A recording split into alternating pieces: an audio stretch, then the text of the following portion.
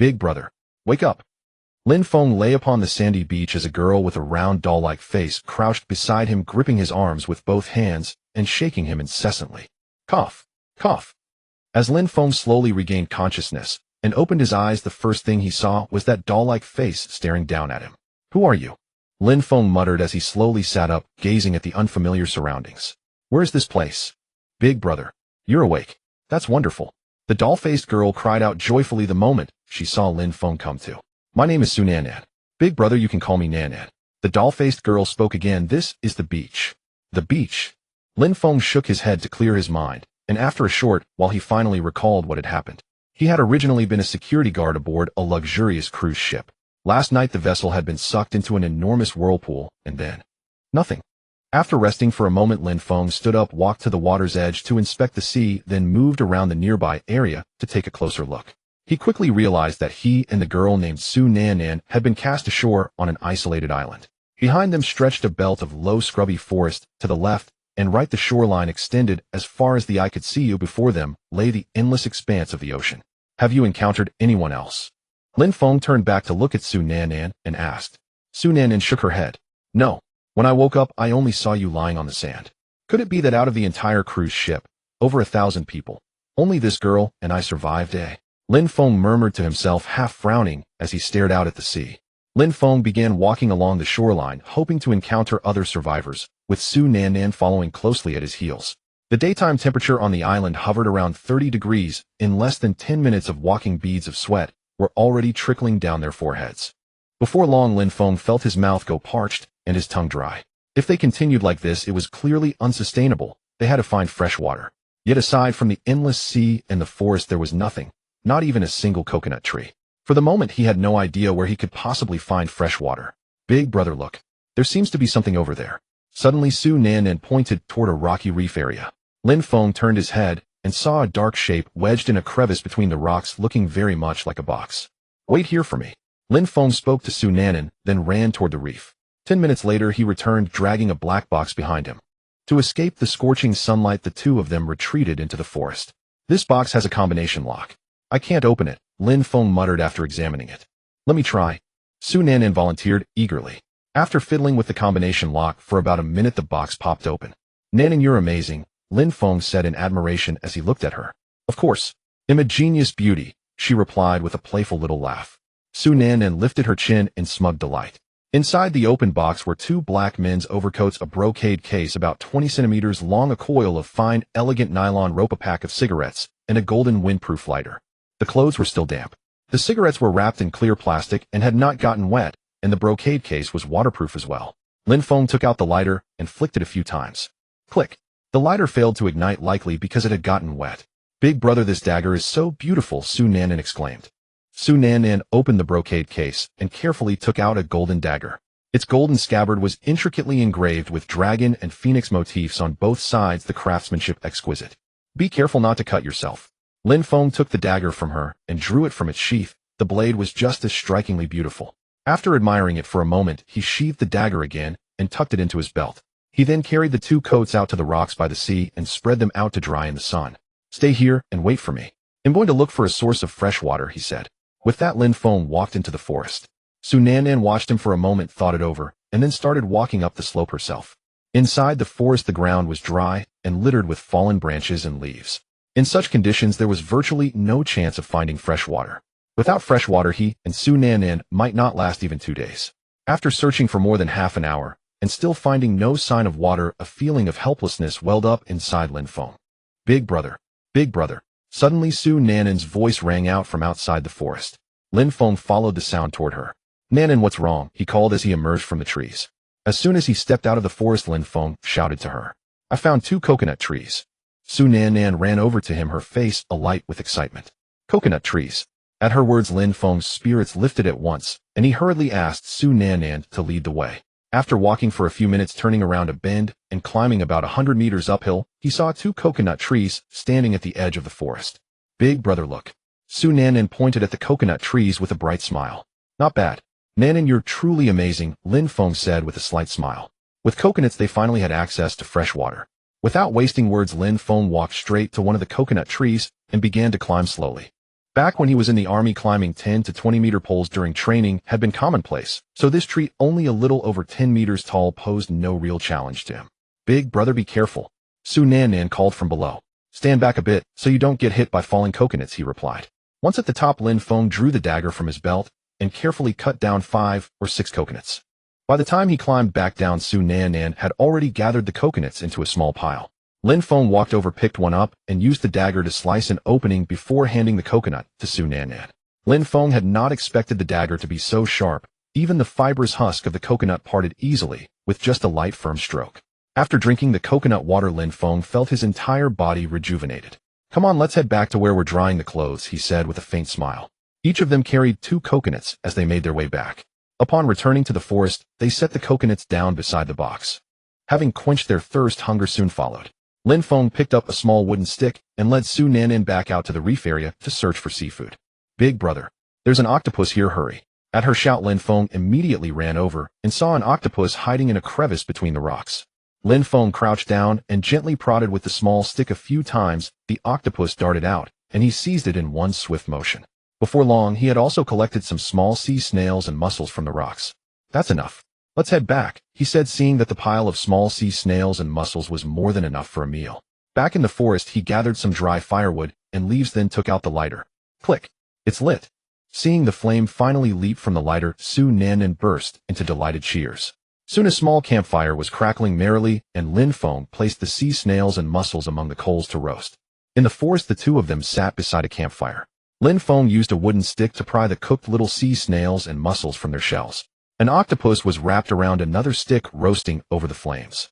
"Ooh, it's so hot." Su Nan picked up a small sea snail, but it burned her hand.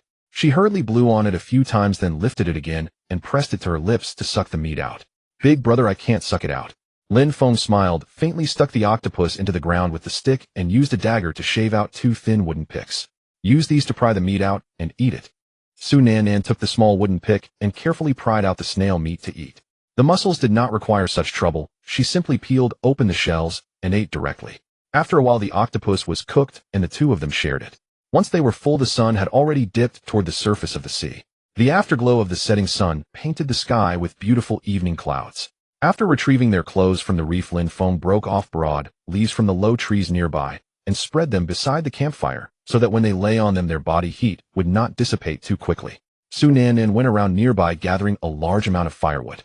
Because no one lived here, fallen dead branches littered the forest floor. Night fell and darkness engulfed the surroundings. Outside, only the sound of waves washing over the beach could be heard. "Nan, who were you on the cruise ship with?" Lin Feng looked at Su Nan as he spoke. "My little aunt," Su Nan answered softly. "I don't even know how she is now. I miss her so much." "Big brother, are you a security guard on the cruise ship?"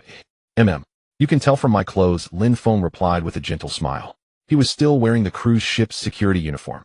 They talked for a long time before Su Nan finally lay down to sleep. During the night, the temperature dropped to a little over 10 degrees. Curled up on the bed of leaves, she trembled slightly. Lin Feng covered her with a coat and gently shifted her body, so she lay closer to the campfire, making sure she would not feel so cold. Late into the night, Lin Feng smoked as he stared absent-mindedly at the campfire, pondering what he should do next if no rescue ever came. Sparks crackled in the campfire. Only after half an hour did Lin Feng finally close his eyes for a short rest. At dawn the next morning, Lin Feng finally woke. The fire had burned out, leaving only ash and charcoal behind. Fortunately, the charcoal had not completely gone cold. Lin Feng placed a handful of dry leaves on it and gently blew. In an instant, the flames sprang back to life. "Big brother." At that moment, Su Nan woke as well. She rubbed her eyes, sat up, and pulled the coat over her shoulders. "You're awake. Have some coconut juice," Lin Feng said with a soft smile, handing her a coconut he had already opened. "Thank you, big brother," Su Nan replied with a bright smile as she took the coconut. She began to drink from the coconut. By then, the sky was gradually brightening.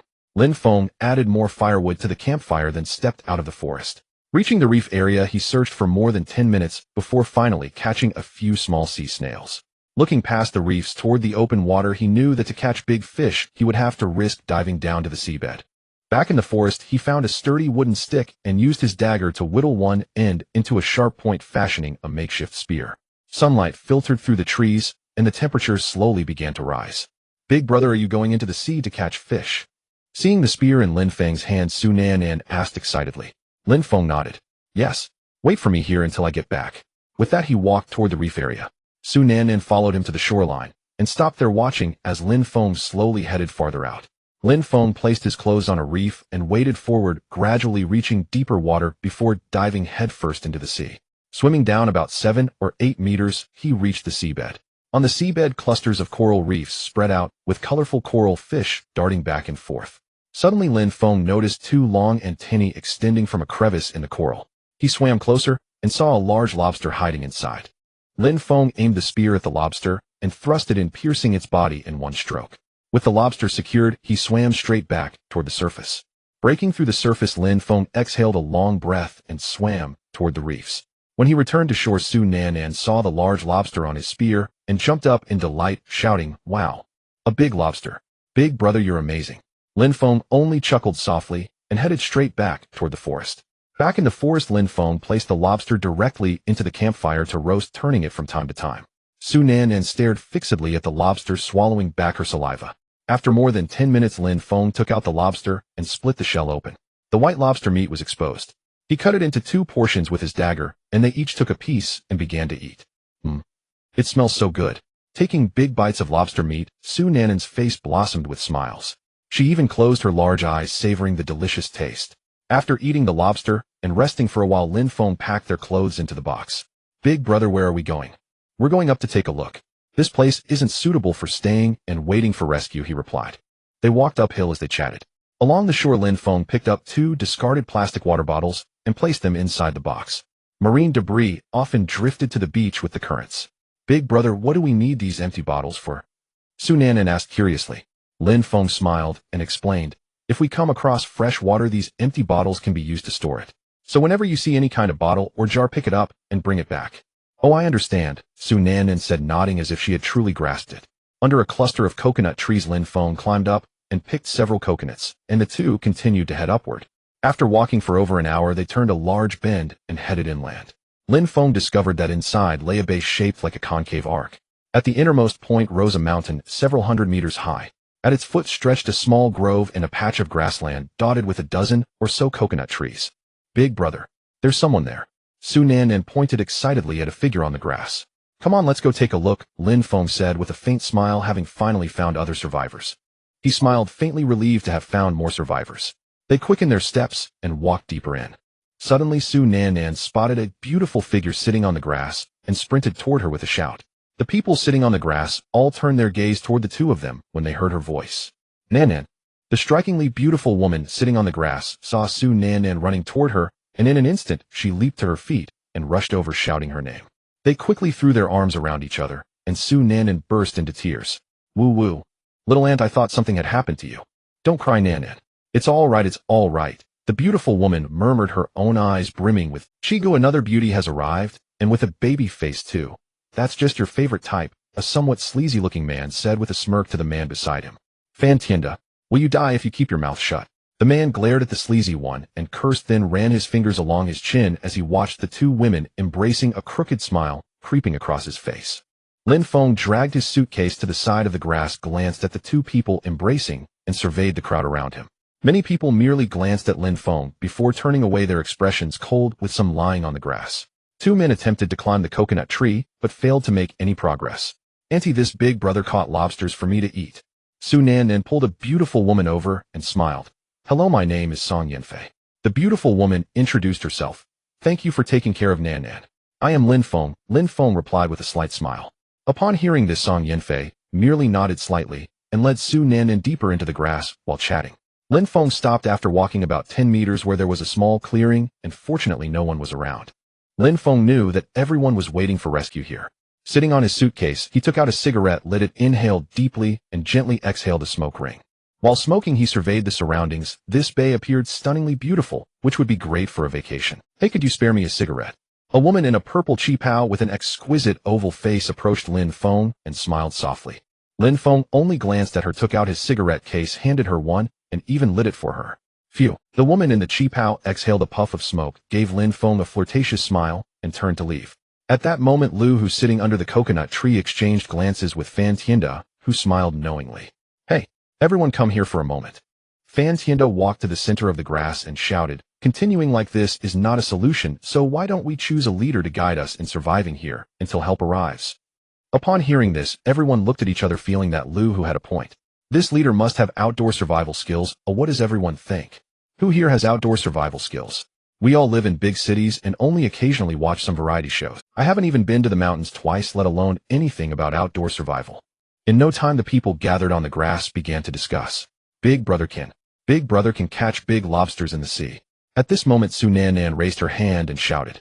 Some people turned to look at Lin Feng, who was sitting on the grass to the right. Look at his clothes, he's just a security guard. What right does he have to lead us? Exactly, a filthy security guard lacks the qualifications. Which of us isn't worth over 10 million?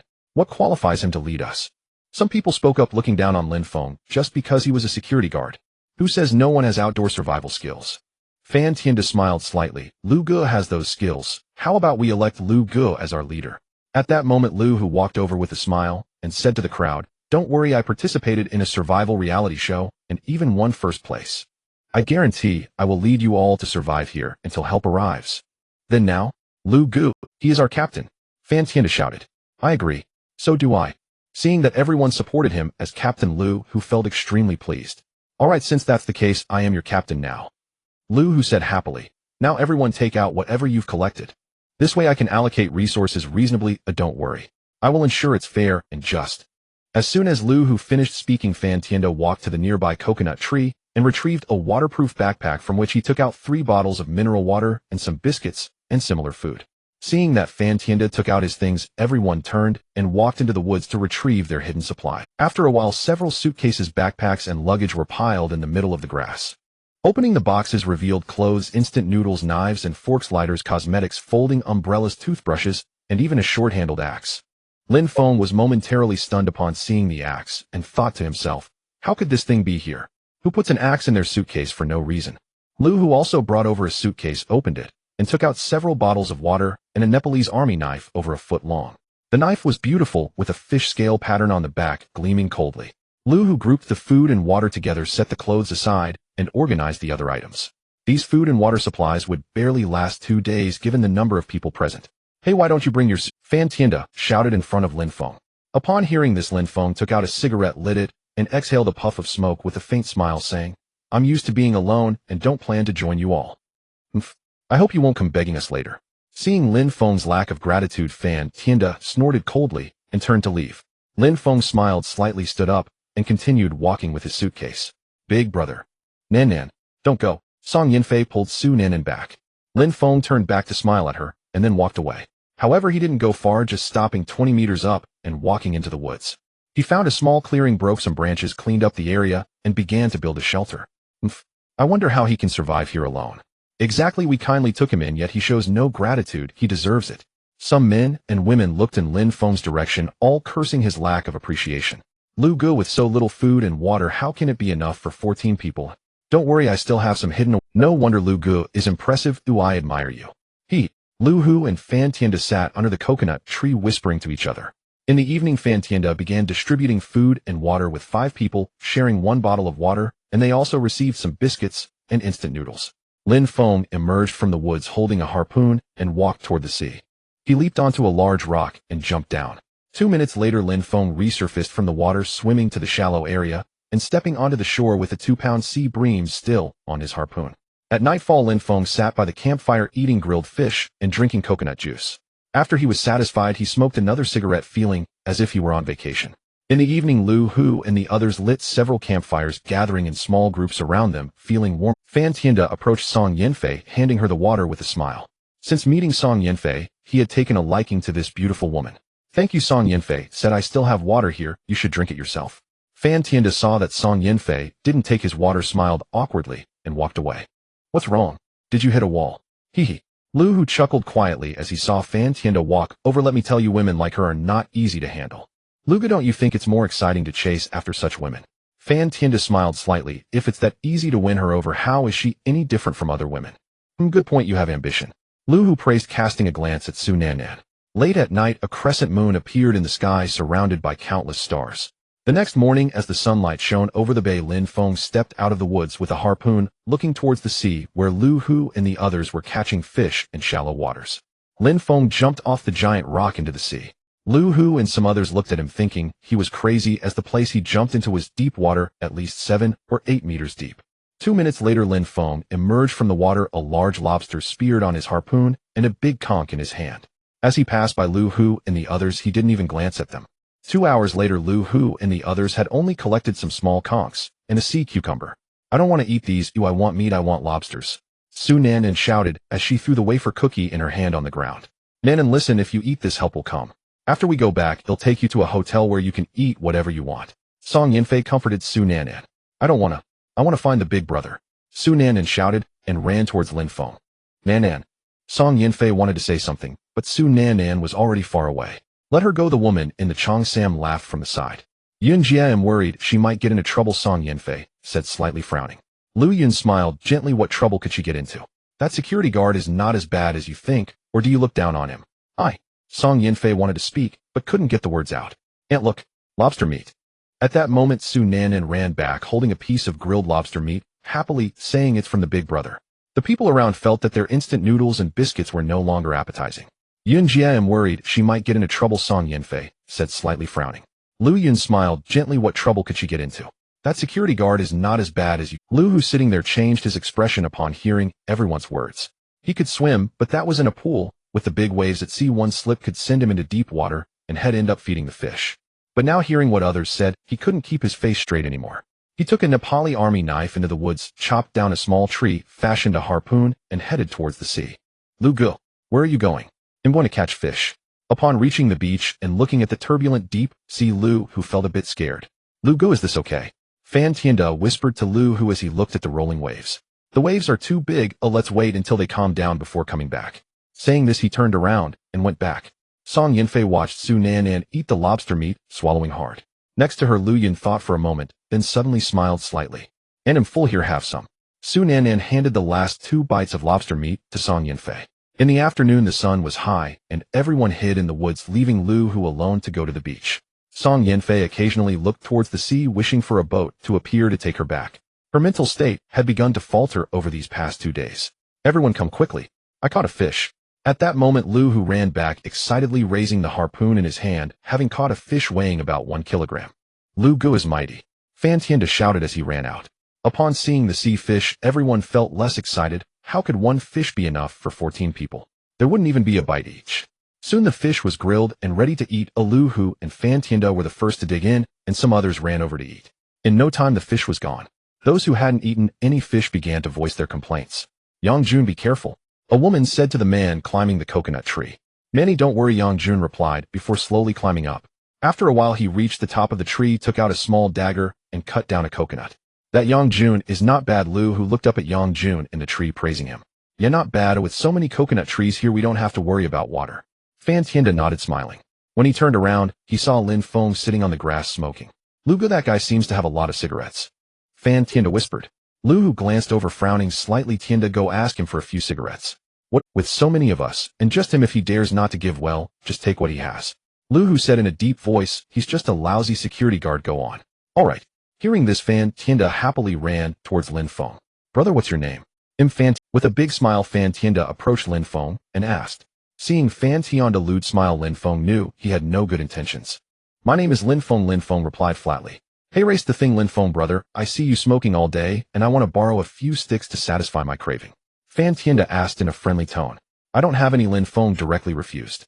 Upon hearing Lin Feng's refusal, Fan Tianda's expression instantly changed. It's just a few cigarettes, no need to be like this. No means no, Lin Feng said expressionlessly again. Kid, I'm talking to you nicely, don't be ungrateful. Fan Tianda glared at Lin Feng angrily. Hee, I have cigarettes, I just won't give you any, what are you going to do about it? Lin Feng stood up, looking at Fan Tianda with a slight smile. Seeing Lin Feng, who was a head taller than him, Fan Tianda felt a bit intimidated, realizing he couldn't beat him. Brother, there's no need to be like this, I just asked for a few cigarettes. At that moment, Lu Hu walked over with 2 men. What? If I don't give, do you all want to fight me for it? Lin Feng looked at the few of them mockingly. At this time, others heard the commotion and also came over. Seeing more than a dozen people surrounding him, Lin Feng showed no fear. Kid, hand over the cigarettes obediently, or with so many of us together we can beat you to a pulp. Fan Tianda laughed heartily. Exactly, hurry and hand over the cigarettes. A burly man stepped forward, pointing at Lin Feng. Oomph. Lin Feng sneered, suddenly reaching out to grab the man's finger and twisting it forcefully. Opt. The man instantly cried out in pain, half kneeling on the ground. Bang. Lin Feng kicked out, sending him flying several meters away. Zhao Ming, are you okay? A petite girl rushed over shouting. Seeing Lin Feng so fierce, the onlookers quickly took a few steps back, all with astonished expressions, knowing that here Zhao Ming was the strongest.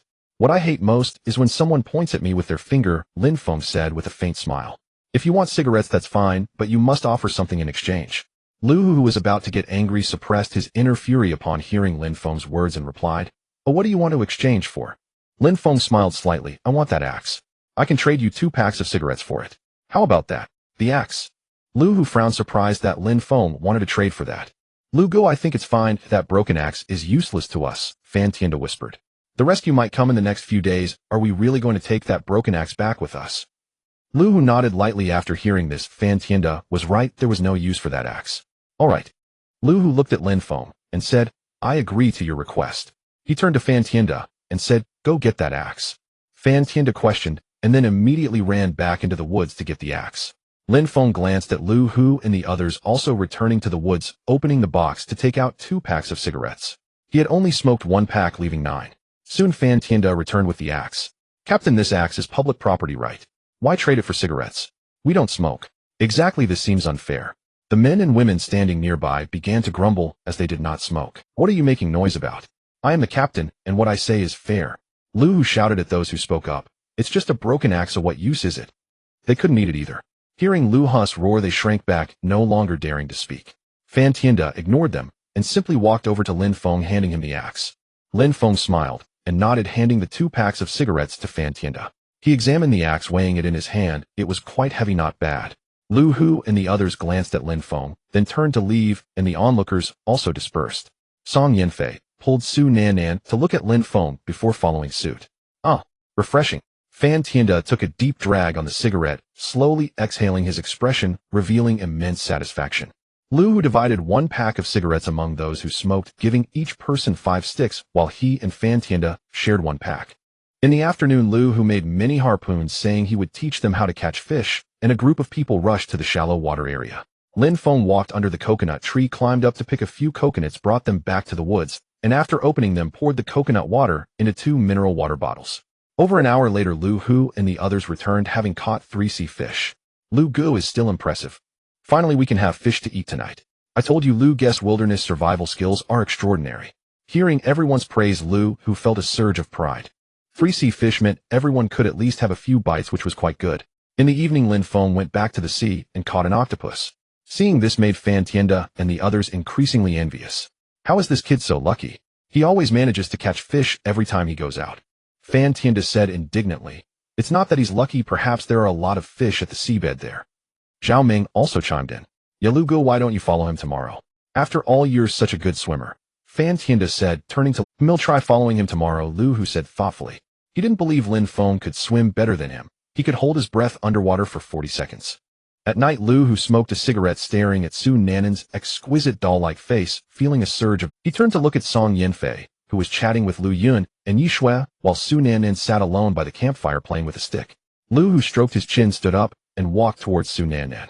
"Nannan," he. Lu Hu approached with a smile, crouching down and whispering, "I have a cloth doll. Do you want it?" At first, Su Nannan ignored Lu Hu, but upon hearing about the cloth doll, she immediately smiled. "Where's the cloth doll? Are you giving it to me?" "Yes, it's for you. The cloth doll is in that small grove. Oh, let me take you there," Lu Hu said, smiling at Su Nannan. "Go to the small grove?" "I'm not going, you can go get it yourself." Su Nannan immediately shook her head. "Come on, let's go together to get it." Lu Hu grabbed Su Nannan's hand, trying to pull her towards the small grove ahead. "Let go of me. I don't want it." Su Nannan struggled to break free from Lu Hu's grip, but she couldn't. Hearing Su Nannan's cries, Song Yanfei immediately ran back, shouting, "Lu Hu, let go of my Nannan. What do you want to do?" Seeing Song Yanfei approach, Lu Hu released Su Nannan and smiled slightly, saying, "Nothing, I just wanted to take Nannan to eat something he." At that moment, Lu Yun and Yi Shui also walked over to look at Lu Hu. Su Nannan ran to Song Yanfei's side and hugged her, feeling wronged. "Auntie, he said he wanted to take me to the small grove to give me a cloth doll. I didn't want to go, and he forcibly dragged me there." "Lu Hu, this isn't good, is it? You even target children," Yi Shui said as she walked up to Lu Hu. "Don't listen to her nonsense. I really just wanted to take her to eat something," Lu Hu said innocently, spreading his hands. "If she doesn't want to eat, then forget it." He turned and walked back to the campfire ahead. "Nannan, it's okay now," Song Yanfei comforted Su Nannan as they sat by the campfire. The others nearby saw this, and dared not speak, pretending nothing had happened. Yanfei, you need to be careful, you two have already been targeted. Lu Yun crouched down and whispered. Sister Song Yanfei was confused and couldn't understand Lu Yun's words. Haven't you noticed?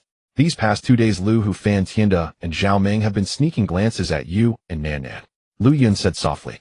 Not just them, we have also been targeted, Yi Shui added as she sat down. Hearing the two of them, Song Yanfei felt a chill in her heart. These past few days she had focused on watching the sea, hoping for a ship to appear who would pay attention to these matters. The next morning Lu Hu led everyone back to the rocky area by the sea to catch fish. I'm about to pull one. I also feel unwell, I'm heading back first. Soon 4 people rushed back to the campsite due to stomach discomfort. What's wrong with them? Forget them, they're just lazy and weak, Lu Hu coldly remarked, glancing at the 4. Song Yanfei and Lu Yun picked up their fishing spears, bending down to check the crevices in the rocks for sea conches and crabs. At that moment Fan Tianda and Zhao Meng stood behind them, secretly watching the two. So what do you think? Not bad, right? This is simply exquisite. The two whispered to each other, their faces displaying lewd smiles. Just then Song Yanfei and Lu Yun sensed the two's burning gazes and quickly moved to another spot. In the woods Lin Feng also felt that his stomach was somewhat uncomfortable. It must be from drinking too much coconut juice, which can easily cause diarrhea or bloating. Lin Feng frowned and muttered, no good, if I get sick it'll be a big trouble. I need to leave here and find a place with fresh water. Getting up, Lin Feng immediately packed his things, took his fishing spear, and dragged his box out of the woods, heading upward. Yunjie, look. Yi Shui walked over, pointing in Lin Feng's direction beside Lu Yun, and whispered, Lin Feng is leaving. Seeing Lin Feng about to leave, Lu Yun frowned and said, let's go with him. If we stay here, I'm afraid we'll be completely drained in a couple of days. Yi Shui nodded lightly at this. Lu Yun approached Song Yanfei, glanced around, and finding no one whispered, Yanfei, Yi Shui, and I want to go join Lin Feng. Do you want to come? Join Lin Feng. Why? Song Yanfei asked in confusion. Oh, you're so naive. If we stay here and Lu Hu and the others go wild, what will we do? Lu Yun quickly explained in a low voice. If that happens, no one will be able to save us. Song Yanfei frowned, as she had never considered this. She thought, with so many people here, would Lu Hu dare to do that? What's there to fear? You saw last night, he dragged Nan Nan into the woods. Did anyone say anything? Lu Yun mocked. You need to realize where we are now. This is a deserted island. Even if they forcefully come at us, how can we resist? Yanfei, are you coming with us or not? If not, Yunjie and I are leaving, Yi Shui said as she approached. Song Yanfei thought for a moment. If Lu Yun and Yi Shui left, she would have no friends here, since she only connected. If Lu Hu and the others targeted her and Nan Nan, it might really end up with no one to help them. I'll go with you. Taking a deep breath, Song Yanfei spoke up. Soon she called Su Nan Nan over, and the 4 headed toward the camp. Yanfei, Yi Shui, where are you going? Upon seeing the 4 returning, Fan Tianda called out. We're thirsty, we're going back for some coconut juice. Don't make a sound, just follow me, Lu Yun instructed. The 4 took a big turn, and soon spotted Lin Feng walking not too far ahead. Lin Feng looked around and walked directly along the coastline. To the left were hundreds of meters high mountains which were so steep that they couldn't be climbed. Lin Feng. Wait, big brother. Just then several voices suddenly came from behind. Lin Feng stopped and turned to see it was Song Yanfei and the others. What are you doing here? Lin Feng asked the 4 in surprise. We came to join you, Lu Yun replied with a slight smile. Join me? Why? Lin Feng smiled slightly, saying, I'm just a security guard. So what if you're a security guard? We don't look down on you at all, Lu Yun replied. Big brother, I want to be with you, Su Nan Nan said, walking over and taking Lin Feng's hand. Last night Lu Hu tried to drag Nan Nan into the woods, and we found out. Yi Shui spoke up. Lu Hu and his group had bad intentions, so we came to join you. Lin Feng frowned upon hearing this. Such things happened. He couldn't believe Lu Hu and his group were so unscrupulous. If he had been there, he would have beaten them up without hesitation. You can join me, but you need to listen to my words, Lin Feng said to Song Yanfei and the others. Of course it's not what you think. I mean, in doing things you need to listen to my words. Hearing this, the 3 exchanged glances and nodded. Then let's go, Lin Feng said, turning around to walk. Where are we going? Yi Shui asked. Don't you feel unwell in your stomach these past 2 days? Lin Feng looked at the 3 and asked. The 3 shook their heads. Lu Yun suddenly remembered something. Oh right, this morning 4 people might have had diarrhea. Lin Feng smiled and nodded upon hearing this. That's right, do you know? Drinking too much coconut juice can cause diarrhea or bloating. Getting sick here is undoubtedly waiting for death, because there are no medicines here. That's why I decided to leave and find a place with fresh water to settle down. Oh, so that's it. Song Yanfei nodded lightly, realizing why those 4 kept going into the woods this morning. The 5 of them walked quickly along the coastline under the sun, moving at a much faster pace. By around noon, Lu Hu and the others returned to the campsite, having caught 2 sea fish. Why don't I see Lu Yun and the others? Lu Hu looked around and noticed that Lu Yun, Yi Shui, Song Yanfei, and Su Nan Nan were missing. Could they still not be back? Zhao Meng said. Impossible. They returned early, Fan Tianda replied. Hong Tao, come here. Lu Hu called to a man in front. Coming, Captain, what's up? Hong Tao walked over and asked, have you seen Lu Yun and Yi Shui? Oh, the four of them went upward. Hong Tao pointed above, and Lu Hu thought for a moment, and suddenly felt something was off, quickly standing up and running forward. Fan Tianda, Zhao Meng, and Hong Tao exchanged glances and followed. Sure enough, they ran off with Lin Feng. Arriving at the place where Lin Feng had stayed, it was already tidied up, and Lin Feng was nowhere to be seen. Go! Chase them! Lu Hu shouted as he ran out of the woods, immediately heading upward. After running for a while, he still didn't find any trace of Lin Feng and the others. That bastard. He took away the person I like. Next time I see him, he's going to regret it. Lu Hu yelled angrily at the surroundings, venting his anger. Zhao Meng and the others also showed anger in their eyes. The four most beautiful girls had left. How could they not be furious? Now they even wanted to tear Lin Feng apart. Lin Feng, accompanied by Song Yanfei and the others, traveled for half a day and arrived at a sea area filled with gigantic reefs. The seawater here was dark green with turbulent waves, and several large rocky islands were scattered in the deep sea. The rocky islands were riddled with small caves eroded by the sea, which were just right for seabirds to nest in. The coastline was lined with oddly shaped giant rocks as the sea waves crashed against them, splashing countless droplets. The five of them sat on the rocks by the shore, resting and gazing at the vast ocean. Lin Feng, what would happen if we build a boat ourselves and set sail? Yi Shui asked, staring out at the sea. Lin Feng smiled slightly. We would be swept away by the currents, drifting in the endless ocean, and eventually we would be capsized by giant waves, falling into the sea to become fish food. By the way, why do you think the rescue team hasn't arrived yet? Lu Yun voiced her doubts. Lin Feng lowered his head, slightly pondering before voicing his thoughts. The cruise ship was pulled into a vortex. Perhaps we are no longer in that sea area, which is why they can't find us. Also, they might have already searched that area and found no clues, concluding that everyone on the cruise ship perished. Upon hearing this, Song Yanfei's face immediately showed a grim expression. Are you saying the rescue team won't come? Although Lin Feng was reluctant to think this way, it was the harsh truth. Think about it. The cruise ship has been in trouble for 4 days. Why haven't we seen a helicopter in the sky or a rescue boat on the sea?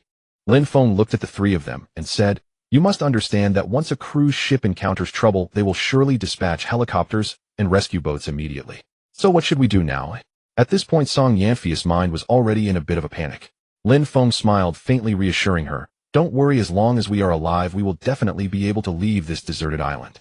No wonder you wanted to trade cigarettes for an axe. You're planning to live here long-term, aren't you? Lu Yun said, what can I say? Just 2 packs of cigarettes. If rescue comes, that would be great. If not, then this axe will be crucial. Lin Feng said in a serious tone. With this axe, he could chop wood and build sturdy wooden huts, and many tasks would be impossible without it.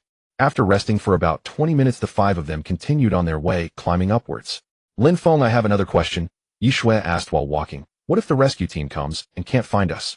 Lin Feng chuckled lightly. Don't worry, if they find this place, they will definitely send a helicopter to search the island. At that time, we can light a big bonfire and create smoke. They will see us. The 3 nodded upon hearing this, not expecting that a security guard would contemplate so many issues. After walking for more than 2 hours, some low shrubs gradually appeared at the foot of the mountain. There were no reefs by the sea here, just countless small pits and tidal pools. The so-called tidal pools are formed when the tide retreats. Some pools of water are exposed, trapping sea fish and other marine creatures that fail to escape in time. They can only leave when the tide comes in again. I am exhausted. When will we find fresh water? Lu Yun sat on the ground, revealing her smooth, fair thighs, pounding her fists on the ground while complaining. Exactly. My stomach is growling with hunger. Yi Shui frowned and said, Big brother, look, doesn't that look like a moon? Su Nan Nan pointed to a mountain peak not far ahead and asked with a smile. The others turned to look and saw a round hole in the middle of the mountain peak, which penetrated through both sides, resembling a bright moon. It's quite beautiful, resembling a full moon, Song Yanfei commented, breaking her silence. Let's go check it out, Lin Feng said, standing up and walking forward with Song Yanfei and the others following closely behind. After a few minutes, they passed through a patch of low shrubs and arrived at the foot of the mountain. Looking up at the hole, it was only about 100 meters from the ground. I want to go up and take a look, Lin Feng said. You all wait for me here. He then looked for a path that could lead him up. Fortunately, the slope of the mountain was not too steep. He could crouch and climb slowly. In less than half an hour, Lin Feng had already reached the hole. Beside the hole grew some wild trees. He pushed aside the bushes and walked inside. The cave was quite spacious, but only less than 3 meters long. On the other side was the passage leading into the mountain. Stepping outside the cave, he saw what appeared to be a valley inside surrounded by towering cliffs with an exit in the middle leading to the inland. In the middle of the valley was a flat grassy area with dips on both sides. After observing for a while, Lin Feng decided to walk down and take a look. Exiting the cave, he followed the slope down for about 10 meters and arrived at the grassy area.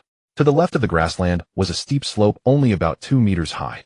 Below was a patch of green grass, and Lin Feng vaguely noticed water flowing within, so he jumped down the slope and squatted down to part the grass, revealing a small stream of clear water. Lin Feng dipped his hand into the stream and brought it to his mouth to taste, exclaiming in surprise, "It's fresh water." Looking inside, a small patch of green bamboo forest appeared on the little slope. Bamboo. Awesome. Ha. Upon discovering the bamboo, Lin Feng felt as joyful as a child, for bamboo would be incredibly useful. Lin Feng happily climbed up the slope, made his way back to the hole, and then descended towards the foot of the mountain. Hey, look, Lin Feng is coming down. Yishue looked up and saw Lin Feng climbing down. He was coming down much faster this time, taking only a little over 10 minutes. I found it. Just as he reached the grassland, Lin Feng exclaimed excitedly. The 4 women heard his words and were utterly— "What did you find?" Lu Yun asked aloud. Lin Feng chuckled and said, "I found fresh water, and it's a perfect place to build a shelter." "Are you saying we should live up there?" Yishue asked in astonishment. "Oh, I can't explain it clearly. You'll understand once you go up there." Lin Feng smiled slightly. "Let's go check the seaside and see if we can catch some fish." After walking nearly a day, Lin Feng was already very hungry. Arriving at the tidal pool, Lin Feng looked inside to see if there were any fish. A snake. Suddenly Song Yanfei pointed at another tidal pool where a sea snake was swimming around. Lin Feng walked over to take a look and smiled slightly. "Don't be afraid, this kind of sea snake is highly venomous, but they are very gentle. As long as you don't provoke it, it won't bite you." After a while, Lin Feng speared 2 sea fish with a harpoon in the tidal pool, and a squid came up. Su Nan also caught some small fish in a small puddle. Lu Yun and Yishue managed to catch a few sea snails and 3 crabs. Although they weren't large, they were still meat. They placed all the seafood they caught into Yishue's backpack. At the foot of the mountain, everyone slowly climbed towards the cave. Be careful. Song Yanfei stumbled slightly, and Lin Feng behind her gently supported her. They climbed up to the cave, walked inside, and followed Lin Feng down the slope, arriving at the grassy area. "This place is nice. I didn't expect it to be such a hidden gem." Lu Yun smiled as she looked around. "Everyone go gather some firewood from the nearby thicket. It's getting dark soon." Lin Feng glanced at the sky and said. Next to the bamboo forest, there was a slightly raised mound of earth which was drier, prompting Lin Feng to start a fire in the middle of it. Yishue and Lu Yun gathered some leaves and spread them on the ground. Lin Feng took an axe and went into the bamboo forest to cut a bamboo stalk. He forcefully circled the bamboo with a dagger, and with a push from his knee, the bamboo snapped cleanly. In the bamboo forest, one must be cautious of a type of snake called the green bamboo viper, which is highly poisonous. Its body is green, resembling the color of bamboo, so sometimes you may encounter it without even realizing. After cutting 2 bamboo tubes, he went to the creek, cleared the grass around it, and dug a hole in the sand in the middle of the creek. Before long, the water in the hole became crystal clear. Lin Feng filled the bamboo tubes with water and brought them back to the campfire. Although the creek water was clear, it did not mean it was safe to drink. It had to be boiled first. At that time, the sun was nearly set, and the last rays of sunlight illuminated the cliff top. Lin Feng placed the 2 bamboo tubes in the fire and added some bamboo needles. "Why are you adding bamboo needles?" Song Yanfei asked, puzzled by Lin Feng's actions. Lin Feng smiled slightly and said, "You don't know? Bamboo needles can be used to brew tea." Song Yanfei shook her head at this. How could she know? Even at work, her tea was always brewed by her secretary. Taking advantage of the spare time, Lin Feng also used his dagger to make several bamboo cups ready to pour the boiled water into them when it was done. "Oh no, it's burnt," Su Nan exclaimed as she roasted a fish which was now charred. "It's fine, you can eat this fish later," Lin Feng reassured. Lu Yun smiled slightly. Soon the water in the bamboo tubes began to boil. Lin Feng hurriedly took it and poured it into the bamboo cups. Although it was a bit hot, he managed to pour it all. "Not bad, it has a hint of bamboo fragrance," Lu Yun said as she took a sip from her cup and nodded with a smile. "It's quite nice to have a cup of hot tea here." Yishue smiled slightly. As the sun set, the sky gradually darkened. In less than half an hour, it would be completely dark. The 5 of them sat on the ground enjoying roasted fish and sea conchs. As night fell, the temperature began to drop. Lin Feng opened a box and took out 2 coats, handing them to Song Yanfei and Lu Yun. Song Yanfei wrapped herself in her coat and hugged Su Nan, while Lu Yun and Yishue shared one. After a long day of travel, the 4 were already exhausted and laid down on the ground to rest. Lin Feng looked around. It was pitch black. He tried to make the campfire burn brighter to warm the surrounding area. In the bay, Lu Hu, Fan Tianda, and Zhao Ming sat beside a campfire looking listless. Lu Gu, it seems that Manny and Hong Tao are sick, suffering from diarrhea, likely due to drinking too much coconut juice, Fan Tianda remarked. What should we do now? Lu Hu scratched the ground with a stick, saying, no wonder Lin Feng would leave here. He knows that relying solely on coconut juice won't work. Leave here. What about the rescue? Zhao Ming asked. Rescue? Do you think there will be any rescue? Lu Hu glared at Zhao Ming. Lin Feng exchanged smoke for an axe. He knew rescue wouldn't come. What should we do now? Zhao Ming asked urgently. Lu Hu pondered and said, tomorrow we must leave here and find a place with fresh water. If we continue like this, in less than 2 days, everyone will fall ill. Where should we go? Upwards. I must find that bastard Lin Feng. Lu Hu gritted his teeth. Ever since Song Yanfei and the others left, he had felt a lingering discontent. Even if he couldn't go back, he wanted to possess these women. He aimed to establish his own kingdom on this deserted island.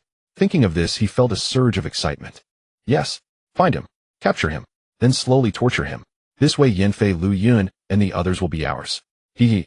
Fan Tianda stroked his chin, grinning wickedly. Zhao Ming's eyes sparkled at the thought. He had long coveted Lu Yun, and just thinking of her voluptuous, devilish figure made him feel hot all over. At night the moon rose, casting silvery light across the entire island. The next morning Lu Hu and the others packed up their camp and headed upwards. At that time Lin Feng and the others also got up. After drinking a cup of hot tea, Lin Feng went to the bamboo forest to cut more bamboo. Lin Feng, what should we do next? The three of them approached and asked. We will build a shelter on the grassy area above. This place is too shady to stay here, Lin Feng replied. Wait for me to finish cutting the bamboo, then we will look for food.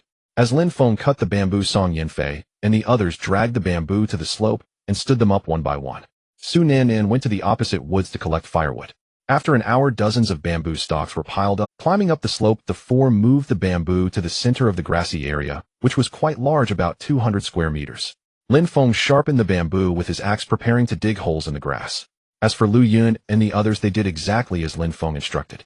After digging 6 holes, they buried 6 tumter-long bamboo poles, completing the column structure.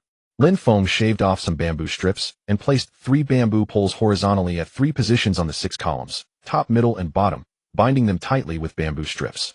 You just need to force the pointed end of the bamboo into the ground, then place the bamboo side by side on this horizontal pole, Lin Feng said, pointing to the horizontal bamboo. Then weave the bamboo strips through the gaps and tie them securely. As Lin Feng demonstrated, the 3 of them nodded. It was all straightforward and easy to learn. Be careful with the bamboo strips. They are quite sharp, Lin Feng continued. Leave a doorway in the middle, Lin Feng instructed. All right, we understand. Yixuan nodded gently. Big brother, come quickly. I've collected a lot of firewood. Su Nan shouted from the slope. You all go bring the firewood up. I'm going to look for food, Lin Feng said as he left, heading up the slope. Upon reaching the cave, Lin Feng looked towards the sea. It was high tide, which rendered his efforts useless, so he could only return to the grassy area. What happened? Didn't you say you were going to look for food? Yixue asked when she saw Lin Feng returning. It's high tide. The seawater has flooded the tidal pool, so I plan to check outside, Lin Feng explained, pointing to the exit outside the valley. Be careful, Lu Yun cautioned. Lin Feng nodded slightly and walked to the end of the right grassy area, descending the slope. After walking down for over 20 meters, he finally reached the valley floor. After walking a few dozen meters further, he finally reached the exit. From above the grass, the exit seemed narrow, but as he approached, it widened significantly. As Lin Feng stepped out of the exit, he was greeted by an expansive patch of dark brown reeds growing densely on both sides. Lin Feng crouched down to take a closer look and murmured, "These are wild boar tracks. It seems wild boars often come here to root around for grass roots." Stepping out of the reeds, he found himself facing a vast forest with tall, sparse trees and a complex terrain within. Lin Feng cautiously entered the jungle, keeping an eye on his surroundings. Coo coo coo. As he ventured further in, he heard the pleasant sound of birds chirping. Lin Feng took out a dagger and chopped down a wild tree to use as a staff. Due to the numerous spider webs on the wild trees, Lin Feng could only swing the staff back and forth as he walked. The dense wild trees made visibility low, and the uneven ground was difficult to traverse. One misstep could lead to a fall, and there were also quite a few moss-covered stones. Lin Feng found a stone to sit on, took out a cigarette, and lit it. As he exhaled smoke, he noticed several small birds flitting between the branches of the wild trees. Next to him stood several tall pine trees wide enough that one person couldn't wrap their arms around them, and there were also some pine cones and a thick layer of pine needles on the ground. On the branches above, 2 squirrels were watching him curiously. A wild chicken. Suddenly a vivid figure appeared amid the wild trees, a wild chicken searching for food. This wild chicken was exceptionally beautiful, boasting vibrant colors and a long, elegant tail. Lin Feng knew it was impossible to catch this wild chicken empty-handed. Cluck, cluck. Suddenly the sound of wild chickens echoed from the outside woods. Upon hearing this, the wild chicken turned and vanished into the underbrush. It seems there are quite a few wild chickens in this forest, Lin Feng thought to himself. After finishing his cigarette, he stood up and ventured deeper, walking between the trees as sunlight filtered through the gaps in the leaves above. After walking for more than 10 minutes, he arrived at a small slope where broadleaf plants and ferns grew. The roots of those ferns had also been uprooted by wild boars. As he descended the slope, Lin Feng discovered a river 2 to 3 meters wide, with shallow water reaching up to his calves. The riverbed was scattered with small stones. Lin Feng reached the riverbank, crouched down, and washed his face. The river water was somewhat chilly. Suddenly 2 yellow figures darted past in the wild underbrush not far ahead, and Lin Feng thought he must be seeing things. Lin Feng quickly stood up and bent over, approaching cautiously. He crouched behind a tall tree, observing the movements in the wild underbrush. Soon the 2 figures reappeared in Lin Feng's line of sight. 2 wild deer. When he saw the figures clearly, he was delighted to find they were a large and a small deer nibbling on the tender shoots of the wild trees. At that moment, Lin Feng's heart raced with excitement. If he could catch one, it would be enough to feed them for 2 days. Suddenly Lin Feng lay on the ground and slowly backed away, retreating into the wild underbrush, where he cut 2 vines from the wild trees with his dagger.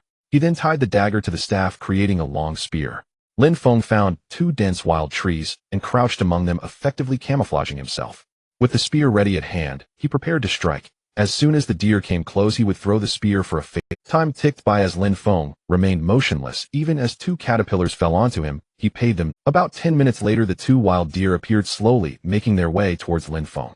At this moment, they were only about 10 meters away, but Lin Feng felt that it was still not the right time. 8 meters. 6 meters. Whoosh.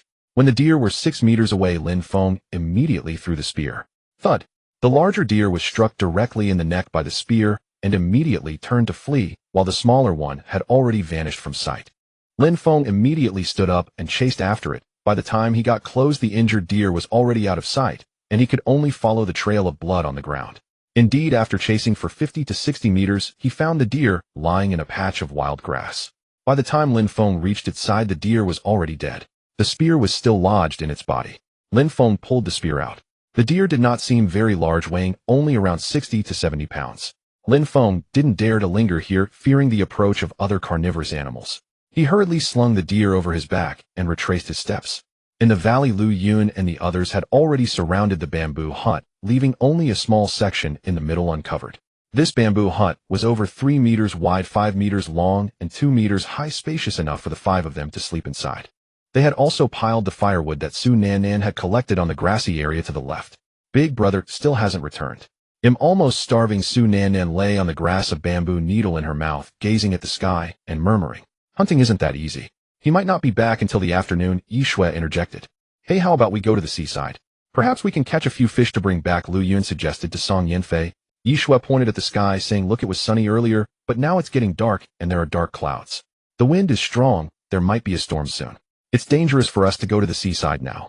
If a strong wind blows us into the sea, we'll really be in trouble." Song Yanfei glanced at the sky and said, "The weather here changes quickly.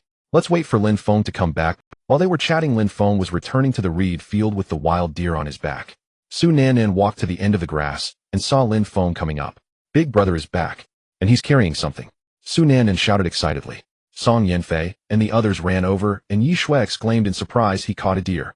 When Lin Feng reached the grassy area and placed the deer on the ground, the 4 of them crouched down in amazement to look at the deer. "How did you catch it?" Yi Shui asked Lin Feng. With a slight smile, Lin Feng replied, "I discovered it in the woods and set up an ambush to catch it." "Was it really that simple?" Yi Shui questioned, perplexed. "Enough talk. Let's process it quickly.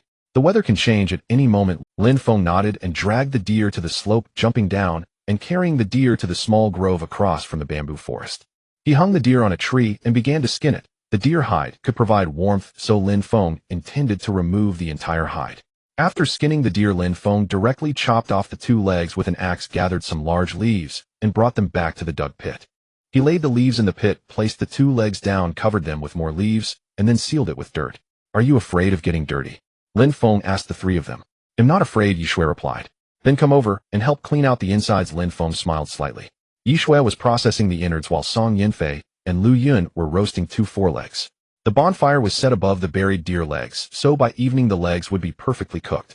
Lin Feng placed the other meat aside and led Su Nan Nan to the thatched area. Big brother, why are we here? Su Nan Nan looked at Lin Feng and asked. To cut the thatch. It will be cold sleeping on the thatch at night, so this will help. Lin Feng smiled, took out a dagger, and began harvesting the thatch. After about 10 minutes, Lin Feng had cut down a patch of thatch, and the two carried a bundle of it back to the grassland. Looking up at the sky, dark clouds were gathering, hinting that it might rain tonight, so Lin Feng started building a roof. He split the bamboo with an axe, making 2 sides, and then used wooden sticks to punch through the middle joints. Next, he placed 3 bamboo poles horizontally on the bamboo roof, tying them securely, then laid bamboo strips on top, securing them with bamboo slips. After more than an hour, Lin Feng finally finished covering the roof. I'm exhausted. Su Nanan had gone back and forth 4 times to bring all the thatch and directly laid down on it, shouting out. At that moment, Song Yanfei came over with a roasted foreleg, calling out, Nanan, Lin Feng, it's time to eat the deer leg. Him coming. Su Nanan happily shouted as she rushed over to grab the deer leg.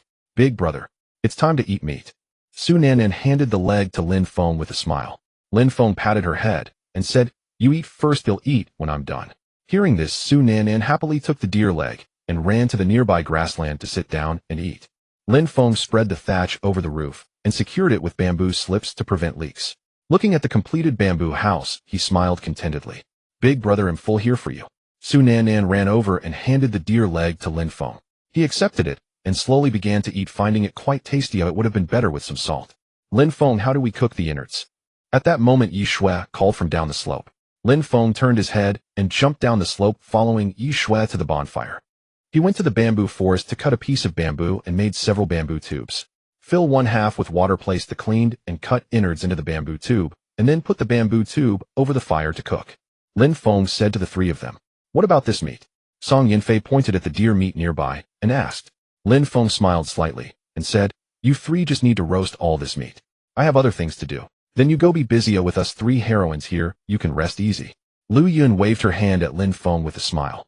Lin Feng chuckled and handed the dagger to Yi Shui, turning to walk towards the grassland. Wow, this dagger is really beautiful, it must be worth a lot. Lu Yun exclaimed as she took the dagger and looked at it in awe. Song Yanfei nodded at the dagger and said, Indeed, the dragon and phoenix pattern is carved exquisitely. It doesn't seem like modern craftsmanship. Are you saying this dagger is an antique? Lu Yun asked in surprise. Song Yanfei shook her head with a wry smile. I don't know, if we were in Zhonghai I could have someone check it out. But who cares if it's an antique? As long as it can be used, it's fine. Yi Shui smiled slightly, saying this as she cut the cleaned innards into small pieces and placed them in the bamboo tube. Lin Feng returned to the grassland and called Su Nanan to move the tumter-long bamboo he had cut into the. Then inside the house he laid 3 bamboo poles horizontally close to the bamboo wall on the left and placed other bamboo poles vertically on top of the horizontal ones. Next he used bamboo slips to weave between the bamboo poles and tie them securely, completing a bamboo bed. He did the same on the right side, mirroring the left. Nanan, you can bring in all the thatch from outside now. Lin Feng called to Su Nanan. Okay. Hearing this, Su Nanan immediately ran outside to bring in all the thatch. Lin Feng wrapped the thatch around several times, bundling it and placing it on the bamboo bed so that it wouldn't scatter, then laid another layer of thatch on top, giving it a soft feeling to sleep on. Wow, so comfortable. Finally, I have a bed to sleep on. Su Nanan lay down directly and swayed side to side, laughing happily. There was just over a meter of space left in the middle to start a fire at night. Lin Feng knew that to sleep comfortably there was still much to be done, but time was a bit tight now as it was preparing to rain. However, he could slowly improve it later. After finishing these tasks, Lin Feng took out a cigarette and started smoking as he still had to make a bamboo door. Big brother, drink some water. Su Nanan came over holding a mineral water bottle, smiling. When you went out, we poured the boiled water into the mineral water bottle. Not bad, very clever. Lin Feng took a sip and smiled. After finishing his cigarette, Lin Feng and Su Nanan used bamboo strips to dig a groove on top of the house because the grassland sloped slightly downward. Once it rains, the rainwater will flow down the grassland and into the house, but with this groove the rainwater would flow to the sides. After digging the groove, Lin Feng took the axe and went to the bamboo forest. How's it going? Is it not roasted yet? Lin Feng asked as he walked over. It's not that fast, there are still 2 pieces left. Yi Shui replied. Lin Feng nodded with a smile and walked into the small forest with the axe. This small forest was growing on a slope below a cliff, possibly due to a lack of nutrients or some other reason. The trees were small and only as thick as his calf. Lin Feng didn't care much about that, raising his axe to chop down trees. After about half an hour he had felled more than 10 trees. Some parasitic vines were also growing inside. Lin Feng cut them down to use as ropes, tying the chopped trees together and carrying them back to the slope, directly throwing them onto the grassland. After 3 trips, he finally placed the trees on the grassland. Lin Feng, why did you chop down so many trees? Song Yanfei asked, puzzled. Of course, to burn them. Lin Feng replied with a slight smile. Alright, you 3 can go up to the bamboo house to roast. Don't roast here anymore. Okay, Yanfei, let's clean up. Lu Yan stood up and said. After the 3 cleaned up and returned to the slope, Lin Feng climbed up first, and then helped them up one by one. Oh, not bad at all. Upon entering the house and seeing the 2 bamboo beds on either side covered with thatch, the 3 were quite surprised. Of course, this was built together with Big Brother He. Su Nanan proudly smiled as she tilted her face up. Oh, my Nanan has become impressive now. Indeed, lying down is quite comfortable. Yishue sat down and smiled. No more sleeping on the ground. You all bring the firewood back in and roast the meat. I'll go check on how the stewed deer leg is doing. After saying this, Lin Feng went to the bonfire, checked it, and then stoked it to a roaring flame, knowing it needed to stew until evening. He hoped it wouldn't rain too soon. In the afternoon, around 3 o'clock, dark clouds gathered densely on the distant sea, with waves surging violently and towering like mountains. The dark clouds were slowly drifting towards the island. Everyone run quickly. A heavy downpour is about to start. Lu Hu urged everyone to hurry ahead. Lu Hu and his group of 10 desperately ran along the coastline, the sea breeze nearly forcing their eyes shut. At that moment, they just passed by the Moon Mountain, where Lin Feng lived. An hour later, Lu Hu and his group finally found a path up the mountain and rushed into the woods. After running for over 10 minutes and turning several corners, they arrived at a valley surrounded by high mountains. Lu Gu, there's a cave over there. Quick, everyone hurry into the cave. Upon entering, they found the space quite spacious and relatively dry, but the ground was littered with bat droppings and animal bones. Everyone, don't rest yet. We need to go out and find firewood. Otherwise, it will be troublesome when it starts to rain, Lu Hu shouted as he saw Fan Tianda and the others leaning against the wall.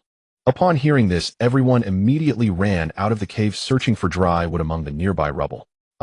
Suddenly Manny leaned against her forehead and fell to the ground, looking somewhat pained. Manny, are you okay? Come on, let me help you back to the cave. Yang Jun rushed over to support Manny back. Lu Hu also brought back some leaves and tidied up the cave. Lu Gu, come help us. Fan Tianda and Zhao Meng were carrying a large piece of dry wood as thick as a thigh and over 3 meters long. In the valley, Lin Feng had just finished installing the bamboo door when suddenly the sky darkened. Why did it get dark so quickly? Yishue quickly ran out to ask. Not good. Lin Feng hurriedly said. You all take these 3 bundles of firewood back inside, and also bring in the deer hide. I will go get the deer legs. Lin Feng ran to the edge of the grass, jumped down the slope, and reached the dirt mound using a stick to dig through the soil. After a while, he grabbed 2 deer legs and left. Here, give it to me. Song Yanfei extended her hands on the grass, and Lin Feng immediately handed her the deer legs before climbing up. Boom. Crash. With a clap of thunder, a torrential rain immediately fell. At that moment, it was as if day had turned to night with darkness enveloping the outside. Lin Feng rushed back into the house holding 3 tumter-long bamboo poles and quickly closed the bamboo door. Lin Feng, is this house sturdy? Lu Yan asked with some concern as she looked at the house. It's fine as long as it doesn't get hit by strong winds, Lin Feng replied with a slight smile. After adding some wood to the campfire, Lin Feng took his axe and chopped the recently brought trees into segments, stacking them beside the fire in a grid-like manner to dry them out. Here, have a smoke to calm your nerves, hee. Lin Feng took out a pack of cigarettes, pulled one out, and handed it to Lu Yun with a smile. He also lit one for himself. Not bad with this heavy rain, the roof isn't leaking at all, Yishue said with a slight smile as she looked up at the roof. It doesn't matter who built the roof, hee. Lin Feng exhaled a puff of smoke and smiled. Lin Feng, I didn't expect your skills to be quite remarkable. It seems that coming to rely on you was the right choice. If not, we might still be out in the rain now. Lu Yun also exhaled a puff of smoke and smiled. Caught in the rain. Lin Feng chuckled as he looked at the pitch black outside, saying, if one gets soaked in this rain, it's unlikely they would survive to see the next day. In such a heavy downpour, once a person gets wet, their body would rapidly lose heat, and they might not last until the next morning before succumbing to hypothermia. I already said that Big Brother's outdoor survival skills are very strong, it's just that you all didn't believe me, Su Nanan said while lying on the bed. Indeed, it seems Nanan has a great eye for people, Song Yanfei replied with a slight smile. As it rained, the temperature dropped suddenly, and Su Nanan hurriedly took out 2 coats. After finishing his cigarette, Lin Feng used his axe to split the 3 bamboo poles, and then cut the bamboo strips into small pieces the size of fingers. He then took out a dagger and slowly peeled off thin bamboo strips. Lu Yan sat across from him, her eyes fixed on Lin Feng, a slight smile playing at the corners of her mouth. Meanwhile, Song Yanfei, Su Nanan, and Yishue lay on the bed covered with coats, slowly drifting off to sleep. Lu Yun felt curious. Many men upon seeing her would exhibit a desire to possess her in their eyes, but Lin Feng was different. He seemed indifferent to her. Lin Feng took 2 stiffer bamboo strips and began weaving them together in the middle. After about an hour, a bamboo basket was completed, and he also carved out a few pairs of chopsticks, just enough for everyone. I didn't expect you had this skill. Lu Yun smiled slightly as she took the bamboo basket to inspect. Lin Feng took out a cigarette, and the two of them lit up again. There are many things you didn't expect, he, Lin Feng said with a smile. Then I shall wait and see. Lu Yun replied with a slight smile, her gaze fixed on Lin Feng, as if it could spark electricity. After a while, Lin Feng felt hungry. He placed 2 bamboo tubes containing entrails in the fire to heat them up since they had long cooled down. Lu Yun also took a deer leg to roast, and at this moment Su Nannan and the others slowly woke up. Outside was still pitch dark, and it was unclear if it was truly night. The rain was still falling, but not as heavily as before. Is it still raining? Yi Xuan murmured as she rubbed her eyes upon waking. Come eat something. Lin Feng used chopsticks to scoop out the entrails from the bamboo tube, placing them into a bamboo cup, and poured in a bit of soup. Although the soup was bland, drinking a few sips on a cold night could warm the body a little. Lu Yun took the dagger and began slicing the meat off the deer leg piece by piece. How about I take you all to catch wild chickens tomorrow? Lin Feng said, taking a bite of meat and looking at the 4 of them. How to catch them? We don't know how, they replied. How do we catch them? Yi Xue spoke up. Lin Feng swallowed the meat and smiled. They'll teach you how to set a snare. Once it's set up, we can check for any catches the day after tomorrow. Where do we set it up? Lu Yun asked, eagerly, seeming quite interested in this. Of course we'll go to the woods. Lin Feng smiled slightly. We'll take you all tomorrow afternoon. All right, it's settled then. Lu Yun nodded and smiled. Su Nannan looked at Lin Feng with sparkling eyes, her curiosity piqued by everything unknown. After feeling full, Song Yanfei picked up the basket beside her and looked at Lin Feng. Did you make this? Lin Feng nodded gently. Yes, I wove it while you were sleeping. Can you teach me next time? Song Yanfei asked with a smile. Lin Feng smiled slightly. Don't worry, as long as I have time I'll teach you how to weave. Upon hearing this, Song Yanfei smiled happily, and Lin Feng was momentarily stunned by her beautiful, captivating smile. Late at night the rain stopped, the dark clouds dispersed, and the moon hung in the sky. The next morning, with the sun shining brightly, the valley was filled with fresh air after being washed by the heavy rain from the night before. Lin Feng, didn't you say you would teach us how to make a lasso? Shouldn't we go now? Lu Yun asked Lin Feng as they stepped onto the grass. Lin Feng added 2 half-wet logs to the campfire to ensure it wouldn't extinguish. Let's go in the afternoon. It just rained heavily last night, and the woods are all damp now. Lin Feng replied casually. Yeshua then asked, so what do we do in the morning? It's slippery outside after the rain, and we can't go to the beach. We can just stay here in the morning, Lin Feng said lightly. You all wait here, I'll go chop some bamboo. After saying this, he walked towards the steep slope and jumped down, heading into the bamboo forest. It's too high here, it would be great if we could flatten it, so we wouldn't have to keep jumping up and down. Yeshua arrived at the steep slope and said, this is simple. Later we can remove the turf and use bamboo to dig out the soil. Lu Yun chuckled lightly. A few minutes later, Lin Feng dragged the bamboo over, and the 3 of them helped pull it up. After another 10 minutes, Lin Feng returned with a bundle of wood on his back.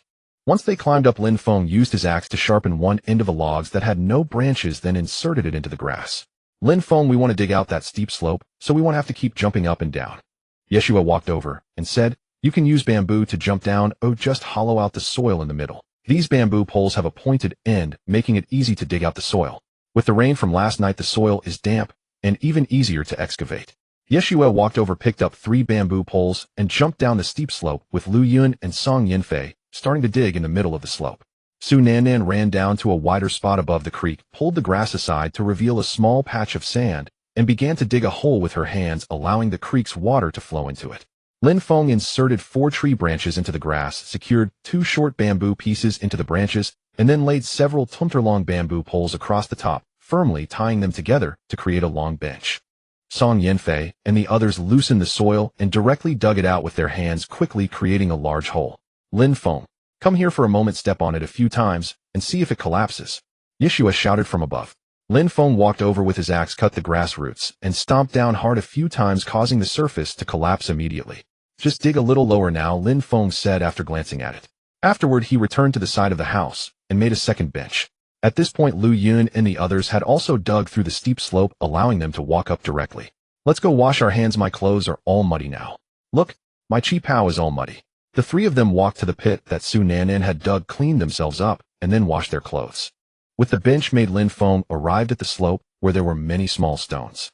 Soon he found 3 pieces of dark gray stone that were smooth and without cracks. He brought them back to the grass, placed them on bamboo, and gently struck the stones with his axe. The stones shattered into several small pieces. Lin Feng found 2 good pieces and set them aside before breaking the other 2 stones. Big brother Su Nan ran over, squatted down, and asked curiously. Lin Feng smiled slightly, carefully picked up the small stone on the ground, and said, "You'll find out soon enough." He took the stone to the creek, searching for more stones. "Big brother, what are you looking for?" Su Nan followed behind and asked. "Stones," Lin Feng replied. "I need to find a big stone." Upon hearing this, Su Nan immediately ran towards the bamboo forest and soon returned carrying a large stone. "Nan, where did you find that?" Lin Feng looked at the stone in surprise. It was smooth and resembled a sharp. Su Nan chuckled. "I found it while digging the sand pit." "A sand pit?" Lin Feng was taken aback and looked up to see Lu Yun and the others showing off their alluring long white legs as they were washing the mud off their feet in a puddle. Especially Song Yanfei's long legs, which were both white and straight, made it hard for Lin Feng to shift his gaze away. "Big brother, my aunt's legs are beautiful, right?" Su Nan said mischievously. "Cough. What do kids know? Give me the stone." Lin Feng quickly shifted his gaze and took the stone from Su Nan, placing it on the ground. He squatted down and slowly polished the sharp little stones on the larger stone. "I'm not a kid, I'm already 19 this year." Su Nan pouted in protest. However, with her delicate doll-like face, many people would mistake her for being. Lin Feng shaped the stone into sharp arrowheads, creating 2 small grooves on both sides of the tail end so that they could be tied onto the arrows. After half an hour, Lin Feng managed to polish 8 small stones into sharp arrowheads. Returning to the grass, Lin Feng sat on the bench, found an older bamboo with good toughness, split it with his axe, and then slowly whittled it down with a dagger. "Nanan, can you get that nylon rope out of the box?" "Is it the pretty bundle of rope?" "Yes." After a while, Su Nan brought out a bundle of fine nylon rope. This bundle of thin nylon rope, once opened, was several dozen meters long. Lin Feng whittled out 2 bamboo pieces, carving grooves at both ends. Then he slowly wrapped the nylon rope around the 2 bamboo pieces until the ends. This bow made from 2 pieces had excellent toughness and elasticity, and its power was astonishing. He cut 3 lengths of nylon rope and braided them together, forming an excellent bowstring. The nylon rope was already very elastic, and 3 strands braided together made it even stronger. After bending the wrapped bamboo slowly, he secured the braided nylon rope at both ends, completing the bow. Next, he moved on to making arrows. "Big brother, are you making a bow and arrow?" Su Nan picked up the bow and asked. "Yes." Lin Feng smiled slightly and said, "You can't catch prey with bare hands." At this moment, Lu Yun and the others also returned. "Lin Feng, this bench you made is too casual, right?" Lu Yun said as she sat down. "It's barely enough to sit on." "Having something to sit on is already good enough." Yeshua smiled slightly as she sat down. Lin Feng just smiled without saying anything and picked up another bamboo to start making arrows. "I'm hungry, let's go heat up the deer meat we roasted yesterday," Yeshua said, patting her belly and standing up. Upon hearing about food, Su Nan hurriedly followed her into the house. By the time Song Yanfei and the others arrived after their meal, Lin Feng had already crafted 8 arrows. There was still half the meat on the deer leg, but it was enough for Lin Feng to fill his stomach. He set down his dagger, took the deer leg, and began to tear the meat off with his teeth. "This bow is quite good, I almost couldn't pull it back," Yishue said as she picked up the bow and tugged on it. "I used to play archery in a club. Lin Feng, please make one for me as well so I can go hunting too." "I want one too. I want one," Su Nan shouted as she ran over. Lin Feng smiled and nodded. "Sure, I'll help you make them after we eat." After finishing their meal, Lin Feng first taught Song Yanfei and Lu Yun how to weave bamboo baskets. "Cross them like this, yes, pick up this bamboo strip and then insert the other strip." Lin Feng carefully instructed Song Yanfei. "Remember, when handling the bamboo strips, you must be gentle and cautious as the edges are quite sharp." As Lin Feng explained, he demonstrated. Yishue and Su Nan listened intently and watched. Half an hour later, Lin Feng had woven a small bamboo basket. "You all can do it yourselves now. The more you practice, the better you'll get." Lin Feng smiled at the 4 as he left. The 4 of them then began to weave with the bamboo strips. Lin Feng returned to the bench and tightly bound the 8 stone arrowheads to the shafts with nylon string. "Now we just need feathers." Lin Feng smiled slightly. "Let's see if we can catch a wild chicken tomorrow." The tail feathers of a wild chicken are very suitable materials for arrow fletching. After taking a puff of smoke, he started making a bow and arrow for Yishue and Su Nan. Their bows and arrows were made of single bamboo strips, making them relatively easy to craft. Don't underestimate a single bamboo strip, its power is quite strong. It can take down animals like wild rabbits and wild chickens with one shot, and even a deer could be brought down. After completing the bow, Lin Feng went to the slope to find a few pieces of dark gray stones. Once done, he had about 20 meters of nylon string left, which he put away and returned to the box. At noon, the sun was shining brightly, and the dew on the grass had evaporated, though the ground remained slightly damp. Although it's a bit unsightly, it's the first basket I ever wove. Song Yinfei chuckled as she looked at her woven bamboo basket. Mine is not bad either, hee. Yishui smiled slightly. Su Nannan lost patience after a while of weaving and began to play with the bow and arrow Lin Feng had made for her. In the afternoon, Lin Feng walked down to the slope, noticing that the weeds had dried. He went back to call for Song Yinfei and the others. Let's go, we're heading to the woods to teach you how to set a snare. Lin Feng smiled slightly. The 5 of them left the valley and headed straight for the woods outside, each carrying a bamboo spear. As they left the valley for the first time, Song Yinfei and the others were filled with curiosity about their unfamiliar surroundings. Entering the dim woods, although it was still slightly damp, the dew on the bushes had long since dried. Chirp, chirp, coo, coo. Some small birds saw Lin Feng and the others and flew away chirping. Wow, that bird was so beautiful. Su Nannan exclaimed as she watched the departing birds. I've never seen such beautiful birds, even in the zoo. And look, squirrels too. Yishui looked up at the trees and smiled. Colorful butterflies flitted among the bushes. Lin Feng squatted in a clearing among the bushes and discovered some droppings and 2-tail feathers that had fallen from a wild chicken. He picked up the feathers and placed them in his pocket, then took out his dagger and cut down a few small tree vines. These small vines are very resilient and cannot be easily torn. You all come here, Lin Feng called out to Song Yinfei and the others, and they hurried over. Watch how I set. Lin Feng began. First, tie a slip knot with the small vine and tie the other into a flexible shrub bit. Use this small branch inserted into the ground to secure this branch. Lin Feng gradually explained. Lin Feng lightly touched the small branch with his finger, and the branch loosened, causing the vine to spring up instantly, binding Lin Feng's finger and pulling it up. Do you understand? Lin Feng looked at the 4 and smiled. Of course, you also need to place bait like worms, grasshoppers, berries, and some seeds from weeds. Oh, wild chickens love to eat these. I still don't quite get it. Lu Yin shook her head. After Lin Feng demonstrated a couple more times, the 4 finally said they understood and began to set snares nearby. Lin Feng walked ahead and checked among the bushes, setting up a few snares nearby. Oh, a snake. Suddenly Su Nannan screamed, and upon hearing this, Lin Feng rushed over. Big brother, there's a snake. Upon seeing Lin Feng approach, Su Nannan immediately hugged him, and Lin Feng looked and saw a cobra hiding at the roots of the bushes, slightly raising its head to look at both Lin Feng and Su Nannan. This cobra was not very large, just slightly bigger than a finger. Stand still and don't move, Lin Feng told Su Nannan, slowly approaching the cobra with his spear. He extended the spear, but the cobra dodged slightly.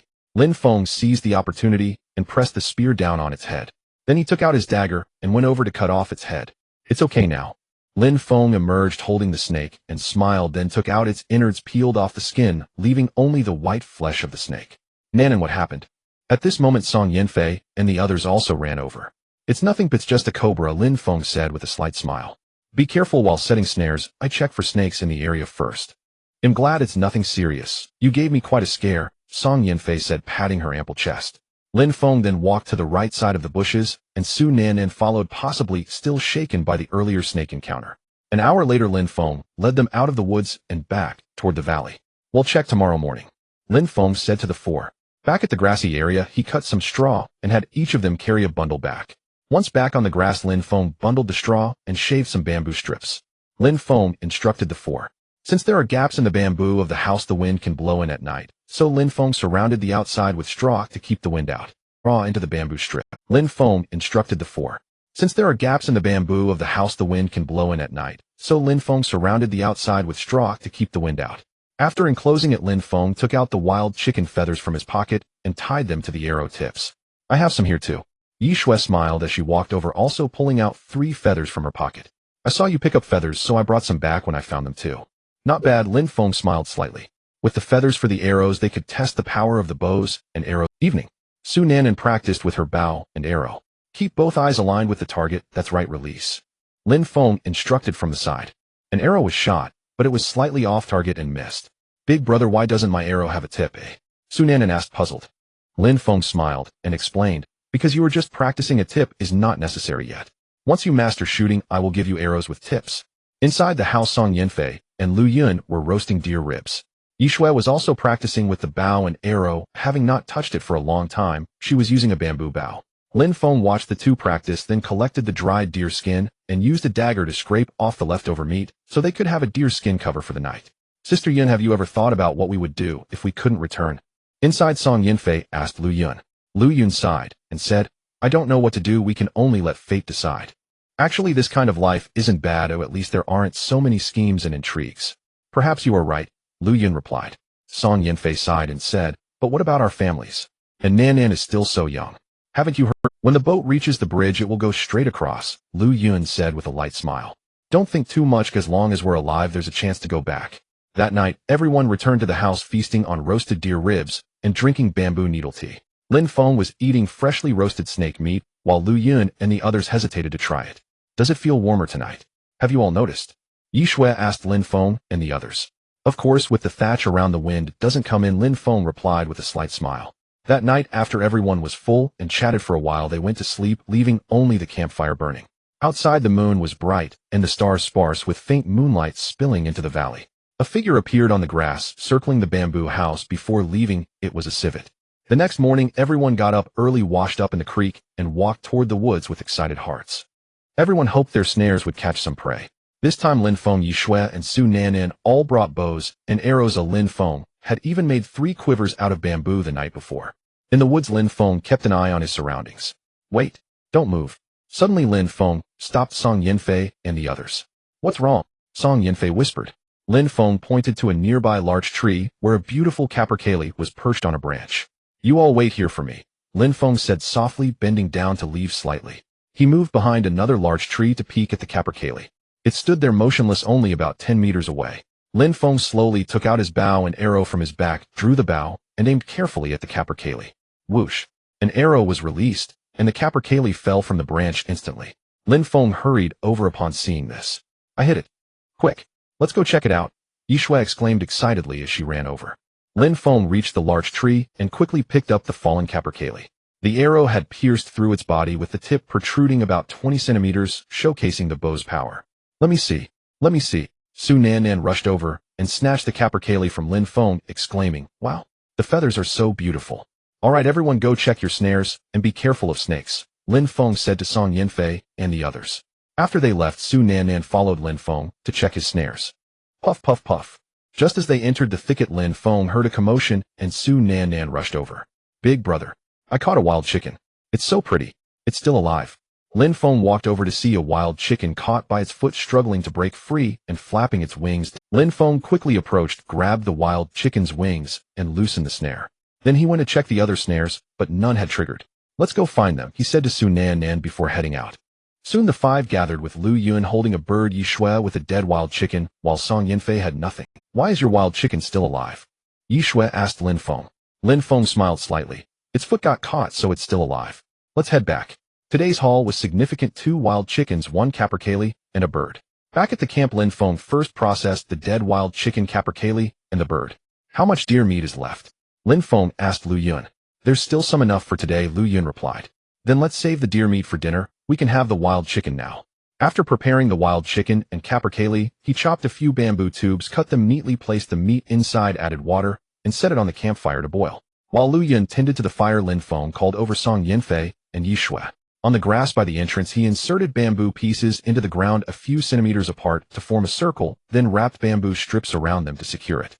Next, Lin Feng wove a bamboo sieve and placed it over the bamboo pieces, creating a cage. Nanan, bring the wild chicken over here. Lin Feng called out to Su Nanan, who was not far away. Upon hearing, Su Nanan ran over and handed the wild chicken to Lin Feng. Lin Feng took the wild chicken carefully and placed it in the cage, quickly covering it with the bamboo sieve and placing 2 bamboo sticks on top. Are we going to keep it? Yi Shui asked, looking at the cage. Lin Feng nodded gently. We have enough food for now, so let's keep it for a while. A few minutes later, the wild chicken meat in the bamboo tube was ready. Lin Feng poured the meat and soup into bamboo cups. So fragrant, better than deer meat. Lu Yun took a piece of meat and sipped the soup. There's a faint fragrance of bamboo as well, Song Yinfei remarked with a slight smile. Yi Shui drank a few sips of soup, smiling slightly. If it had a bit of saltiness, it would taste better than the soup at a tavern. Su Nanan kept her head down, eating continuously, occasionally nodding. Lin Feng, thank you. Without you, we wouldn't know how we would be doing right now. Lu Yun looked at Lin Feng gratefully, saying, we wouldn't have tasted such delicious soup and meat either. Exactly. Even if you try to chase me away in the future, I won't leave, haha. Yi Shui also looked at Lin Feng and smiled. Song Yinfei looked at Lin Feng, too, merely smiling gently. What? Is saying thank you enough? What about action? Lin Feng said with a smirk. Oh, what do you want as a reward? Lu Yun asked, looking at Lin Feng with sparkling eyes. Sister can give you anything. Lin Feng's mouth twitched, and he stood up saying, let me think about it first, and walked out of the bamboo house. Stepping onto the grass, Lin Feng covered his rapidly beating heart, secretly thinking, this enchantress will consume you sooner or later. In the afternoon, Lin Feng crafted several fish spears from small bamboo sticks, and brought Lu Yun and others to the seaside. Big brother.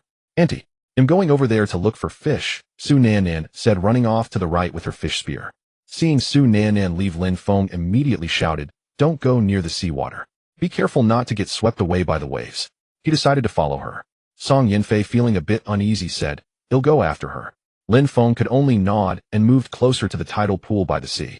The tidal pool connected to the sea, revealing some fish swimming in and out.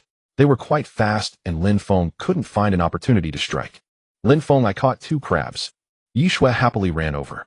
Looking at the small crabs in Yi Shui's hands, Lin Feng thought for a moment, then took the crabs, placed them on the ground, and crushed them underfoot. What are you doing, Lin Feng? Yi Shui asked, her eyes wide with confusion. You'll find out soon enough. Lin Feng smiled, slightly crouching down to pick up the crushed crab meat and tossing it into the tidal pool. As the crab meat fell into the tidal pool, it quickly attracted some fish to come and feed. Lin Feng raised the fish spear in his hand, calmly watching the fish fight for the food. At that moment, Lin Feng suddenly thrust the spear down quickly, and a large fish was instantly pierced by the 5 prongs of the spear. He quickly pulled it up. Wow, what a big fish! Yi Shui exclaimed in astonishment, watching from the side. Is it really that easy to catch fish? Lin Feng crouched down, inspecting the fish, and smiled. This is a triggerfish. See, it has a spine on its back that resembles a trigger, hence the name. This fellow spends its days searching for food around reefs and rocky areas, and it has grown quite plump. This triggerfish weighed at least 3 jin, which was considered large. Yi Shui hurriedly ran to get the bamboo basket and placed the triggerfish inside. Lin Feng returned to the edge of the tidal pool, spread his legs, and raised the spear to stab at the fish below, but they all escaped back into the sea. If only we had a net, we could lure them in and catch them all at once, Lin Feng muttered while watching the sea. Lu Yun was bent over in the tidal pool above, exploring something. The water in this tidal pool was relatively shallow, which was why Lu Yun dared to step in. On the shore, there was a bamboo basket containing several sea snails and oysters, with 2 snails trying to crawl out. Big brother, we're back. At that moment, Su Nan and Song Yinfei hurriedly returned, with Su Nan holding a metal can and Song Yinfei carrying a torn fishing net. I dug up a metal can. Big brother, do you think it's useful? Su Nan asked as she handed the can to Lin Feng. Lin Feng quickly took the metal can and inspected it closely, finding no small holes. He nodded happily, saying, it's useful, very useful. This is a treasure. We dug it up from the sandy ground below, Song Yinfei said with a slight smile. Upon closer inspection, Lin Feng realized it was a can for storing resin, tightly sealed at the opening. Lin Feng took out his dagger and gently pried it open. As soon as the lid popped off, a strong resin scent wafted out, and the can was filled with seawater without any leaks, making Lin Feng feel it was his biggest gain of the day. Lin Feng, we also found this torn fishing net. We're not sure if it's useful, but we brought it back, Song Yinfei said, smiling at Lin Feng. Lin Feng crouched down, tugged at the fishing net, and it immediately broke apart. This net is useless, it's already too old. Huh. He found a piece of iron. As soon as he mentioned it, his hand touched a piece of iron. There was a hook on the back of the iron piece that was caught in the fishing net. Lin Feng pulled it off. The iron piece was covered in rust. Lin Feng knocked on it a few times, and it made a clanging sound, indicating that it was only rusty on the outside. Although it was only about 20 centimeters long, Lin Feng decided to take it back. At this moment, Lu Yun and Yi Shui came over with the bamboo basket. Let's go, we should head back. Lin Feng planned to return to burn the remaining resin in the can and clean it so it could be used for cooking. In the valley, everyone went out to look for food. Manny, who had been suffering from diarrhea, stayed behind in the cave. At that moment, Zhao Meng happily entered the cave, only to find it empty. He had discovered a few wild goats in the valley above and hurried back to inform Lu Hu and the others. Moi. He then saw Manny lying inside asleep. A wicked thought crossed his mind as he quietly approached. Manny had a round face and was quite beautiful, but she was Yang Jun's girlfriend, so Lu Hu and the others dared not have any thoughts about her. Zhao Meng glanced outside, knowing that the others had gone out to look for food and wouldn't return anytime soon. He slowly walked closer and crouched down. Zhao Meng, what do you think you're doing? Shoo, it'll be over soon. Don't scream. Zhao Meng quickly covered Manny's mouth with one hand while unbuttoning her pants with the other. 5 minutes later, Zhao Meng, satisfied, adjusted his pants and slowly walked out of the cave. At this moment, Manny slowly put her clothes back on, tears streaming down her face. An hour later, everyone returned one after another. Manny, look, what did I bring back for you? Wild fruits. I found them in the woods with Hong Tao. Come on, get up and eat. Yang Jun said excitedly, holding 5 or 6 large yellow wild fruits. Manny turned her head, her face pale, as she looked at Yang Jun. What's wrong with you? Is your stomach still upset? Yang Jun asked with concern upon seeing Manny's strange expression. At that moment, Zhao Ming entered the cave with Lu Hu and Fan Tianda. Seeing Zhao Ming, Manny quickly turned her head and whispered, I'm fine. Just put the wild fruits down. I want to rest for a bit. Okay, I'll place them next to you. You should rest well, Yang Jun said, setting down the wild fruits and standing up to leave. Zhao Ming, are you sure? Did you really find a herd of wild goats? Lu Hu asked Zhao Ming. Brother Lu, I absolutely did not make a mistake, Zhao Ming assured, patting his chest. If that's the case, let's all go take a look tomorrow morning. If we can catch one, it will be enough for all of us to have a meal. Lu Hu nodded happily. At that moment, Zhao Ming watched Yang Jun walk by and turned to take a deep, meaningful glance at Manny, his eyes gleaming with a hint of desire. He then walked towards Yang Jun. Hey, Yang Jun. What's up? Yang Jun stopped and turned to look at Zhao Ming. He usually had little interaction with Zhao Ming and didn't know why he had called him. I found a herd of wild goats. Brother Lu said we should go check it out tomorrow morning, Zhao Ming said, smiling slightly at Yang Jun. Returning to the campsite, Lin Feng opened the resin jar with his dagger and placed it over the fire. The resin melted, releasing a fragrant aroma, and Lin Feng quickly scraped it off with a small bamboo stick. After scraping it clean, he took it to the creek and repeatedly washed it with fine sand. Only when there was not a trace of resin left did he consider the iron jar completely clean.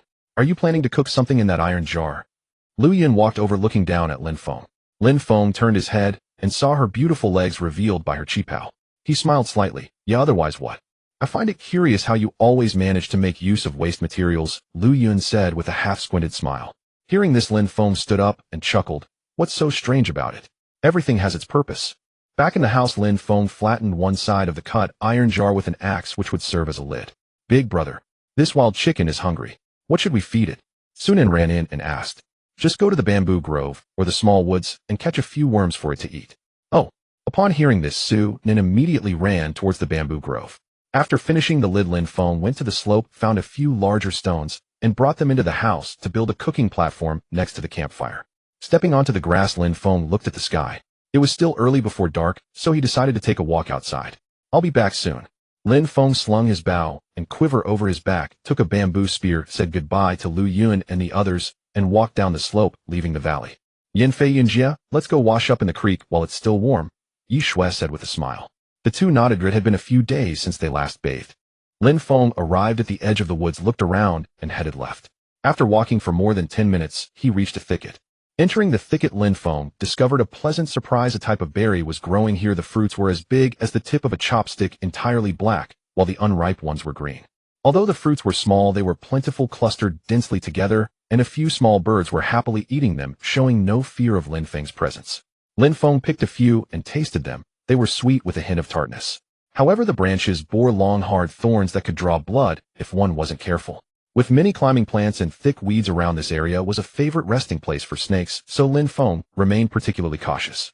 Lin Feng gathered a handful of berries and continued forward, weaving through the thicket. He also found some bird nests, but they were all empty. This thicket was somewhat vast, and after about 20 minutes, Lin Feng finally walked out.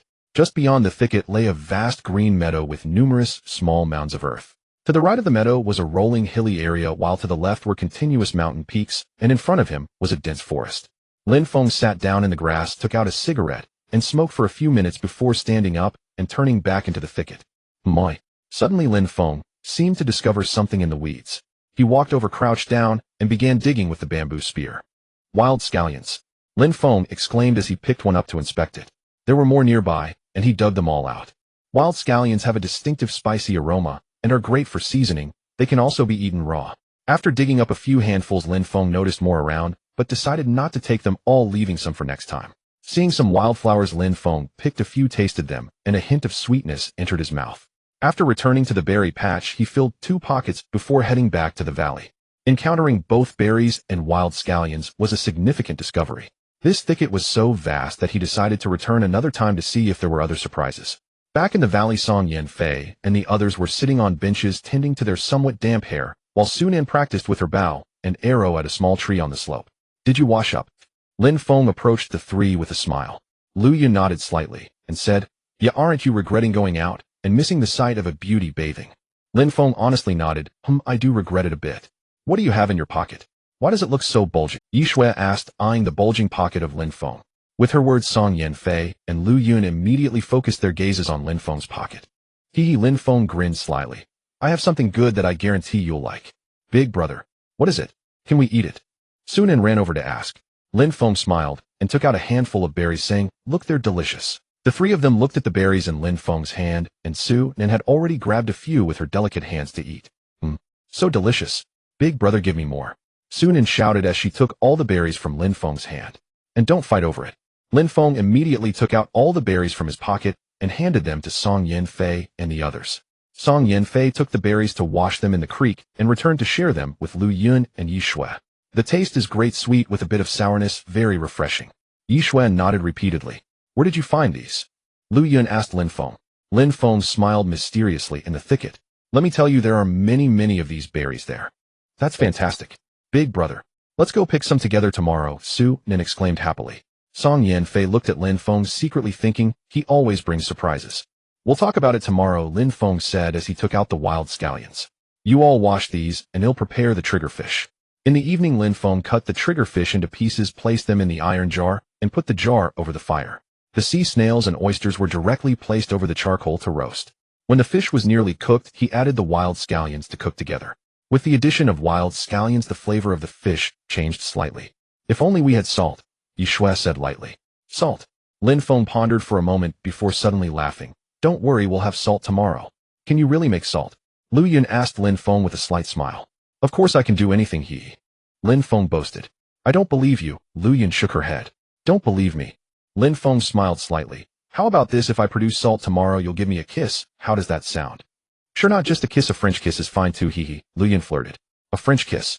Hearing this, Lin Feng's heart raced as he looked at Lu Yun's sexy lips. Surely they would taste delightful. As night fell, everyone in the house was enjoying fish and gnawing on venison. Yeshua picked up the steaming wild onion, declaring, This wild onion is delicious, I like it. Ouch. It's hot. Her mouth moved around as she chewed. Lu Yun glanced at the bamboo basket hanging on the bamboo wall and said, There are still plenty of wild onions left, not all have been cooked. Su Nan was tearing at the meat on a piece of venison with her teeth, then picked up a tender piece of fish and put it in her mouth. Lin Feng pulled out some conch and oysters, skewered them with a bamboo stick, and offered them to Song Yanfei, asking, Do you want some? Song Yanfei shook her head and smiled, saying, I'm full, I can't eat any more, you go ahead. Hearing this, Lin Feng immediately popped the conch meat into his mouth. The night was deep and quiet, with the bright moonlight casting a soft haze. Suddenly, there was a flurry of wings from the wild chickens in the pen at the door. Lin Feng heard it and quickly got up, opening the bamboo door and stepping outside, only to see a small figure darting down the slope at lightning speed. A cat. The fleeting figure resembled a cat, moving too fast for Lin Feng to see clearly. He walked to the slope, glanced around, then turned back into the house. A new day quickly dawned with the sound of birds chirping outside. Lin Feng opened the door, and everyone happily grabbed baskets, following him to pick berries. After about 20 minutes, Lin Feng led them to a thicket. Don't pick too many, the green ones aren't ripe yet, so don't pick those either, he instructed. However, it seemed that Lu Yun and the others didn't hear him and immediately began picking berries. Wow, the green ones are really sour, but I like them, Yeshua said, grinning after tasting a few. Lin Feng could only shake his head in resignation, moving nearby to see if he could find anything else. After a round of searching, Lin Feng only found a few sturdy vines, with the rest being just weeds and shrubs. Returning to the berry bushes, he found Lu Yun and the others had gathered a lot of berries. Let's go back, Lin Feng said, looking at the basket filled with berries and smiling. This is enough to last for 2 days. Let's go. Leaving the thicket, they returned to the edge of the forest. Lin Feng told them to go back first while he checked the snares in the woods. In the woods, Lin Feng inspected the snares and found that 2 had been triggered, but no prey had been caught. He reset the snares before leaving. Back in the valley, Lin Feng made 2 bamboo tubes. Lin Feng, where are we going later? Yeshua asked, looking at him. To the seaside, he replied. After a while, Lin Feng placed some reed grass in the basket, then went to the stream to grab some fine sand and laid it on top of the grass. Big brother, can we go now? Su Nan called from the grass. Yes, we can go now. Back on the grass, the 5 of them headed towards the cave entrance. Lin Feng, why did you put reed grass and sand in the basket? Yeshua asked, puzzled. Song Yanfei and Lu Yun also looked curiously at the bamboo basket in Lin Feng's hands. You'll know when the time comes, Lin Feng replied with a mysterious smile. Climbing down the slope into the woods, Lin Feng found a small clearing, collected some firewood, and placed the still-burning charcoal among the dry weeds, blowing gently on it to ignite.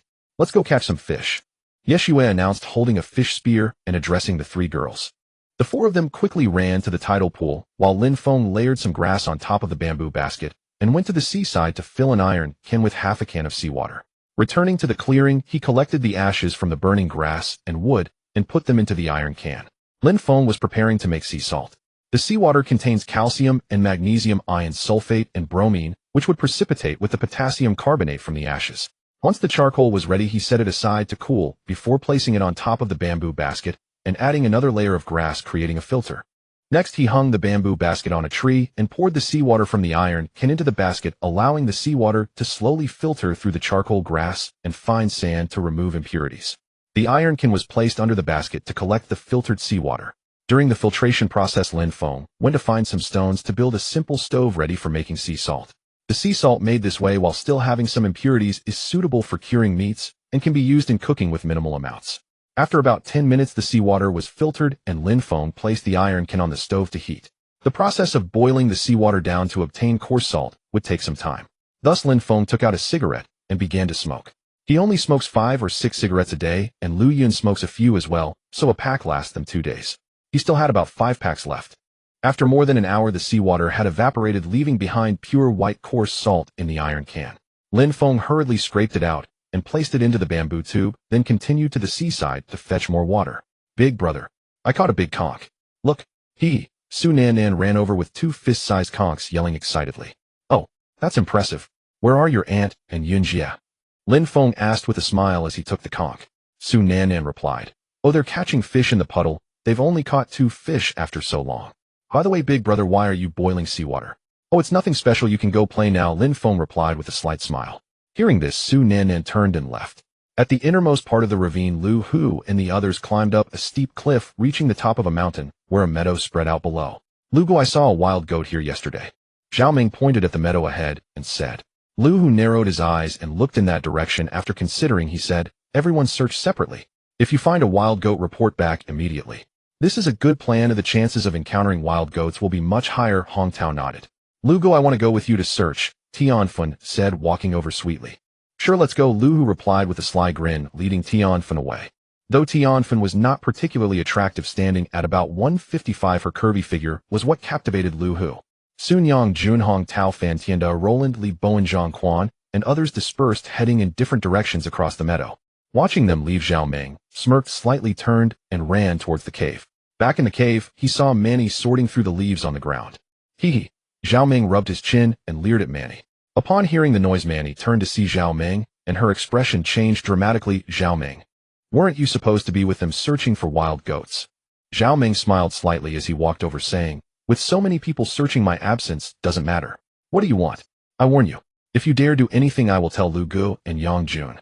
Manny shouted in terror as she saw Zhao Ming approaching her. Zhao Ming slowly approached Manny, completely ignoring her words. Because he was not afraid of Lu Hu and Yang Jun here, in terms of fighting, no one was his match. "Get out of here." Manny saw Zhao Ming closing in on her and stood up, slowly backing up against the wall. She reached behind her, for she was holding a sharp branch. Zhao Ming stopped a few meters away from Manny, licking his lips with his tongue, and mocked, "Weren't you very happy? Stop pretending to be a fierce woman with me, come on." With that, he lunged at Manny. "Puff. Huh? You dare to stab me?" Seizing the moment when Zhao Ming was distracted, Manny thrust the branch sharply into his arm, drawing blood. Slap. Zhao Ming slapped Manny across the face, causing her to fall onto the leaves, and he pounced down on her. Beast, don't." It was nearly noon when Lu Hu and the others returned. Although they had not found any wild goats, they had caught a porcupine. Finally we can have some meat today." "Yes, and we have to thank Yang Jun. He was the one who discovered this porcupine," Roland said, looking at Yang Jun with a smile. She somewhat liked Yang Jun, but since he had Manny, she buried that affection deep within her heart. "All right, let's handle it together. I've been hungry for a long time." Fan Tianda shouted to Hong Tao and the others. "Hey, Zhao Ming, what happened to your arm?" Lu Hu noticed Zhao Ming wrapping a piece of rag around his arm and asked. Zhao Ming glanced at his arm and chuckled. "Oh, I fell and accidentally got stabbed by a branch. It's nothing, I'll be fine in a couple of days." Yang Jun happily walked into the cave and found Manny was not there. He wondered where she had gone. "Did anyone see Manny?" Yang Jun asked Tianfen and the others. "Oh, I saw her heading towards the seaside when I just returned," Li Bowen replied. "Seaside? Upon hearing this, Yang Jun immediately turned around and ran out. Roland saw Yang Jun running to chase after Manny, giving a resentful glance before throwing the porcupine he was holding onto the ground. Zhao Ming watched Yang Jun's back with a sinister smile. Even if Manny told Yang Jun what happened, he was not afraid. He was still thinking in his heart about wanting to deal with Yang Jun. That way Manny would be his. Manny stood on a rock by the sea, feeling the sea breeze on her face, her expression devoid of emotion, her gaze fixed on the vast ocean before her. Manny! Manny! As Yang Jun ran out, he saw Manny standing on the rock and hurriedly called out as he ran towards her. Hearing Yang Jun's voice, Manny jumped down from the rock and ran towards him. Manny, what's wrong? Yang Jun chased for a while and quickly caught up to her, grabbing her and asking anxiously. At that moment, Yang Jun noticed that Manny's eyes were slightly red and swollen. What happened to your eyes? Yang Jun asked nervously. Did something happen? Manny looked at the man she loved, tears streaming down her face as she cried. Yang Jun, am not pure anymore, woo-woo. Am not pure anymore. She then crouched down, covering her face and crying. Yang Jun's expression changed drastically upon seeing this, and he quickly pressed her. What exactly happened? You have to tell me. Are you trying to make me anxious? After crying for a while, Manny suddenly stood up and shouted, I was defiled by that beast Zhao Ming. Am not pure anymore. After shouting, Manny crouched down again and began to cry. What? Yang Jun was stunned in place upon hearing this, his mouth slightly agape, his face filled with shock. A few seconds later, Yang Jun's heart surged with rage, and he yelled with a twisted face, I will kill that bastard. Kill him. Saying this, he ran towards the ravine, but was hugged from behind by Manny. Crying, she said, no, you can't beat him. Don't. Woo-woo. Then what should I do? Should I pretend that? Yang Jun said resentfully. Wearing the expression of a sheep on his head, he could not pretend nothing had happened. He simply could not. Yang Jun, don't be impulsive. We can think of a way slowly and make him pay the price, Manny said, holding Yang Jun tightly. Don't act rashly, otherwise he'll jump into the sea and die in front of you. Upon hearing that Manny wanted to take her own life, Yang Jun's heart immediately quieted down, temporarily suppressing his inner fury. In the end, the two chatted on the beach for more than half an hour before heading back to the ravine. Returning to the cave, they saw Lu Hu and the others roasting porcupine meat outside the cave entrance. What happened to Manus' eyes? Fan Tianda asked when he saw Manus' red eyes from crying. Upon hearing this, Yang Jun forced a smile and said, Oh, it's nothing, as she just missed her home. Missing home is normal. Come sit down and have some roasted meat. Lu Hu said with a slight smile. Zhao Ming sat beside the campfire roasting a piece of liver. After glancing at Yang Jun and Manny, he slowly began to eat the burnt liver.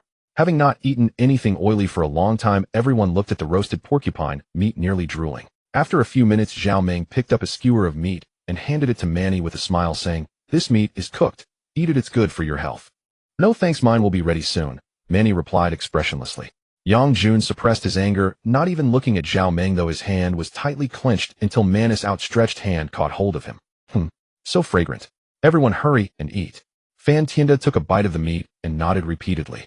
As the saying goes, when you're starving, anything tastes good. How everyone was eating heartily, grease dripping from their mouths. This 20-some kilogram porcupine was completely eaten by 10 people with not even the innards left. The 10 sat on the ground, patting their bellies, having not eaten so full in days. Everyone rest. Well, later we still need to go out to look for food, Lu Hu said, glancing at everyone. Half an hour later, they continued walking into the ravine. This time Yang Jun kept Manny by his side. By the seaside in the woods, Lu Yun and her 3 companions were happily returning, having caught several large fish and other seafood. Lin Feng, what kind of bad things have you been doing here all day? Lu Yun walked in with a smile. Lin Feng smiled slightly. What bad things could I possibly do alone? Well, that's hard to say. I heard that men can do bad things alone too. Yishui squinted her eyes slightly, looking at Lin Feng with a strange smile. Oh, Lin Feng, is this salt? How did you do this? Song Yanfei walked over, crouched down, and picked up a bamboo tube. Looking at the coarse salt inside, she was instantly shocked. Salt. Upon hearing this, Lu Yun and Yishui hurried over, snatching the bamboo tube from Song Yanfei's hands. Lu Yun exclaimed in shock, It really is salt. Lin Feng, quickly tell us how you made this. Sister Yin, how about it? Shouldn't you fulfill your promise now? Lin Feng looked at Lu Yun's alluring lips, unconsciously licking his own. Looking at Lin Feng's smug expression, Lu Yun smiled charmingly, and suddenly said, Lin Feng, I did promise, but I never said when I would kiss you, did I? Upon hearing this, Lin Feng's smile vanished instantly as he replied, Oh, Sister Yin, you are being unreasonable. I am not being unreasonable. Oh, it's your fault for not being clear back then. Lu Yun tilted her head and smiled, watching Lin Feng's embarrassed expression, feeling unexpectedly pleased in her heart. All right, I'm hungry. Let's cook some fish. Song Yanfei chimed in. Lin Feng nodded and started another fire nearby for the 4 of them to cook fish. Lin Feng, you haven't told us how you came up with the idea to make sea salt. Yi Shui asked while grilling the fish. Oh, I saw it in a video before it left quite an impression on me, Lin Feng. In the afternoon, due to the tide, Lu Yun and the others did not go to the beach, but played nearby, while Lin Feng continued to make sea salt. It wasn't until evening when the tide receded that Lin Feng took them to the rocky area below to look for seafood. Hey, it's getting dark, we should head back. Lin Feng looked at the sky and shouted to the four of them. Wait, let me catch this crab. Yi Shui squatted down using a spear to pin down a large crab, quickly grabbing it from behind. Back at the campsite, it was already dark. The group hurriedly cleaned the crab's mussels and oysters they had caught in the stream and put them directly into a pot to cook. Lin Feng placed 2 bamboo tubes filled with sea salt into a basket and hung it on the bamboo wall. This sea salt would be enough for them to eat for 2 months. Why do I feel like we're living like savages? Lu Yun said. Savages? Hey, with your delicate skin, be careful not to get taken by a savage as a wife. Lin Feng looked at Lu Yun with a mischievous smile. Hey Lin Feng, do you think there are savages here? Yi Shui suddenly asked Lin Feng. Lin Feng feigned mystery and smiled. How would I know? Maybe there really are savages on this island. No way. Aren't savages just a rumor? Song Yanfei exclaimed in surprise. Could there really be savages in the world? I don't know about savages. Lin Feng chuckled and shook his head, but there might be some natives. Natives? Yi Shui's face showed surprise. Are they like the ones in the movies? Upon hearing this, Lin Feng suddenly became serious and said, You just said it, movies are for acting. I know. Su Nanan suddenly shouted happily. I watched a cannibal movie. Enough talk, the crabs are ready, oh, everyone eat up.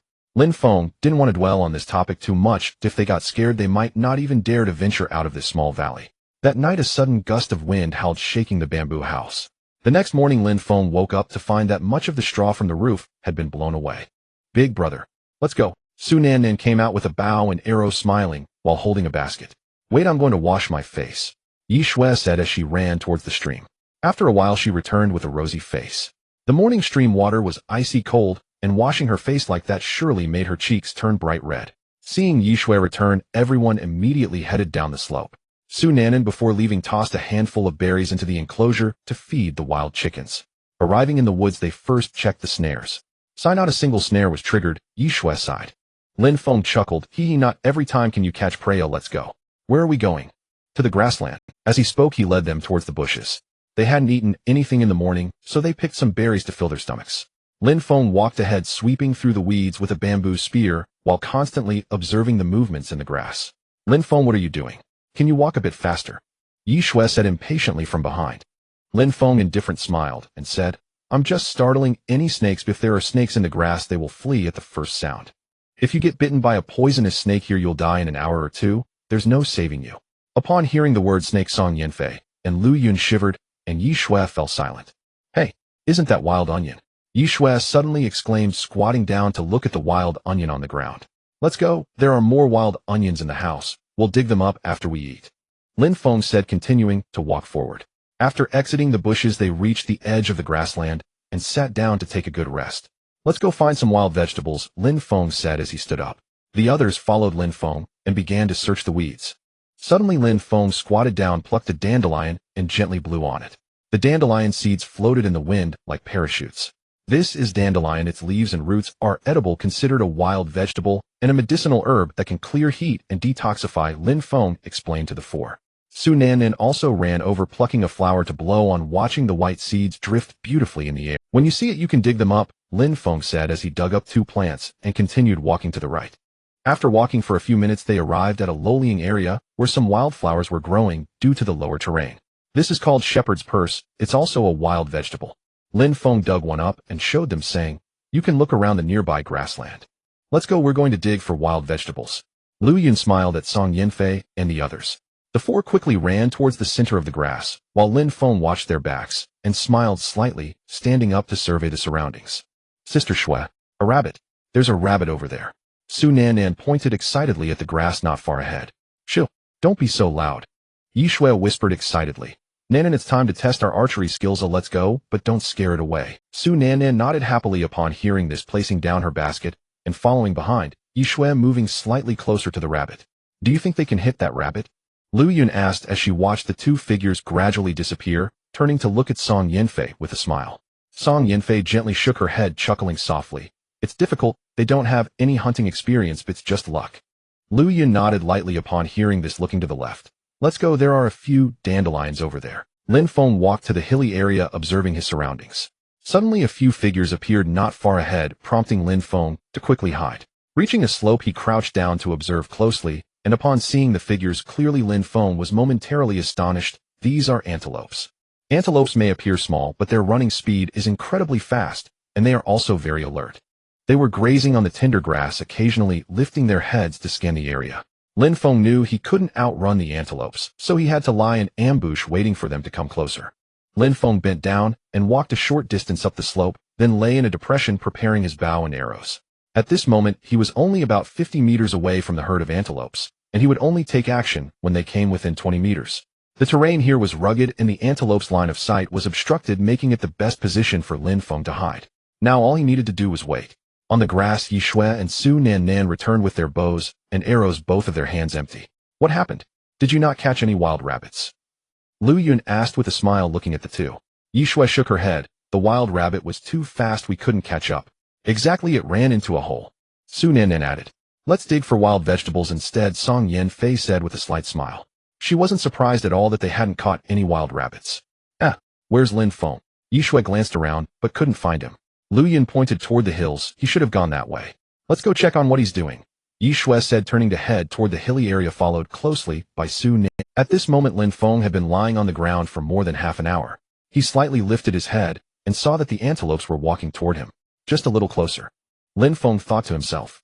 As long as the herd came within 10 meters, he would have. The four of them arrived at the edge of the hilly area, looking up to see Lin Feng lying motionless on the ground. Upon seeing this, Yi Shui ran over and called out, Lin Feng, what are you doing lying there? The sudden shout startled Lin Feng, and when he looked up, the herd of antelopes heard the noise and immediately scattered, causing Lin Feng to lose his chance. Yi Shui, why are you shouting so loudly? Lu Yun hurriedly ran forward to stop her. What happened? Yi Shui looked at Lu Yun with some confusion. Sigh. Lu Yun sighed. At that moment, Lin Feng was walking over with a slightly angry expression. Who told you to shout? Lin Feng said with mild anger while heading toward the grass. What's wrong? I just shout. Yi Shui was confused as to why Lin Feng was angry. He was hunting. Your shout must have scared away his prey, Lu Yun explained. Hearing this, Yi Shui lowered her head slightly and muttered, I didn't do it on purpose. Let's go, Song Yen Fei suggested, starting to walk away. Lin Feng arrived at the edge of the grass and sat down to smoke. If it weren't for Yi Shui's shout, the herd would have entered his range in about 10 more minutes. Lin Feng understood that Yi Shui was also unintentional, so he wasn't very angry. He just felt a bit discomforted at losing his prey. Lin Feng, I'm sorry, I didn't know you were hunting. Yi Shui approached to apologize. It's fine, Yi Shui didn't mean it, Song Yen Fei said. It's okay, Lin Feng said with a slight smile. Next time don't be so startled, especially when hunting. Even a little noise can scare the prey away. Lin Feng, why don't you teach us how to hunt? Lu Yun suggested. Lin Feng nodded. Sure, I'll bring you here again tomorrow morning. Can't we do it now? The antelopes have already run away. Oh, where will you find them now? Lin Feng replied. Let's go back. Today at noon, it seems they will have to eat the wild vegetables they just dug up. In the rubble of the mountain crevice, Lu Hu and the others sat on the stones to rest. Since eating porcupine yesterday, they hadn't eaten anything. Brother Lu, how about we go to the seaside to catch fish? Fan Tianda suggested. If this continues, we'll starve to death. Yeah, fishing is easier. Tianfen also spoke up. Lu Hu thought for a moment, knowing that if they couldn't find anything today, they wouldn't have the strength to hunt tomorrow. Sigh. There's no other choice now, Lu Hu sighed. Let's go back and make fish spears. Suddenly Li Bowen shouted and immediately crouched down. What happened, Bowen? Hong Tao, who was sitting nearby, heard the sound and rushed over. Li Bowen covered his calf, glanced at the rock crevice terrified, and said, I was bitten by a snake. A deadly venomous snake. The Gabon viper was curled up in the rock crevice. What? Hong Tao exclaimed and immediately shouted to Lu Hu, Brother Lu. Not good. Bowen was bitten by a snake. Lu Hu and Fan Tianda rushed over upon hearing this. Bowen, where's the snake? Lu Hu asked urgently as he ran over. Li Bowen leaned against Hong Tao, looking pale, pointing to the nearby rock crevice. Lu Hu's brows furrowed tightly upon seeing it. It's over, this is a viper. He used to enjoy watching various venomous snake videos, and he recognized the Gabon viper in front of him. At this moment, Lu Hu knew there was no saving Li Bowen. Brother Lu, quickly save Bowen. Hong Tao shouted urgently. Zhao Ming came over with a wooden stick and directly smashed the viper dead. Lu Hu glanced at Li Bowen and quietly asked, Bowen, do you have anything you want to say? Li Bowen remained silent, his expression growing more painful. Bowen, Hong Tao called out urgently. He and Bowen had long become brothers, and seeing him like this made him feel very distressed. Tian Fun and Roland also covered their mouths in fear. Brother Lu, what kind of venomous snake is this? So powerful, Fan Tianda asked. This is a terrifying venomous snake called the Gabun viper. If bitten here you can only wait to die, Lu Hu said in a low voice. At this time Yang Jun and Manny also walked over. Upon seeing Li Bowen's condition, Yang Jun quickly squatted down. What happened to Bowen? Hong Tao remained silent, only pointing to the already smashed viper. Seeing the viper, Yang Jun's heart suddenly sank. Brother Lu. Sigh. Yang Jun, don't ask. If bitten by this kind of snake there's no hope, Lu Hu sighed heavily. About 20 minutes later Li Bowen had collapsed on a Hong Tao's lap lifeless. The group buried him in a low-lying area of the woods. Let's go to the seaside, Lu Hu said to the others. Noon. Lu Yun and the others cleaned the wild vegetables and placed them in an iron pot to cook. Lin Feng built an earthen stove outside and started a fire inside. Big brother, should I just put the firewood in to burn?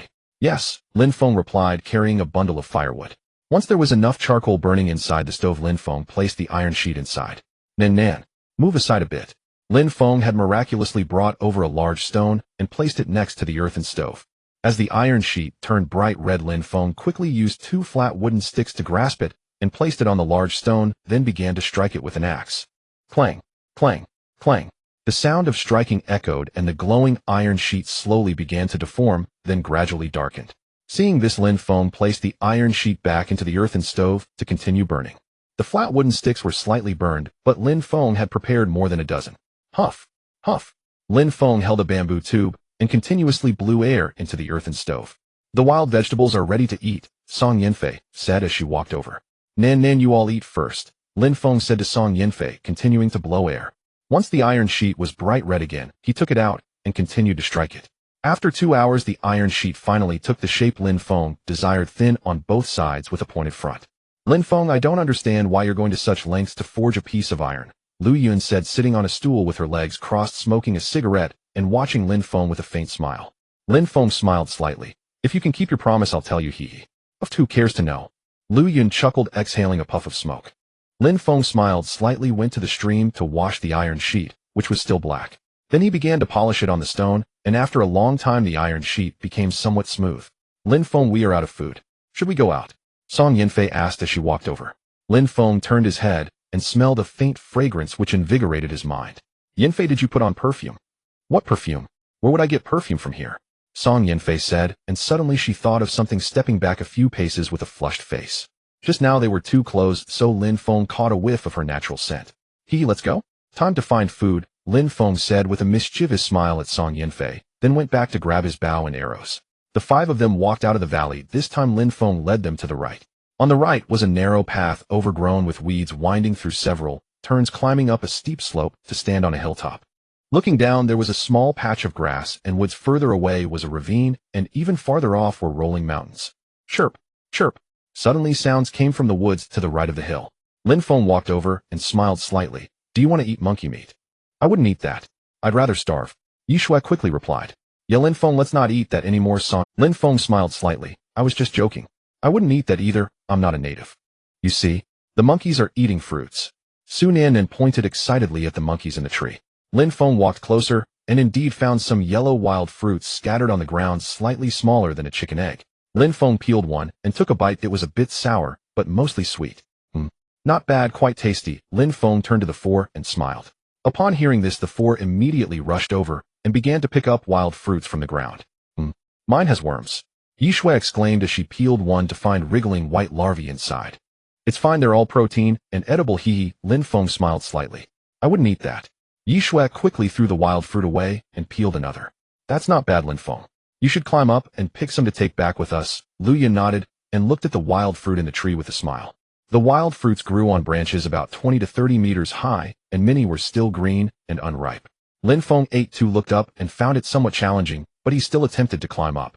Pass me the bamboo spear. Just as he climbed up a bit, Song Yinfei handed him the bamboo spear. Climbing along the tree trunk was relatively easy at first, but as he got higher it became more difficult. Chirp, chirp. The monkeys around made noises as if trying to scare Lin Feng down.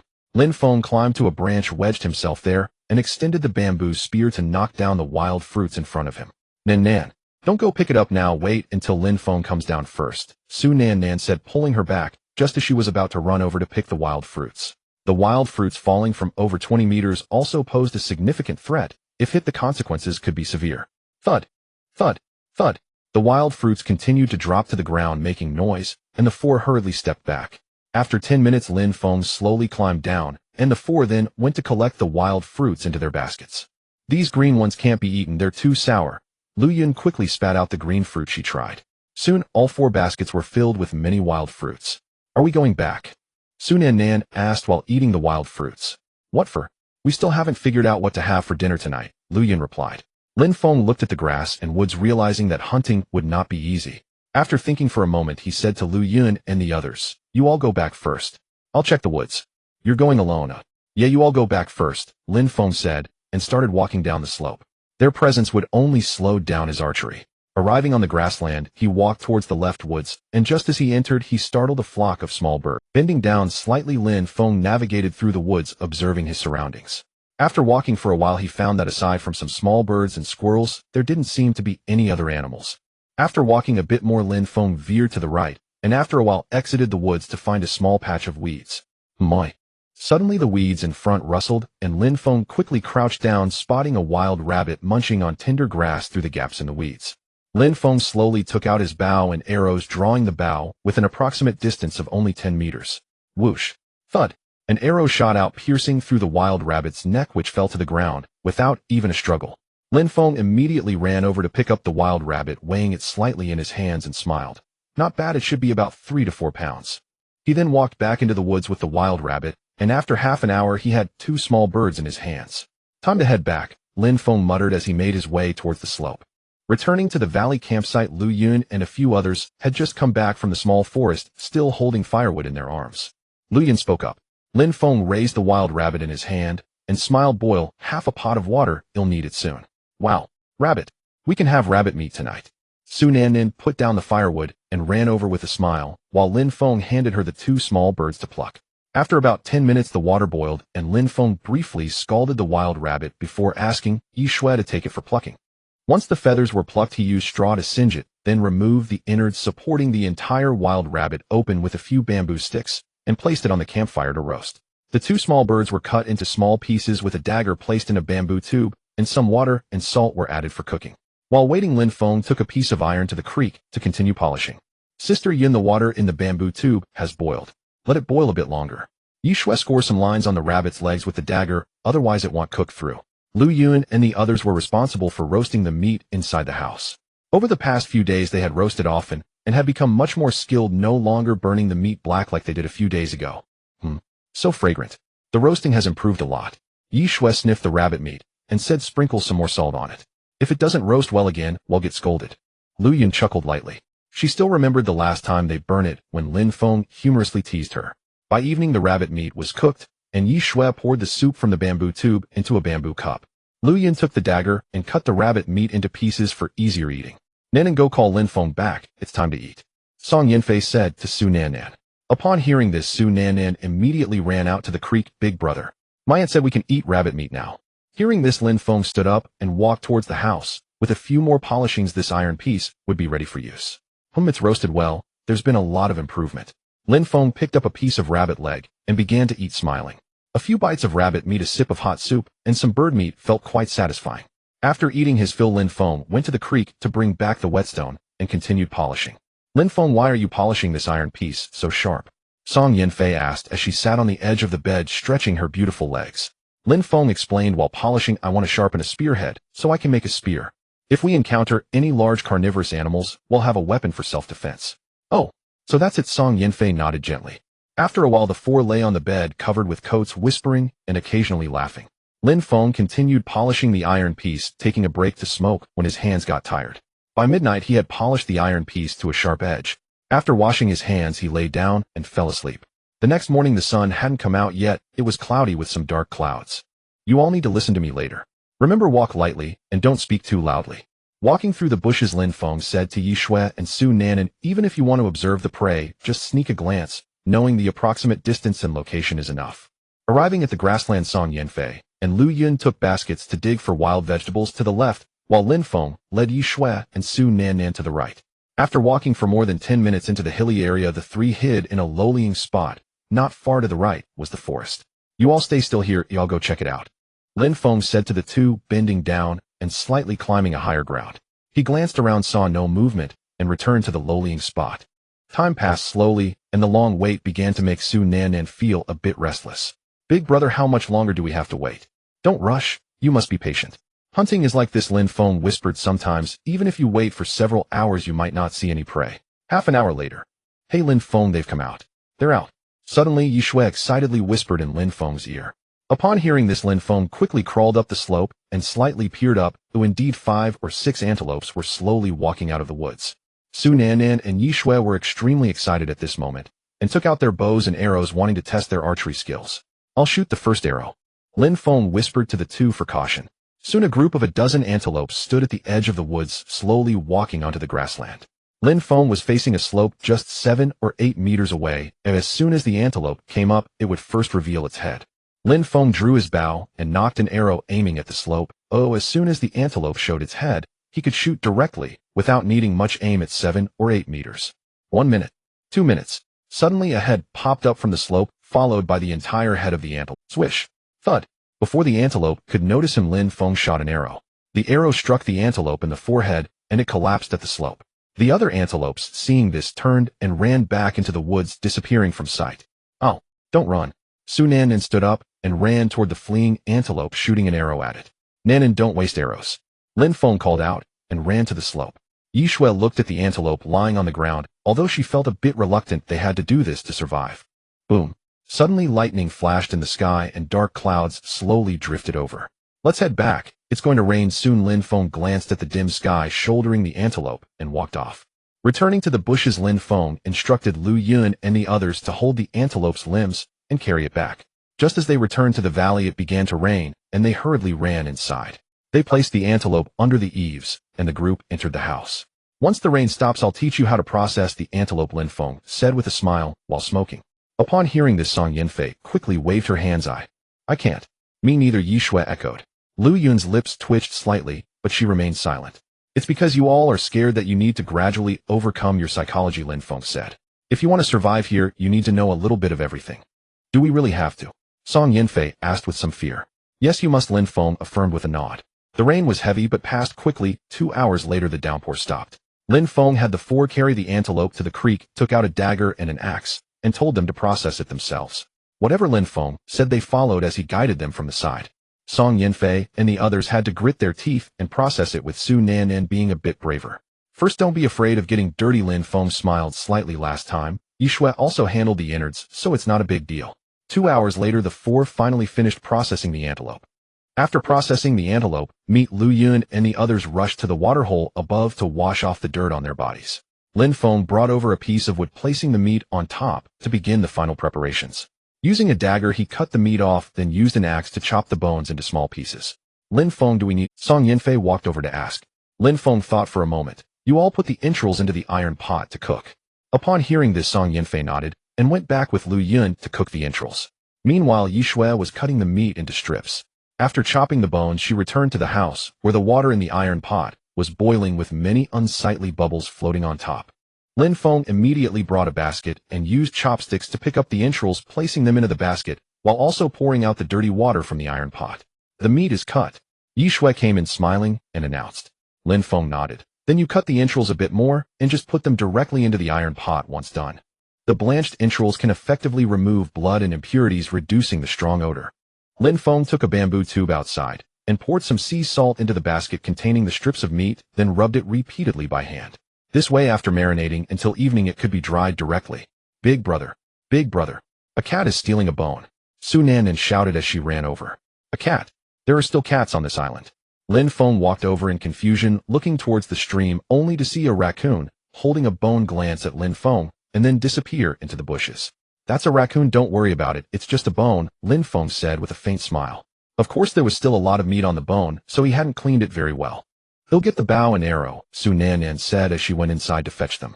Nan, Lin Feng quickly called out, don't hurt it, raccoons catch snakes. With it around, there won't be any venomous snakes here. Oh, so it catches snakes, huh? Then I'll let it go, hee hee, Su Nan said happily. Lin Feng smiled, and shook his head, took a bamboo stick, and chopped it into sections with an axe. He then split both ends, creating containers for food. Returning to the house, he stir-fried the entrails, adding a handful of wild onions followed by a bit of sea salt for seasoning. Once cooked, he immediately placed them into the bamboo tube. "It won't fit, bring your bamboo cups over too," Lin Feng said to Lu Yun and the others. He hadn't anticipated that the entrails, which seemed scarce, would yield so much after cooking. After stir-frying the entrails, he blanched the bones again, then boiled them with a bit of sea salt, and covered the "Hu." So fragrant "Hu." Su Nannan grabbed a piece of fatty intestine with her hand, and began chewing, finding it a bit too hot, causing her to keep moving it around in her mouth. "Next time use chopsticks, okay? Who taught you to grab it with your hands?" Song Yinfei scolded Su Nan. "Oh well, just this once, don't scold her anymore," Lu Yin interjected to defend Su Nannan. "It's not bad, it's much better than last time." "It's true, with salt and wild onions this time, how could it not be better?" Yi Shui agreed as she picked up a large piece of fatty intestine and nodded. "If only there were chili peppers it would be even better," Yi Shui said thoughtfully. Song Yinfei also picked up a piece of liver and began eating, gently nodding. It was indeed tastier than last time. The entrails alone were enough to fill all 5 of them, and they had only eaten one of the cooked bones. In the afternoon, Lin Feng asked Su Nannan to guard the meat and not let the raccoon steal it. He went to the small woods and searched for a long time before finding a somewhat heavy stick that fit perfectly in one hand and was straight. He brought it back to the grass, went inside the house, and took out a sharp piece of iron to attach it to the stick. The back end of the iron piece had a hook. Lin Feng directly hammered it into the stick with his axe, then tightly wrapped it with strong tree bark, creating a sturdy iron spear. The spear was 2 meters long with a sharp blade that could easily cut through thick wild boar skin. Practicing a set of spear techniques on the grass, Lu Yun watched him from the doorway, her eyes sparkling with a smile, secretly thinking, "This man really knows martial arts. I wonder how he is in other aspects. Big brother is so awesome." Su Nannan clapped her hands and shouted happily. "Lin Feng, are we going out later?" Yi Shui asked. Lin Feng shook his head. "It just rained, we should stay here this afternoon." "Great, then we can play here," Yi Shui said happily. "Playing is fine, but don't go far, just play nearby," Lin Feng instructed. "Big brother, can I play with it?" Su Nannan walked over, pointing at the spear. Lin Feng smiled slightly. "Of course, but be careful not to cut yourself on the spearhead." Saying this, he handed the spear to Su Nannan, who happily took it and ran to play with Yi Shui and the band. Where is Yinfei?" Looking inside the house, she found that Song Yinfei was not there. Lu Yun looked up. She went up to the cave above by herself. "You should go check on her." Lin Feng knew that Song Yinfei must be sitting at the cave entrance gazing out at the sea. He nodded and walked towards the slope.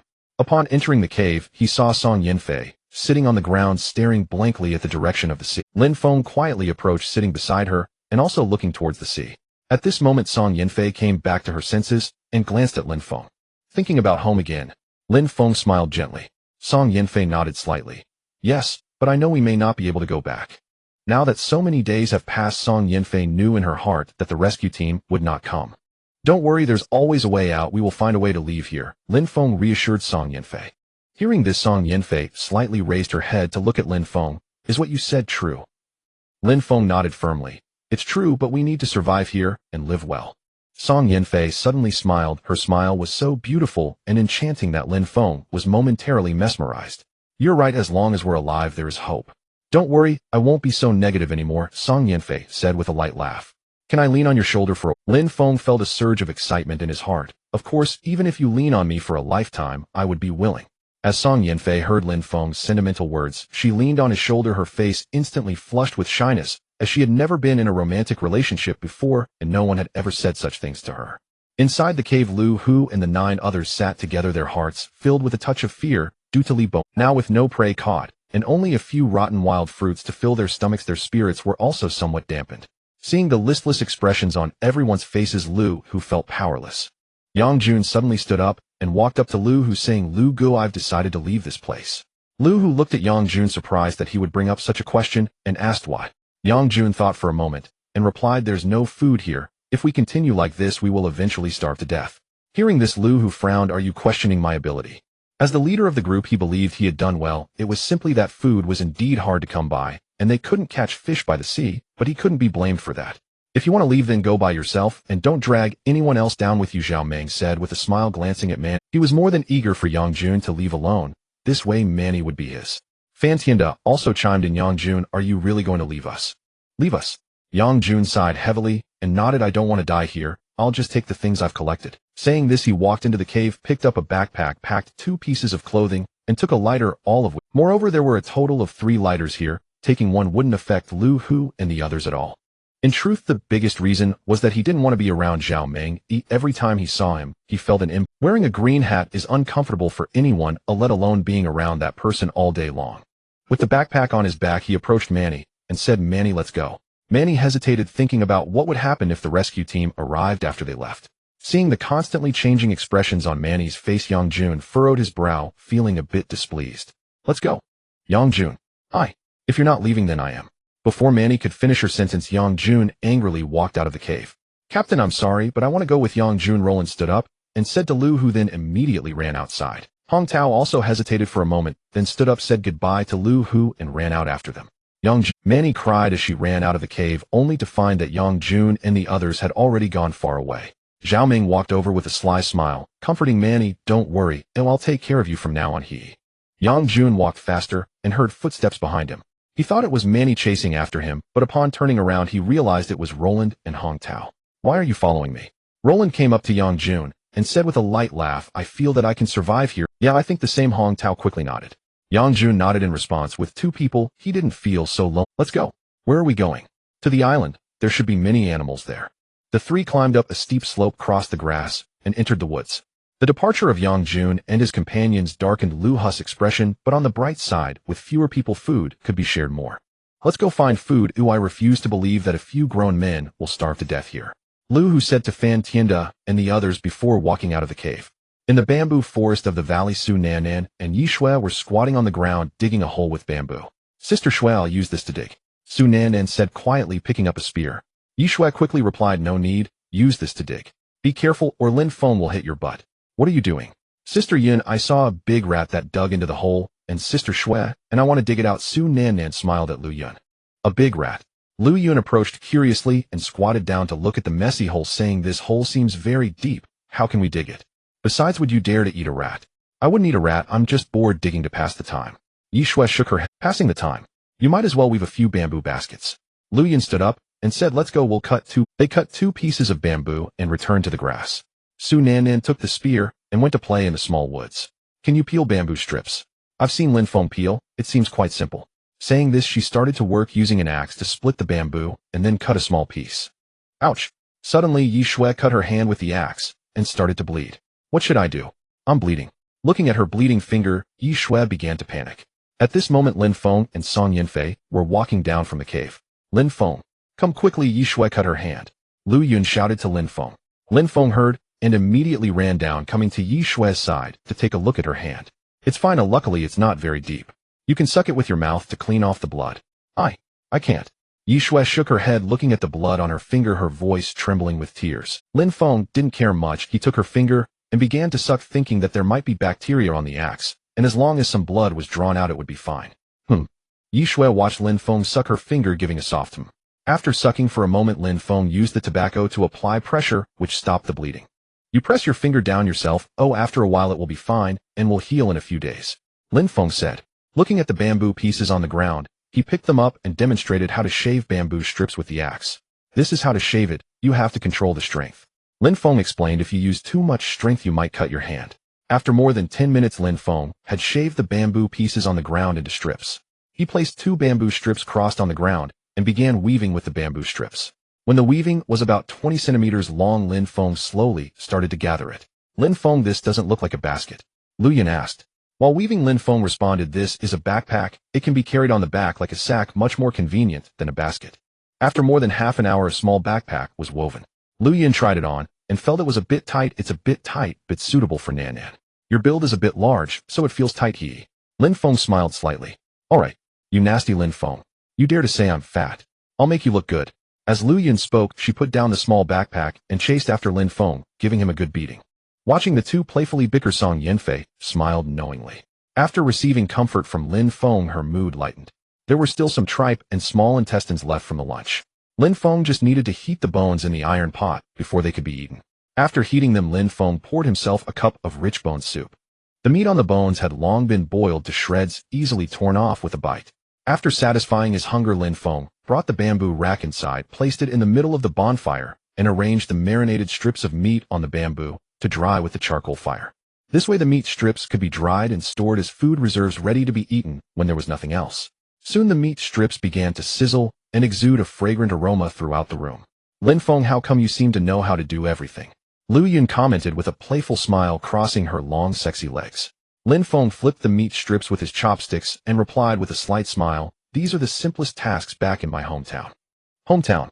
Is your hometown in the countryside? Lu Yun raised her head slightly to look at Lin Feng. Lin Feng nodded, gently placing the dried meat strips aside and adding some fresh ones. Let me help you, Yi Shui said as she walked over. Hey, no need, you should just sit aside, Lin Feng quickly responded. If you don't need my help, then I'm going to sleep, Yi Shui murmured, lying down on the bed.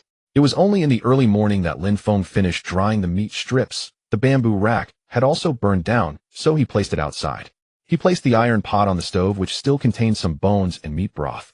Lin Feng added the ribs into it, intending to simmer it until the next morning. Finally, I can sleep now. Stretching his back, Lin Feng lay directly down on the bed and pulled the deer skin cover over him. At that moment, the room was dimly lit, with only a small charcoal fire burning. A new day quickly arrived with a clear sky and warm sunlight shining down into the valley. What beautiful weather today! Yi Shui stood on the grass basking in the sunlight. Lu Yun and Song Yanfei returned from washing up in the creek. Yi Shui strapped on a small backpack and held a bamboo spear, waiting for everyone to gather. Lin Feng also came out of the house carrying a bow and quiver with a dagger at his waist and a spear in hand. Let's go, Lin Feng said, and everyone walked down the slope towards the exit. Entering the woods, Lin Feng ventured alone into the thicket above to check on the snares. Ah, big brother, come quickly. Someone is stealing our wild chicken. Suddenly from the right thicket, Su Nan's shout pierced the air. Lin Feng's expression changed as he immediately ran towards the sound. So what if Lin Feng comes? We caught this wild chicken first. Exactly what does a lousy security guard count? If he shows up, I'll make him regret it. As Lin Feng arrived, he heard Zhao Meng and the others talking. Yanfei, Lu Yun, Yi Shui, Nen, you should all come back with us. Staying next to a security guard isn't fitting for you, Lu Hu said, smiling at the four girls. It lowers your status. Exactly, you should all come back with us, Zhang Quan added, his eyes filled with fantasies about Lu Yun, the alluring beauty. He finally found the four girls and was determined to take them all back today. Who stole our wild chicken? Lin Feng asked as he approached. Su Nen immediately pointed at Fan Tianda, who was holding the wild chicken, and yelled, Big brother. When we came to check the snares, we saw them taking the wild chicken down from the snares. This wild chicken was tangled in vines. We just happened to come across it, Zhao Meng said dismissively, looking at Lin Feng. With four strong men here, they were not afraid of Lin Feng alone. After all, two fists can't fight four hands. So what if it was your snare that caught it? Zhang Quan mocked. A lousy security guard, what status do you have? What status do we have? If this were Hongqing, I could easily call over 100 people to deal with you. Do you believe it? Hey, don't say that. Erase the deal. Oh, I can return the wild chicken to you, but the four of them have to come back with us, Lu Hu said, looking at Lin Feng with a smile. Upon hearing this, Lin Feng smiled slightly. All right. Lu Hu was instantly excited, feeling that as long as the four beautiful women returned with him, a mere wild chicken was nothing. Tianda, give it to him. Lu Hu turned to Fan Tianda and said. Fan Tianda walked over and handed the wild chicken to Lin Feng. Lin Feng took the wild chicken, smiling slightly, noting that it was still alive. Good. Then let's go, Lu Hu said to the four girls, smiling. However, Lu Yun and Yi Shui exchanged glances, stepping back behind Lin Feng, while Song Yanfei pulled Su Nen over to join them. Why would they walk with them and go hungry? The four girls weren't that foolish. What are you doing? Lu Hu called out as he saw them retreating. Lin Feng, I did promise you, but they don't want to go with you, so what can I do? Lin Feng shrugged and smiled lightly. It's not like I told them not to go with you. If you can command them, I have nothing to say. Lu Hu felt some anger rising within him, but Lin Feng indeed hadn't said anything. Huh. Lu Hu sighed deeply and turned to Lu Yun and the others, saying, Come back with me, and I promise the first meal will be yours. How about it? Lu Yun looked at Lu Hu and said, Lu Hu, we will not go with you, so give up on that idea. Exactly, are we going to starve if we follow you back? You should leave, don't waste your breath here. We will not leave, Lin Feng, Song Yanfei spoke to the four girls. Lin Feng watched from the side, a slight smile at the corner of his mouth. You? Lu Yun and Song Yanfei's words embarrassed Lu Hu, making him so angry that he could only stare in frustration. Lin Feng, I can give you a chance to come with us, Lu Hu said, looking at Lin Feng. He knew that if Lin Feng agreed to go with them, then Song Yanfei and the others would follow. Lin Feng shook his head with a smile. Sorry, I never thought about going with you. Bastard. You're being Zhao Meng walked over and pointed at Lin Feng, cursing. You, a lousy security guard, are occupying for beauties. What ability do you have? Exactly. Lu, stop wasting your breath on him. I can't believe we can't take him down. Zhang Quan also stepped up shouting. At that moment Fan Tianda walked over and stood in front of Lin Feng, the atmosphere tense. Lu Yun and the others stepped back in fear, while Song Yinfei hugged Su Nan. Lin Feng looked at the four girls with a slight smile, clearly not taking them seriously as he handed the wild chicken and bao and spear to Yishui. Come on. Are you going to come one by one or all four at once? I can handle it all. Lin Feng boldly challenged the four, pointing at them. Lu Hu glared fiercely at Lin Feng, knowing that on his own he would certainly be no match. Perhaps with the four of them together there might still be a chance. As long as they took down Lin Feng, the four from Lu Yun would have no choice but to follow them. Zhao Meng and the others felt a surge of anger upon hearing Lin Feng's words, their fists clenched tightly. Everyone attacked together. Lu Hu shouted, raising his fist to strike at Lin Feng's face. Oomph! Lin Feng coldly snorted, countering with a punch of his own. Opt! Lu Hu cried out in pain, instantly clutching his injured fingers with his other hand. Zhao Meng and the others also threw punches. Lin Feng tilted his head, swiftly dodging and appearing behind the three, grabbing the collars of Zhang Quan and Fan Tianda and pulling them back. Bang! Opt! The two collapsed to the ground immediately. Die! Zhao Meng turned around and shouted, sweeping his leg toward Lin Feng. Lin Feng stood still, waiting for Zhao Meng's kick to approach before reaching out to grab his foot, then delivering a kick to Zhao Meng's abdomen. Bang! Opt!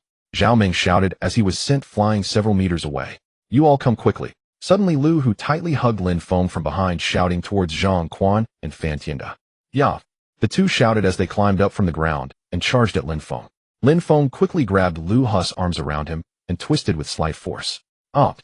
Lu Hu cried out in pain, and then Lin Feng reached behind him, grabbing his hair and executing a shoulder throw, slamming him into Zhang Quan and Fan Tianda. The three lay on the ground, groaning in pain. Just you. I haven't even started warming. Lin Feng, you're amazing. Su Nan exclaimed, clapping her hands in delight. Lin Feng, die. Lin Feng, be careful. Zhao Meng brandished a Nepalese knife, rushing forward and leaping to slash down at Lin Feng's head. If struck, Lin Feng's head would be cleaved open like a watermelon. Seeing Zhao Meng wield the knife, Song Yinfei and the others turned pale, screaming. Huh! Lin Feng shouted, channeling his strength into his palms, raising them to firmly clamp down on the descending blade. How is this possible? Zhao Meng widened his eyes in disbelief as he saw Lin Feng catch his full strength. Lin Feng glared at Zhao Meng, recognizing the intent to kill him. Seeking death. Lin Feng sneered, delivering three powerful kicks to Zhao Meng's chest, sending him flying. Crack! Bang! Poof! Zhao Meng was sent flying 5 or 6 meters, collapsing on the ground, blood spilling from his mouth. Several of his ribs were broken, and soon he lost consciousness. Lin Feng looked expressionlessly at Zhao Meng. He never held back against those who wished him dead. Glancing at the Nepalese knife in his hand, he stabbed it into the ground and approached Lu Hu and the others, mocking, still want to fight? No more fighting, no more fighting.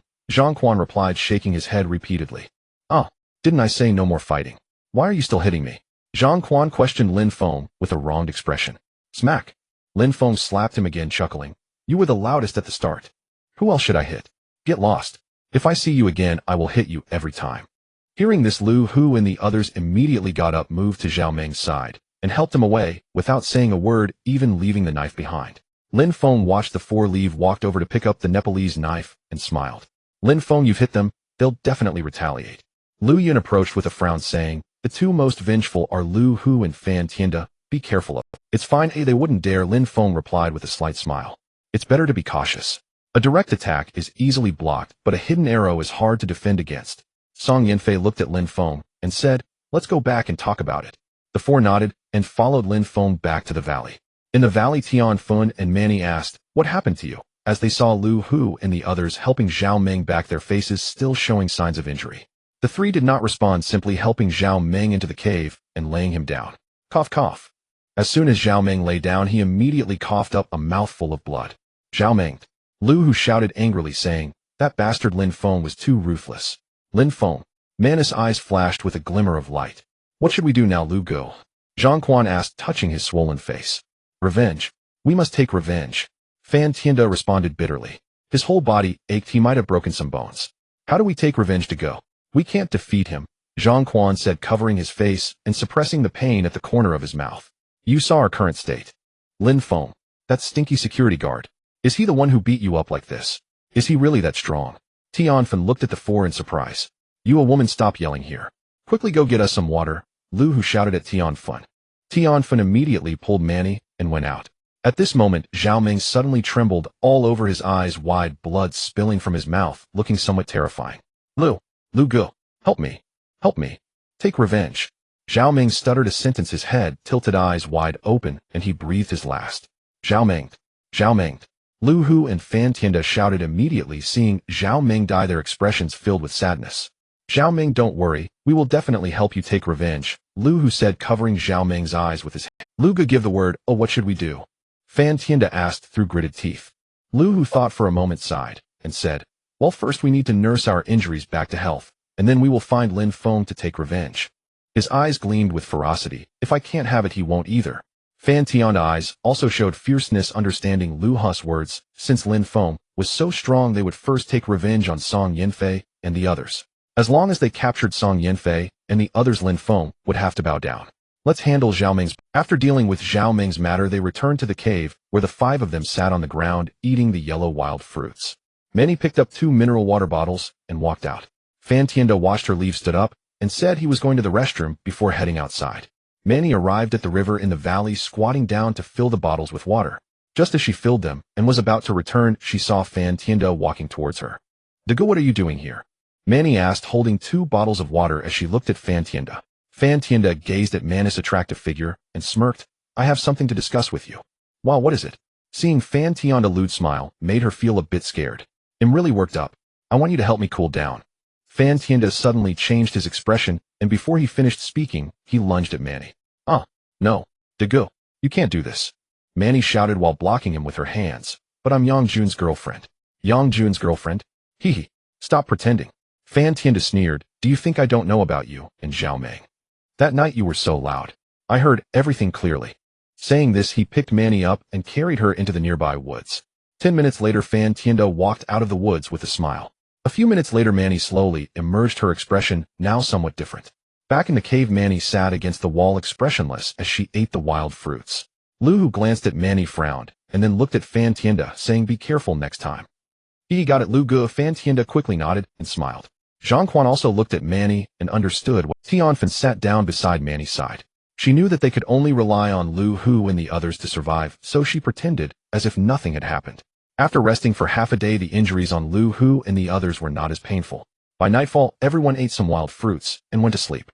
Early the next morning, as dawn broke, Lu Hu and the others were still fast asleep. Manny opened her eyes, slowly sat up, and glanced at the 3 sleeping inside before getting up.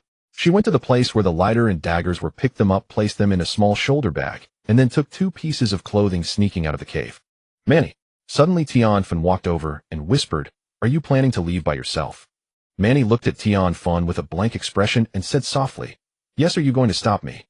Tianfen shook her head. Can you take me with you? She knew that if Manny left, she would become the outlet for Lu Hu and the others' anger, so she also wanted to leave. After hearing this, Manny nodded slightly, and the 2 of them walked out of the cave together. An hour later, Lu Hu was the first to wake up. After a night of rest, his injuries had mostly healed, but his fingers still throbbed with pain. Tianfen, bring me some water, Lu Hu shouted outside. Usually when he called out like this, Tianfen would bring the water over shortly. After waiting for 2 minutes without seeing Tianfen bringing the water, Lu Hu shouted again, Tianfen, can you hear me? Hurry and bring the water. A minute passed, and seeing that Tianfen still hadn't come, Lu Hu angrily stood up and walked over to check. There was no one on the ground, not even Manny. Could she have gone out to fetch water? Lu Hu scratched his head and muttered. Suddenly his expression changed drastically. The 2 lighters and 2 short daggers that had been on the rock were gone, and the shoulder bag in the corner was also missing. Zhang Quan. Tianda. Wake up. Something's wrong. Lu Hu rushed inside, kicked the 2 of them. Lu Gu, what happened? Fan Tianda asked as he groggily sat up. Zhang Quan also got up, looking at Lu Hu, clueless about what had happened. Still sleeping? Manny and Tianfen, those 2 bitches stole the lighters and daggers. Hurry and follow me to chase them. Lu Hu scolded the 2 and ran out of the cave, hoping that the 2 hadn't gone far. Hearing this, Fan Tianda and Zhang Quan instantly lost all their sleepiness and followed him out. The 3 of them searched nearby, but found no trace of the 2, so they sat down on a rock to rest. It's all your fault. If you hadn't done that to Manny, would she have run away? Lu Hu scolded Fan Tianda. Fan Tianda felt it wasn't his fault and quickly replied, hey Lu Gu, this isn't my doing. Manny was already messing around with Zhao Ming. Why didn't she run back then? Lu Gu, I think the Gu has a point. Zhang Quan nodded and supported Fan Tianda. Lu Hu was boiling with rage and shouted, so what do we do now? Without fire and knives, even if we catch prey, are we supposed to eat it raw? Hearing this, the two were momentarily speechless, unsure what to say. Lu Go, I think the two haven't run far yet. I suggest we search now, or we might still catch them, Fan Tian suggested. Upon hearing this, Lu Hu shouted, everyone split up to search. We have to catch them. As soon as he finished speaking, the three of them headed off in 3 different directions. Zhang Quan ran towards the seaside, went directly up, and searched along the coastline. By 3 o'clock in the afternoon, the three returned to the cave exhausted, grabbing wild fruits to eat. Lu Go, what do we do now? Zhang Quan asked, having drained a bottle of water while looking at Lu Hu. Lu Hu glanced inside the cave. Now there were only a few suitcases and 3 pieces of clothing left, nothing else. He let out a bitter laugh. I have no idea what to do now, sigh. He couldn't understand how things had turned out this way, with everyone wanting to leave him. Hey Lu Go, I have an idea, Fan Tian suddenly said with a smile. What idea? Quick, tell me. Lin Feng. Fan Tian laughed heartily. Yes, Lin Feng must have fire, and the axe and Nepalese knife are with him, along with Song Yinfei and the others. Lu Hu suddenly remembered that as long as he took down Lin Feng, all those things, including the women, would be his. But we don't know where they live, Zhang Quan said. Hee, you're so foolish. They appeared in the woods, so they can't be far from where they stay. Fan Tian smirked. Lu Gu, as long as we capture one of Lu Yun's 4 Lin Feng, will definitely cooperate. At that time we can take advantage of their unpreparedness and kill him. Alright, it's settled. Lu Hu slapped his thigh and laughed. As long as we catch one of them, we can threaten Lin Feng for the knife, and then... Tonight we rest well, and tomorrow morning we'll go to the woods to find them. That night the moon was bright, and the stars were few, with some insects chirping among the cracks in the stones.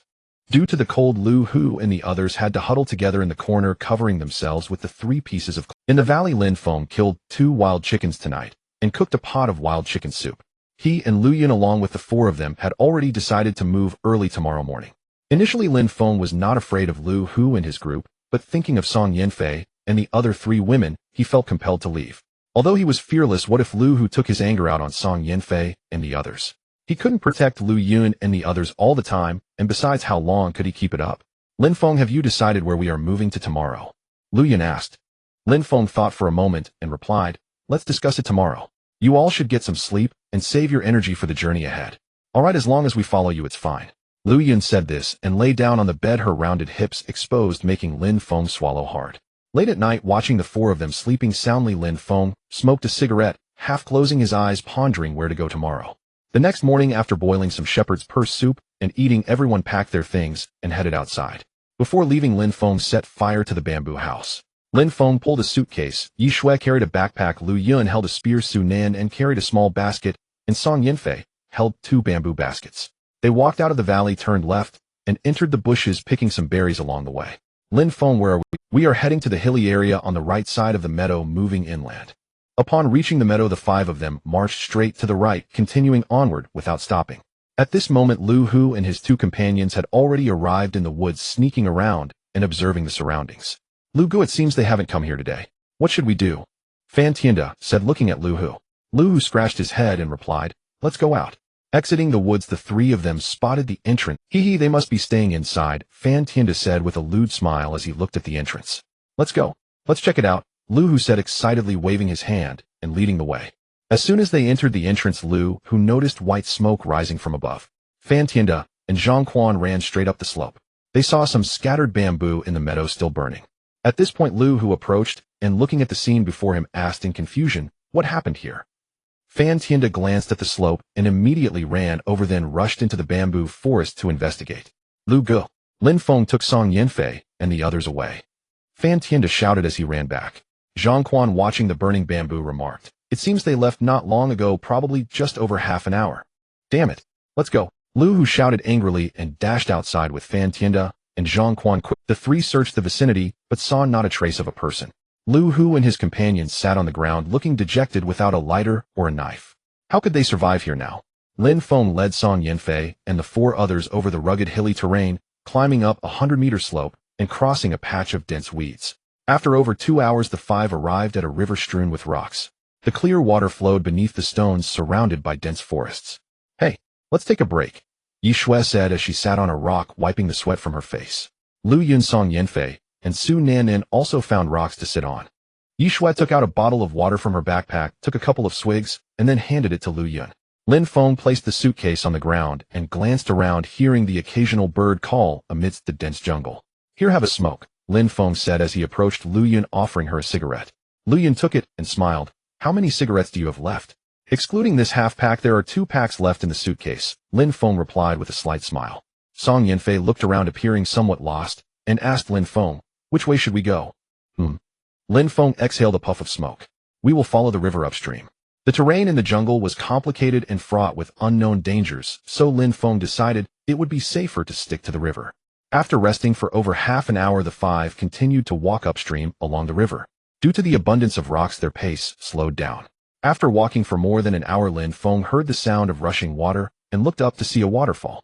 The waterfall cascaded from a cliff dozens of meters high, and there was no path forward. Lin Feng had no choice but to lead them into the jungle, pulling out his Nepalese army knife to clear the way.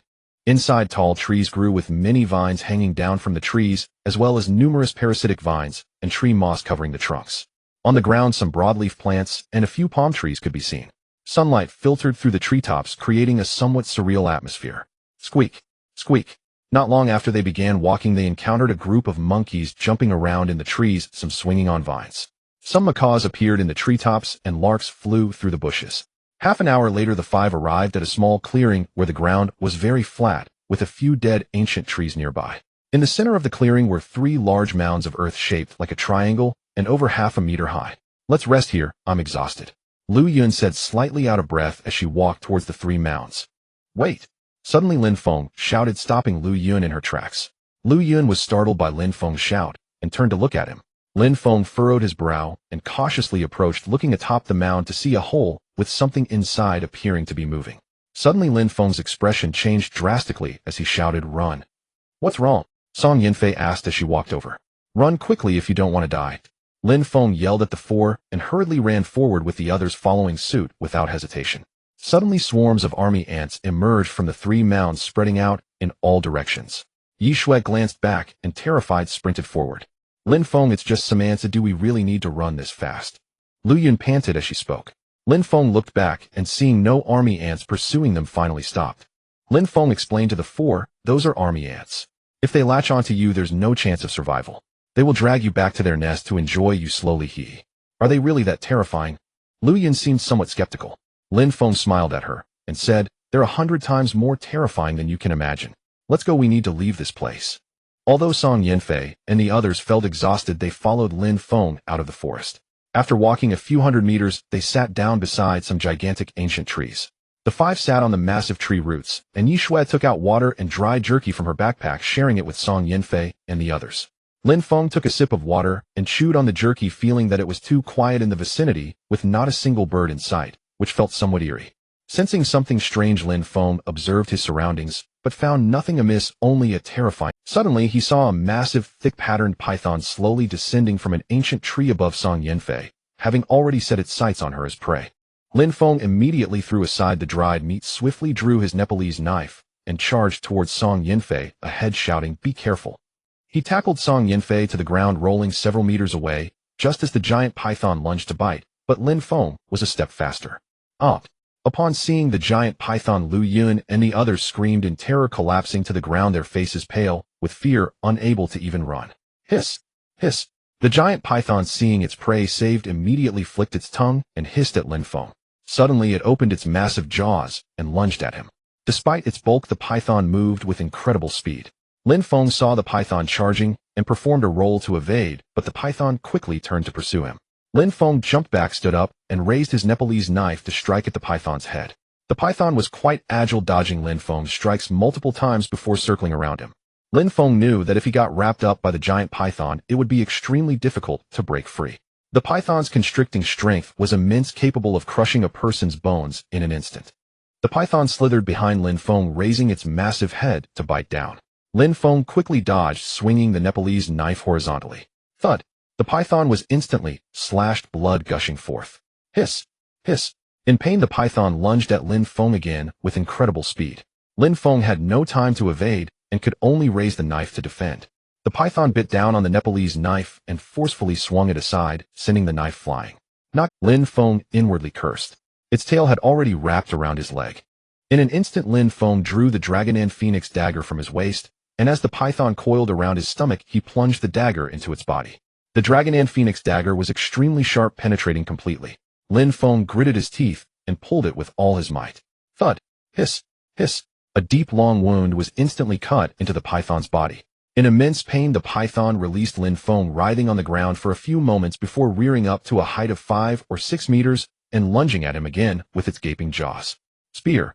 Lin Feng immediately ran ahead and shouted to the 4 people behind the tree. Upon hearing this, Yi Shui quickly grabbed a spear from the ground and threw it towards Lin Feng.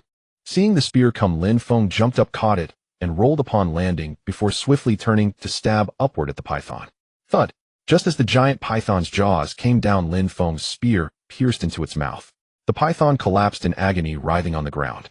Lin Feng immediately ran over, picked up the Nepalese knife from the ground, and jumped onto the python's body, hacking away wildly. Before long, the 10-meter-long python was cleaved in two. Looking at the dead python, Lin Feng let out a sigh of relief and sat down on the ground. Lin Feng, Song Yanfei, and the others rushed over, helping him to sit at the base of a tree. Lu Yan looked at the giant python on the ground, feeling a wave of fear. It was the first time she had seen such a large snake. Water! Song Yanfei handed Lin Feng a bottle of mineral water, feeding him a sip. We can't stay here long, we should leave quickly. Lin Feng stood up and said, then went to the python's mouth, pulled out the spear, and after tidying up the 5 of them, immediately left. Lin Feng was in a hurry to leave because he didn't know if there were other giant pythons nearby. Lin Feng, how did this snake grow so large? Song Yanfei asked, still shaken.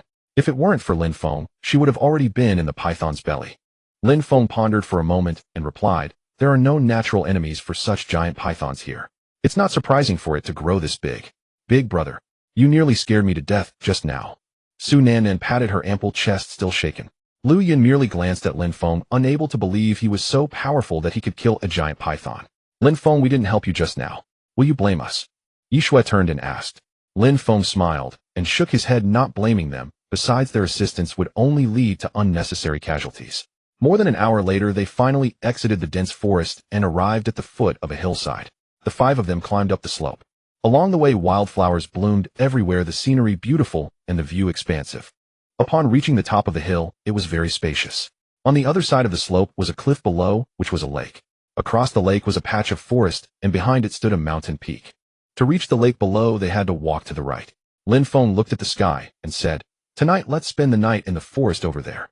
Upon hearing this, the 4 nodded and followed Lin Feng to the right. After walking for a while, they headed down the slope and directly into the woods. Crossing the grassy area, they entered the woods. Lin Feng checked around the area, finding no dangers before sitting down in a clearing between 3 trees. Song Yanfei and the others went to gather some firewood. Lin Feng took a knife and chopped down some branches, building a simple shelter in the clearing, and also brought back some palm leaves to place inside. Here, have some of this. Lin Feng took out 3 palm hearts and handed them to Song Yanfei and the others. What is this? Song Yanfei asked, looking at the palm heart in her hand. Lin Feng smiled slightly. This is palm heart, eat up, it's not poisonous. Song Yanfei took a gentle bite, chewed a few times, nodded and smiled. Not bad, quite tasty with a hint of sweetness. Auntie, let me have a bite. Su Nan snatched the palm heart from Song Yanfei's hand and finished it in a few bites. Where did you find this? Is there more? Lu Yan looked at Lin Feng and asked. Lin Feng shook his head. No more, there were only a few palm trees, and I've cut them all down. While it was still dark, Lin Feng walked out of the woods, walked on the grass, and arrived at the lake's edge. The lake was vast and oval-shaped with several raised soil mounds in the middle, about 10 square meters in area, covered with dense aquatic plants. Lin Feng also spotted a few wild ducks, leading a group of ducklings emerging from the thick water plants, swimming on the lake's surface in search of food. Not far from the lake's edge, there were also several long-legged water birds foraging. After watching for about 10 minutes, Lin Feng returned to the woods.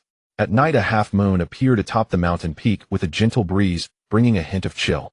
Lin Feng sat beside the campfire, resting with his back against a tree trunk, his eyes closed, with a spear and a Nepalese knife placed nearby for safety. In the deep of night, Lin Feng was awakened by the cold. Upon looking, he realized that the campfire was nearly extinguished, so he hurriedly added some firewood. Suddenly, a sound broke the silence. Lin Feng lifted his head to see in the dim moonlight an owl carrying a small mouse flew to a branch, its round eyes glancing at him. Lin Feng rubbed his eyes, took out a cigarette, and placed it in his mouth, lighting it with a burning branch.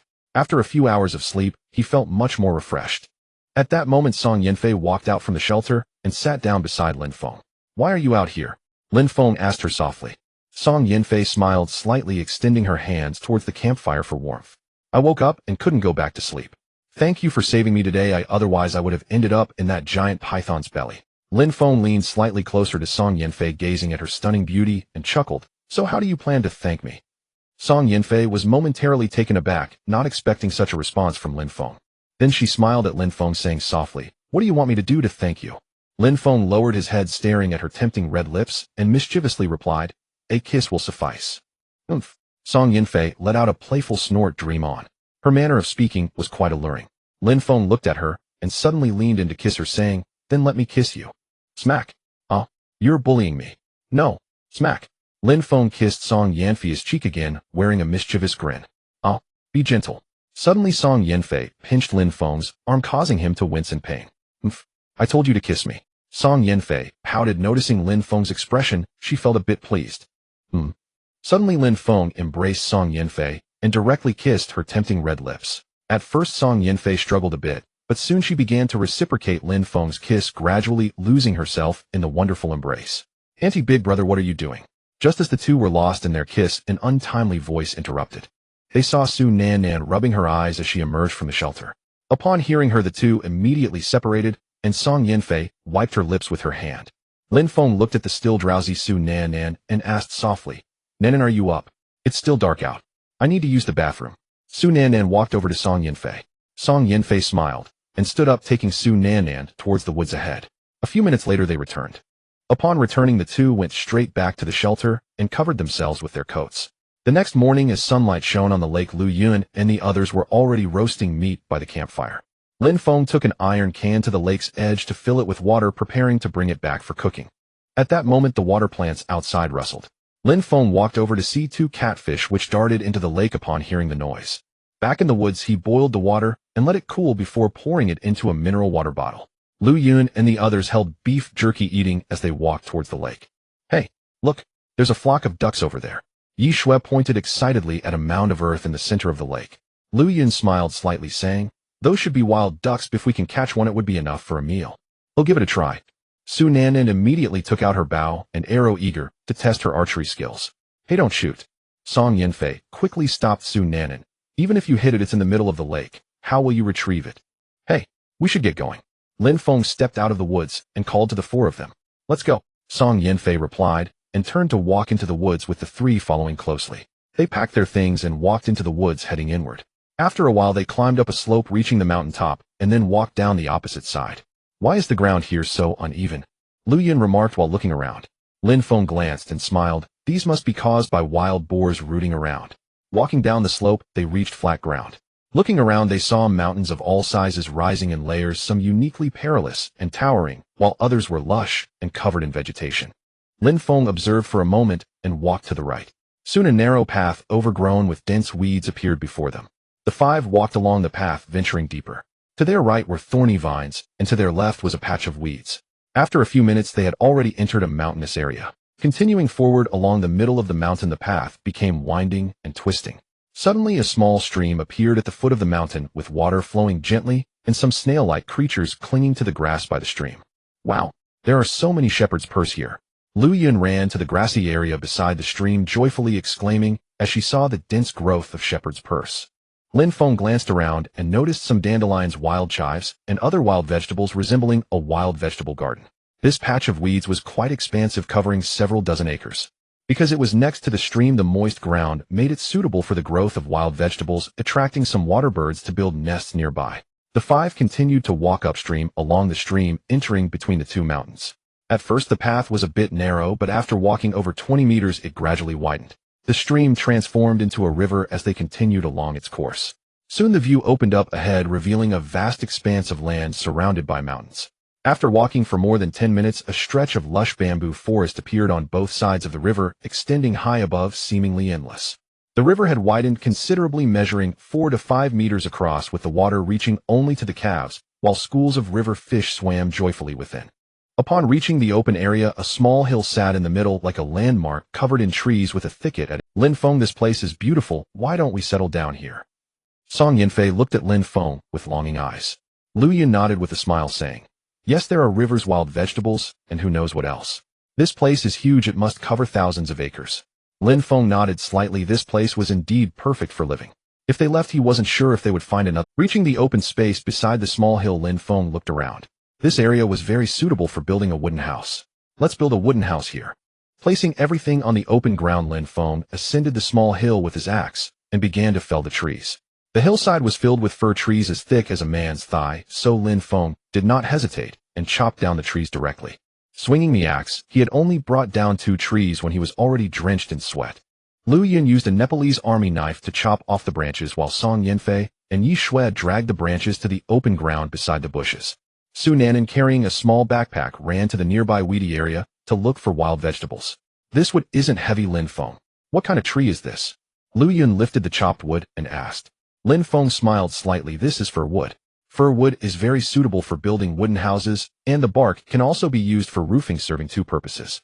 By noon, after several hours of chopping, a pile of over 10 fir trees had accumulated at the foot of the mountain, each of which could be cut into 4 tundra-long logs. The 5 sat on the ground, eating wild vegetables and drinking soup, discussing how to build the wooden house. Shall we start building it directly later? Lu Yun asked after taking a sip of the wild vegetable soup. Lin Feng shook his head. Building a wooden house can't be done in just a day or 2. This afternoon we will go to the riverside to chop some bamboo, to build a shelter first, so we have a place to sleep tonight. Lu Yun slapped her forehead. Right. We don't even have a place to sleep tonight. After eating their fill, they rested for an hour, and Lin Feng took Song Yanfei and the others to the riverside. They'll chop it down, and you guys just drag it back, Lin Feng said, picking up his knife to chop bamboo. In about 5 minutes, he had felled 10 bamboo poles, with each person dragging back 2. Digging holes, burying bamboo, and building the framework under Lin Feng's guidance, Lu Yun and the others diligently constructed the shelter. Lin Feng also shaved off some bamboo strips and tied some bamboo pieces onto the roof. Then they went to the fir trees, cutting a lot of fir bark to use for the roof. After more than 2 hours, a shelter measuring 5 meters long and over 2 meters wide was completed, surrounded by bamboo pieces, with only one entrance left in the middle. With the shelter finished, they immediately placed boxes and other items inside. Lin Feng brought in some bark. The outer layer of the fir bark consists of soft fibers, making it comfortable to sleep on. Lin Feng, come out quickly. What is that? At this moment, Yi Shui's voice called from outside. Hearing this, Lin Feng rushed out, following the direction of Yi Shui's finger, and saw 2 or 3 wild boars heading into the mountain. It's wild boars! Lin Feng exclaimed with joy, immediately slinging his bow and arrow over his shoulder and grabbing his spear to head towards the direction where the wild boars disappeared. Upon reaching the grassy area, he found fresh soil turned up by the wild boars as they searched for roots to eat. A narrow path was lined with wild boar footprints extending further in. Lin Feng cautiously followed the path inward. He was aware of the ferocity of wild boars and certainly dared not confront them. He could only rely on his wits. After walking for a while, Lin Feng discovered a hollow in the mountain. To his right, in a low grassy area, there was a muddy pool, which was likely where the wild boars frequently rolled in the mud. On the left was a forest growing some palm trees and ferns with broadleaf plants scattered about the ground, disturbed by the wild boars. Those are papaya trees. Suddenly Lin Feng spotted 2 papaya trees growing in the low area and hurried over. He saw the trees laden with papayas, a few of which were orange-yellow and fully ripe. Lin Feng quickly used his spear to cut down the ripe papayas. By this time the wild boars had long vanished, and Lin Feng had no choice but to return with 4 large papayas. I'm back. Look what I brought. As soon as he returned to the shelter, Lin Feng exclaimed with joy. Lin Feng, what fruit are you holding? Yi Shui was the first to come over and ask. Lin Feng smiled slightly. Could it be that you don't even recognize papayas? Papayas? Is this how they look? Yi Shui thought for a moment. Indeed, she had never seen a papaya. Back in the shelter, Lin Feng used a knife to slice one papaya, and a rich aroma of papaya immediately filled the air. Wow! This smells so good, it must taste delicious, Su Nan said with a cheerful smile. Lin Feng smiled slightly and said, eat it just like you would a cantaloupe. As soon as Lin Feng finished speaking, the 4 immediately picked up the fruit to eat. The texture is sweet, soft, juicy, and incredibly delicious. Lu Yun nodded repeatedly in admiration after taking a few bites. Song Yanfei and the others nodded as well. The papaya was indeed tastier than many other fruits. In no time, 1 papaya was devoured and Lin Feng sliced another. Big brother, can these seeds be planted? Su Nan asked, looking at the papaya seeds on the ground. Lin Feng nodded. Just scatter them on the weedy ground, and as long as no animals eat them, they will take root and sprout. After eating the papaya, Lin Feng returned to the forest to chop wood. An hour later, the sky gradually darkened, and the sun was nearly set. Back in the shelter, Song Yanfei had already started a campfire, and a pot was boiling with shepherd's purse. Lin Feng, there aren't many meat strips left. If we have 1 meal tomorrow, there will be none left, Yi Shui said to Lin Feng. Lin Feng nodded gently if food was scarce now, and relying solely on wild vegetables would not suffice. At this moment, he thought of the wild boars in the hollow. If he could catch one, it would be enough for them to eat for a week. But how could he catch one? That was a major problem. Digging a trap. Without tools, digging a pit about 3 meters deep would take considerable time. Lin Feng rubbed his head and took out a cigarette to smoke. Suddenly, he noticed the 2 papayas in the basket. A glint of inspiration flashed in his eyes, and he thought, got it. Use papayas as bait. The wild boars should come to eat them. As night fell, everyone held bamboo cups using chopsticks to pick up shepherd's purse to eat, while sipping the soup. In the cold night, sipping a few hot bowls of soup warmed them up, making it easier to fall asleep. After eating her fill, Su Nan kept staring at the 2 papayas. Those are for eating tomorrow morning. Don't think about them tonight. Lu Yun laughed, patting Su Nan's head. Hearing this, Su Nan pouted and murmured, I was just looking you. I wasn't thinking of eating them now. After a long day of hard work, everyone chatted for a bit after eating their fill before going to sleep. In the pitch-black night, Lin Feng sat by the campfire, still faintly hearing sounds of animals moving outside. After 2 hours, the moon slowly rose, and the entire valley instantly became a bright white expanse. Lin Feng lay on the fir bark, slowly closing his eyes. In the deep of night, the campfire gradually dwindled, soon extinguishing, leaving only glowing charcoal. The next morning, when the first rays of sunlight streamed into the valley, Song Yinfei and the others were already up. There was still a hint of chill in the air, and Lin Feng was the first to light a fire, while Lu Yun took down a papaya and cut it into small pieces with a knife. Su Nan held a piece of papaya in her hand with the seeds in her right hand and gently scattered them in the nearby patch of weeds. In the weedy area, there were mouse holes of various sizes everywhere, as well as paths where mice had scurried out. Lin Feng arrived at an open space and drew 6 circles on the ground. You just need to dig pits inside the circles. How deep should we dig? Lu Yun asked. Lin Feng thought for a moment, just deep enough to bury your lower legs. After giving instructions to the 3, Lin Feng took his spear and walked toward the valley ahead. Upon reaching the valley, he picked a papaya and went to a large tree. There was a thick branch sticking out from the tree about 3 or 4 meters high. Lin Feng directly placed the papaya under the branch and smashed it, then climbed up the tree with his spear. Slowly walking out onto the thick branch, Lin Feng sat down where 2 branches split and began to wait patiently. Half an hour later, he sat motionless on the branch, constantly observing the surroundings. Just as Lin Feng took out a cigarette, he saw a wild boar emerge from the valley and walk to a waterhole in the grass to take a few sips. Suddenly, it seemed to catch a whiff of something, raising its head to sniff left and right. Lin Feng slowly stood up, gripping his spear tightly, remaining motionless on the branch. Soon the wild boar caught the scent of the papaya and headed straight for the big tree. Lin Feng felt a bit nervous as he watched the approaching wild boar, which looked to weigh around 70 to 80 pounds. Not too large. The wild boar quickly reached the branch below, continuously eating the papaya. Lin Feng seized the opportunity and hurled his spear down fiercely at the boar's head. Thud! Oink! The spear directly pierced the wild boar's back, driving all the way through. The wild boar squealed madly, thrashing around, and after running for several meters, it stumbled and quickly fell into a thicket beside the grass. As the squealing grew quieter, the wild boar moved its limbs a few times before coming to a stop. Lin Feng immediately climbed down the tree and rushed to the thicket, watching the now lifeless boar before approaching. Lin Feng glanced into the valley, fearing other wild boars might come, and hurriedly shouldered the boar to head out. Su Nan was digging in the dirt when she suddenly saw Lin Feng returning with something on his back and ran over. Oh, it looks like Lin Feng has caught some prey. Lu Yun noticed Su Nan running over and glanced in her direction. Yishui squinted her eyes and remarked that prey seems quite large. After a moment, they saw Lin Feng returning with the wild boar on his back, with Su Nan happily following behind. Lin Feng, is that a wild boar? How did you catch it? Lu Yun approached, and upon discovering it was a wild boar, asked in surprise. Lin Feng placed the boar on the ground and smiled slightly, saying it's largely thanks to the papaya, huh? This must weigh at least 100 pounds, right? This wild boar is really big. Song Yinfei squatted down and stroked the boar's fur in astonishment. Lin Feng replied with a smile, this isn't considered big. Some wild boars can grow to several hundred pounds, but those kinds are also very dangerous. How's the digging going? Almost done, Lu Yun responded.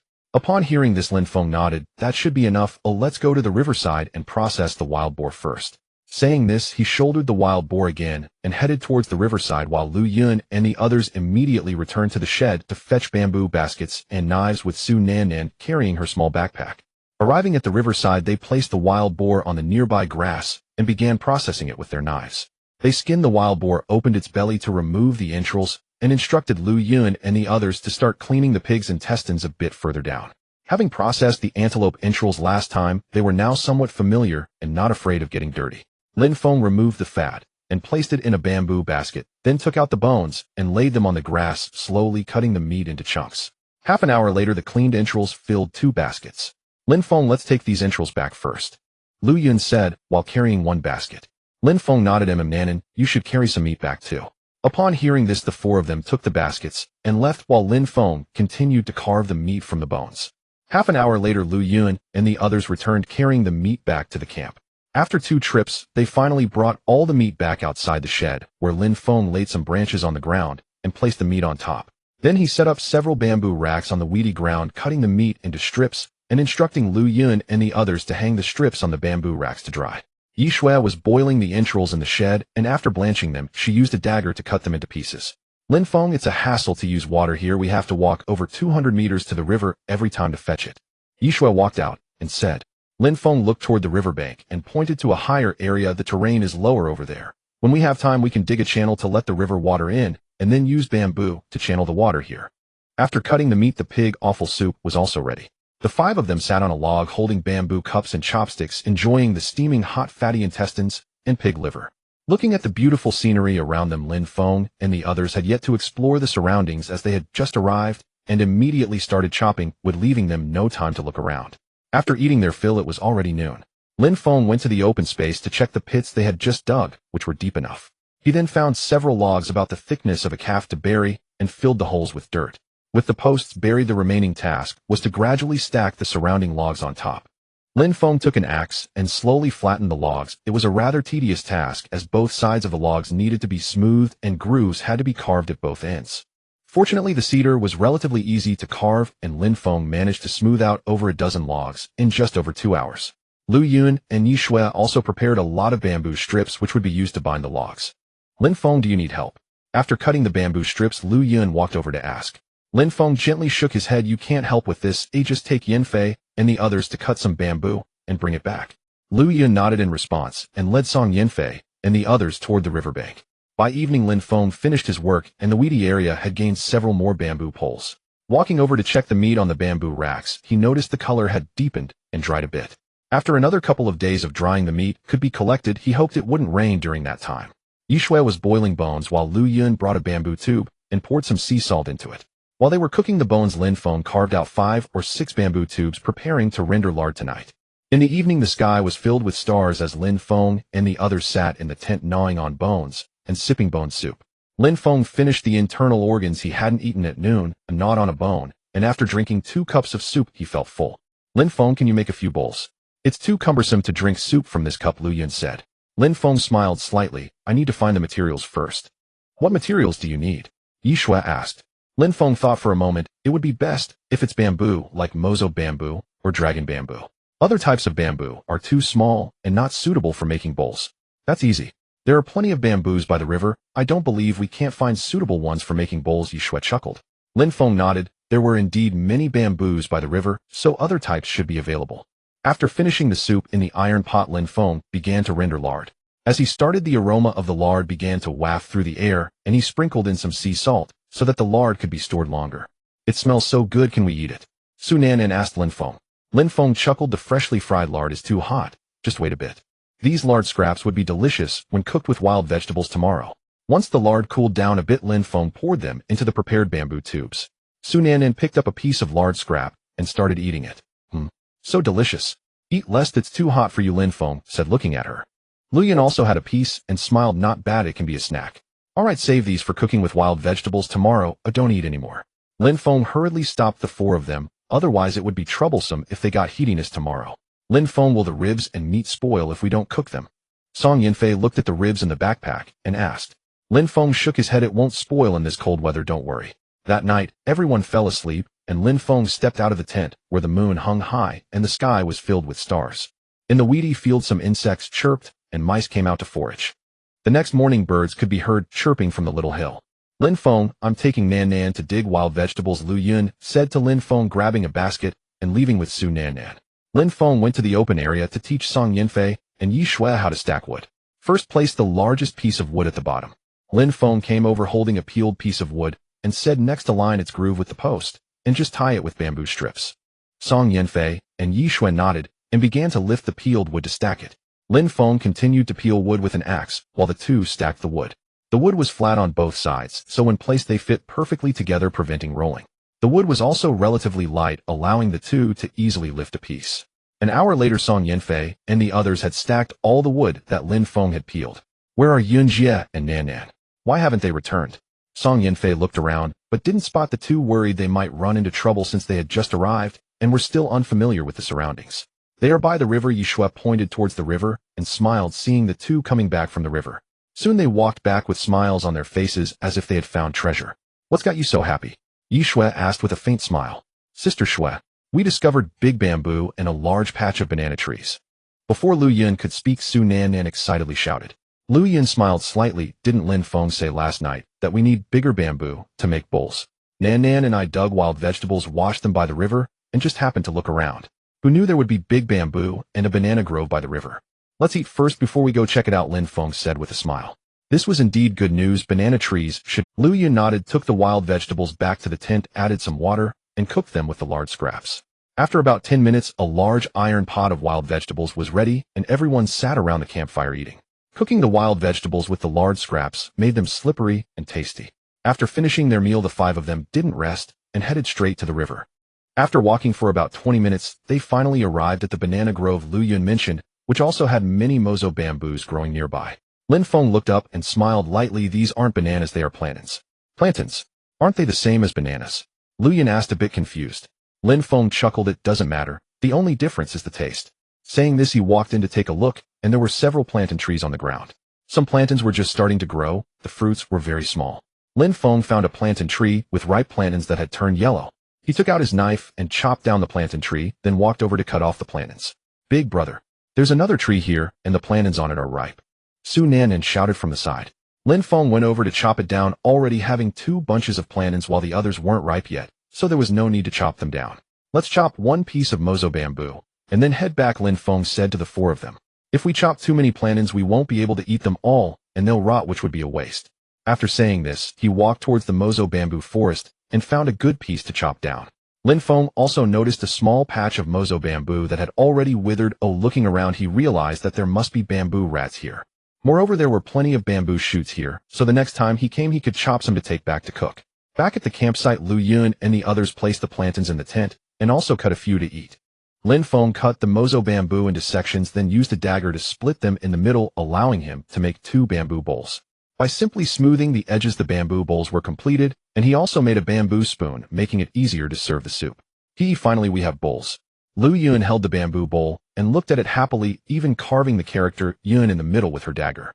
It's my turn now. Su Nan Nan took the dagger and also carved the character Su on her bamboo bowl. Lin Feng split the 2 bamboo tubes so the bamboo pieces could be used as plates. With food available, Lin Feng could focus on building the wooden house. As there wasn't enough wood, he asked Lu Yun and the others to take axes to the little hill to chop some. Lin Feng spent the entire afternoon peeling wood. It was nearly dark when Lin Feng finished work. He looked at the peeled wood, and although it wasn't enough, it was nearly done. In the tent, Lu Yun and the others were stewing ribs and roasting some meat. Can we eat now? Wait a minute, why the rush? Lin Feng sat on a piece of wood outside, smoking as he watched the sky gradually darken. At that moment, he thought to himself, actually, this kind of life isn't bad. In the evening, several people sat in the shed eating ribs, with Su Nan Nan holding one in her left hand and another in her right, enjoying them both. With a bite of rib, a sip of rich broth, and a bite of the charred roasted meat, the delicious flavors surged to the After everyone had eaten their fill, there were still plenty of ribs and roasted meat left in the tin, as Lin Feng had cooked all the meat. Su Nan Nan patted her belly and laughed. I'm so stuffed tonight, if I eat any more, I'll burst, ha. Yi Shui also reached out to pat Su Nan Nan's belly. Will we be able to finish building the wooden house tomorrow? Song Yanfei looked at Lin Feng and asked. Lin Feng nodded yes. The wooden house was already 1/3 completed today, and 1 day tomorrow would be enough to finish it.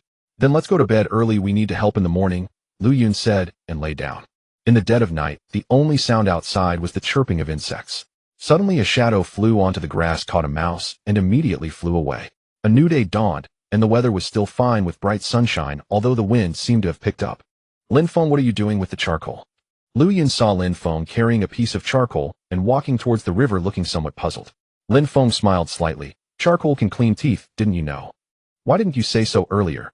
Lu Yun shot Lin Feng a glance, grabbed a piece of charcoal herself, and Song Yinfei and the others quickly followed suit. Lin Feng walked over and said with a smile, "You can take a root of grass like this, grind it with a stone, and it will turn into fine fibers which work well for brushing teeth." The tin can was burning just in time for Lin Feng and the others to return from the river to eat. Upon reaching the riverbank, they crushed the charcoal and gently rubbed it on their teeth, then put the grass root in like brushing their teeth, and rinsed their mouths with river water. On the way back, they dragged bamboo with them as Lin Feng suggested. Since they had come, they couldn't return empty-handed. Back at the camp, the five of them casually ate a few bites before starting to build the wooden house. As before, Lin Feng carved the wood, while Song Yinfei and the others stacked the wood. "Lin Feng, why are these 3 pieces of wood shorter?" Yi Shui asked Lin Feng. Lin Feng glanced over and smiled. "Just place them directly, they are left for windows." Yi Shui nodded, suddenly enlightened. Feeling tired from carving, Lin Feng took a break to check for any mistakes that needed addressing. The wooden house measured over 40 square meters, and Lin Feng wanted to create a living room with 2 bedrooms. "Strange, why is the wind so strong today?" Song Yinfei observed the bushes where the miscellaneous trees swayed back and forth, making a rustling sound. "It seems the weather is about to change," Lu Yun remarked, looking at the sky. Lin Feng also noticed the wind had hardly stopped since this morning. "We need to finish the wooden house quickly, it seems a typhoon is coming," Lin Feng thought to himself. 3 hours later, when the wooden house had reached 2 meters high, Song Yinfei and the others found it difficult to continue building. "Lin Feng, we aren't tall enough." Lu Yun walked over and said. Lin Feng looked at the already formed wooden house. They only needed to build it a bit higher and cover the roof, then it would be complete. They just needed to divide 2 rooms inside. Lin Feng hurriedly picked up some nearby wood to make a frame so they could stand on it. "Pass me the wood," he standing on the frame, Lin Feng said to Lu Yun and the others. By noon, the wooden house had reached a height of 2.5 meters, and with the roof in place, it would be about 3 meters high, which was already sufficient. For the last piece of wood, Lin Feng intentionally left it long so the eaves could extend outward. Seeing that there wasn't enough wood nearby, Lu Yun and the others took axes to continue cutting down cedar. In the cedar forest on the small hill, a small clearing had already been cut out. Lin Feng used a dozen cedar logs, each as thick as an arm, to make a large triangular frame that could be placed directly on the roof. In the afternoon, everyone casually ate a few bites and didn't have time to rest before getting back to work. "Lin Feng, how do we lift this large frame onto the roof?"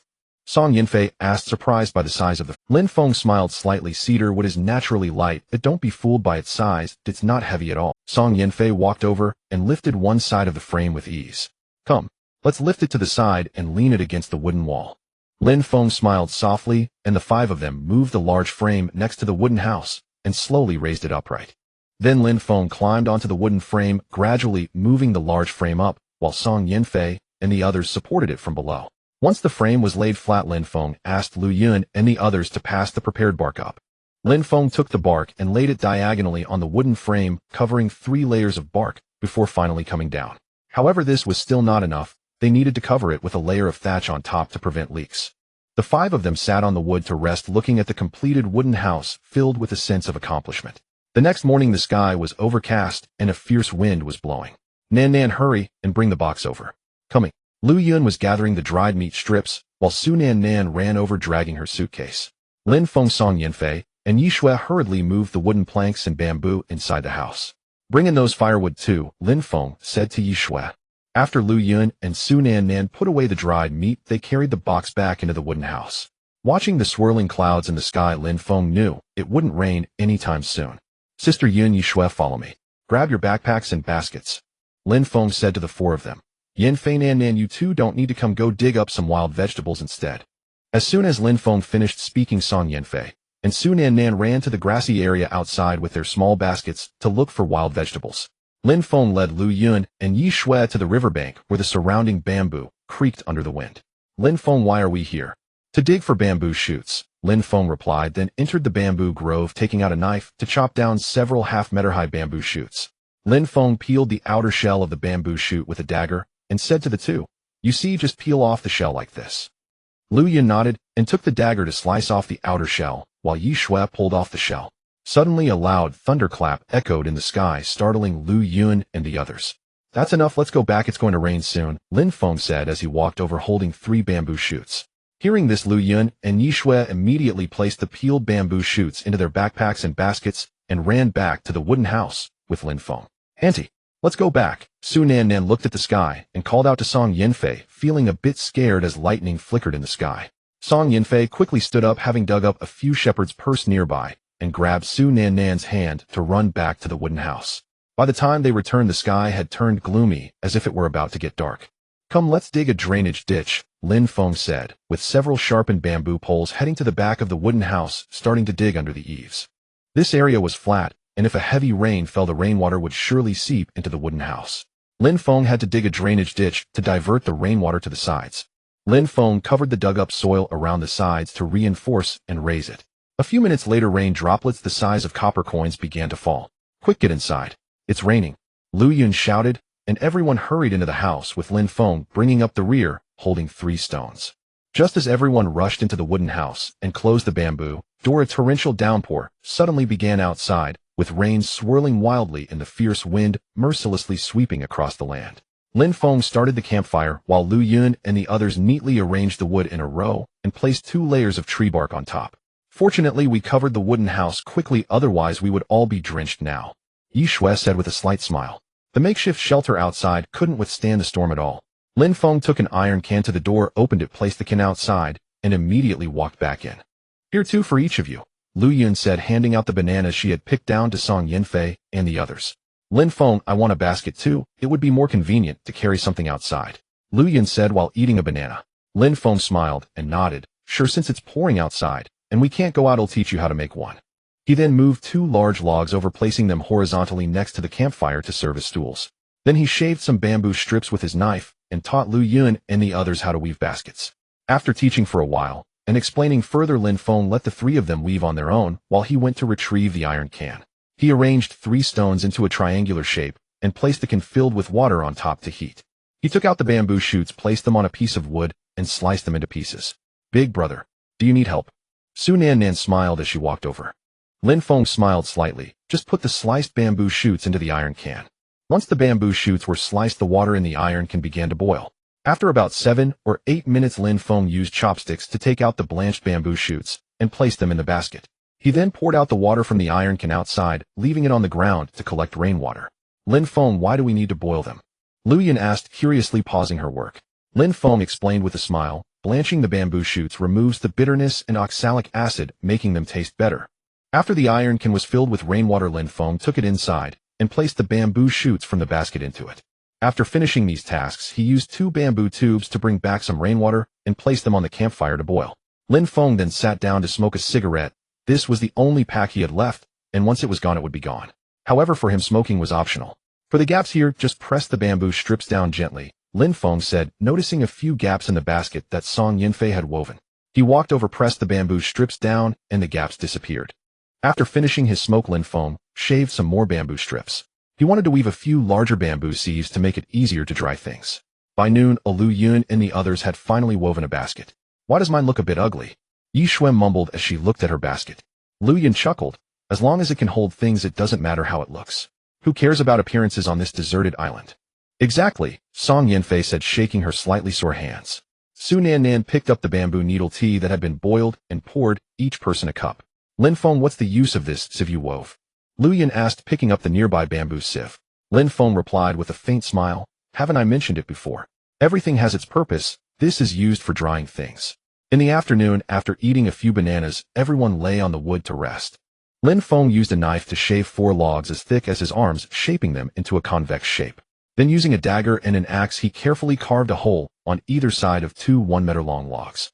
After carving the holes, he took the convex-shaped wood and inserted it into the holes. Soon the 4 legs of the table were completed.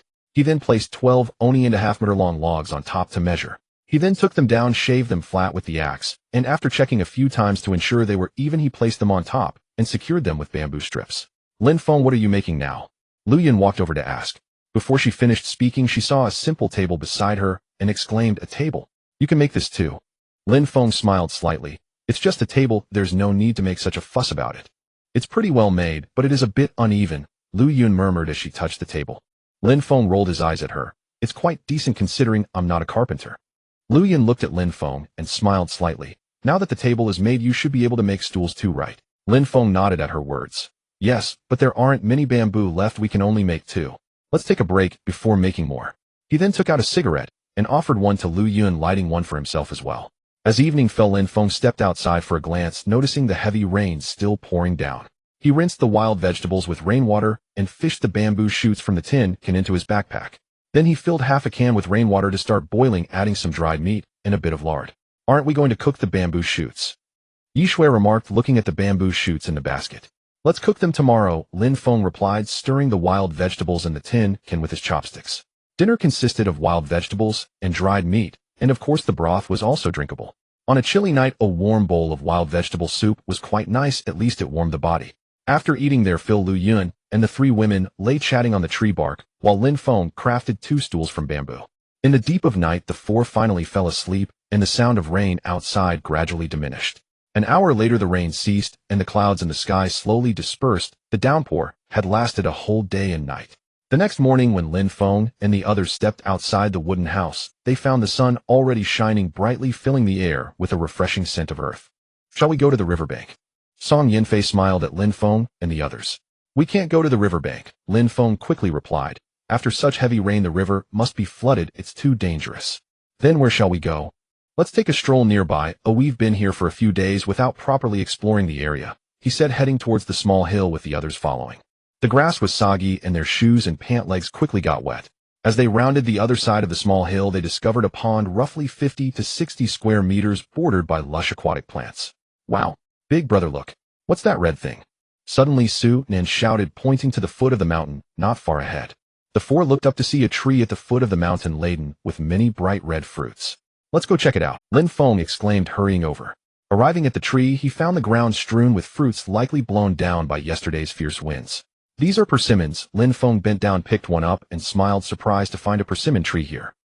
"It's astringent and tastes awful," Su Nan said, biting into one and squinting. Lu Yun and Yishui also took a bite, but couldn't eat anymore. "Yun Jieyu and Yanfei, go back and bring the backpack." "Let's take some back with us," Lin Feng instructed the 2. "Why should we bring back such awful persimmons?" Lu Yun asked. Lin Feng smiled slightly. "Trust me, in a few days you'll be fighting to eat them."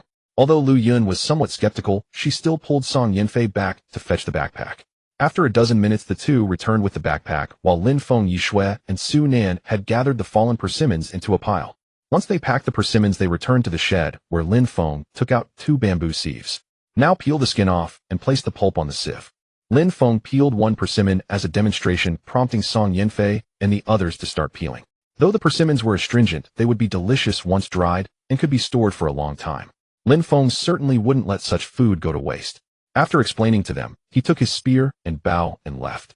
Arriving at the riverbank, indeed the floodwaters were rampant, forcing Lin Feng to walk along the river path through the bamboo forest. After walking for about 10 minutes, Lin Feng spotted a stone step in the river over 2 meters high, with water flowing down from it. "I should be able to channel water from here to the wooden house." Lin Feng glanced towards the wooden house, which was about 500 meters away. The stone step was about half a meter higher than the surrounding terrain, making it feasible to channel water with bamboo. Continuing up for another 7 or 8 minutes, he reached the end of the river, where it turned into the mountain on the right. With the current strong, Lin Feng dared not venture in to inspect, so he turned back to the grassland. Walking on the grass, he saw mostly flat land overrun with weeds, some of which grew over a meter tall. Surrounded by mountains, there were many valleys and gorges. Exploring them all would take considerable time. After circling around, Lin Feng returned to the wooden house, where Song Yanfei and the others had already peeled the persimmons and placed them in 2 bamboo sieves. "Lin Feng, we've peeled them," Yishui called out upon seeing him return. Lin Feng walked over and placed the persimmons from the 2 sieves on the roof to dry. "Let's cut some bamboo to channel water here, so we won't have to go through so much trouble in the future." Lin Feng smiled at the 4. "How do we channel it?" Song Yanfei asked. Lin Feng smiled slightly. "Follow me." The 4 immediately followed Lin Feng towards the riverbank. Reaching the stone steps, Lin Feng took out a Nepali army knife and began cutting bamboo. Lu Yun and the others dragged the bamboo Lin Feng cut to the grass. After cutting dozens of bamboo poles, Lin Feng finally stopped. He then went to the grass, split a few poles, shaved them into bamboo strips, tied 3 tumper-long bamboo tails together, and set them up to create a tripod. "Did you understand?" Lin Feng smiled at the 4. "Just tie the 3 bamboo poles together and spread them out." "Got it. What's next?" Lu Yun nodded and asked. Lin Feng pointed towards the wooden house and said, "Place a tripod every 6 meters or so." "Looking at it, it seems a bit far," Song Yanfei exclaimed in surprise. Lin Feng smiled slightly. "It doesn't matter if it's far, we have plenty of time. Let's get to work." Lin Feng is right. Lu Yun chuckled, picking up the Nepali army knife. Following her, Yishue, Su Nan, and Song Yinfei dragged the bamboo. Placing a tripod every 6 meters was not a difficult task for the four of them. Lin Feng used an axe to split the bamboo on both sides, then used a small bamboo pole to punch through the joints of the bamboo strips, placing them on the tripod and securing them. Half an hour later, the four had already set up around 10, and their movements became faster, proving the saying that practice makes perfect. Lin Feng also placed the bamboo strips with the joints punched through on the tripod, binding them with bamboo strips, connecting one to another. By noon, they finally set up the bamboo strips in a low area about 20 meters from the wooden house. Let's set up 3 more, and we'll reach the wooden house, Yishue said happily. Lin Feng shook his head. That's enough. If we go any further, we might hear the sound of flowing water while we sleep at night. Yishue and the others nodded. If they heard the sound of flowing water, they might not be able to sleep. I'll go and fetch some water to try it out, Lin Feng said, turning and running towards the stone steps, while Song Yinfei and the others happily stood by waiting for the water to arrive. After a busy morning, they awaited this moment. Lin Feng ran to the stone steps, picked up a bamboo piece, placed it on the tripod, and pulled it down to the steps, causing water to flow down the bamboo. Lin Feng happily followed the flow of water, running all the way to the end. The water is coming. The water is coming, Su Nan exclaimed excitedly, jumping up and clapping her hands. Song Yinfei and the others also smiled. At least the morning wasn't wasted. With water available, they no longer had to walk so far to fetch it from the river. Back in the wooden house, Lin Feng heated a tin can until it began to smoke, added a bit of lard, then tossed in the chopped dried meat, stir-frying until the aroma wafted out before adding the bamboo shoots to stir-fry. After a while, the dried meat and bamboo shoots were cooked, and he prepared a pot of wild vegetable soup. It's time to eat, Su Nan exclaimed joyfully, taking a bowl and serving some wild vegetable soup on the table before sitting down to eat. How about we go outside and dig for wild vegetables later? Yishue suggested after taking a sip of soup. Lu Yun nodded. Sure, let's go after we're full. Song Yinfei enjoyed a few slices of bamboo shoots, finding them quite delicious and refreshing. After eating, the four of them shouldered their baskets and left, while Lin Feng headed toward the left side of the valley with his spear. Arriving in the valley, Lin Feng noticed a papaya on the papaya tree had turned yellow and thought he would pick it later. As he ventured further in, a small path appeared before him with wild boar tracks scattered on the ground. Following the path, he turned a couple of bends and found himself in a grove filled with many ferns, their roots uprooted by wild boars. Looking around the grove, still damp, Lin Feng decided not to go in and turned to leave. Suddenly, a few bleats from wild goats echoed, prompting Lin Feng to rush toward the sound. Running past the thicket, he arrived at the bottom of a slope and dashed up. As he reached the top, he spotted 2 wild goats on the grass ahead. Upon seeing Lin Feng, they quickly darted into a ravine. Seeing this, Lin Feng immediately gave chase, but once he reached the ravine, the 2 wild goats had vanished without a trace. With steep rocks on both sides, he couldn't climb up. After walking inside for a while, without finding anything, he stepped back out. Outside in the grassy area, Song Yinfei and Yishue were squatting down digging for shepherd's purse. Meanwhile, Su Nan and Lu Yun were chasing after a wild chicken deeper inside. Since wild chickens couldn't fly far, they would stop after flying a short distance, making Lu Yun and Su Nan unwillingly pursue it. Sister Yun, it flew up the mountain. What should we do? Su Nan looked at the wild chicken that had flown into the dense vegetation halfway up a peak. Lu Yun glanced at it and thought the mountain was too steep. It would be difficult to climb, and what if they encountered a poisonous snake? It wasn't worth it for just one wild chicken. Let's go back. If we don't hurry, your aunt will start to worry, Lu Yun said, turning back to leave. Su Nan glanced at the peak and followed suit. Just as they left, a wild wolf appeared at a bend, closely trailing behind them. You're back so soon. Where's the wild chicken? Yishue asked with a smile, looking at the two. It flew up the mountain. Otherwise I would have definitely shot it down, Su Nan pouted, raising her bow and arrow. Song Yinfei merely smiled in response, focusing intently on digging for wild vegetables. Yishue smiled slightly and glanced at Lu Yun. Suddenly she noticed a figure not far behind Lu Yun. Huh, why did you bring a dog back? Yishue asked in surprise after recognizing the figure. Dog, eh? Lu Yun responded. Look, Yishue pointed behind her and said, isn't that a dog? Didn't you two bring it back?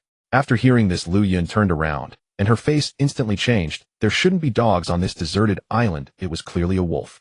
Wow, it really is a dog. Su Nan also turned around in surprise. Run! Lu Yun quickly grabbed Song Yinfei and whispered to Yishue and Su Nan. That's a wolf, not a dog. We need to go back and find Lin Feng. The 3 of them immediately stood up and ran into the valley, leaving behind the basket on the ground. As the 4 of them rushed back to the shed, they saw Lin Feng coming back with a papaya in his arms. Lin Feng, we encountered a wolf. Upon seeing him, Lu Yun ran over, her expression tense. Wolf? Lin Feng frowned upon hearing this. He looked outside and saw a wolf standing in the grass watching them. After a moment the wolf turned and ran away. Lin Feng immediately handed the papaya to Lu Yun and grabbed his spear to chase after it. By the time he reached the grassy area outside, the wolf had already disappeared. With the wolf gone, Lin Feng had no choice but to retrieve the basket from the ground. Lin Feng, how was it? Where did the wolf go? Lu Yun hurriedly asked. Song Yinfei and the others also looked somewhat pale. Lin Feng set the basket down and shook his head. Gone. Song Yinfei asked, will it come back? Lin Feng gently nodded. Yes, and not just one. Not just one. Are you saying it will bring more wolves? Lu Yun exclaimed in shock. What should we do? Do we need to leave this place? Will it come back? Song Yinfei asked, her face pale. Lin Feng sighed. It's useless, they will track us, and we can't outrun them. Then are we just waiting to die, eh? Yishui exclaimed, her eyes wide. Don't worry, I'm here, Lin Feng said with a smile, waving his hand to reassure them and maintain their composure. Lin Feng walked to the entrance of the wooden house about 5 meters away and drew 4 circles. You all dig 4 pits here and make them a bit deeper.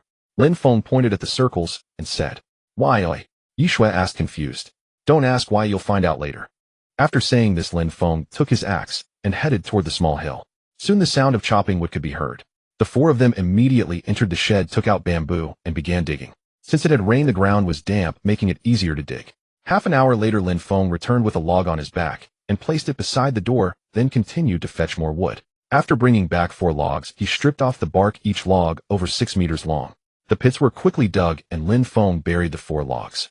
The 4 logs formed a square, each spaced about half a meter apart. Lin Feng then made a 6-meter-long ladder from fir and bamboo. Using some bamboo, he arranged them in a row, tied them together with bamboo strips, and then laid them flat on the 4 pillars. Lin Feng walked up to check, and finding it stable, came down. A lookout tower was completed. Lin Feng, are you planning to climb up there and shoot the wolves with your bow? Lu Yun looked at Lin Feng in surprise. Lin Feng smiled slightly. What else? I still need to make a wooden door. You all go prepare dinner for tonight. There's no need to stay here watching. Lin Feng knew that after dark the wolf pack would arrive. As the 4 prepared dinner, Lin Feng installed the wooden door he had made inside, and also sealed the 2 windows. In the evening, the 5 sat at the table eating dinner with Song Yinfei and the others looking heavy-hearted, while only Lin Feng and Su Nan were happily eating. Tonight you must guard the windows, Lin Feng said to Lu Yun and the others. If you see those wolves poking their heads, and use your knives, axes, or bamboo spears to strike them fiercely. Otherwise, if they get in, it will be you who dies. Will they really come tonight? Song Yinfei asked with concern. Lin Feng nodded in response. They will come. They generally show up once they find prey. It would be best if they don't come. By the way, where are the wild chicken feathers I put in the box? He turned to ask Lu Yun. Oh, they are here. Lu Yun quickly retrieved her backpack, unzipped the second compartment, and took out a dozen beautiful feathers. Lin Feng took the feathers and said to Song Yinfei and the others, do not be afraid, face it bravely. After speaking, he walked over to the campfire and began to whittle a bamboo strip to make arrows. Lu Yun also placed 4 bamboo spears beside the window, while the Nepalese knife and axe were left on the table. As night fell, Lin Feng had already made over a dozen arrows, bringing his total to over 20. They moved the ladder and climbed up with a spear, while Lu Yun and Yi Shui moved the ladder away.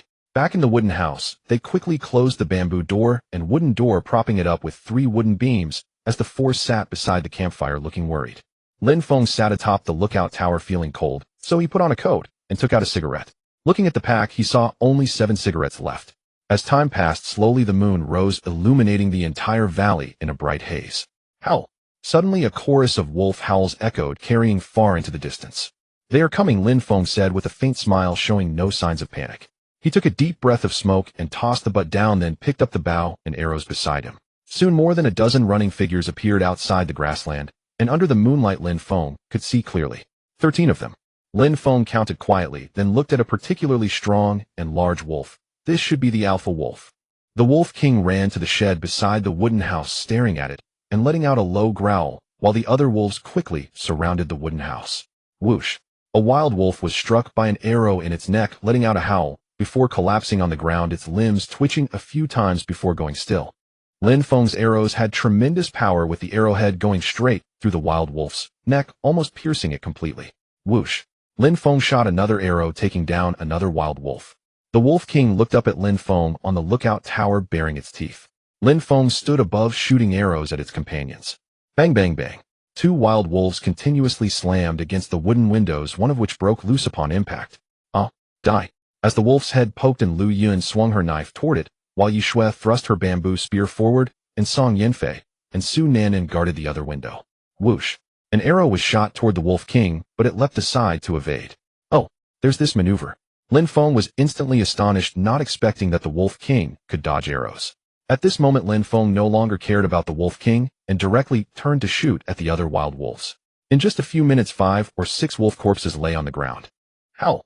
The Wolf King let out a howl and leaped up, trying to jump onto the lookout tower, but at over 6 meters high, how could it reach? Lin Feng shot down 2 more wild wolves, at which point the Wolf King raised its head and let out a long howl, causing the remaining wolves to flee. Now only 5 wild wolves remained standing over 20 meters away from the wooden house. Inside the wooden house, seeing no wild wolves crashing in, Lu Yun and the others felt a bit more at ease, yet their hands gripping the bamboo spears trembled. Do you think this distance is safe? Lin Feng scoffed, knocking an arrow and shooting in the direction. Whoosh! Thud! An arrow pierced the top of a wild wolf's head, killing it instantly. Howl! The Wolf King quickly let out a long howl, and the remaining 3 wild wolves hastily ran into the thicket to hide, even the Wolf King disappearing from sight. Lin Feng stood atop the lookout tower, his eyes fixed on the thicket. He knew that these wild wolves had not escaped, they were just waiting for the right moment, as they were very cunning. Suddenly the thicket on the right moved slightly. Lin Feng immediately shot an arrow over. A moment later, the other direction stirred again, and Lin Feng shot another arrow. Playing tricks with me? Humph! Lin Feng snorted coldly. As there were no further movements from the thicket, he did not shoot another arrow, merely observing his surroundings. Suddenly his eyes lit up as he shot toward the thicket. Whoosh! Howl! Howl! An arrow struck a wild wolf in the thigh, causing it to collapse in the thicket and howl in pain. Looking around, including the Wolf King, there were still 3 wild wolves, but they seemed to have lost their trace. After more than 10 minutes, Lin Feng still had not spotted them. He knew he could not let them escape, otherwise they would attack Lu Yun and the others at any moment. Lin Feng contemplated for a moment, then immediately took the spear and bow and arrow, sliding down the lookout tower while hugging the post, and ran to the open grassland ahead. This place was relatively open and less prone to ambush. Lin Feng planted the spear in the ground, knocked an arrow, and kept an eye on his surroundings. Suddenly 2 wild wolves attacked from both sides, pouncing at Lin Feng with incredible speed. Whoosh! Howl! An arrow shot straight through the throat of the wild wolf in front, and then he tossed his bow to the ground, executing a swift spinning kick that struck the head of the wolf coming from behind. The wild wolf was kicked several meters away, but after landing it continued to lunge at him with its gaping maw. Lin Feng coldly snorted, quickly stepping forward, extending both hands to grasp the wolf's head, and forcefully twisted it down. Crack! The wild wolf's neck was instantly broken. Lin Feng released the wolf's corpse and looked around. Now only the Wolf King had not shown itself. Come out. Your little brothers are dead, don't you want to go keep them company? Lin Feng turned in a circle and shouted loudly at his surroundings. Inside the wooden house, Lu Yun and the others also heard Lin Feng shout. Is Lin Feng talking to those wolves? Yi Shui asked curiously. Lu Yun nodded. It seems so. Aside from us, it's just the wild wolves outside. Is he crazy? Can wild wolves understand human speech? Yi Shui exclaimed. Don't ask me, I don't know either. Lu Yun quickly shook her head. Suddenly from the right thicket, the Wolf King burst out, leaping directly at Lin Feng. Lin Feng suddenly pulled up the spear from the ground, turned halfway around, twirled the spear a few times in his hand, and then threw it at the charging Wolf King. After Lin Feng dealt with the Wolf King, he went to call Lu Yun and the others out. Lin Feng, what about the wolves?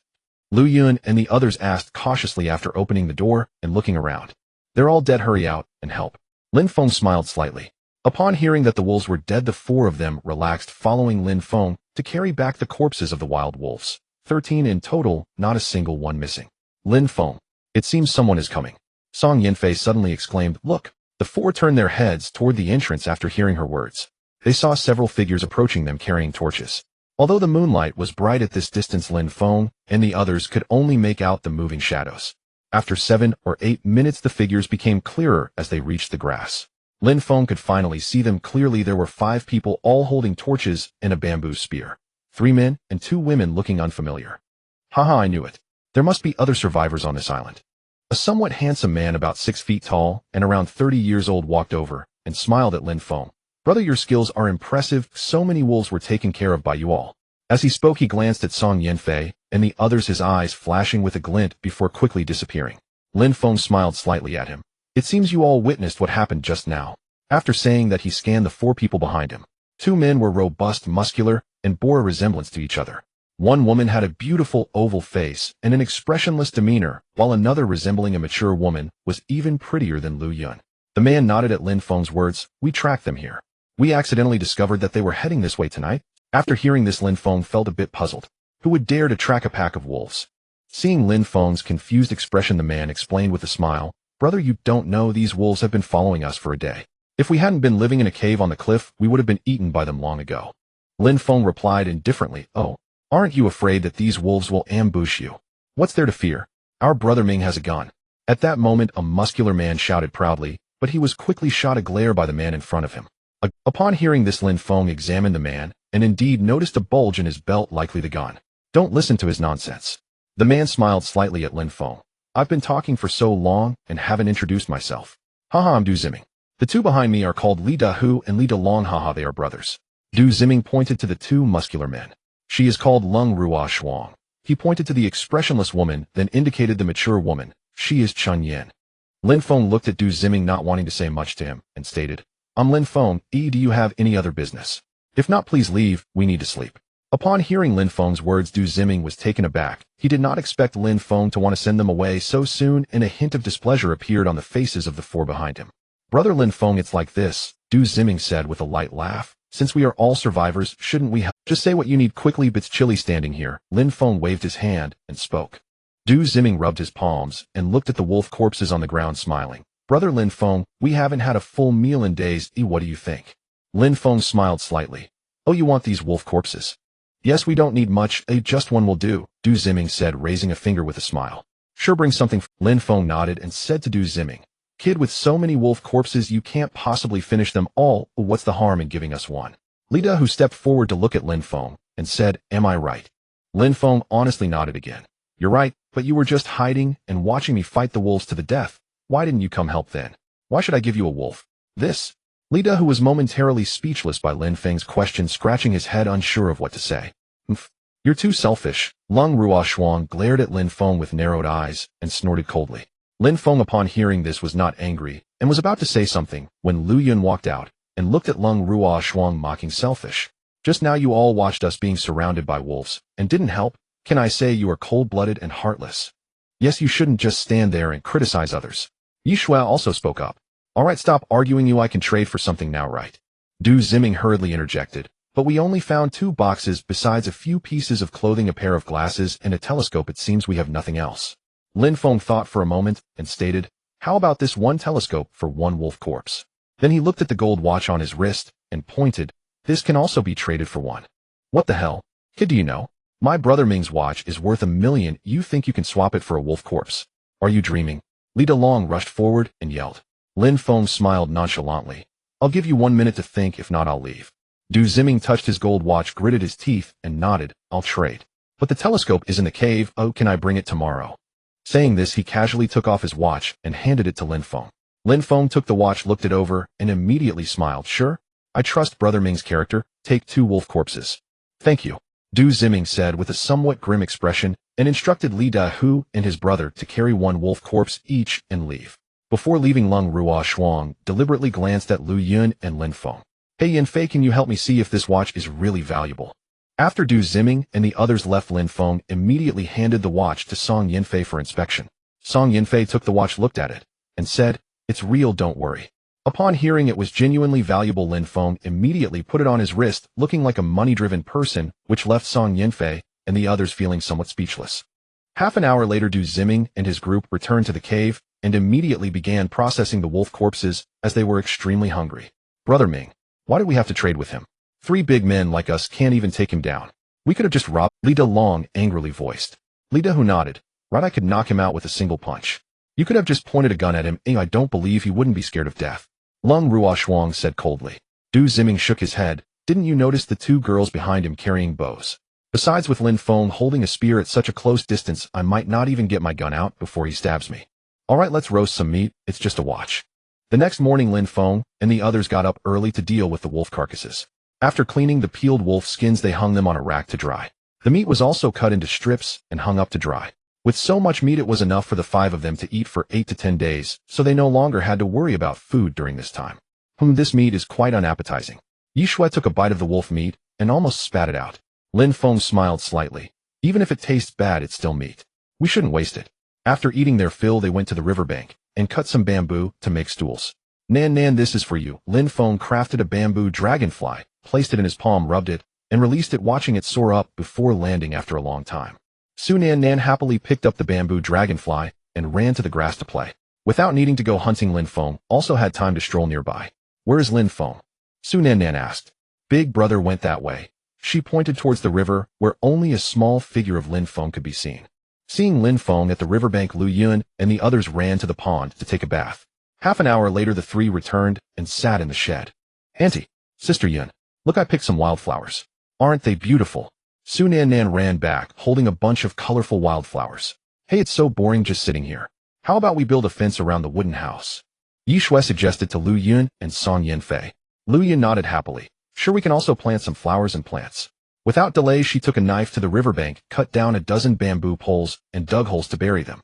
Next, they laid bamboo horizontally across the poles, tied them securely with bamboo strips, and crossed bamboo pieces to bind them together. At that moment, Lin Feng walked into the bend of the river. On both sides were sheer cliffs, and in the middle flowed the river.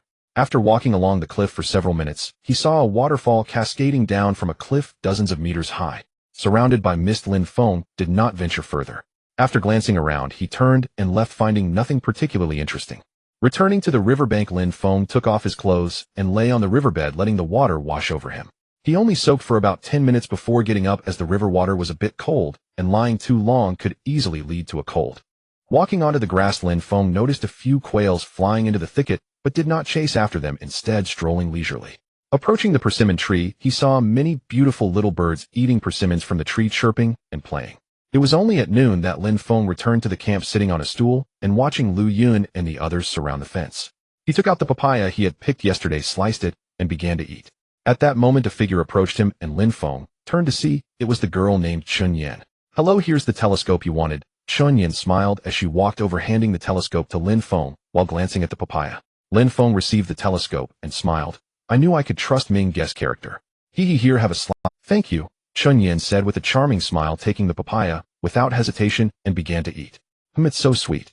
Where did you find this? Lin Feng looked at her beautiful face and laughed. Sweet, right? I worked hard to find this. Chun Yan smiled, observing Lu Yun and the others leisurely engaged in other activities, a stark contrast to her own days spent frantically searching for food. Don't you need to look for food? Chun Yan asked Lin Feng. Upon hearing this, Lin Feng chuckled lightly. Food? Haha, even if we don't go out for a week, we won't starve.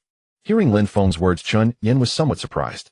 She glanced at the roof of the shed and noticed the persimmon. Suddenly, she spotted a basket next to the shed containing some shepherd's purse that Su Nan Nan had dug up. She squatted down to take a look and asked, Can these be eaten?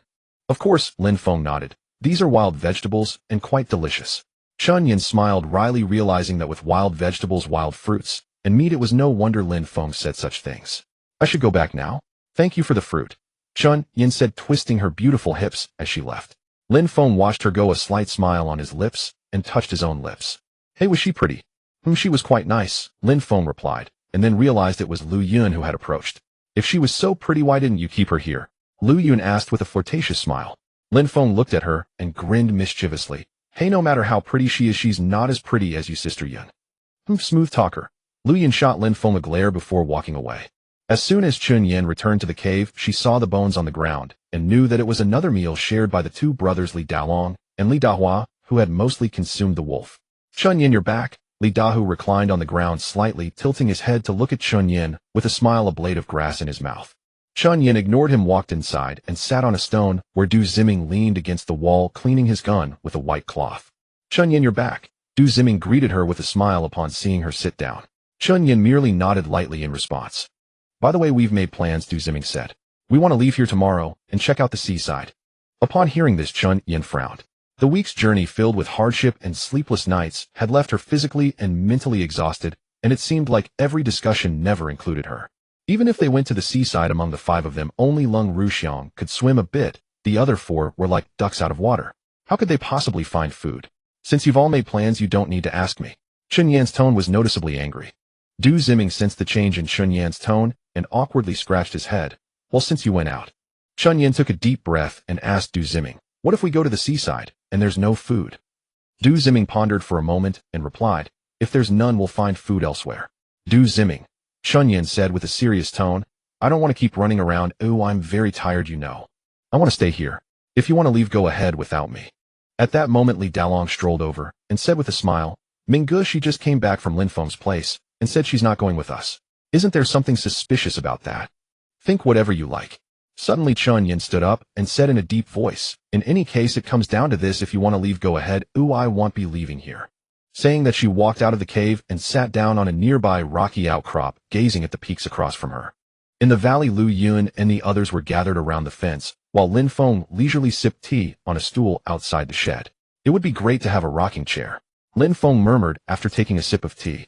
Today the weather was warm and sunny, perfect for basking in the sun, and the wildflowers in the surrounding grasslands emitted a faint floral fragrance.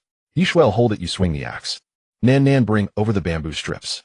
Coming. Seeing the four of them, so happy, Lin Feng felt a surge of joy in his heart. Suddenly Lin Feng felt a pressing need to relieve himself, and hurriedly ran towards the small hill. Right, it seems like the toilet hasn't been built yet. How could I forget such an important matter? Lin Feng slapped his forehead and muttered to himself.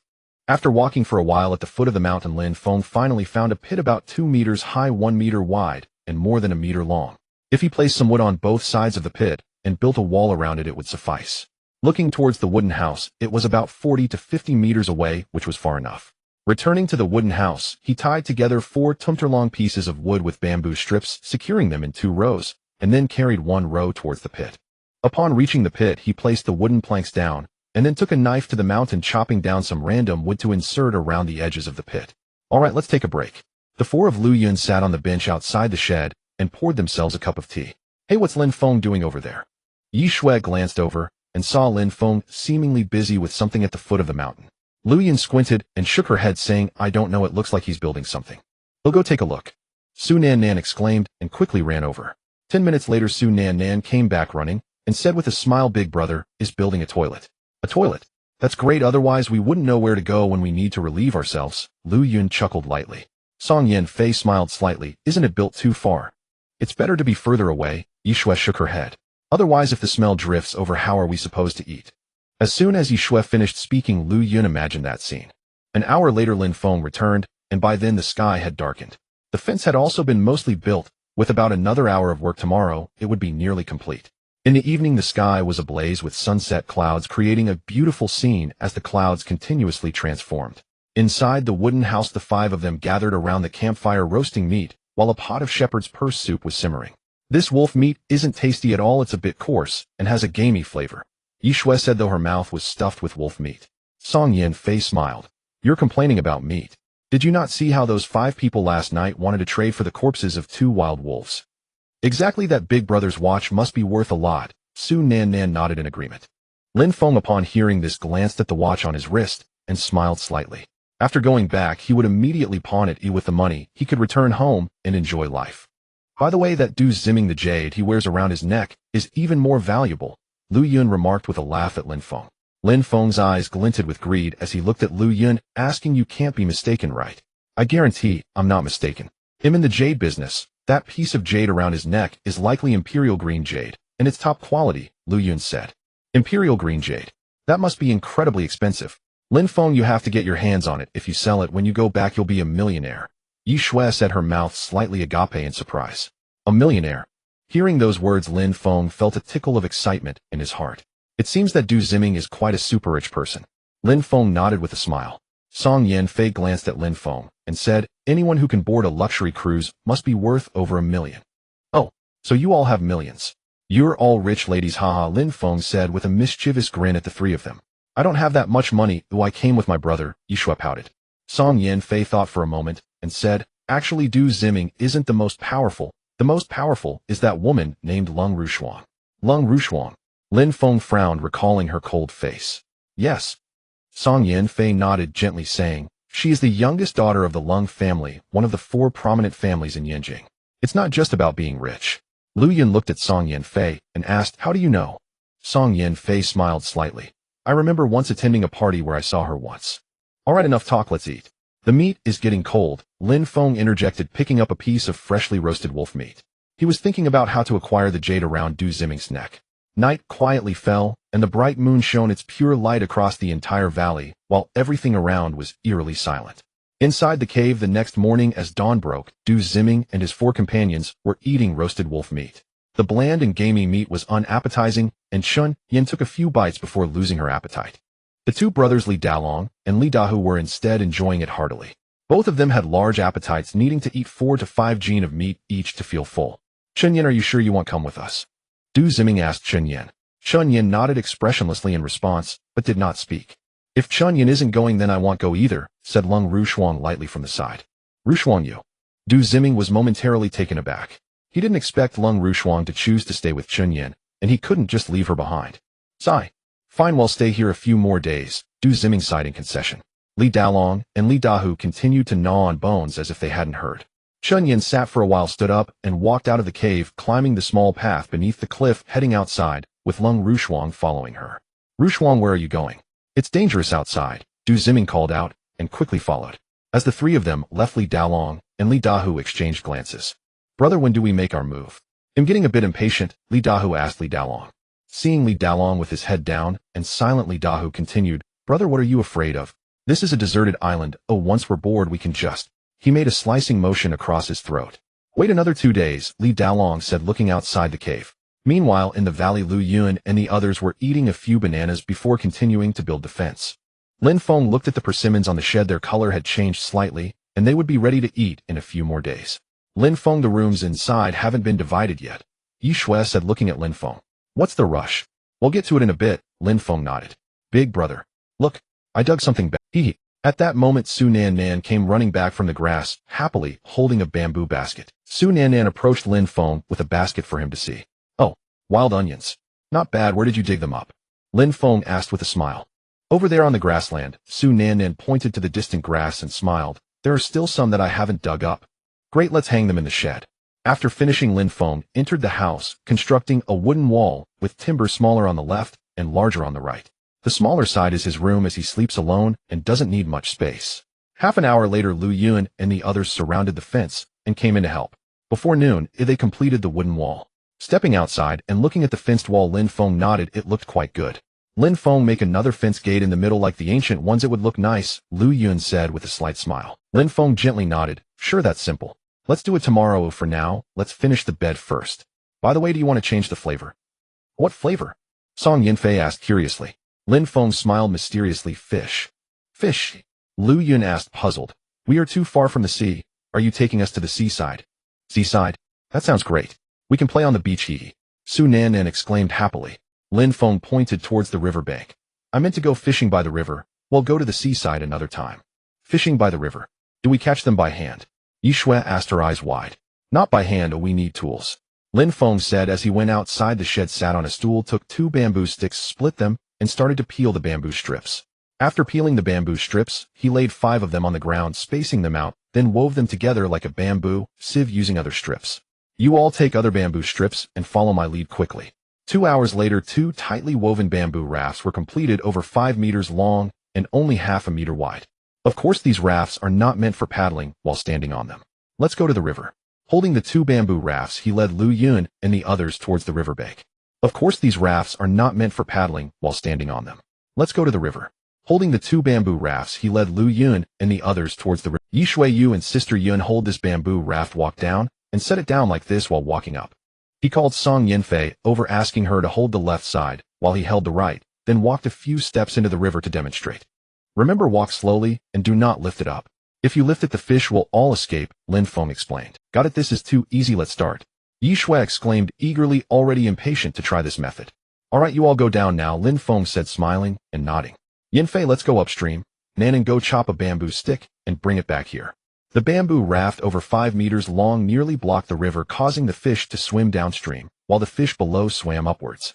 As they moved closer, the space for the fish to swim became smaller and smaller. Stop when you reach the train, Lin Feng shouted to Lu Yun and Yi Shui. He and Song Yinfei quickened their pace, hurrying downstream. The fish, panicking, didn't know where to swim as both sides were blocked. Suddenly, they spotted the trench and hurriedly swam in. With the first fish entering, the others followed suit. Lin Feng quickly blocked the entrance of the trench with the bamboo raft, trapping the fish inside like lambs awaiting slaughter. Wow, so many little fish. Su Nan shouted as she rushed over, dragging the bamboo. Lu Yun, Yi Shui, and Song Yinfei also crouched beside the trench to watch the fish. What are you waiting for? Cut a few bamboo tubes to catch them, Lin Feng told the 3. Oh, we'll go chop some. Hearing this, Lu Yun immediately took Su Nanan's knife and chopped out 4 or 5 bamboo tubes, then went to the riverbank to fetch some water. The 4 of them hurriedly caught the fish from the trench. Lin Feng, you're amazing. We caught over 50 little fish, Song Yinfei said with a slight smile. Lin Feng grinned mischievously. I'm quite capable in other areas too, he. Mph, bad guy. Song Yinfei rolled her eyes at him and left with the bamboo tube. Lin Feng chuckled, laying the 2 bamboo rafts down on the grass before heading towards the camp. Back outside the shed, the group squeezed the fish's innards out and placed them on bamboo strips. Lin Feng heated an iron pot, poured in some lard, added some sea salt and wild onions, then placed the fish into fry. After frying for a while, he picked up the fish with chopsticks and placed them on the bamboo strips, then added some shepherd's purse, stirred it a bit, added some water, and then put in 7 or 8 fish to cook together. Wow, so fragrant. Smack, greedy cat. Wait to eat. Su Nannan was about to grab a fried fish when Song Yinfei slapped her hand. 10 minutes later, the shepherd's purse fish soup was ready, and everyone quickly took out bowls and chopsticks. Lu Yun picked up a fish and took a bite, nodding eagerly. So delicious. Especially the flavor of the wild onions and the fresh fish aroma. It's so good. Not bad, this flavor is great. Song Yinfei smiled at Lin Feng. At this moment, Du Ziming walked over with Chun Yin and Lung Rushuang from the grassland. What smells so good? They are having lunch. Oh, let's hurry over, Chun Yin said, quickening her pace. Soon Lu Yun and Yi Shui saw the 3 approaching, their brows slightly furrowed. Lin Feng, Du Ziming is here, and he brought 2 beauties, Lu Yun said to Lin Feng with a light smile. Lin Feng and Song Yinfei turned to look and indeed saw Du Ziming and the 2 women, while the 2 burly men did not follow. Hello, are you having lunch? Chun Yin greeted them with a smile as she walked over. Lin Feng stood up with a smile. Yes, but you came just as we finished eating. You arrived at an opportune time, he. We have 3 fish left, would you like to try some? Song Yinfei said, holding the bamboo strip and walking over to the 3, glancing at Lung Rushuang. Du Ziming smiled and nodded. Sure, I'll give it a try. Saying this, he picked up a fish and began to eat, and Chun Yin was also not shy. So fragrant and salty. Do you have salt? Du Ziming looked at Lin Feng in surprise. Lin Feng nodded with a smile. Of course we have salt. After tasting, Chun Yan's eyes sparkled, and even Lung Rushuang's cold face showed a slight change. By the way, did you come here for something? Lin Feng smiled at the 3, his gaze lingering briefly on Du Ziming's neck, where he indeed wore a Can we take a look at your wooden house? Chun Yin smiled as she approached Lin Feng. Inside the wooden house, Chun Yin looked around in surprise. It was divided into 2 rooms and had a table and chairs. Is this banana? Chun Yin quickly walked to the corner and squatted down to look at the bunch of bananas. Lu Yun came over, cut off 2, and handed them to Chun Yin and Lung Rushuang, saying, give it a try. By the way, may I ask when you moved here? Chun Yin looked at Lu Yun and asked with a smile. Lu Yun thought for a moment and replied, it's been about 6 or 7 days. Did you also come here from the seaside? Lung Rushuang turned and asked. Yes, Song Yinfei nodded beside her. There is no fresh water by the seaside, so we moved here. Lung Rushuang lightly nodded. Just like them, she came here from the east coast because there was no fresh water. Lin Feng made several bamboo cups and poured a cup for Du Ziming. Thank you. Du Ziming took the bamboo cup and thanked him, then looked at the wooden house and said, Brother Lin Feng, did you build this wooden house to live here long term? Lin Feng smiled slightly and replied, yes, this island is fraught with dangers. Finding a place to settle is safer than running around everywhere. Du Ziming took a sip of tea, nodded in agreement, and said, indeed, rescue may not come, and it's not easy to survive on this deserted island. By the way, Brother Lin Feng, I have an idea. Oh, if you have an idea, just say it directly, Mingo. Lin Feng smiled softly. Du Ziming thought for a moment, then said softly, I was thinking that we want to partner with you and wait for rescue together here. As the saying goes, many hands make light work. What do you think, Brother Lin Feng? Lin Feng, upon hearing this, did not respond, but pressed his hand against his forehead, thinking, if we partner, how can I bring up the matter of that imperial green jade? Besides, they wouldn't contribute anything and would only increase the burden. No way. What are you 2 talking about?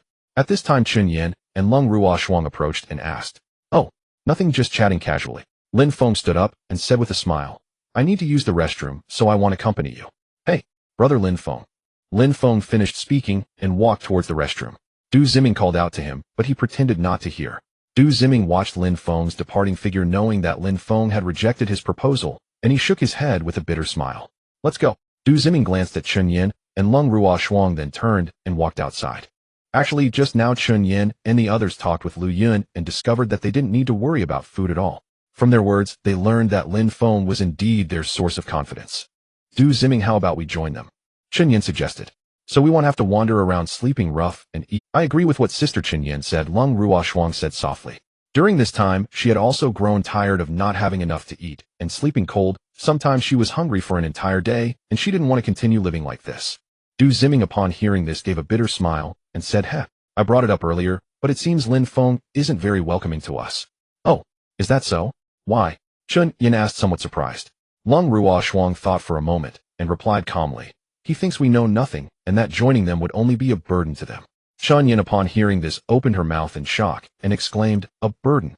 We are a burden. It's the first time someone thought of her as a burden. After all, in Yinjing suitors lined up from Lin Feng to Zhonghai.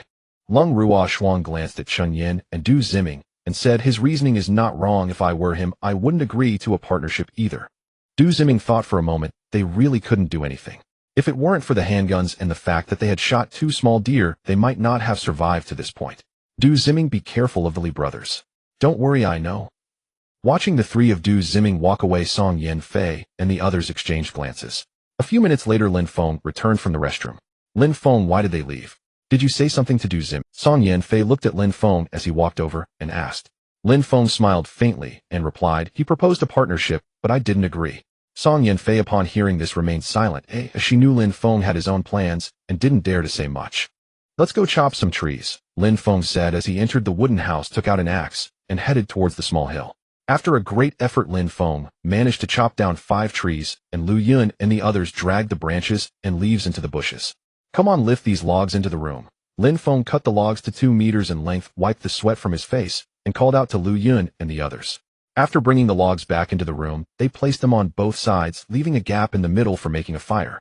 Song Yin Fei and Yi Shui spread the bark on top. Looking at the bed, it seemed to lack something. There is thatch not far in front of the pond. Go cut some back and lay it on top, Lin Feng said to Song Yin Fei and the others. Lu Yin looked at Song Yin Fei and Yi Shui and said, let's go now, Nan, you should come too.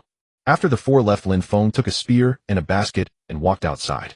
Outside on the grass, Lin Feng looked at the area. Some shepherd's purse had already been dug up by Lu Yun and the others, leaving only some wild chives and field vegetables. Lin Feng squatted down and dug up some field vegetables. These wild vegetables grew in clusters and were relatively easy to dig up. After filling half a basket with field vegetables, he glanced towards the lake and returned. On the thatch outside the pond, Lu Yun was cutting with a knife, and Yi Shui was gathering the thatch into a pile. A snake! Suddenly Su Nan shouted and hurriedly ran out from the thatch. It's just a small snake. Song Yin Fei ran over with a bamboo spear and quickly smashed the snake to pieces. Hey Nan, look quickly. There's a little bird. Yi Shui pointed at a quail that had run into the thatch and shouted. Great! Just in time to try my archery skills. Su Nan ran to the grass, picked up her bow and arrows, and dashed over. So many ants. Run! Suddenly Lu Yun shouted and ran out of the thatch, bending over to swat the ants on her feet. Yi Shui saw the tall ant hill in the thatch and also ran out. At this moment, Lin Feng walked over and smiled as he looked at Lu Yun, asking, what's wrong? Lu Yun pointed inside the thatch and said, there's an ant nest inside. An ant nest? Lin Feng smiled slightly and said, just burn it. Lin Feng walked to the ant nest, laid a layer of straw around it, then set it on fire and poked the nest with a spear. The flames quickly engulfed the ant nest, and all the ants inside were burnt to death. Big brother, look, I shot a little bird. Su Nan ran over joyfully, holding a quail in her hands. Not bad, bring it back. Lin Feng smiled slightly, holding a bundle of straw, and led Lu Yun and the others towards the wooden cabin. Upon returning to the cabin, he spread the straw on the wooden floor, completing a makeshift bed. Song Yin Fei and the others ran to the weedy area outside with baskets to dig wildflowers, saying they would plant them under the fence. Lin Feng prepared the quail, cut it, and placed it in a bamboo tube. He also brought back some dried wolf meat to cut, planning to stir-fry it with bamboo shoots tonight. With everything prepared, he sat on a stool to rest. The sunset's afterglow illuminated the peak of the mountain. Song Yin Fei and the others also returned, chatting happily. Big brother, look. How beautiful these flowers are. Su Nan ran to Lin Feng's side, crouched down, and handed him the wildflowers from her basket. Lin Feng looked down and saw wild chrysanthemums along with some blue, purple, and pink wildflowers. Indeed, a riot of colors. He picked up 2 wild chrysanthemums and smiled. These wild chrysanthemums are nice. They can be used to brew tea. So these flowers can be used for tea. There are plenty of them here, Song Yin Fei said with a faint smile. Let's go, it's getting dark. We should plant these wildflowers first. Lu Yun spoke up, and the 4 of them walked inside the fence. Lin Feng glanced at the sky, stood up, and walked into the wooden cabin to prepare dinner. In the evening the sky was ablaze with the fiery glow of sunset. The five of them sat outside the shed with bowls in hand enjoying their meal while admiring the beautiful scenery. The next morning Lin Feng took Song Yanfei and the others to the bamboo forest early, cutting down 5 or 6 bamboo stalks and dragging them to the grassy area by the entrance. "Follow me," Lin Feng said, dragging 2 bamboo stalks as he walked towards the lake. Song Yanfei and the others each dragged a bamboo stalk. "This bamboo is too heavy any weight for me." Su Nannan gritted her teeth as she dragged the heavy bamboo, calling out to Song Yanfei ahead of her. Where are Lu Yun and the others taking the bamboo?" At that moment Xin Yin and Lung Rushuang walked over and happened to see Su Nannan dragging the bamboo outside. "Let's go and take a look," Lung Rushuang suggested after thinking for a moment. Lin Feng dragged the bamboo to the grassy area by the lake, then returned to help Su Nannan and Song Yanfei pull the bamboo over. "Lin Feng, are you planning to build a bamboo raft to go onto the lake?" Lu Yun asked, shaking her slightly tired hand. Lin Feng smiled faintly. "Isn't it obvious?" After saying this, he took an axe into the woods and cut down a few logs as thick as his arms, laying them across the grass. He then placed the bamboo upright on the logs and secured them tightly with bamboo strips. "Come on." Everyone pushed together. Lin Feng called out, and Lu Yun and the others hurried over to help push the bamboo raft onto the lake. Lin Feng took a bamboo pole about 5 or 6 meters long and extended it out. The bamboo raft moved slowly across the lake. Lin Feng kept an eye on the mound of earth and water plants in the middle where a few wild ducks were swimming not far ahead. Lin Feng paddled the bamboo raft slowly to stop behind the mound where his view was obscured by tall water plants. He intended to ambush the wild ducks here. "Sister Chun, Yinlung Rushuang, why are you here?" Song Yanfei was a bit surprised to see the two emerge from the woods. Chun Yin chuckled. "We saw you come here, so we followed along." She then looked towards the lake, surprised to find such a beautiful lake here. "What is Lin Feng doing?" Chun Yin asked, looking at Lin Feng. Song Yanfei smiled faintly. "Oh, he's hunting wild ducks." "Wild ducks?" Chun Yin said, surveying the lake. Indeed, in the lower right corner of the lake, there were a few animals. She saw a wild duck swimming towards the mound, and Lin Feng drew his bow and aimed at it. Whoosh! An arrow shot out, hitting the wild duck's body squarely. The wild duck floated on the lake's surface, and Lin Feng quickly paddled over with the bamboo pole to retrieve it. "Got it! Got it!" Su Nannan shouted excitedly. Lung Rushuang squinted her eyes watching Lin Feng bring the wild duck onto the bamboo raft, and felt a hint of surprise in her heart. Why was it so easy for him to catch prey? Meanwhile, the 5 of them went out for a whole day without bringing anything back. "Is the gap between people really this big, eh?" Lung Rushuang murmured. She was a proud daughter of heaven, and everything had gone smoothly for her at home. It was only after coming here that she realized she seemed like a useless person, unable to do anything. Lin Feng paddled the bamboo raft to the shore, secured it with the bamboo pole, and then got off holding the wild duck. Lu Yun walked over and took the wild duck, weighing it in her hand, and smiled. "It's quite heavy, about 4 pounds. Big brother. Annie and I want to paddle the bamboo raft to play." Su Nannan came over with a smile. Lin Feng nodded with a smile. "Go ahead, but be careful." Got it." Su Nannan happily ran over, took Song Yanfei's hand, and stepped onto the bamboo raft, lifting the bamboo pole and pushing it out. Lin Feng glanced at Chun Yin and Lung Rushuang, surprised to see that they had come along. What was strange was that he did not see Du Ziming and the 2 strong men. Chun Yin saw Lin Feng sitting on the grass and walked over, sitting beside him with a smile. "Aren't you worried that they went so far to play, eh?" Lin Feng looked at Chun Yin and smiled faintly, worried. "You are underestimating Nannan. She can swim. Unless there are crocodiles, they won't get into trouble." Chun Yin chuckled and suddenly changed the subject. "Yesterday, Du Ziming asked you to partner up. Why didn't you agree?" Lin Feng lowered his head after hearing this, then raised it again and said, "There's no reason. Life here is already quite tough for the 5 of us. If we added you 5, wouldn't that make it even harder?" "Oh, is that so?" Chun Yin smiled slightly. "Why do I see you all seeming like you're on vacation?" "Sigh." Lin Feng sighed. "That's just the illusion you see, but it's not as easy as you think. If one day, if Rushuang and I are in dire straits, would you take us in?" Chun Yin asked seriously. After hearing this, Lin Feng nodded lightly. "I would." Hearing Lin Feng's straightforward answer, Chun Yin smiled knowingly. "I won't disturb you any longer. We should head back. Why not stay for a meal before you go? We have wild duck." "Okay." Chun Yin readily agreed, as she was waiting for Lin Feng to say so. Hearing Chun Yin turn back to agree to eat, Lin Feng felt somewhat speechless. Did she not realize that this was just a polite invitation? Song Yanfei and Su Nannan quickly paddled the bamboo raft back, and it was then Lu Yun and Yi Shui's turn to step on. Seeing Song Yanfei and Chun Yin happily chatting, Lin Feng lay on the grass, lost in thought as he gazed at the sky. Returning to the wooden cabin, Lin Feng boiled a pot of water, scalded a wild duck, and took it to the grass to pluck its feathers. Song Yanfei and the others ran over to play in the weeds. Is this the wild vegetables you eat? Chunyan asked, holding a shepherd's purse. Song Yanfei nodded with a smile. Yes, they're quite tasty. We'll dig some to take back for you to try.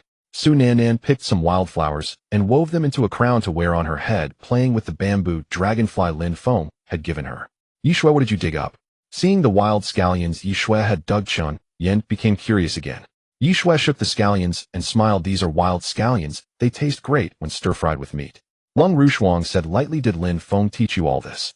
Song Yanfei replied with a smile. Yes, he taught us which wild vegetables are edible and which are not, and he even showed us how to make a lasso. Lin Feng said that to survive here one often has to rely on oneself. Lu Yun said with a slight smile, because no one can take care of you all the time. At this moment Lin Feng was chopping the duck meat. The wild duck was not fatty at all, it was mostly lean meat, very firm. There were still some bamboo shoots left in the basket, just right for stir-frying with the duck meat. 10 minutes later Song Yanfei and the others returned carrying the freshly dug wild vegetables and scallions to wash them. Nannan, start the fire, I'm going to cook. Okay. Su Nannan ran into the cabin and moved some dry wood from the room to the stove, adding smoke. When the pot started to smoke, she poured in some lard, then added the wild scallions to stir-fry until fragrant, followed by the duck meat for quick frying. Once the duck meat released its oil, it was time to add the bamboo shoots to cook together. Smelling the delicious aroma, Chun Yen smiled. It was the first time she had smelled such a fragrance since arriving here. Chun Yen Rushuang, here are the bamboo bowls and chopsticks I made for you, Lu Yun said with a smile as she walked in, placing 2 sets on the table. Chun Yen looked at the bamboo bowls and chopsticks and smiled. This gives me a bit of a homely feeling. Half an hour later Lin Feng placed the cooked duck meat into 4 bamboo plates and prepared a pot of wild vegetable soup. Dinner is ready. Serve yourselves some soup, Lin Feng called out to the others. Eating wild vegetables, drinking soup, and having bamboo shoot duck meat, Chun Yen and the others felt that their lives had been abysmally terrible in the past few days. Lin Feng, I didn't expect your cooking skills to be so good. Chun Yen smiled slightly. Even the usually aloof Lung Rushuang looked at Lin Feng with newfound respect. Lin Feng smiled. It's the ingredients that are good, I just cooked them casually. Lung Rushuang ate 2 bowls of shepherd's purse, starting to enjoy this wild vegetable. The pleasant lunch soon came to an end and Lin Feng brewed some chrysanthemum tea in a bamboo tube. A cup of tea after a meal, you really know how to enjoy life. Chun Yen took a light sip of tea and smiled. Lin Feng said with a faint smile, even in dire straits one must maintain a good mindset so that one's mind remains clear. Chun Yen nodded gently with a smile. I agree with that. All right, we've been out long enough, it's time to go back. Lung Rushuang stood up and said thank you for your lunch. After saying that, she walked out of the wooden cabin. Chun Yen smiled slightly at Lin Feng and followed her out. On the way the two looked as if they were deep in thought. Do you not want to leave here? Chun Yen asked. Lung Rushuang nodded. Yes, they've swept away my frustrations these past few days. Chun Yen smiled slightly, as she also didn't want to leave, thinking about how to make Lin Feng let them stay. Returning to the cave, she found that Du Ziming and Li Dalong had not yet returned. By noon, the 3 of them finally returned, chatting and laughing. Chun Yen and Rushuang were back. Du Ziming walked into the cave and smiled at the two, saying, today, I shot a wild chicken with 1 shot. It seems my marksmanship has improved. Impressive, Chun Yen replied perfunctorily with a smile, while Lung Rushuang merely glanced at him. The brothers Li Dalong quickly cleaned the wild chicken, discarded the entrails outside, propped it up with a stick, and placed it on the campfire to roast. Half an hour later the wild chicken was roasted, and Du Ziming tore off 2 chicken legs and handed them to Chun Yen and Lung Rushuang. Here, this is for you. Lung Rushuang glanced at the chicken leg. We've already eaten. You guys have it. Already eaten. Du Ziming was taken aback. He knew they must have gone to Lin Feng's place again. Don't disturb him unless necessary. Oh, I can take care of you guys, Du Ziming said, biting into a chicken leg. Last time Lin Feng's refusal made him feel a bit uncomfortable.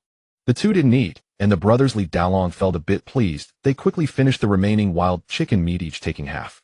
We can go wherever we want. It's none of your business. Lung Rushuang coldly glared at Du Ziming. Humph. Du Ziming snorted coldly and walked out of the cave. Brother Ming, where are you going? Li Dalong quickly asked when he saw Du Ziming leave. Going hunting. Du Ziming's voice came from outside, and the brothers Li Dalong hurriedly chased after him. He feels a bit uncomfortable, Chun Yen said, looking at the departing Du Ziming with a smile. Sai, he cares too much about appearances. Last time Lin Feng rejected his offer to partner up, it's inevitable that he would feel bad. Lung Rushuang understood Du Ziming better. By evening the 3 of them returned without having caught anything. At night the 5 sat around the campfire. The brothers Li Dalong were already very hungry. Chun Yen looked outside the cave, thinking Song Yanfei and the others must be full by now. At night the moonlight was bright outside. It was a full moon, almost as bright as during the day. Brother, I'm very hungry, Li Dahu said to Li Dalong in a low voice. I'm hungry too. Wait, come with me. Li Dalong said mysteriously, glancing at the three who had already fallen asleep and left the cave. Li Dahu tightened his clothes and asked softly, "Where are we going, brother?" "Just follow me," Li Dalong said impatiently. Under the guidance of the moonlight, the two walked into the valley. After walking for more than 10 minutes, they arrived outside a shed and saw wolf meat drying on a bamboo rack. "Wow, so much meat!" Li Dahu felt excited. "Let's go. We'll take some back." Li Dalong tugged Li Dahu, and they stealthily approached the rack to quickly collect some wolf meat. The two quickly took down some wolf meat from the bamboo pole, held it in their arms, and hurriedly left. Back at the cave, the two immediately roasted the wolf meat. "I didn't expect Lin Feng to hang so much meat there. Hee. This is a windfall for us brothers." Li Dahu smiled slightly. "Stop talking, hurry, and roast it. I'm so hungry." Du Ziming, still half asleep, slowly opened his eyes upon smelling the aroma of roasting meat. The next morning, where's the meat on this bamboo pole? Yishui walked over to the rack and noticed that all the wolf meat on one pole had vanished. Lu Yun heard this and walked over as well, saying, "Could it have been stolen by other animals during the night?" Lin Feng approached and asked, "Lin Feng, some of the wolf meat is missing. It might have been taken by wild animals last night," Yishui said. Lin Feng smiled indifferently upon hearing this. "It's fine if some is gone, there's still plenty to eat anyway." "Big brother, where are we going today?" "To catch fish." Su Nan ran over and asked. Lin Feng pondered for a moment, looked toward the distant peaks, and said, "Today it'll take you to set some snares." He hadn't gone in a while, so now was a good time to take them on a stroll around the area. 10 minutes later, everyone had their backpacks on and bamboo spears in hand, following Lin Feng toward the mountain ahead. Inside the cave, "Dalong, where did this meat come from?" "Lung Raoshuang," asked Li Dalong coldly. "Oh, Raoshuang, just eat, and don't ask so many questions," Li Dahu said with a slight smile. Chun Yin looked at the dried meat. It seemed familiar, like the meat Lin Feng had hung out to dry on the grass. "Did you steal the meat Lin Feng hung outside?" Chun Yin asked the Li brothers in a low voice. "TCH, what do you mean steal? He has so much meat." "Oh, we're just helping him share the burden," Li Dalong retorted. "Exactly, don't worry, it's fine." Du Ziming walked over to mediate, smiling. "Oh, it's just some meat. Once we catch a big prey, we'll send some over." Lung Raoshuang merely shot them a cold glance and left the cave. Chun Yin saw her leave, and quickly Chun Yin caught up to Lung Raoshuang and said worriedly, "Raoshuang, do you think Lin Feng will suspect us of stealing his meat?" Lung Raoshuang stopped and said calmly, "Besides the 5 of us, is there anyone else here? Let's go. We'll explain it to Lin Feng." When they arrived outside the shelter, they found Lin Feng and Lu Yun were gone, and there was no sign of them anywhere. "Strange, where did they all go?" Chun Yin muttered, craning her neck to look around.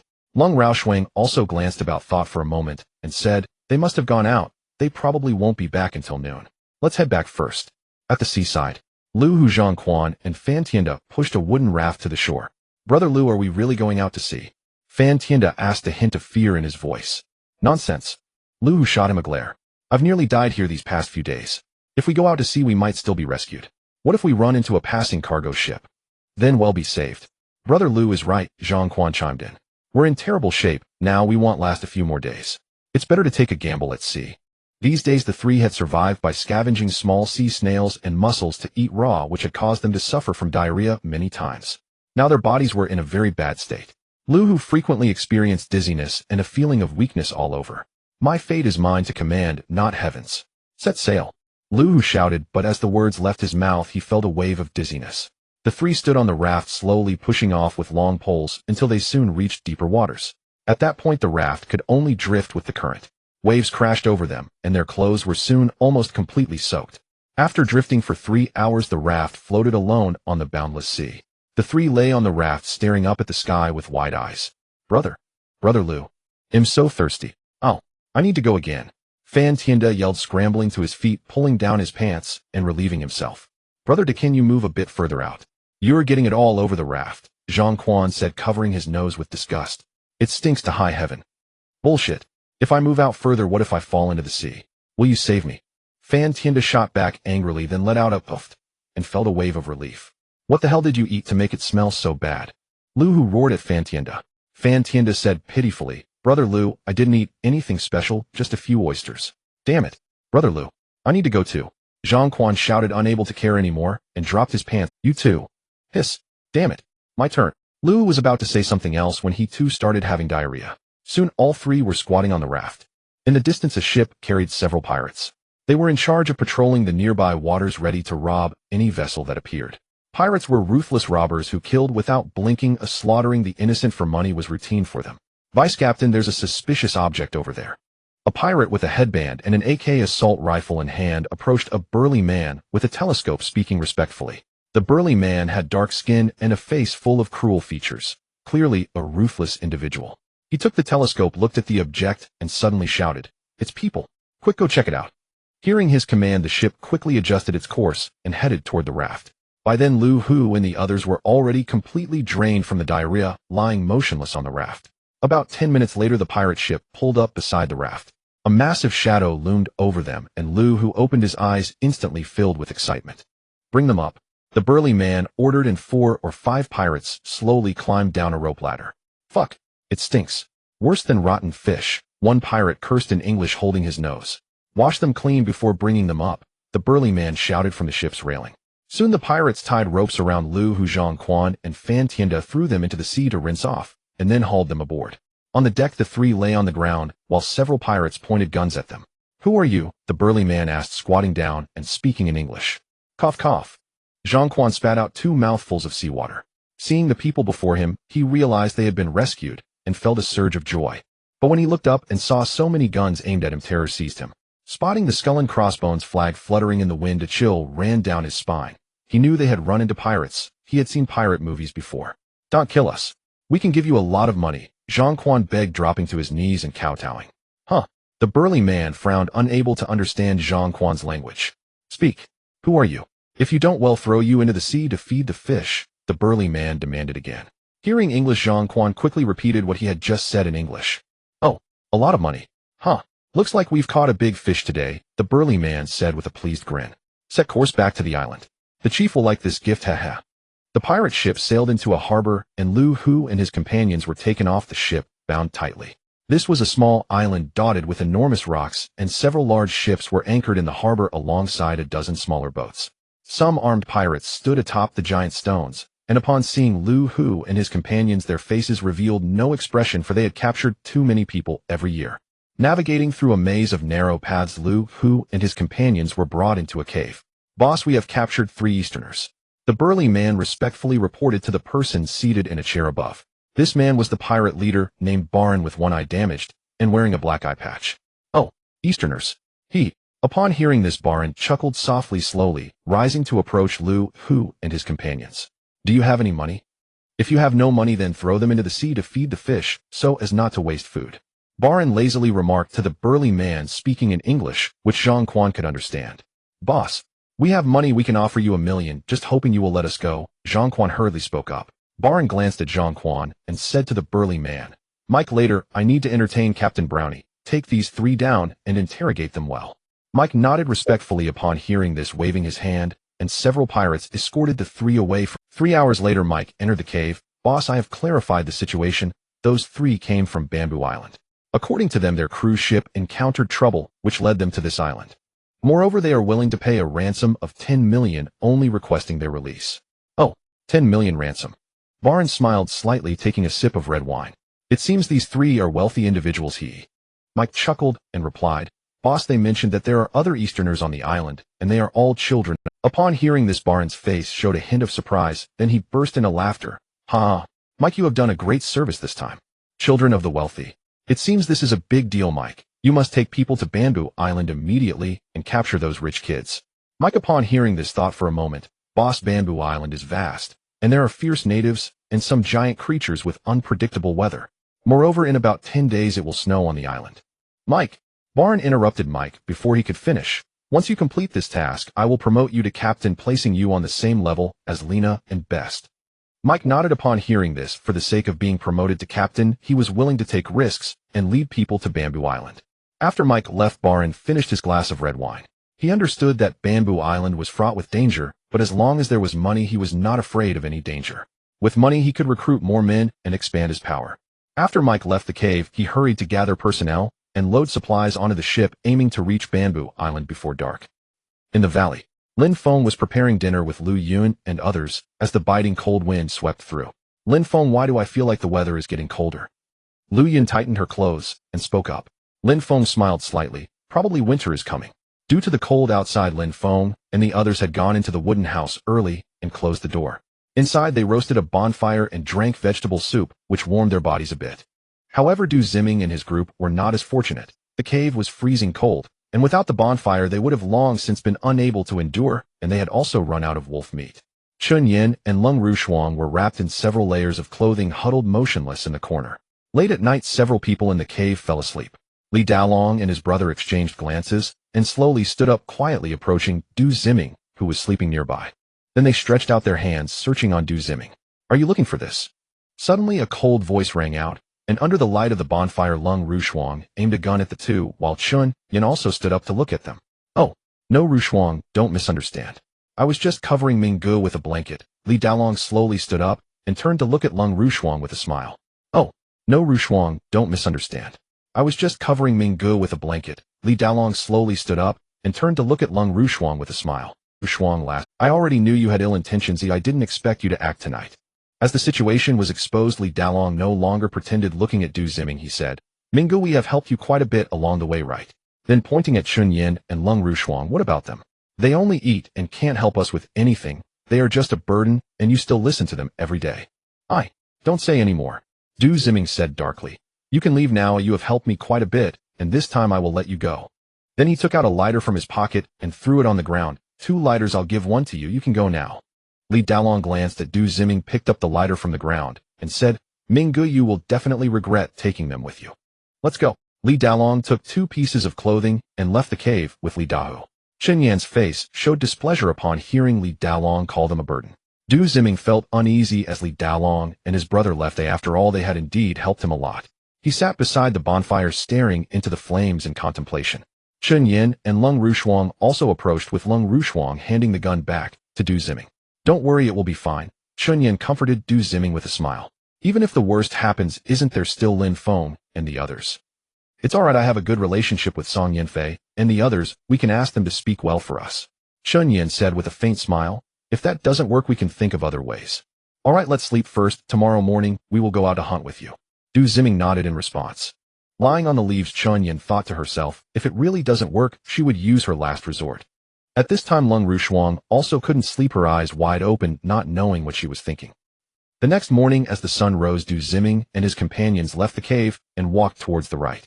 To the right was a winding path of small stones, and after walking for about 10 minutes, they arrived at the edge of a small stream. To the left was a small hillside, and to the right was a dense thicket. In the valley, Lin Feng led Lu Yun and the others to check the lasso. Due to the cold morning, Su Nannan and Song Yinfei had put on their coats. After walking for almost an hour, they finally arrived at a small valley. In the center was a patch of bushes with forests on both sides. As they entered the bushes, Lu Yun and the others immediately split up to check their lassos. Lin Feng, holding a spear, walked deep into the thicket, ascending a slope filled with trees where a river flowed below. The river wasn't very deep, only reaching his calves, and on the opposite side was a steep slope covered in dense vegetation. Lin Feng navigated through the trees and reached the riverbank, where he noticed a fish lying on a rock in the water. He saw that the fish had red streaks on its sides, and its mouth was still moving. It had not yet died. Lin Feng knew that during the spawning season, salmon would swim upstream from the sea, enduring countless hardships, and upon reaching their spawning grounds they would die. Suddenly, a cracking sound of branches came from the thicket opposite. Lin Feng quickly turned and ran up the slope, hiding behind a tree. After a while, a black bear emerged from the thicket, coming to the river in search of food. It sniffed around and walked over to the salmon, tearing it apart to eat. Lin Feng watched the black bear, knowing that if they could hunt this bear, they wouldn't have to worry about food for at least 10 days to half a month. Suddenly, a roar echoed as another massive black bear appeared from below, growling at the current bear. This giant bear exuded an aura of intimidation, causing the bear eating the salmon to quickly retreat into the thicket. Lin Feng observed the gigantic black bear and cautiously distanced himself. As he walked, Lin Feng realized that these black bears were likely preparing for hibernation, searching for food to accumulate fat for surviving the cold winter. Returning to the thicket, he found Song Yinfei and the others waiting for him. "Lin Feng, we caught a grouse and a squirrel." Seeing Lin Feng approach, Song Yinfei expressed her joy. Lin Feng nodded in response. The cold weather had resulted in a noticeable decrease in animal sightings. "You all should head back. I want to take a look around nearby." With black bears around, it was too dangerous to bring them along. It was safer for them to return. After Song Yinfei and the others left, Lin Feng ventured into the nearby woods. Roar! By the river, Du Ziming raised his pistol, shouting at Chun Yin and Lung Rushuang as a black bear charged. Chun Yin and Lung Rushuang, seeing the black bear rushing at them, ran down the path with pale faces, while Du Ziming followed closely behind. Fortunately, when the black bear saw the three running away, it stopped and did not pursue. The three returned to the cave shaken, realizing they had almost been caught by a bear coming down the slope. Du Ziming, what should we do now? Chen Yin asked aloud. Du Ziming glanced at the cave entrance and walked over with a wry smile, saying, I don't know what to do now. Now there's only one option left, to find Lin Feng. Lung Rushuang frowned slightly as she spoke. With black bears in the area, the cave was no longer safe. If a bear entered at night, all three of them would be in danger. Yes, let's find Lin Feng and quickly pack our things. Du Ziming hurried inside, stuffing some clothes into a suitcase and zipping it up before they hurriedly left the cave. Arriving in the valley, they saw Lu Yun and the others warming themselves by the fire in the shelter. Oh, Sister Chen, Yin Lung Rushuang, what brings you here? Song Yanfei turned to them with a smile, saying, Come in quickly, it's cold outside. She didn't notice Du Ziming as he was at the back. Lu Yun frowned at the suitcase in Du Ziming's hand, thinking, Are they here to seek refuge? Lu Yun, Yanfei, I'm not afraid to tell you that we are here to rely on you. We encountered a black bear, and the cave is no longer safe. Chun Yin informed the two. Upon hearing this, Song Yanfei's expression turned serious as she said, Sister Chun, Yin telling us is useless. It's Lin Feng's approval that matters for you to stay. Where is he? I'll talk to him, Lung Rushuang said. He hasn't returned yet. Lu Yun pointed towards the distant peak. He's over there. Then let's wait for him to return before discussing this. At this moment, Lin Feng was walking alongside the river where some stones still bore remnants of rotting salmon, meat likely leftovers from the black bear. After walking for about 10 minutes, he arrived at a small waterfall where some salmon were desperately leaping upstream. In the pool below, many salmon swam around, and Lin Feng climbed down from a nearby rock. Reaching the edge of the pool, Lin Feng aimed for a salmon and thrust his spear down, piercing one. He checked and found that these salmon were still very lively. He wouldn't take one that was half alive. Lin Feng moved to a narrow spot, caught a few salmon, then went to the nearby thicket, cutting down 2 branches and threading the fish onto them. Here they come again. Lin Feng glanced down to see a black bear with 2 cubs slowly making their way here, so he took the fish and left. A mother bear with cubs is very dangerous. If it encounters humans, it will attack without hesitation. He climbed up the slope, navigating the difficult terrain until he reached a somewhat flat grassy area. After traversing the winding mountain path for nearly 2 hours, Lin Feng finally returned to the valley. Oh, Big Brother is back. Upon seeing a figure return, Su Nanan happily stood up and smiled. Back in the wooden house, she joyfully took the fish from Lin Feng's hands, exclaiming, Wow, it's so heavy. Lu Yun, Yishui, and Song Yanfei also came out of the shelter to process the salmon. Why are you 3 here? Lin Feng entered the shelter, sat down, and asked the 3. Lin Feng, we encountered a black bear by the river, Chun Yin said. Black bear? Lin Feng smiled slightly. I've encountered a few as well. Lung Rushuang wasted no time and directly said, Lin Feng, we want to team up with you. Hearing this, Lin Feng smiled faintly and asked, Where are those 2 big guys? They left. Lung Rushuang looked at Lin Feng and said, You tell us what we need to do for you to take us in. Brother Lin Feng, we are in a difficult situation and have no choice but to rely on you now. Du Ziming. Lin Feng glanced at the suitcase beside him, realizing they had been frightened by the black bear. Since they were all from the Summer Kingdom, he decided to help them. You can stay. Lin Feng looked at the 3 and said, But I dislike scheming and intrigue. Upon hearing Lin Feng agreed to let them stay, Chan Yin immediately exclaimed happily, How could we scheme against each other? We're good sisters with Yanfei and the others. After saying that, she dragged Lung Rushuang to help Song Yanfei and the others. Noon. Everyone was enjoying delicious fish soup and fresh salmon meat in the wooden cabin. Thank you, Lin Feng. Du Ziming smiled and expressed his gratitude. This delightful lunch was the best meal he had experienced since arriving on the island. Lin Feng smiled slightly and replied, Just call me Lin Feng. Even Lung Rushuang, who usually had a cold demeanor, showed a happy smile at this moment. After drinking the fish soup, everyone felt much warmer. Wow, these clothes are beautiful. Everyone choose a suitable one to wear, Chun Yin said with a smile. The wolf meat outside had also been dried, and Yi Shui and the others collected it, putting it in a box for food reserves. In such cold weather, this wolf meat could be preserved for a longer time. Come, everyone try the dried persimmons. Lin Feng took down the bamboo sieve from the roof and distributed one to each person. So delicious. So sweet. It has a strong sweetness with a chewy texture and delicate taste. Lung Rushuang smiled and said, I really like this kind of snack. I didn't know it tasted so good after drying. Song Yanfei chuckled lightly. When just picked, the fruit is astringent. Du Ziming looked at Lin Feng with a smile. I rarely admire anyone. You are the first. Oh, should I feel honored then? Lin Feng smiled slightly. Big brother, I want to eat more, Su Nanan said sweetly as she walked over. This is reserved for when there's no food. Lin Feng patted her head and smiled. Let's just have one today. He then looked at Lu Yun and the others. There are many places with black bears around, so be careful not to wander off. We won't leave this valley, Lu Yun nodded. No, Lin Feng shook his head. The valley isn't necessarily safe, black bears can come in at any time. Does anyone have acrophobia? As soon as he finished speaking, Lin Feng looked at everyone. Seeing no one respond, he continued. If not, you can take turns climbing the lookout tower to use the telescope to check the surroundings. If you spot a black bear or any other animals, inform us immediately. They'll go up first. Lu Yun stepped forward. Lin Feng then moved the ladder to the lookout tower, and Lu Yun climbed up with the telescope. Let's go pick some more persimmons. Song Yanfei smiled at Chun Yan and the others. Let's go, we're off to pick persimmon. Su Nannan happily took out several baskets from the shed. Yi Shui and Chun Yan dragged a bamboo pole and followed behind Song Yanfei toward the persimmon tree. What about us? Du Ziming asked Lin Feng. He wanted to prove himself and contribute to the group. Lin Feng smiled slightly. Men will definitely go hunting, while women are responsible for gathering. After saying that, he walked into the house, took out the bow and arrows, and strapped a Nepalese knife to his waist. Let's go, Lin Feng said, and walked toward the river with Du Ziming hurriedly following. When they reached the riverbank, Lin Feng squatted down to wash his hands the icy water, turning his hands red from the cold. Where are we going to hunt? Du Ziming looked around and spoke. Lin Feng stood up, raised his head, and looked at the mountains across. He pointed to a valley on the left. Let's check that place. Lin Feng picked up some larger stones by the riverside and threw them into the river. Walking on the stones, Du Ziming also gathered some stones and handed them to Lin Feng. Soon a stone bridge spanning the riverbed was completed, and the two carefully crossed over. They reached the sandy ground and walked into the grassland further up. Arriving at the entrance between the two mountains, it was blocked by some small bushes. Lin Feng had no choice but to take out his knife and cut his way in while walking. Lin Feng, there won't be any snakes here, will there?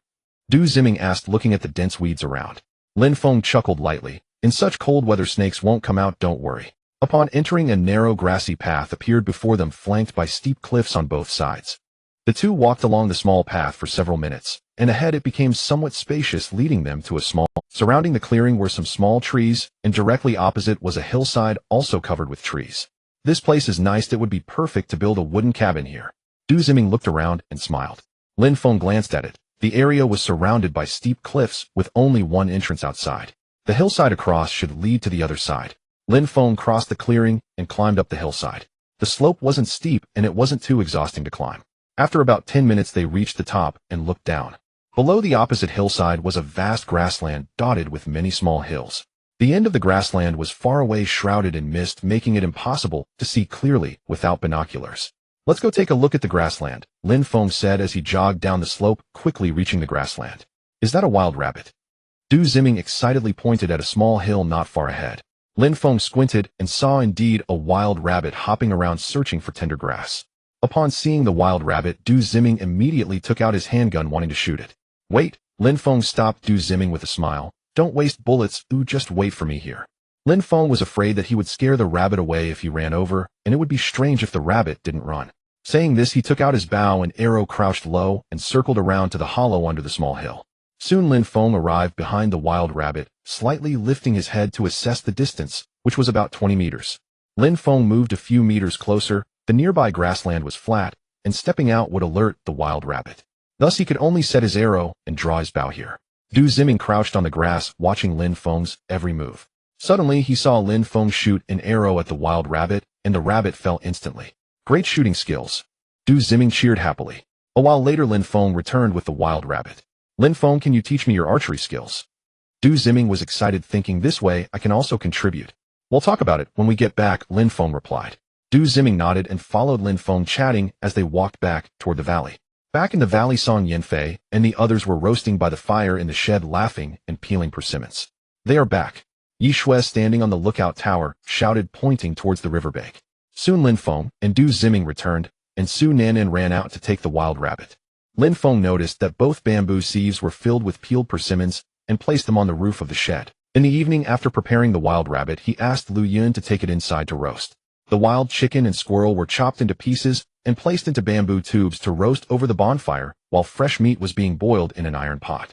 It seems to be even colder tonight, Song Yanfei remarked, feeling that tonight was colder than the past 2 days. As night fell and the temperature dropped sharply, 8 people huddled around the campfire to keep warm. It's too cold, let's go to sleep, Lu Yun suggested. She stood up and moved some firewood from the campfire into the room. Du Ziming and Lin Feng shared a room where they set up another fire in the middle. This place is much better than the cave, Du Ziming chuckled. Lin Feng smiled back. If we add another layer of straw tomorrow, it will be even warmer. Lin Feng, I'll leave this gun to you, Du Ziming said after a moment of thought, pulling out a handgun and handing it to Lin Feng. Took the handgun, skillfully opened the magazine to check, finding 3 bullets. He smiled. This gun is decent. He then handed it back to Du Ziming. You keep it for protection. Ooh, I need this. Du Ziming looked at the handgun and set it aside, knowing that with Lin Feng's archery skills, he wouldn't need it for her. In the deep of night, the two finally lay down to sleep, while outside the moon had just risen. In the morning in the woods, Li Daolong climbed up a wild fruit tree surrounded by chattering monkeys. Damn, keep calling and I'll eat you. Li Daolong threw 2 green wild fruits at the monkeys, who nimbly dodged. Brother, throw a few down first, I'm starving. Li Dahu shouted from below, looking up at Li Daolong. All right, stop whining. Li Daolong cursed and threw down a few wild fruits. Li Dahu immediately ran over to pick them up and eat. Li Daolong also stood on the branch eating the wild fruit. Although slightly astringent, they didn't care and just wanted to fill their stomachs first. Moi. Suddenly, Li Daolong noticed 2 people approaching from not far away carrying guns. He quickly climbed down the tree and whispered, Dahu, someone is coming and they have guns. Someone? Li Dahu exclaimed excitedly. It might be a rescue team. Let's go look for them. Li Daolong frowned and whispered, but they don't look like rescue personnel. Let's hide and see what happens. The 2 hurriedly moved to the base of a nearby large tree, which had a recessed area perfect for hiding. Soon the 2 brothers heard footsteps getting closer. At that moment, a centipede about 10 centimeters long crawled out from the hollow tree and slowly made its way onto Li Dahu. Li Dahu was about to react when Li Daolong pressed him down, covering his mouth to silence him. At that time, footsteps passed overhead. Li Daolong cautiously peeked out, then quickly hid again. After about 10 minutes, when the 2 people walked far away, the brothers finally got up. Li Dahu hurriedly patted his clothes, and the centipede fell out. They're not rescue personnel, Li Daolong said quietly. We need to leave here quickly. Brother, if they're not rescue personnel, then who are they, eh? Li Dahu asked softly. Li Daolong thought for a moment and replied, I don't know either. Let's follow them and see. As he spoke, the 2 of them cautiously followed the 2 pirates ahead. The pirates glanced casually at a steep slope before turning back. Li Daolong and his brother stealthily trailed behind the pirates. After 2 hours, the pirates returned to their camp. Li Daolong and Li Dahu lay on the hillside, observing the 4 tents on the grassy ground below, surrounded by a campfire with about 10 people around it. Brother, should we go down and ask? If you want to die, don't drag me into it. Li Daolong glared at Li Dahu, muttering, they look like pirates. Pirates? Li Dahu exclaimed in surprise. No way. Aren't pirates supposed to be at sea? What are they doing on this deserted island? Shoo, don't make a sound. Suddenly, Li Daolong exclaimed and focused on the pirate camp below. He saw the more than 10 pirates stand up, immediately splitting into pairs and walking away, leaving the camp deserted. A few minutes later, when the pirates had vanished, Li Daolong thought for a moment and pulled Li Dahu to descend the hillside, approaching the camp. Outside the tent, Li Dahu noticed that there was still a pirate inside the tent. He quietly approached Li Daolong and whispered, Brother, there's still someone in the tent. Hearing this, Li Daolong's eyes glinted with a fierce light. Get rid of him. Li Dahu nodded, picked up a stick and threw it at the tent, while Li Daolong hid beside the tent waiting. Hearing the noise, the pirate inside the tent came out. Just as he stepped out, Li Daolong grabbed his throat, and Li Dahu rushed in to seize his gun, preventing him from firing. Crack! Li Daolong instantly twisted the pirate's neck and dropped him onto the grass. Quick! Check for food and drinks, take everything. The 2 hurriedly ran into the tent, searching for items. Soon they found some liquor, beef jerky, bread, salted fish, fruit, and 2 packs of cigarettes, all laid out on the grass. Brother, we've struck it rich. This stuff is enough for us to enjoy for 10 or 8 days. Li Dahu exclaimed excitedly. Quick, take apart 1 tent and pack everything up to take with us, Li Daolong instructed, moving to the pirate's corpse to take his rifle and magazine.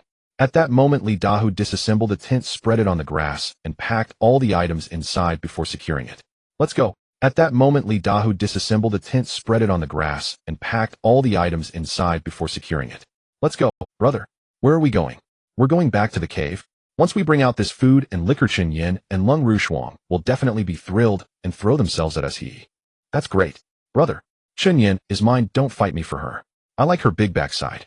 Alright, hurry up. Otherwise we won't make it back to the cave before dark. The 2 rushed into the woods, jogging deeper inside. By noon, a Mike returned with several pirates from the seaside. Vice Captain, could they have not stayed by the sea? What if they ran into the island? One pirate spoke up. Mike frowned slightly. It's very possible. Once the brothers are back, we'll search deeper into the island. Yesterday was spent searching by the sea, and not a single figure was seen, which made Mike reluctantly admit that those Easterners might have entered the island. Why is there 1 less tent? A pirate ran onto the grassy area, discovered his comrade's corpse, and shouted, "Not good. Our people have been killed."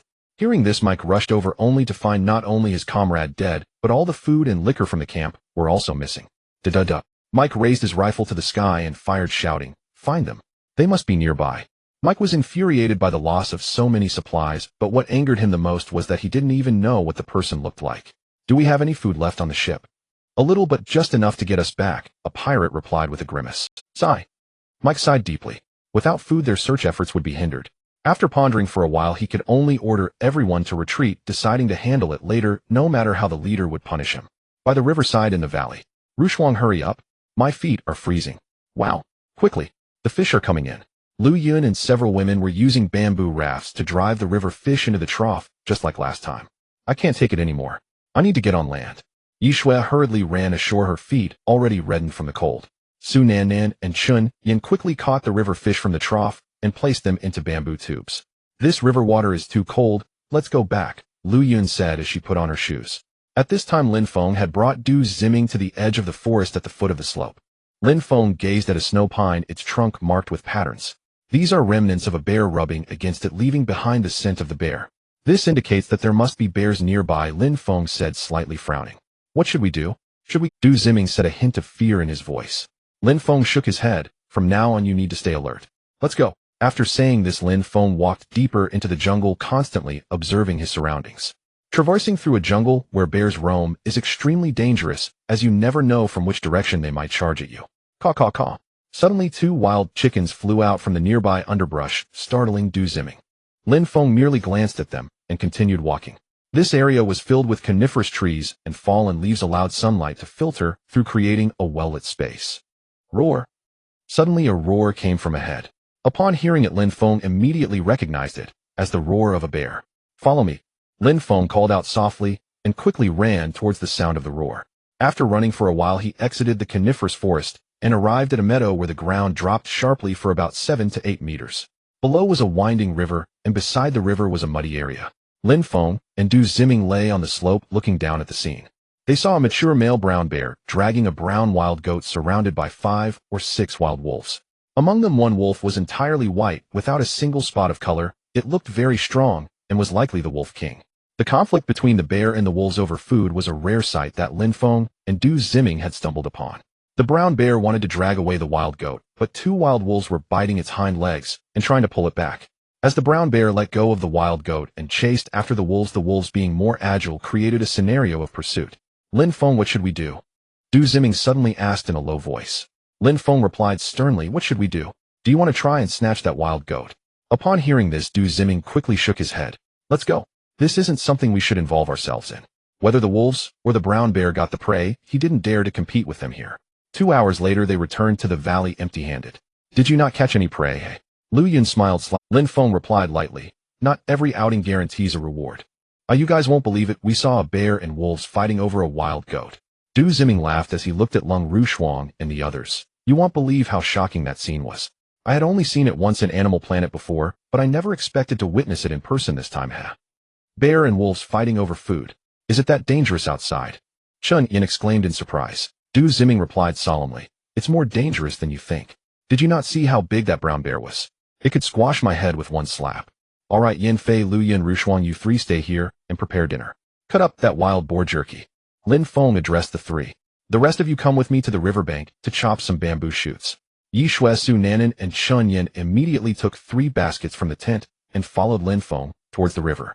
Song Yanfei and the others entered the wooden house, took out 7 or 8 pieces of wild boar jerky, placed them on the wood, and cut them into small pieces, packing them into a basket.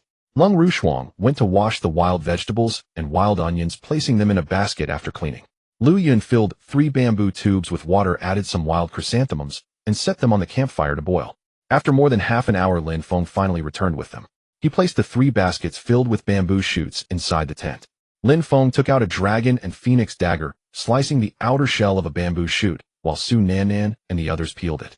"Hey, Lin Feng, this dagger is quite nice," Du Ziming remarked, surprised to see the dragon and phoenix dagger in Lin Feng's hand. "It looks like an antique worth a lot." "How would antique? Here it's just a tool." Lin Feng smiled slightly, but he felt pleased inside. If it were indeed an antique, it could fetch a good price at auction once he returned.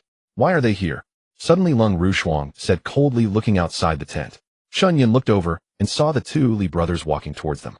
No wonder we couldn't see you in the cave, but turns out you were with them, Li Dahu said, grinning as he approached the tent, looking proudly at Chun Yin and Lung Rushuang. Du Ziming stepped out of the tent, looked at the two, and said solemnly, "What are you doing here? You aren't welcome here." "Ominga, don't be so angry." Li Dalong smiled slightly. "Look what we brought." As he spoke, he pulled out 2 bottles of liquor and 2 loaves of bread from his clothing. Li Dahu also produced 2 bags of sealed beef. Everyone was momentarily shocked at the items the 2 brothers presented. Lin Feng stepped out and frowned upon seeing the rifle slung over Li Dalong's back. "What do you think?" Surprised. "Ha ha." Li Dahu laughed heartily at Chun Yin and the others. "As long as one of you goes with us, you can have all this food."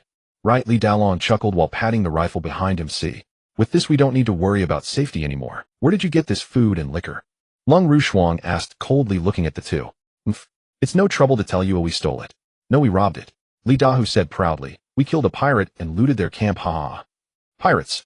Lin Feng's heart tightened upon hearing this, thinking, why are these pirates on this deserted island? For what purpose? Upon hearing about the pirates, Song Yanfei and the others all revealed fearfully. Du Ziming felt irritated at the smug expressions of the two. Li Dalong, gazing at the 6 charming beauties before him, couldn't help but lick his lips, thinking, if I could sleep with 2 of them, I would accept my fate, even if I can't return to civilization. Seeing Li Dalong's lewd expression, the girl shot them both a disdainful glance and directly walked back to the shed to peel bamboo shoots. "Brother, something seems off here." Li Dahu observed Song Yanfei and the other 6 girls returning to the shed and whispered into Li Dalong. Li Dalong, noticing that Song Yanfei and the others were ignoring him, felt a surge of anger rise within him. He stepped forward and said, "I'm giving you an opportunity, don't be ungrateful." Shan Yin looked at Li Dalong with a cold smile and said, "You 2 brothers can stop shouting here, none of us will go with you." He added, "I hope you don't come begging us to save you later. We're leaving." After finishing, Li Dalong shot a glare at Lin Feng and Du Ziming before pulling Li Dahu away. "Brother, what should we do?" Li Dahu found it hard to accept that with so much food and alcohol, they were still. Li Dalong pondered for a moment and then smirked. "As long as we get rid of Lin Feng and Du Ziming, won't they have no choice but to listen to us?" Li Dahu's eyes gleamed with malice as he said, "Yes. Tonight we will take them out." He was already impatient to enjoy the company of Chun Yin and the others. "There's no rush, we'll talk about it tomorrow." Li Dalong sneered. Du Ziming saw the 2 leave and turned to Lin Feng, saying solemnly, "You need to be careful of them." Lin Feng nodded slightly and returned to boil water. Lu Yan also prepared some bamboo shoots, which could be stir-fried with the meat after blanching. In the evening, all 8 of them sat on stools enjoying dinner. "Lin Feng, what do you think about what Li Dalong and his brother said today?" Lung Rushuang asked. Lin Feng thought for a moment and replied, "What they said is probably true. There are indeed pirates on this island, though otherwise you can't explain where their food and guns came from." Song Yanfei frowned and asked, "What will we do if the pirates come?" Lin Feng glanced at her and said, "We continue to live as we always have. When soldiers come, we will fight. When water comes, we will bury it. Don't overthink it. Oh well, see what happens when they arrive." Chen Yan nodded, saying, "Lin Feng is right. Worrying doesn't help. We are all on this island. Where can we hide?" Du Ziming smiled slightly and said, "I trust Lin Feng." Lung Rushuang shot a glare at Du Ziming, feeling that he was becoming increasingly indecisive. In the dead of night, everyone had already fallen asleep and outside was pitch black with not a single star in the sky. The next morning the sky was dim with no signs of rain. After briefing Song Yanfei and the others, Lin Feng led Du Ziming to the riverside. "Let's go. Follow them." Li Dalong and his brother, hiding in the dry grass, saw Lin Feng and Du Ziming heading to the river and quickly followed. They walked into a narrow path, making their way deeper into the woods, climbing up a slope until they reached the grassy area below. Lin Feng, "Don't make a sound to act as if nothing happened," Lin Feng whispered, continuing towards the forest ahead. The 2 quickly entered the woods and soon vanished from sight. "Brother, where are they? Let's split up and search." Li Dalong and his brother tracked them into the woods, realizing Lin Feng and the others had disappeared. Li Dalong felt something was amiss. The deeper they went, the more uneasy Li Dalong felt, and a sense of panic began to rise in him, urging him to leave the woods. "Roar, ah, brother, save me." Suddenly a beastly roar came from the left, followed by Li Dahu's miserable cries. Li Dalong rushed over only to see a gigantic brown bear pouncing on Li Dahu on the ground. "Brother!" Bang bang bang.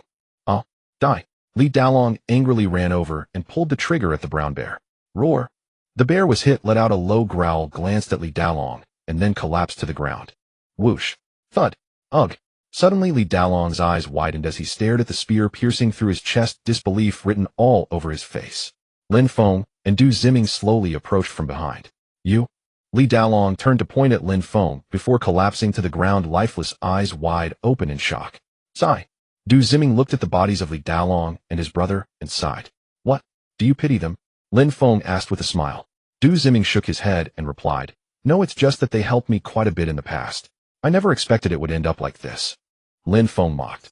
You have to understand, if it were us lying on the ground today, have you thought about what would happen to Yin Fei and the others if they fell into their hands? I have never shown mercy to those who wish to kill me. Du Ziming nodded, slightly agreeing with Lin Feng. If it had been them who died today, it would have truly been the beginning of a disaster for Ru Shuang and the others. Don't think too much, go back and call them all over, bring the baskets with you, Lin Feng said with a smile. Also don't let them know what happened to Li Daolong and his brother. Du Ziming nodded and turned to leave the woods.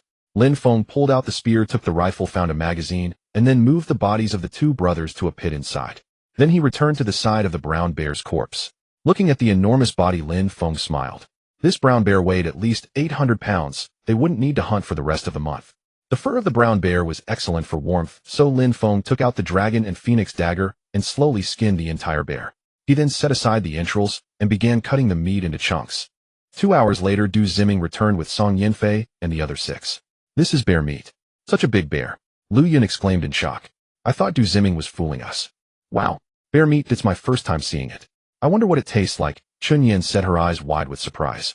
Stop being surprised. Hurry up and carry all this meat back and place it on the table in the wooden house before returning. Lin Feng smiled slightly, saying you can't carry it all in 1 or 2 trips, ha. Soon the group placed the meat Lin Feng had cut into the baskets and carried it back. Brother Ming, bring the axe back. When we return, Lin Feng called out to Du Ziming. By around 1 in the afternoon, Lin Feng and the others managed to carry all the meat and bones back to the wooden house. Upon returning, they immediately cleaned the entrails and placed them in a tin to cook while the meat was cut into strips and hung on a bamboo rack. Lin Feng, we don't have enough racks.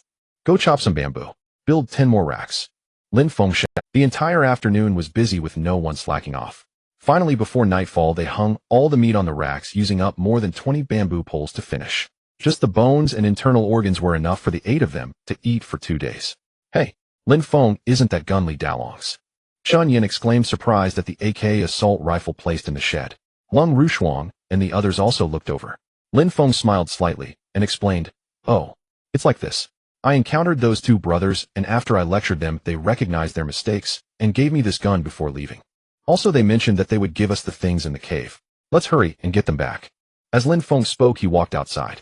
Chun Yin and the others exchanged glances, their expressions slightly changing before following Lin Feng. They likely guessed that Li Daolong and his brother might have already been killed by Lin Feng.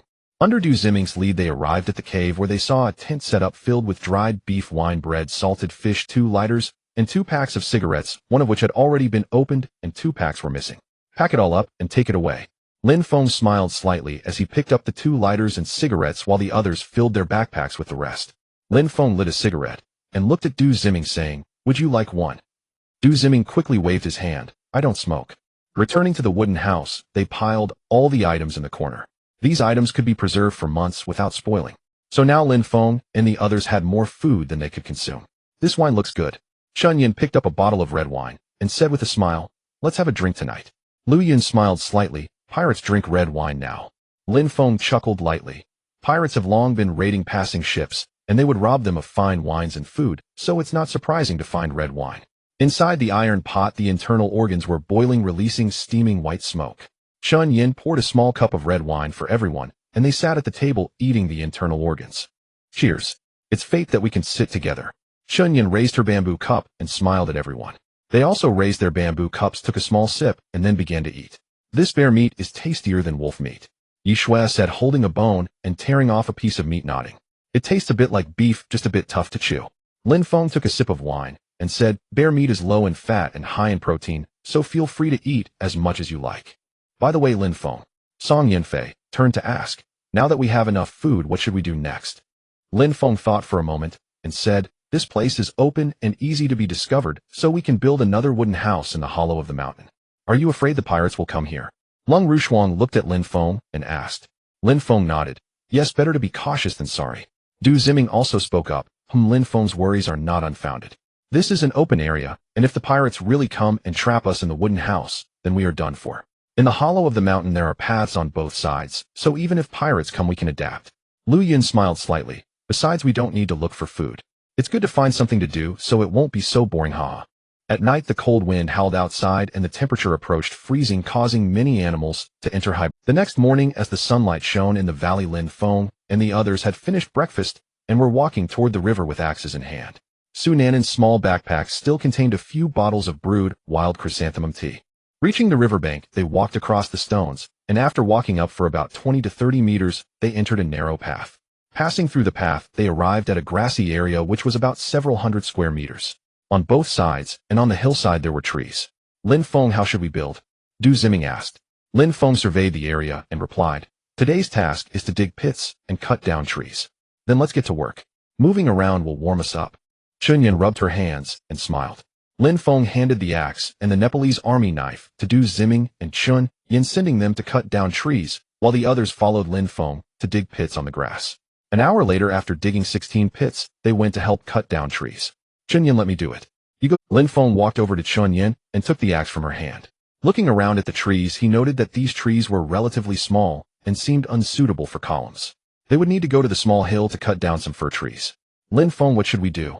Lung Rushuang walked in and asked. After digging the pits, they seemed to have nothing. Lin Feng thought for a moment and said, you take Yin Fei and the others to the upper riverbank and carry some stones back with the backpacks. We will need them later. Lung Rushuang nodded and went out with Song Yin Fei and the others. At this time on Pirate Island, Mike was standing in the cave, lowering his head, silent, looking ready to accept punishment. Balin gently sipped his drink, looking at Mike below, and sighed. Mike, it seems you are not suitable to be the captain. Hearing this, Mike immediately respectfully replied, leader, please give me another chance. This time I promise to capture those cunning Easterners. Balin stood up from his chair and slowly walked to Mike's side. Let's wait for Best to return. Then you can go with leader. Go away. Yes. Mike reluctantly left the cave and returned to his small room. After thinking for a moment, he walked out of the room and went to the place on the island where hostages and prisoners were held. Lu Hu and the others were locked in a small room. When they saw Mike enter, Zhang Quan immediately went to the iron bars and shouted at Mike, we have agreed to give you money. When will you let us go back? Let you go? Huh? Mike scoffed. Wait until I capture everyone on the island, then I will let you all go. Can't you let us go first? Zhang Quan quickly shouted. Mike shook his head. No, just stay here, honestly. As soon as he finished speaking, Mike left the cell. Hee, if you want to leave here, that's just a dream. Suddenly, a mocking voice came from the adjacent cell. Zhang Quan quickly asked, how can that be? Didn't you say we would be released after paying the ransom? Naive, you pay the ransom, and they will sink you to the bottom of the sea to feed the fish. That person continued, still thinking of leaving here. What a joke. Zhang Quan asked a few more questions, but that person fell silent. Noon. Everyone returned to the wooden cabin, and Chun Yin and Lu Yun heated the internal organs and bones in the iron pot. This soup is quite rich, you should have some to warm your bodies. Song Yinfei poured herself half a bowl of the organ and bone soup and took a sip. The rich broth warmed her entire body instantly. I want to gnaw on the bones. Su Nanan picked up a large bone, tearing at the meat on it, and taking big bites, her small mouth stuffed with meat. Cold Rushuang had a unique taste, as she particularly enjoyed eating the fatty and small intestines. Du Ziming liked Su Nanan, and Yishui also liked gnawing on bones. A mouthful of rich and delicious broth followed by a bite of meat filled her with overwhelming happiness. In the afternoon, Lin Feng took Du Ziming to the small hilltop, where they cut down several thick fir trees. You three girls can lift one log together, Lin Feng said to Song Yinfei and the others. Lin Feng, I can't carry it alone. Du Ziming scratched his head and laughed. Lin Feng rolled his eyes at him. As a big man, he couldn't even carry a few meters long fir tree. Lin Feng pointed to the log on the ground beside him. What about that 2-meter one? You can manage it, right? Du Ziming walked over and picked it up, finding it manageable and not as heavy as he had imagined. Upon reaching the grass, everyone placed the wood in the center of the grass. Are we going to carry stones too? Cold Rushuang asked. Yes, Lin Feng nodded. The more stones the better. After Cold Rushuang and the others left, Lin Feng began to chop the fir trees with an axe, cutting the wood to about half a meter high. Du Ziming took a knife and went to the slope to chop wood. By the end of the afternoon, Lin Feng had finished chopping all the fir trees, and there were many large and small stones piled up by the edge of the grass. The next morning, Lin Feng buried the half-meter-high wooden logs in the pit, then cut them diagonally on both sides, leaving a protruding shape in the middle. Lin Feng was using a mortise and tenon structure to build this wooden house. Cold Rushuang and the others no longer needed to carry stones, and under Lin Feng's guidance they could help quite a bit. Around the grass, there were also many logs piled up. Those branches and extra short logs were enough for them to burn for 10 days to half a month. After setting up the horizontal beams on the wooden stakes, they began to build the wooden walls, also making a window in the front and on both sides, and creating a generous eave. The wooden house was built on wooden stakes, allowing it to be half a meter off the ground so that moisture would not be too heavy. On the 5th day at noon, the wooden house was finally completed, and everyone felt a surge of excitement looking at the new wooden house they had built together. The new wooden house consisted of 1 hall and 2 rooms, but it was twice as large as the wooden house in the valley outside, providing ample space. "Let's go. We should move everything over here," Lu Yun said with a slight smile. Everyone happily walked towards the valley, returning to the wooden house to move all the things into the new wooden house. In the hall of the wooden house, the bamboo poles on both sides were filled with the dried bear meat that had been cured. In the center, a thick layer of sand was laid down, followed by a layer of stones, forming a circle with stones inside, which could be used to start a fire for warmth. The same method was applied in the room. Under the eave on the right side, Lin Feng built a stove with stones where he would cook in the future. "Lin Feng, there's a pit in the woods over there. We can build a toilet there." Du Ziming pointed to the woods on the left. Lin Feng glanced over. That works." In the afternoon, everyone happily gathered around the campfire to roast meat, and under the eave an iron pot was also used to cook a pot of meat soup. "Come, let's toast. Cheers to moving into our new house." Lu Yun raised her bamboo cup and smiled at everyone. Taking a sip of wine, cold Ru Shuang looked at Lin Feng and said, "I think this isn't enough. It's best to install a door at the narrow path leading to the entrance outside, so that those carnivorous animals can't come in." "Yes, I agree," Yishua spoke up. "This way we can sleep more soundly. I think we should also build a wall on the slope to make it safer," Chunyan added. Listening to their suggestions, Lin Feng smiled slightly. "We have to take things step by step. Everything should be done one thing at a time. Anyway, the wooden house is built now. You can do as you please." In the afternoon, everyone ran off to play. After working hard for several days, it was time to relax a bit. Lin Feng walked alone to the top of the slope, sitting on the ground, using binoculars to survey the grass below. He discovered a group of wild goats appearing in the distance, leisurely munching on tender grass. He also spotted a red fox in the grass, searching for prey. The grass was filled with wild rabbits, meadow voles, and various insects, all of which were food for the red fox. "What are you looking at?" Suddenly Song Yanfei walked over and sat down next to Lin Feng, smiling as she asked, "What about them?" Song Yanfei chuckled softly. "They went to play by the river with Du Ziming. Here, take a look." Lin Feng handed the binoculars to Song Yanfei. She took them, looking at the wild goats and the red fox in the distance, smiling happily.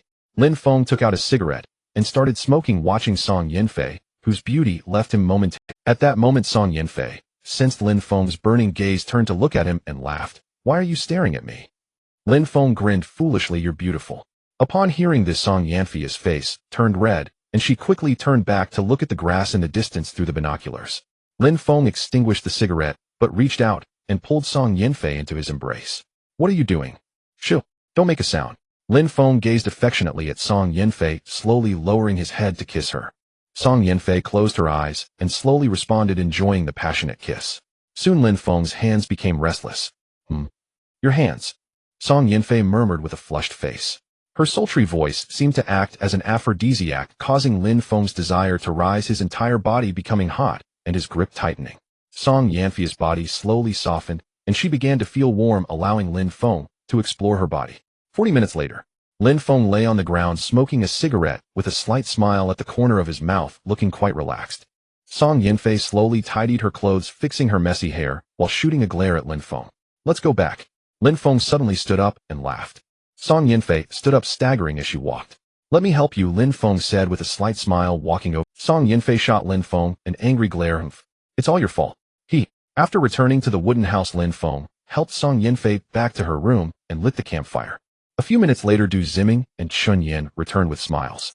"Lin Feng, the river is starting to freeze," Du Ziming said with a slight smile. "Frozen?" Lin Feng nodded, saying, "The long winter has arrived. When winter comes, there will be far fewer animals, and hunting will become very difficult, but fortunately, they had prepared plenty of food." As night fell, the doors and windows were secured to keep the cold winds outside. Inside, a bonfire was burning, providing a measure of warmth as everyone enjoyed roasted meat. "Hey, where's Yanfei? Why hasn't she come out to eat?" Lu Yun glanced around, noticing only Song Yanfei was missing. Lin Feng smiled faintly and replied, "Oh, she's feeling a bit unwell and is resting in her room. I've already brought her a bowl of meat soup, so no need to worry." "Oh," Lu Yun nodded. Su Nan Nan ran inside to check on her aunt. "Aunt, Big Brother said you're not feeling well, is that true?" Su Nan Nan asked with concern as she sat beside Song Yanfei. Song Yanfei smiled and patted her head, saying, "I'm fine, just need to rest a bit. You can go out and have dinner. And then take care, Aunt." Su Nan Nan nodded and went back outside. Late at night, snow began to fall heavily from the sky, blanketing the entire island in white. The next morning, after Lin Feng and Chun Yin got up, they opened the door and were surprised to find that a layer of snow had already covered the outside. Wow, it's snowing. So beautiful. Su Nan Nan and Yi Shui immediately rushed outside, squatting down to play in the snow. I didn't expect it to snow here, haha. Lin Feng smiled slightly. Song Yin Fei and the other girls also ran down to join them in playing in the snow. Lin Feng stepped out by the riverbank where the river surface had frozen over, though some water still flowed beneath. He used an axe to break through the ice, gathering some water to take back for making meat soup. On a snowy day, there's nothing better than sipping a warm bowl of soup. Hey, soup's ready. Be careful not to get frostbite. Lin Feng called out as he brought out a large iron pot of soup for Song Yin Fei and the others. Upon hearing Lin Feng's call, everyone hurried into the wooden cabin. Just then it started snowing again outside, with snowflakes falling beautifully. After finishing their meal, Song Yin Fei and the others ran back to the grass to catch snowflakes with their hands. With the snowfall, they couldn't go anywhere and could only stay inside, roasting by the fire and chatting. Du Ziming poked at the bonfire with a stick, suddenly looking at Lin Feng. Lin Feng, do you think there are other survivors on this island? Lin Feng recalled Lu Hu and his group upon hearing this. He nodded. Yes, I separated from them by the seaside. I wonder how they are doing now. Du Ziming looked puzzled. Why did you separate? Lin Feng smiled faintly. We just couldn't get along. He added, it's really cold, let's warm up by the fire first. At that moment, Yi Shui ran in with a smile, extending her hands towards the bonfire to warm them, and asked Lin Feng, and Du Ziming, what are you talking about?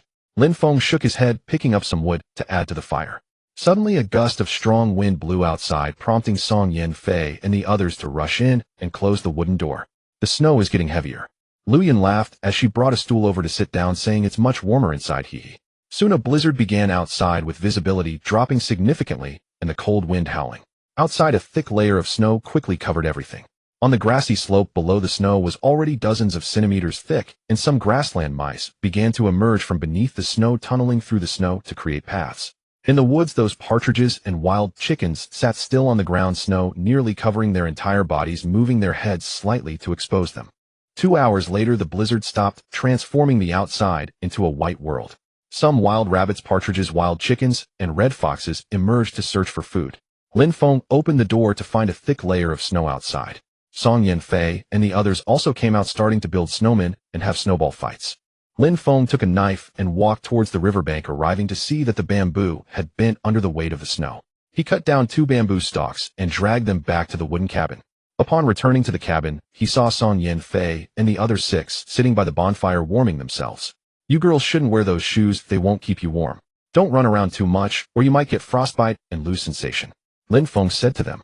Then does that mean we can't go out to play? Yi Shui asked. Lin Feng smiled and shook his head. Take out those wolf skins, and I'll teach you how to use them. Upon hearing this, Yi Shui immediately grabbed Su Nan Nan and ran into the room, bringing out 5 or 6 wolf skins. Lin Feng squatted down to look at the wolf skins, explaining to Yi Shui and the others, actually wolf skins are very warm. Just cut them open, wrap them around your feet, and tie them with the strings from your shoes.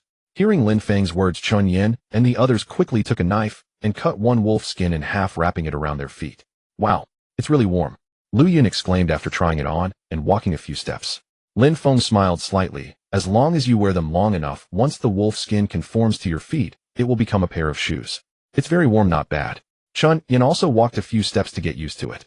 In the end, Du Ziming and Lin Feng each made themselves a pair of wolf-skin shoes, allowing them to walk in the snow. With the wolf-skin shoes, they ran out to play again. Lin Feng went back to the riverbank alone, headed toward the old wooden cabin, walking through the snow to check inside. For the sake of secrecy, Lin Feng decided to dismantle the wooden cabin, the shed, and the watchtower. Otherwise, if others came here, they would immediately know someone had been living here.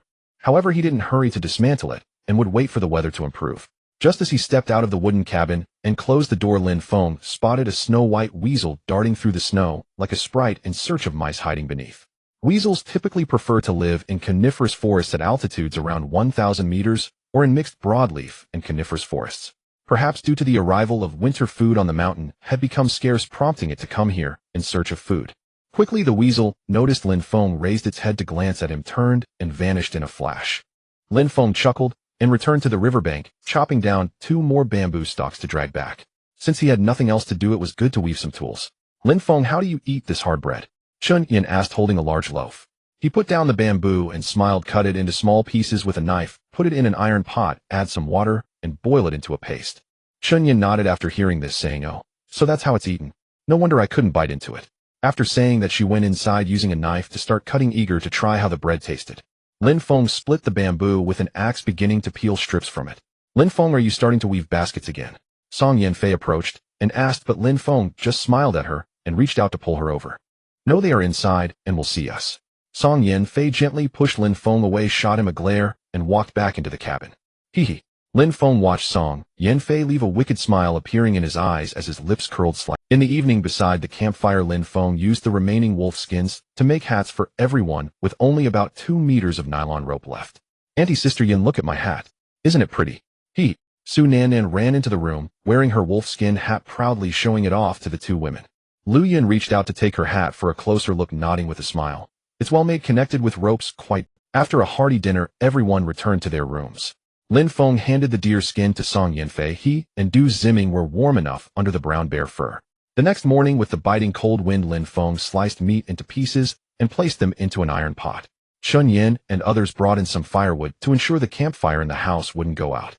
"Lin Feng, my hands are too cold. Can you make me some gloves?" Chun Yin asked, rubbing her hands together. Lin Feng chuckled lightly. "What should I make them out of? We don't have any wolf skin left." Song Yanfei spoke up. "Isn't there still a piece of deer skin? Let's use that to make gloves." Lin Feng nodded, realizing the nylon rope might not be enough. "By the way, do you have any worn-out clothes?" After pondering for a moment, Song Yanfei turned around and went back to the room. After a while, she emerged holding a short-sleeved shirt with a large tear in the back. "Is this okay, eh?" Song Yanfei handed the short sleeve to Lin Feng. Lin Feng glanced at it and replied, "Yes, we can make it after we finish eating." He placed the shirt on a stool, stirred the meat in the iron pot with a bamboo spoon, then covered it and let it cook for another 10 minutes. He then sat on the stool and took out a cigarette to smoke. Outside in the snow, Yi Shui and others had piled up the snow into a heap and made 3 ugly snowmen. After finishing his smoke, he opened the lid, scooped out some soup with the bamboo spoon to take a look, and then went back into the wooden house to get a bowl. "Hey, it's ready to eat." After taking a sip of the steaming soup, he called out to the girls outside. Upon hearing this, the girls rushed back, filling their bowls with soup and meat, and started eating at the table. After Lin Feng was full, he used a dagger to cut the short sleeve into small strips, then took out the deer skin, wrapped one hand, and cut it according to size. Next, he used the dagger to punch small holes in the deer skin for the strips to pass through. Lung Ruo Shuang and Chun Yin bent over, watching Lin Feng with curiosity, as if he could do anything. Being close, Lin Feng could smell the faint fragrance from the two girls. He rolled the small piece of deer skin, tightening it with the strips through the small holes.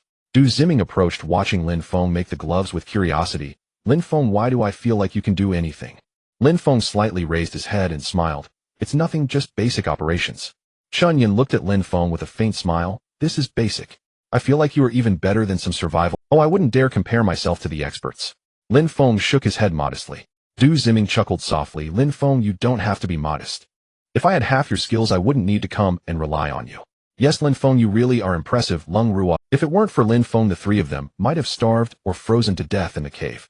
"Oh, incredible, Lin Feng, you should know that Ruo Shuang never easily praises anyone," Du Ziming exclaimed. "Now she's saying you're impressive, so you must really be quite remarkable." All right, enough flattery, or I might just float away." Lin Feng quickly interjected. "Why don't you all try these gloves?" Chun Yin picked them up to try and said, "Not bad, just a bit big. Otherwise, they're quite good and warm."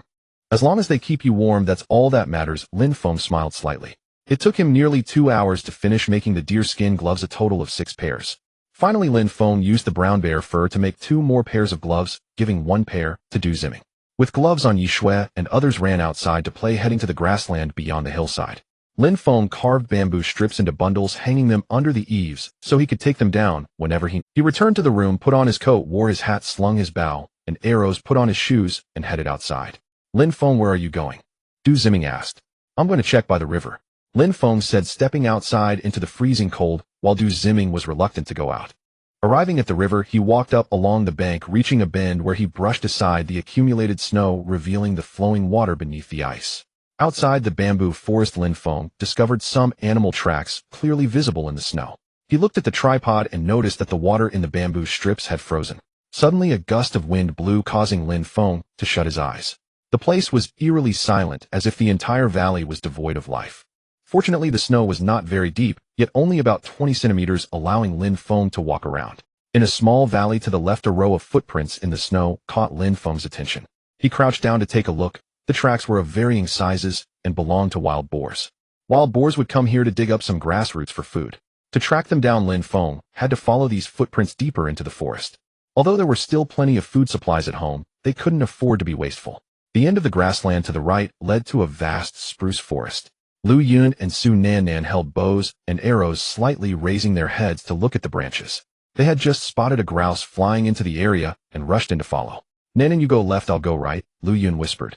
Su Nannan nodded and headed left, feeling inexplicable. Outside, Song Yanfei and Chun Yin watched the two girls with some concern about the potential dangers inside. "Should we go in too?"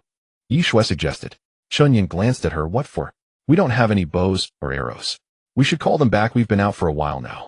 Long Ruo Shuang spoke up. "In this freezing weather it would be troublesome if they got cold." "They'll go call them," Song Yanfei said as she stepped into the woods.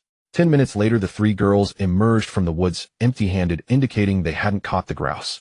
Outside the wooden house, they saw Du Ziming chopping firewood with an axe. "Oh, Du Ziming's so diligent." Chun Yin approached with a smile. Du Ziming smiled faintly. "Just getting some exercise to warm up, and also gathering firewood, killing 2 birds with 1 stone." "Then you keep chopping and we're going back to warm up by the fire." Upon entering the wooden house, they added some firewood. Lung Ruo Shuang took 2 bamboo tubes, poured water from the mineral bottle into them, and placed them in the campfire to boil. "Ruo Shuang, there are some dried wild chrysanthemum flowers in the basket. Put some in, please." Song Yanfei pointed to the bamboo basket hanging on the wooden wall. Noon. Lin Feng returned from the riverside and Song Yanfei poured him a cup of wild chrysanthemum tea. "Where did you go?" Lin Feng took the bamboo cup and smiled, saying, "Nowhere, just took a stroll outside." "Lin Feng, we found a grouse in the woods over there by the grass, but it's too alert, we couldn't catch it," Lu Yun said, leaning forward to speak. "Yes, big brother, I couldn't even hit it with my arrow," Su Nannan chimed in. Lin Feng nodded, thinking it was time for a change in taste. "It's ready to eat, everyone get your bowls," Du Ziming said as he walked in with a smile. Out today, he had cooked meat soup. Hearing this, everyone went to get their bowls and sat around the campfire to eat. The steaming rich soup warmed their bodies gradually. After eating to their fill, Lin Feng decided to check the woods if he could catch a grouse. He could have a change in taste tonight. "Wait for me. I'm going to." Du Ziming chased out of the wooden house laughing. "I can't let you hunt alone all the time. I want to learn too." He raised the bow and arrow he borrowed from Lu Yun, saying he. Lin Feng smiled and nodded, and the two headed towards the hillside. 20 minutes later, they arrived at the spruce forest and walked in. "To catch prey, you must carefully observe the ground," Lin Feng whispered to Du Ziming. "If there is no snow cover, there will be footprints of animals on the snowy ground." He then crouched down, pointing at a series of small footprints in the snow. "Look, these are the footprints of a snow hare. They are pure white, and in this vast expanse of white snow, if you don't look closely, you won't even notice them." Du Ziming seemed to understand, nodding in acknowledgement. He then walked further into the woods. The snow on the ground was not too thick, so walking wasn't too difficult. "Those grouses usually fly up to the branches or into the shrubs." Lin Feng pointed to the spruce tree and said, "Once they hear any noise, they will quickly run into the bushes to hide. So when you are hunting, you must be quiet, approach slowly, don't be too hasty, and have a certain level of patience." Du Ziming smiled and nodded, saying, "Got it. That's good. You go right, and he'll go left. Let's search separately." Lin Feng smiled slightly, saying, "Remember, if you go too far, you must follow your own footprints back." After Du Ziming left, Lin Feng took out a cigarette and lit it, looking around as he slowly walked deeper into the entire forest was eerily quiet without a sound. Lin Feng checked for footprints in the snow, while occasionally looking up at the trees and sometimes checking the ground beneath the trees. Soon Lin Feng noticed a grouse perched on a branch, completely still. To avoid startling it, Lin Feng walked carefully, trying not to make any noise.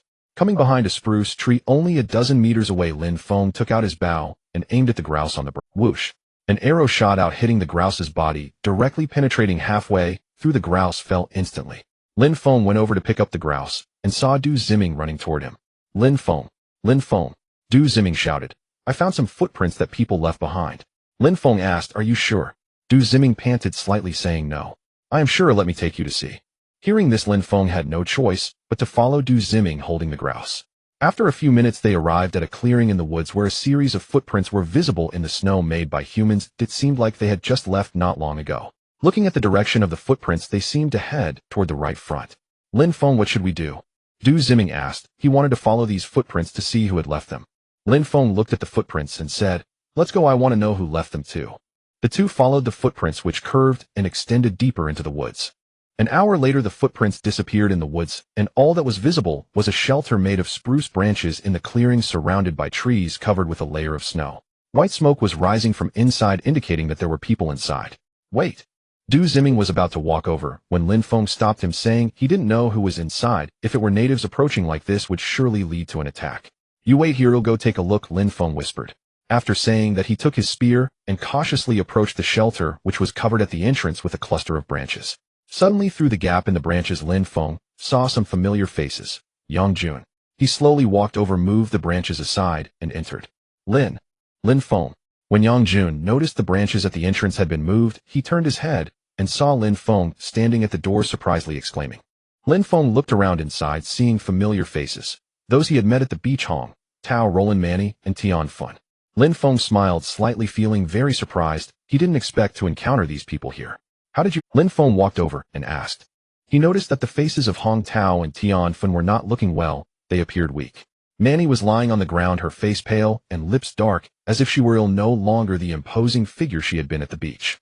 Yang Jun looked at Lin Feng with a bitter smile, saying, "We've been here for 3 or 4 days already. After the snow, we couldn't find any food." Lin Feng, they are. At this moment, Du Ziming walked in, looking at the 5 people with Yang Jun. Familiar faces, Lin Feng replied lightly, then placed the grouse on the ground and turned to leave. Lin Feng. When Yang Jun saw Lin Feng trying to leave, he hurried over and pleaded, "Please save Manny and the others. We haven't eaten anything for 2 days. I know they mocked you and looked down on you when they were at the beach," he said. "But now life is at stake. Please save them." Hearing this, Lin Feng stopped. He knew Yang Jun was a decent person. "Lin Feng, I'm sorry for what happened at the beach. Please forgive us." Tian Fun also staggered over, pleading, "We really know we were wrong." Lin Feng thought for a moment. They hadn't done anything to offend him at the beach, at most just said some harsh words. If he ignored them, they could all die here. "Lin Feng, we are all from Xia country. Please save them just this once." Du Ziming spoke up. He didn't know what grievances Lin Feng had with them, but he would feel bad if he stood by and did nothing. "Lin Feng, please," Yang Jun said, kneeling down as soon as he finished speaking. Yang Jun knew that if Lin Feng did not take action to save them within 2 days, they would all die here. Manny might not survive the night. Seeing Yang Jun kneel down, Lin Feng hurriedly helped him up and said, "Pack up and come with us." Yang Jun felt a surge of gratitude and immediately turned to gather his things. After a while, Du Ziming carried Manny on his back, while Lin Feng and Yang Jun helped Tian Fun and Roland leave the shelter. By the time they returned to the wooden house, almost 2 hours had passed. Yang Jun, Manny. Upon seeing them, Song Yanfei, Lu Yun, and Yishui were somewhat surprised, not expecting Lin Feng to bring these people back after going out. "Go make some meat soup," Lin Feng told Lu Yun and Song Yanfei. Du Ziming took Manny to the room and covered her with a coat. Tian Fun, Roland, and Hong Tao sat on stools, while Chun Yin brought over some wild chrysanthemum tea. After drinking the hot tea, the faces of the 4 improved slightly. Thank you. Hong Tao quickly expressed his gratitude to Chun Yin and the others. During this time, they had lived in extreme misery, often going hungry 3 times a day. Soon a large iron pot of meat soup was ready. Song Yanfei, Lu Yun, and the others scooped some into bowls to give to the others. As Yang Jun and the others ate the steaming meat soup, and meat, tears flowed down their faces involuntarily. Ever since leaving the seaside, they had not had a day where they felt full, and that kind of suffering was something they would never forget. After eating their fill, the group felt as if they had come back to life. Song Yanfei took a bowl of meat soup to feed Manny. Roland lowered his head and approached Lin Feng, whispering, "Lin Feng, I'm sorry. When we were by the sea, we ostracized you." Lin Feng waved his hand. "Let's not bring up the past. I'm not that petty of a person. By the way, how did you end up here? What about Lu Hu and the others?" Yang Jun sighed bitterly. "We left them a long time ago, and in the end we met Manny and Tian Fun again." At that moment, Song Yanfei came out of the room smiling. Manny's face has gradually become rosy after drinking the soup. "She's fine, don't worry, she just needs to rest for 2 days. Hearing this, Yang Jun happily thanked her. "Yanfei, thank you so much." At night, 9 women slept in the room, making it a bit cramped, while the 4 men, including Lin Feng, slept in another room. "Come have a drink." The 4 big men sat around the campfire, and Lin Feng poured half a glass of white wine for Yang Jun and the others. Hong Tao looked at the cigarette in his hand, which was in English, and curiously asked, "Lin Feng, what kind of cigarette is this? It seems it's not from our great Xia country, right?" Lin Feng smiled slightly. "This is pirates' tobacco, and this wine is also from them along with this." Saying this, he took down an AK-47 assault rifle from the wooden wall and showed it to Yang Jun and the others. "Pirates!" Yang Jun exclaimed in shock. "How can there be pirates on this deserted island?" Hong Tao also felt incredulous. "This is a deserted island. What would pirates do here?" Lin Feng shook his head. "I don't know, but one thing is certain, they are just after wealth." "Wealth?" Du Ziming asked in surprise. "Could it be that there are pirate treasures on this island?" "That's hard to say," Hong Tao nodded. Lin Feng thought for a moment, looking at the three of them. Regardless of their purpose, they might come here, so we must unite. If we get caught by the pirates, I think you can imagine the consequences. Hearing this, the three nodded. If they were captured by pirates, it would certainly mean certain death. Yang Jun looked at Lin Feng firmly. Now you are the boss here, we will listen to you. That's right, whatever you say we will do, Hong Tao added. Du Ziming remained silent, taking a sip of wine. Here it was originally Lin Feng who called the shots, so he didn't need to say anything more. We will advance and retreat together.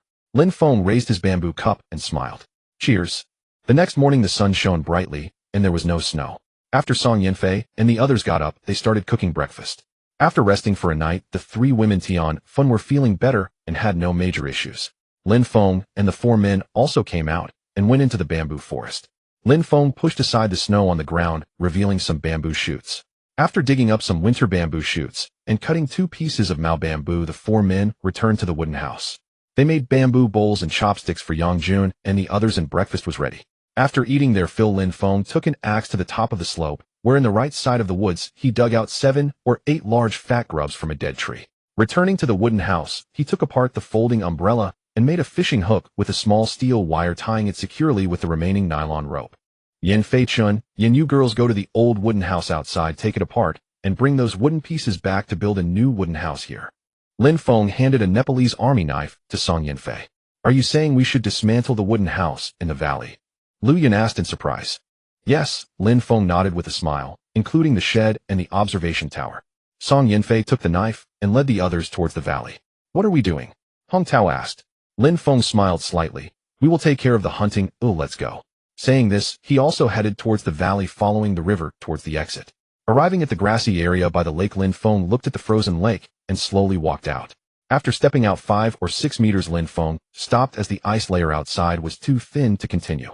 Pushing aside the snow on the lake's surface, Lin Feng gently chopped a hole in the ice with his axe, took out the fishing hook, hung a grub on it, and then placed it in the ice hole. You 3 go down and see if you can find anything, then come back and tell me, Lin Feng called out to Du Ziming and the others. Hearing this, Yang Jun and the others walked down along the woods. A bite so soon.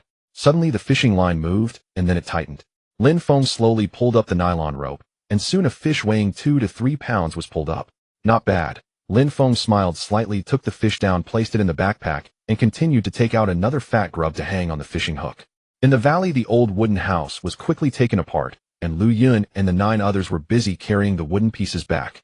Du Ziming and the others also came to the slope of the woods, looking around the ground in hopes of finding some animal tracks.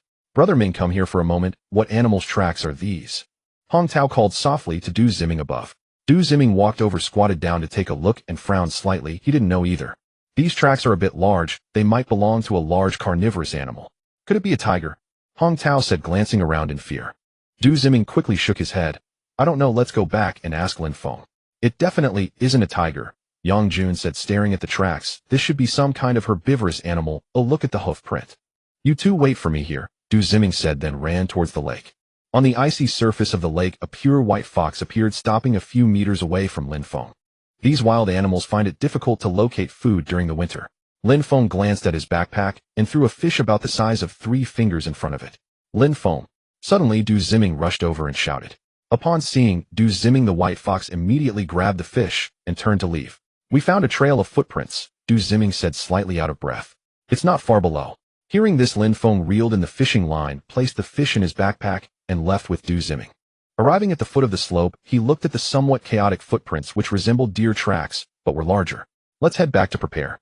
Following these footprints might yield some rewards.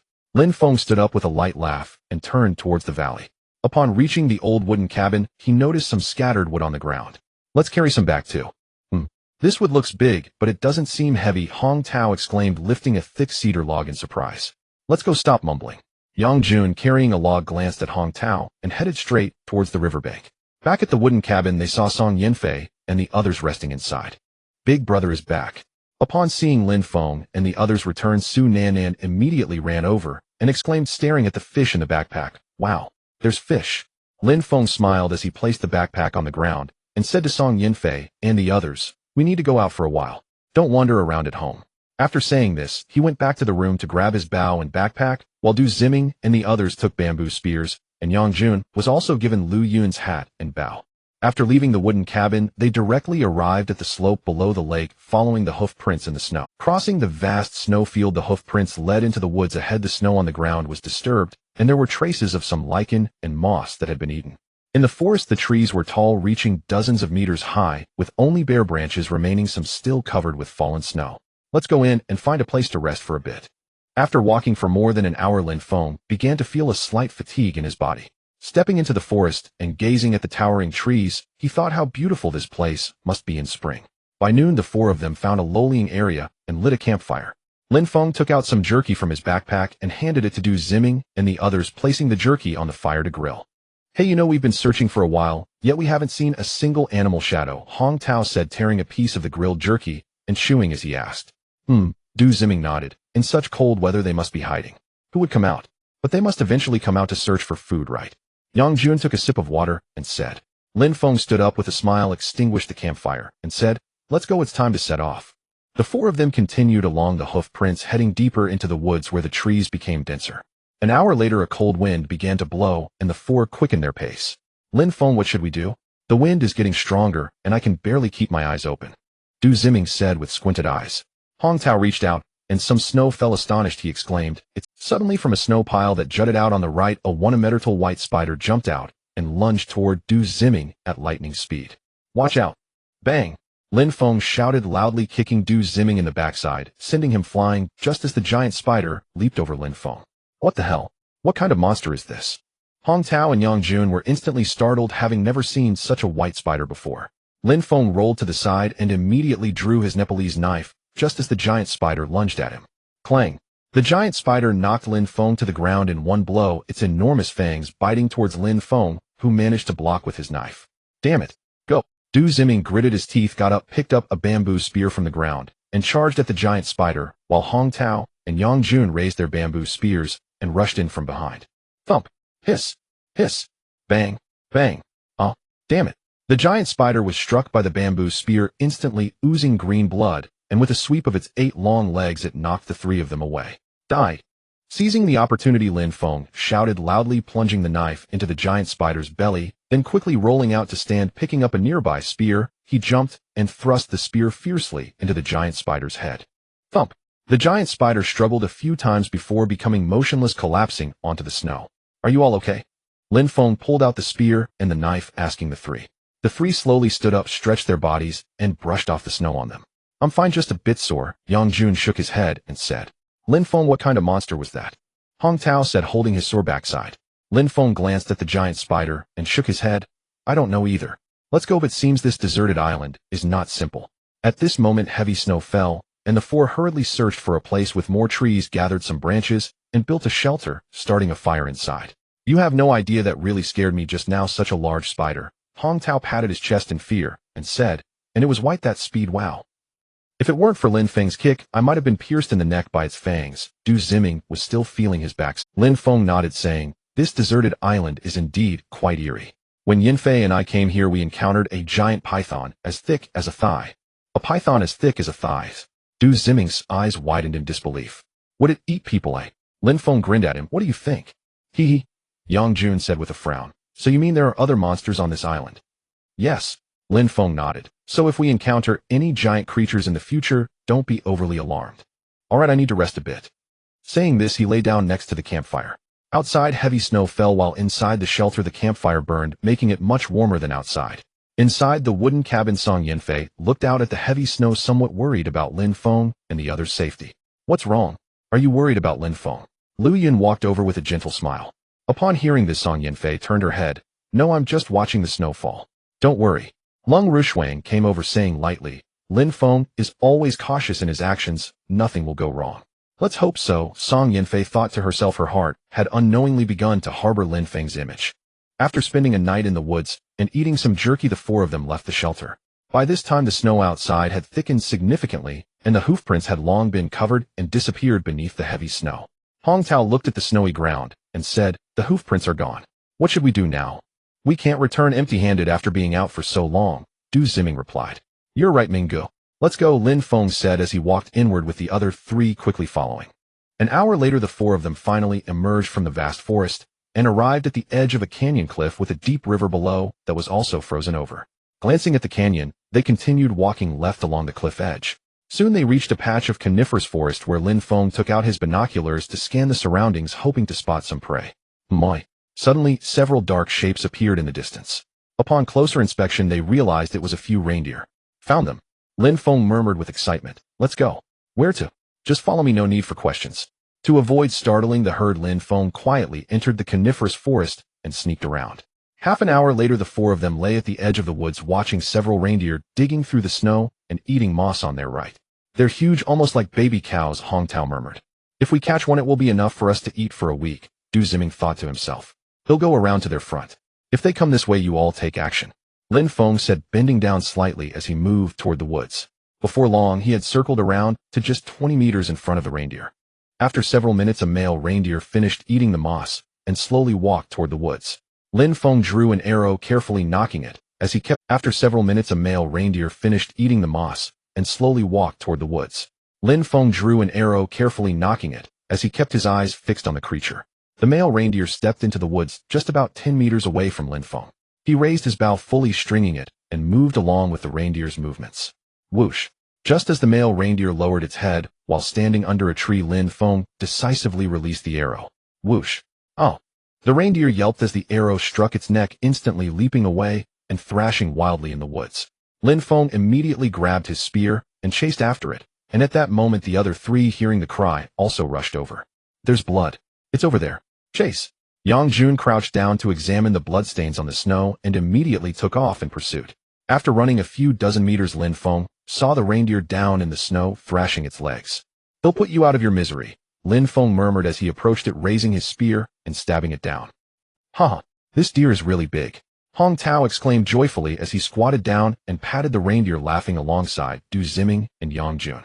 Lin Feng walked to a tree and cut off some bark, rubbing and tearing it until it became somewhat pliable. He then went to the reindeer's corpse, tied up its legs, and brought over 2 thick branches. Let's go, well, carry it back. The four of them positioned themselves on either side and lifted the reindeer, making their way toward the edge of the woods, while the other reindeer had long since vanished. It's too heavy. Stop. Stop. I need a break. My shoulders can't take it anymore. After less than 10 minutes of carrying, Hong Tao cried out. The four could only pause to rest for a bit. This reindeer must weigh several hundred pounds, making it quite a struggle for them to carry. All right, let's slowly lift it back.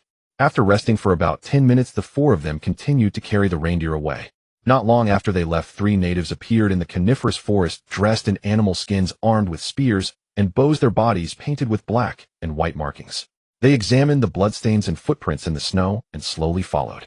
Just as the four of them reached the edge of the canyon cliff with the reindeer, Lin Feng noticed someone chasing from behind. Lin Feng glanced back and urgently called out to Du Ziming and the others, quick, get it into the woods, it looks like someone is coming. What? There are others here. Hurry and get it inside. No talking. The four of them carried the reindeer into the woods and laid it down. Hide, Lin Feng commanded as he quickly ducked to the side, and Du Ziming and the others also dispersed to hide. 10 minutes later, 3 figures appeared next to the reindeer's corpse, looking around. Blah blah blah. One native pointed at the reindeer carcass and spoke in a language Lin Feng couldn't understand, attempting to drag the reindeer away. Natives? Lin Feng hid behind a large tree, watching the 3 in surprise. He hadn't expected that there would be natives on this island. Hey, that's my prey. Suddenly Hong Tao ran over and shouted at the 3 natives, what do you think you're doing? The 3 natives were startled by Hong Tao's sudden appearance, exchanging glances filled with confusion. Suddenly one native shouted at Hong Tao, charging at him with a spear, while the other 2 ready. Whoosh! Opt! Thud! Just as the 2 natives were about to shoot their arrows, Lin Feng shot one dead while he speared the other one. Kill him! Lin Feng shouted to Yang Jun and Du Ziming. Yang Jun, holding a bow, quickly stepped out and shot the native in front of him dead. Hong Tao was still in shock. The native, who was only about 3 meters away from him, had already died. What? Who are these people? Du Ziming approached, looking at the 3 corpses in astonishment. They are natives. We should leave quickly. If more natives arrive, it will be troublesome, Lin Feng said with a frown. Upon hearing this, Hong Tao and the others immediately came over to grab the wooden poles and lift the reindeer. After a long walk, they finally reached the middle of the woods. The snow was getting thicker, making it increasingly difficult. They kept moving until it was dark without even reaching the edge of the woods. The 4 of them had no choice but to set up camp on the spot. In the woods at the shelter, they sat around the campfire, eating jerky. I'm exhausted. How do you think there are natives on this deserted island? Du Ziming asked while rubbing his sore shoulders. Lin Feng took a bite of jerky and replied, "It's not surprising there are natives. It's possible they migrated to the island long ago." He then turned to Hong Tao and said, "If Yang Jun hadn't saved you, your stomach would have been pierced by that spear. Don't be so reckless next time." Hong Tao awkwardly scratched his head. That night the wind howled outside, and the whistling sound was relentless. "It's so cold, the wind is so strong." Du Ziming muttered as he tightened his clothes. "It's much better in the wooden house. Sigh. Let's just rest early. We'll return to the wooden house tomorrow." Hong Tao lay on the ground with a sigh. Lin Feng poked at the campfire with a stick, and the appearance of the natives made him a bit worried. He needed to be more cautious next time he went hunting. The next morning, when the first rays of sunlight shone into the valley, Song Yinfei and the others had already risen, building another wooden house beside the log cabin. These pieces of wood were all taken from the old cabin carried back by them. Lin Feng and his companions had been away for 2 days, which inevitably caused some worry among Song Yinfei and the others. To keep themselves occupied, they decided to build a wooden house based on their previous experiences. "Roll and tie it tighter, or it will slip off," Lu Yun instructed Roland and Monty.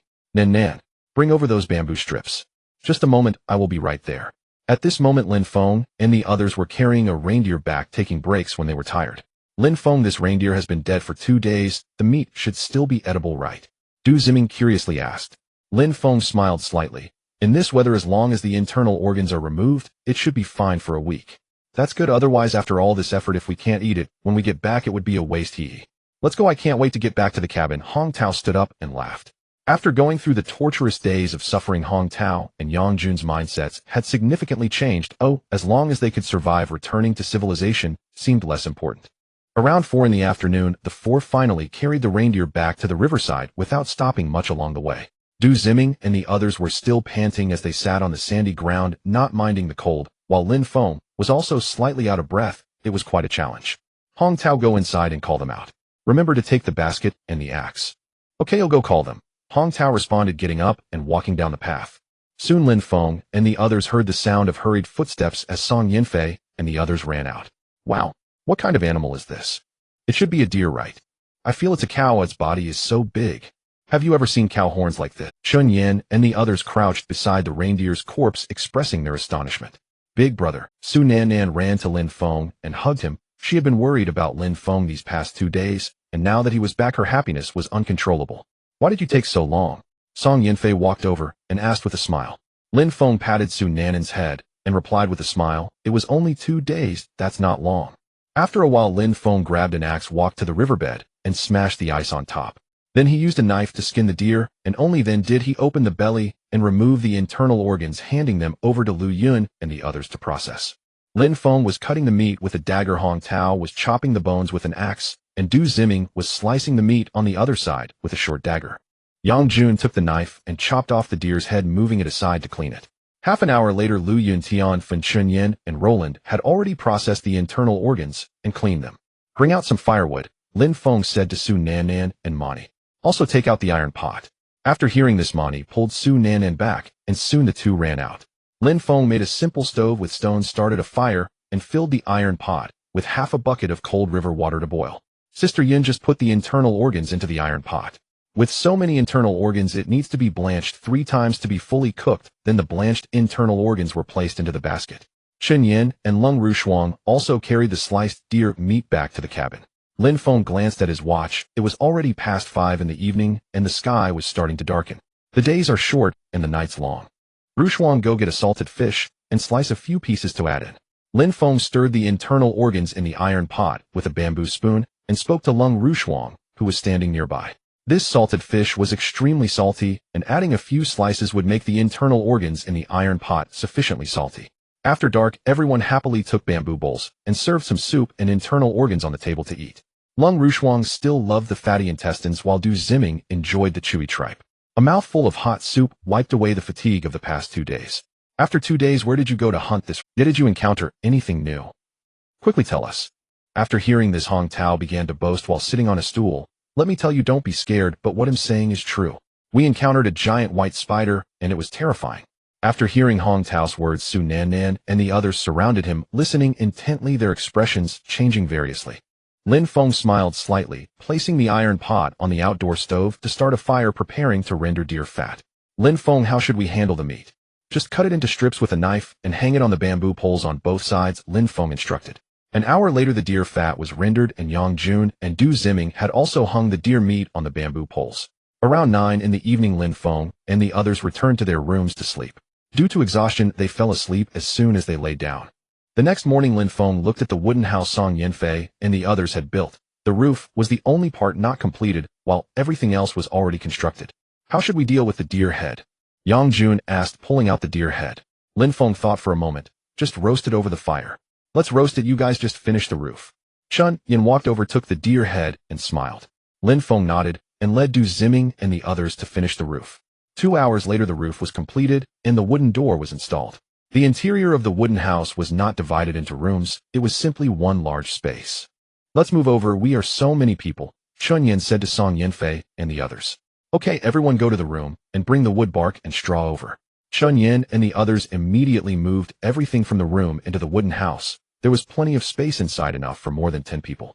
After Chun Yin and the others moved out, Hong Tao Yang Jun and Du Ziming moved in, allowing Lin Feng to have a room to himself, as his previous room was quite small. After tidying up the room, Chun Yin and the others went to the hillside to chop firewood, while Hong Tao and Yang Jun also went to help. Lin Feng, how about we go fishing? Du Ziming said with a smile. Lin Feng took out a cigarette and started smoking. Let's go this afternoon, you go see if there are any larvae or something like that. Okay, I'm going now. Du Ziming happily took his knife and ran up the hill. Lin Feng looked up at the sky and walked toward the riverside, knowing that surviving the long winter would not be easy. Chun Yin returned with 3 pieces of firewood over a meter long and placed them under the eaves. Seeing Lin Feng walking toward the river, she followed him slightly. Noon. Yang Jun carried back 7 or 8 pieces of wood to the wooden house and sat down under the eaves to take a rest. Yang Jun drank some water. Roland came over with 2 bamboo cups and handed one to Yang Jun. Thank you. Yang Jun took the cup and smiled. Are you getting used to being here? As long as you are around, I can get used to anywhere. Roland took a sip of water and looked at him with a smile. Hearing this, Yang Jun lowered his head slightly. Roland, I know you like Manny, but that doesn't stop me from liking you, Roland said openly. Hearing Manny's name felt like a needle piercing his heart. The matter of Manny and Zhao Ming had always been a thorn in his heart that he couldn't pull out. At that moment, Manny returned with a bundle of branches and happened to see Yang Jun and Roland chatting under the eaves. Her expression changed instantly, filled with jealousy. She knew that Roland had always liked Yang Jun, otherwise she wouldn't have been looking for him to chat about everything all the time, and they got along so well. Smash! Manny threw the branches hard onto the ground, glared at the two, and quickly walked up to Yang Jun, saying coldly, "Come out with me, ooh, I have something to say to you." After saying this, she walked toward the riverbank. Yang Jun glanced awkwardly at Roland before standing up and following her. Roland just smiled and watched the two leave, then stood up and returned to the house. By the riverbank, Manny stood motionless with a grim face at the riverbank while Yang Jun approached her silently from behind. "What were you chatting about with Roland just now? You looked so happy, laughing and talking." Manny turned to Yang Jun, mocking him. Yang Jun replied flatly, "We didn't talk about anything." "Didn't talk about anything?" Humph. Manny's expression darkened as she said sternly, "Are you still angry with me? Are you concerned about my relationship with Zhao Ming? Didn't I tell you already? That was not my intention, and I've explained it to you. I didn't expect you to be so petty." Hearing the name Zhao Ming made Yang Jun's anger rise involuntarily, and he said, "Don't ever mention Zhao Ming in front of me again. Also, my relationship with Roland is not what you think. I hope you don't overthink it." "I'm not overthinking," Manny shouted. "She keeps sticking around you, chatting with you. What does that mean? I am your girlfriend." Yang Jun looked at the furious Manny and felt she had changed, as she had become somewhat unreasonable. She wasn't like this before. "Alright, I don't want to argue with you." Yang Jun raised his hands in resignation and said somewhat angrily, "Think whatever you want." After saying that, he turned around and walked down the path, ignoring the angry Manny. "Yang Jun, I want to break up with you," Manny cried out, looking at Yang Jun as he walked away. "You will regret this." Whoa. Yang Jun, upon hearing this, pretended not to hear and quickened his pace. When he returned to the wooden house, Lu Yun and Song Yanfei looked at Yang Jun's somewhat off expression and felt puzzled. "Yang Jun, why does your face look so bad? Are you sick?" Lu Yun asked. Yang Jun shook his head, forcing a smile. "It's nothing, I'm going back to my room now." Not long after Yang Jun entered the room, Manny returned alone from the riverbank, her face looking even worse than Yang Jun's, and there were tear stains on her face. Seeing this, Song Yanfei and the others felt something was off and guessed that she might have had a fight with Yang Jun. "Roland, come out here." Manny walked into the wooden house and shouted angrily at Roland in the room. "Why are you trying to steal Yang Jun from me? Don't you know he is my boyfriend?" Roland, upon hearing this, also stepped forward defiantly and said calmly, I didn't try to steal Yongjun from you. Please don't slander me. Still say that. Then why do you always look for him to chat? Aren't you ashamed? What's wrong with chatting? We haven't done anything. Their argument quickly attracted Du Ziming and Lung Rushuang and the others. Hey, Yongjun, Manny, and Roland are fighting. Aren't you going to take a look? Hong Tao ran into the room and said to Yongjun, I didn't expect Yongjun, you are so charming that two women are fighting over you. Hee, impressive, Du Ziming said with delight. Yongjun, feeling annoyed, rubbed his hair and stood up to walk outside.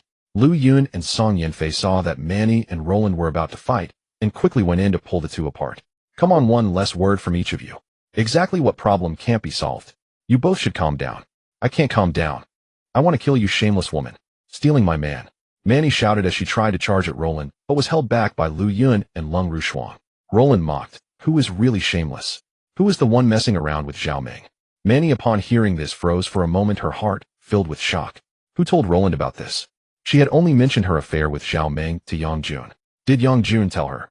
Only Tian Fun, who was nearby, changed her expression and hurriedly pulled Roland out of the room. Hey, let's not argue, let's go outside for a walk. At that moment, Yongjun had just come in and saw Roland being pulled out by Tian Fun.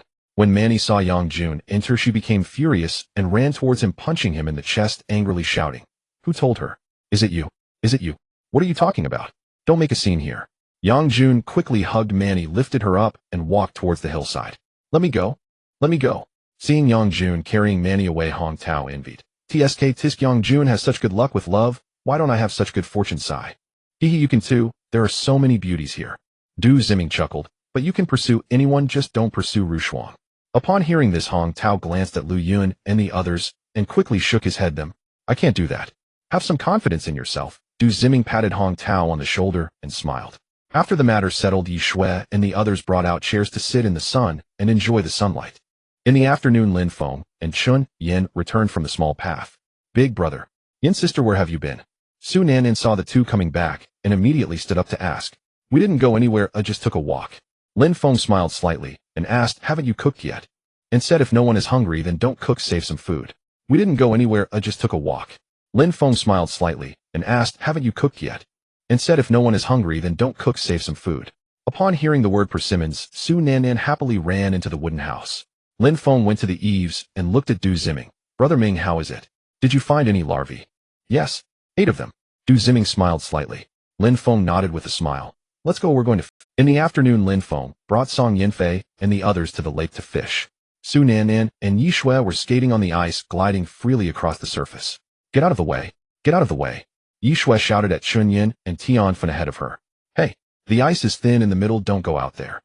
Lu Yin called out to Su Nanan and Yi Shui. Du Ziming along with Hong Tao ran into the woods below with a bow and arrow, claiming he was going to find some grouse. I caught one. I caught one. Song Yanfei exclaimed with joy as she saw Lin Feng pull a fish out of the ice hole, clapping her hands. Lin Feng, do you have any more hooks? I want to fish too, Lung Rushuang chimed in. Lin Feng placed the fish into a basket, stood up, and smiled. There aren't any right now, let me help you catch one. Lin Feng left and Lung Rushuang took the fishing line, sitting on a small stool, to start fishing.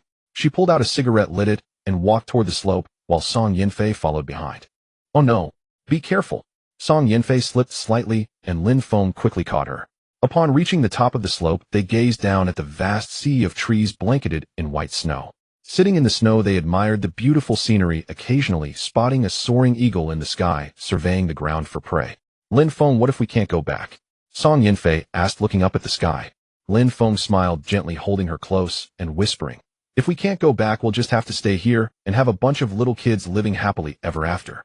Upon hearing this, Song Yanfei's face instantly flushed red, and she rolled her eyes. Who's having kids with you? How shameless. Lin Feng lowered his head, gazing at Song Yanfei's exquisite cheek, unable to restrain himself from kissing her soft lips. Song Yanfei struggled symbolically for a moment before quickly succumbing to Lin Feng's passionate kiss. Humph. Lin Feng's hand ventured, touching her soft and full curves, eliciting a soft gasp from Song Yanfei, her face growing even more flushed as she breathed lightly, her eyes half closed. Lin. Suddenly Lu Yun approached, but upon seeing the two locked in a passionate kiss, she bit her lip. Lin Feng, don't. They'll find out. Song Yanfei hurriedly pushed Lin Feng away, straightening her clothes. Big bad guy. Song Yanfei lightly punched Lin Feng, scolding him. Lin Feng licked his lips and chuckled. I kissed my wife, so what if they saw? Cut it out. Who's your wife?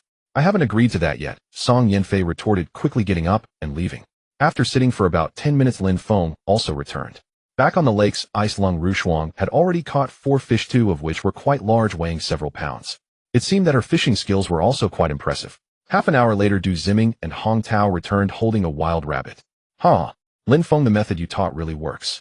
Look, I managed to catch a wild rabbit," Du Ziming exclaimed excitedly.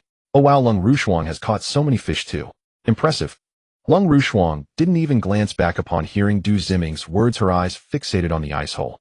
Du Ziming, knowing her character, didn't find it awkward even if she didn't respond. Lin Feng smiled at Du Ziming and walked onto the ice. The middle layer of ice was a bit thin, so they couldn't step on it. "Nan and Yishui, it's time to head back." After a few minutes, Lung Rushuang caught another fish, and everyone packed up to leave. Back at the riverbank, they processed the fish and the wild rabbit before Lin Feng, Du Ziming, and Hong Tao returned to the wooden cabin. 6 fish were sliced for soup, while the wild rabbit was handed over to Lu Yun and Chun Yin to roast. Manna's mood had also improved significantly, and she no longer sought out Roland to quarrel, possibly because Yang Jun had comforted her, though they didn't know how. At night, as darkness fell, the wooden cabin was filled with the warmth of a bonfire, enjoying roasted wild rabbit and delicious fish soup. "Cough, cough. Be careful, there are many small bones in this fish." Chun Yin patted Su Nanan on the back. Manny picked a piece of fish for Yang Jun, casting a sly glance at Roland, as if declaring her territory. "Tian Fun here, eat this, the fish maw is good for your complexion," Hong Tao said cheerfully, placing a piece of fish maw into Tian Fen's bowl.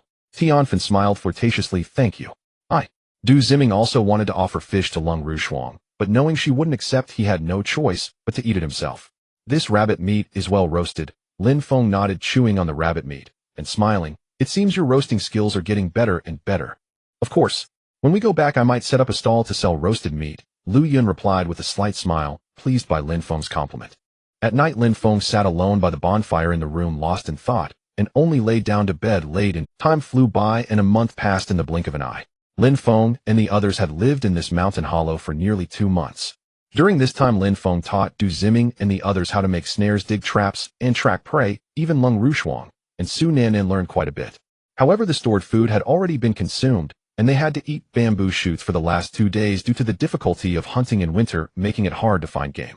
That night, under the hazy moonlight and brilliant stars, Lin Feng, Du Ziming, Hong Tao, and Yang Jun lay in the snow in a small valley. "We've been waiting for so long, why hasn't it come out yet?" "Just wait, what's the hurry?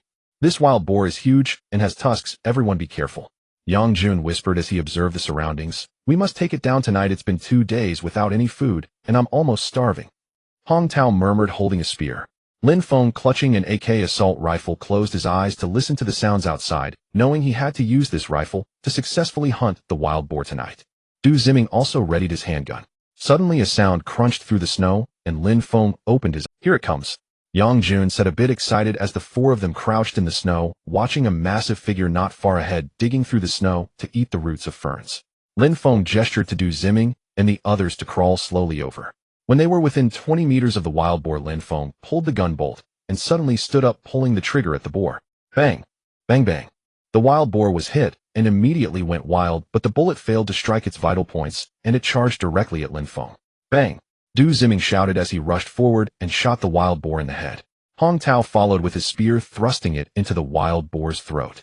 Looking at the wild boar lying in the snow, the 4 of them burst into joyful laughter. The blood flowing from the wild boar stained the surrounding snow red. Lin Feng crouched down to take a look at the boar's long tusks. Without guns, the 4 of them might not have been able to take it down. This wild boar looked to weigh around 400 pounds. Its bristly fur was stiff, truly a wild boar king. "It's so big we can't carry it back." Hong Tao laughed as he touched the boar's massive body. "We can only call them over, it's not far from here anyway," Du Ziming suggested. Lin Feng glanced at Du Ziming and smiled. "You go back and call them over. We'll handle things here for now." Du Ziming scratched his head and smiled before leaving. Lin Feng took out the dragon and phoenix dagger, cut off the thick boar skin, and removed the internal organs, asking Yang Jun and Hong Tao to take them aside for processing. By the time Du Ziming returned with Song Yanfei and the others, the meat had already been cut into pieces and the bones were hacked apart. Looking at so much meat, Song Yanfei and the others felt excited. "Sisters, put the meat into the backpacks to carry it back," Chun Yin said with a smile at Song Yanfei and the others. Lu Yun and the others didn't wait for Lin Feng to say anything and started packing the meat into their backpacks. Upon returning to the riverbank, they dug a hole, cleaned the internal organs thoroughly before taking them back. Now Chun Yin and Lu Yun were already adept at handling the internal organs and roasting meat, no longer needing Lin Feng and the other men's help. An hour later, a large iron pot full of internal organs was ready. On a cold night, sipping hot pig offal soup and eating bits of offal was the most delicious treat. The next day, when Lin Feng woke up and glanced at his watch, it was already past 9 o'clock. Lin Feng, where are we going hunting today? Yang Jun walked in and asked. Lin Feng got up, dressed, and thought for a moment. Let's go to the woods behind the hillside by the lake. All right. Yang Jun nodded and went out to call Du Ziming and Hong Tao. By the time Lin Feng came out, Lung Rushuang and Tian Fun had already cooked a pot of meat soup. After filling their stomachs, the four of them headed towards the lake. We're also going to fish at the lake, let's go. Lung Rushuang smiled at Song Yanfei and the others. Once they entered the woods, the four separated. Just the day before, they had dug up snow in the snowdrifts and set a few snares. Lin Feng moved through the bare trees, observing his surroundings. The snow here was nearly knee-deep and difficult to traverse. After walking for several minutes, Lin Feng pushed aside some snow and sat down against a tree trunk. This way of searching for prey wasn't effective. The snow was a bit too deep. Moi! Suddenly the snow in front of him shifted, and a beautiful white snow rabbit hopped about a few times before plunging into the snow due to the thick accumulation. Lin Feng hurriedly crawled and rolled over, searching where the rabbit had disappeared, and eventually caught it. Not bad, at least I didn't return empty-handed, he. Lin Feng smiled at the snow rabbit. When he returned to the lake, he saw Lung Rushuang and Song Yanfei were fishing. Big brother is back. Su Nannan ran over when she saw Lin Feng returning, and upon seeing the snow rabbit in his hand, she exclaimed, "Wow, what a beautiful wild rabbit, its fur is all white, so cute." "Be careful, don't let it run away," Lin Feng said, handing the snow rabbit to Su Nannan with a smile. Su Nannan nodded happily and ran off to play with the rabbit. Walking over to Lung Rushuang, he noticed 2 fish in the backpack and smiled, "Not bad." Lung Rushuang turned around and smiled. The fish in the lake must be starving. Once we dropped the bait, it took less than a minute for them to bite. When we go back, let's find more bait to catch more fish to take home, Lin Feng said with a slight smile. As long as they make it through this winter, hunting will become much easier come spring, as it is the mating season for wild animals. Everything will be revived, and they won't have to worry about not getting prey. Okay, Lung Rushuang smiled slightly. She walked to the edge of the woods, found a patch with little snow, and sat down. They could return once Du Ziming and the others came back. Seeing Lin Feng sitting under the tree, Song Yanfei walked over. "Why did you come back so quickly?" As soon as she sat down, she smiled and asked Lin Feng. "The snow is too thick," Lin Feng chuckled. "It was hard to walk." "Oh, so that's it." Song Yanfei smiled slightly, stretching her fair hand onto Lin Feng's thigh, and said, "You seem to have a pleasant chat with Rushuang just now." As soon as she finished speaking, she gave him a hard twist. "Aunt." Lin Feng grimaced in pain, whispering, "That's not true, we just chatted a bit, let go of me." "Humph." Song Yanfei sneered. "Rushuang never smiles when she talks to anyone, including Du Ziming, but she smiles when talking to you. Why is that? Hurry and tell me." Lin Feng quickly reached out to embrace Song Yanfei, but she struggled free and whispered, "How would I know? Why don't you ask her yourself?" "I'm ignoring you," Song Yanfei said, standing up and leaving. Lin Feng watched her figure, smiling slightly, feeling very happy, because Song Yanfei was jealous. After more than half an hour, Du Ziming and the others finally returned, having caught 2 capercaillies. "When did you come back?" Du Ziming asked as he approached Lin Feng. Lin Feng smiled faintly. "I've been back for a while. The snow in the woods is too deep. We didn't go too far in," Yang Jun said as he sat down. "Without snowshoes, it's very hard to walk," Lin Feng said, looking at the 3 of them with a smile. "Let's go back and call Rushuang and the others." Upon hearing this, Du Ziming stood up and walked towards the lake. Soon Lung Rushuang finished packing up and brought Lu Yun and the others over. Back at the wooden cabin, they processed the capercaillies and fish directly, making fish soup, chopped the 2 capercaillies into pieces, and roasted some wild boar meat. "Big brother, can we not kill this snow rabbit? I want to keep it to play with," Su Nannan said, hugging the snow rabbit as she walked over. Lin Feng smiled and nodded. "All right, don't kill it. The snow rabbit eats the tender parts of tree bark. You can go and cut some bark to feed it. It's winter now with no grass or tender shoots, only tender tree bark to feed it." "Great. Thank you, big brother." Su Nannan delightedly kissed Lin Feng and skipped away. Lin Feng touched his cheek and smiled. "It's just a snow rabbit. Even if he killed it, it wouldn't provide much meat for the 10 or so people. Moreover, they had plenty of wild boar meat now, which was enough to eat." "Tian Feng, let me help you roast it, hee." Hong Tao said, sitting next to Tian Feng with a smile. "No need, I can roast it myself." Tian Feng smiled slightly. "Then I'll sit here with you," Hong Tao said with another smile. Roland sat beside them, giving the 2 a sidelong glance. Lin Feng watched the 2 and smiled faintly, habitually reaching into his pocket only to find he had already finished his cigarettes. Without any smokes, he could only go out for a walk. Lung Rushuang looked at Hong Tao and Tian Feng, who were chatting happily. She unintentionally glanced at Lin Feng, who was leaving a slight smile appearing at the corner of her mouth. At noon, Everyone was eating and chatting inside the house. Du Ziming sat alone under the eaves outside, leisurely sipping fish soup, one hand tearing at a piece of grilled meat. Hey! Hong Tao walked out of the house and sat on the railing looking at Du Ziming with a grin. Why do you look so unhappy? Is it because your Rushuang is ignoring you? Du Ziming just glared at him and continued eating his grilled meat. Hey Ming, if you want to chase a cold beauty like Lung Rushuang, you can't be clingy. Hong Tao leaned close to Du Ziming's ear and whispered, you have to play hard to get that, might give you a chance. Du Ziming shot Hong Tao a look and said quietly, I just see her as a little sister. Hey, sweetheart sister. Get lost. Say that again and he'll spar with you. Du Ziming raised his hand as if to strike Hong Tao, who chuckled and leaped to the ground outside. Hong Tao. At that moment Tianfen walked out of the house smiling. Shall we take a walk outside? Hong Tao nodded eagerly, and the two quickly headed toward the river. A friend who forgets his pals for a girl. Du Ziming clapped his hands and walked into the wooden cabin. Lin Feng was sitting on the hilltop peering at the vast snowy ground through binoculars. He spotted the red fox again searching for hares and meadow voles in the snow. Just as Lin Feng was engrossed, a hand rested on his shoulder. Thinking it was Song Yinfei, Lin Feng reached out and stroked the hand. Have you had enough? Startled by the voice, Lin Feng turned around and quickly let go. It was Chun Yin.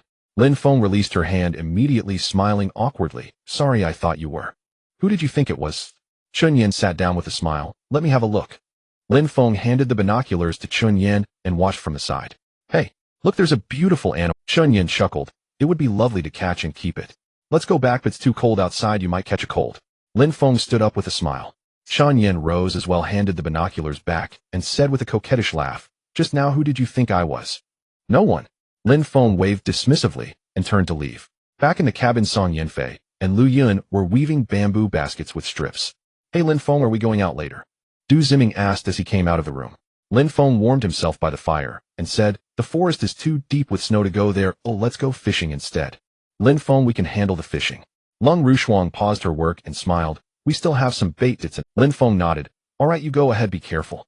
Lung Rushuang nodded, stood up, dressed warmly, put on a hat and gloves, and left with Song Yinfei and the others. Rushuang, wait for me. Du Ziming dressed quickly and chased after them. Food was scarce now. They ate only twice a day, mostly broth. Days passed, and before long spring had arrived. Tinder buds sprouted on branches, temperatures rose, and the thick snow gradually melted. Rivers began to flow again, and new green grass pushed through the soil, turning the meadow lush and vibrant. All things revived, and hibernating animals slowly awakened. Look, there are fish in the river. Su Nan crouched by the bank, pointing at schools of fish in amazement. Lu Yun dipped her hand into the water. The water is freezing. Lin Feng smiled. The ice just melted, so of course it's cold.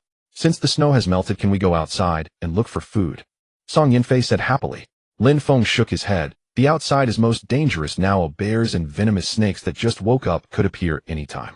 And a bear that just woke up is very dangerous, so it's best you don't go out unless necessary.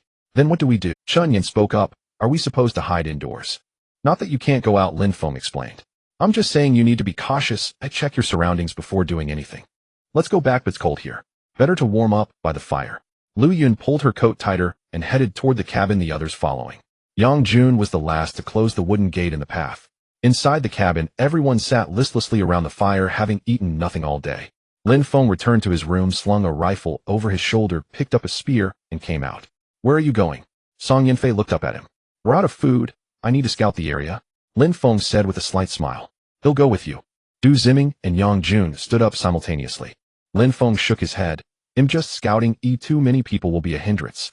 If I find anything, he'll come. With that, he walked out, opened the wooden gate in the path, and closed it behind him. Entering the valley, Lin Feng headed downhill. He remembered encountering a black bear near the river at the foot of the slope in the small valley before the snow fell. Now, he wanted to try his luck there. With so many people, only large game would suffice. Small prey like hares or pheasants wouldn't help. After Lin Feng left, Yang Jun went into his room, grabbed a bow and arrows and a bamboo spear. Yang Jun, you. Lin Feng can't hunt alone, he'll scout too. Yang Jun said to Man and I, Song Yinfei and the others. Hong Tao stood up and nodded. Right, I'll go with you. Me too. Du Ziming walked over with a grin. Now we can actually be useful. Yang Jun glanced at both and nodded. Let's go check the meadow. Catching a hare would be a good thing. The three left the cabin. The 9 women, Song Yinfei and the others, looked at each other unsure of what to do. How about we catch fish in the river? Yi Shui suggested. No, Lu Yun quickly replied. The water's too cold, your feet would go numb in less than a minute. Let's check the bamboo grove by the river. Lung Rushuang stood up. All right, let's get the baskets. As Lu Yun spoke, everyone stepped out toward the adjacent cabin for baskets. Get inside. Thud. Damn. Suddenly Hong Tao's shout came from the hillside. Lung Rushuang and the others stopped, turning in confusion. They saw Hong Tao rushing down the slope, slipping and falling, only to be helped up by Yang Jun and Du Ziming, who ran behind him. Get inside. There's a bear.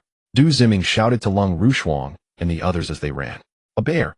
As the women hesitated, the three men reached them. On the hillside, a hungry black bear gave chase.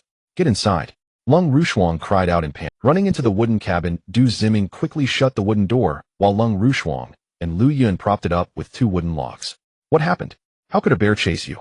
Chun Yin asked Du Ziming and the others.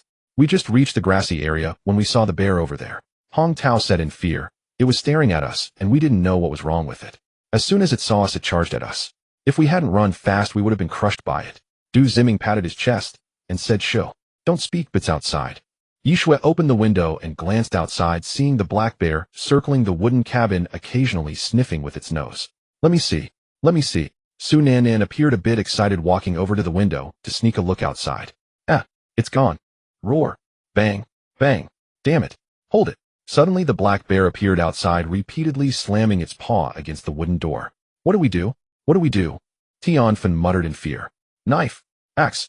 Bamboo spear. Yang Jun shouted to the few girls behind him. Hearing this, Lung Ru and the others immediately rushed into the room to grab several bamboo spears. Song Yanfei ran to the wall and retrieved an axe and a Nepalese knife. Manny and Chun Yin held tightly onto their short daggers, trembling with fear on their faces. Du Ziming, Yang Jun, and Hong Tao pushed against the wooden door with all their might. Bang! Crack! Roar!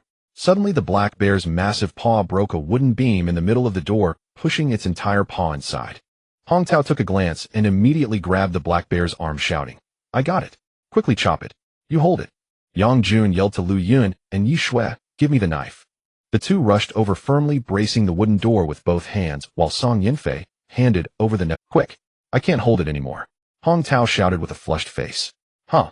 As Yang Jun grabbed the knife, he swung it downwards with all his strength towards the black bear's arm. Thud. Roar. Roar. The Nepalese knife sank halfway into the bear's arm, lodged in the bone, and unable to be pulled out. The black bear, in pain, desperately tried to pull its paw back, but was stuck in the gap, bleeding profusely. Yang Jun then grabbed the axe from Song Yanfei's hand, relentlessly striking down. The black bear's arm was instantly marked with dozens of deep wounds, blood flowing freely. Roar, roar. The black bear, in intense pain, kept roaring and opened its bloody maw to bite at the wooden door. Crack. Another wooden beam was smashed, and the black bear continuously rammed its entire body against the door. Get out of the way. Lung Rushuang shouted loudly as she gripped the bamboo spear and charged forward, causing Du Ziming to step back a bit. Thrust.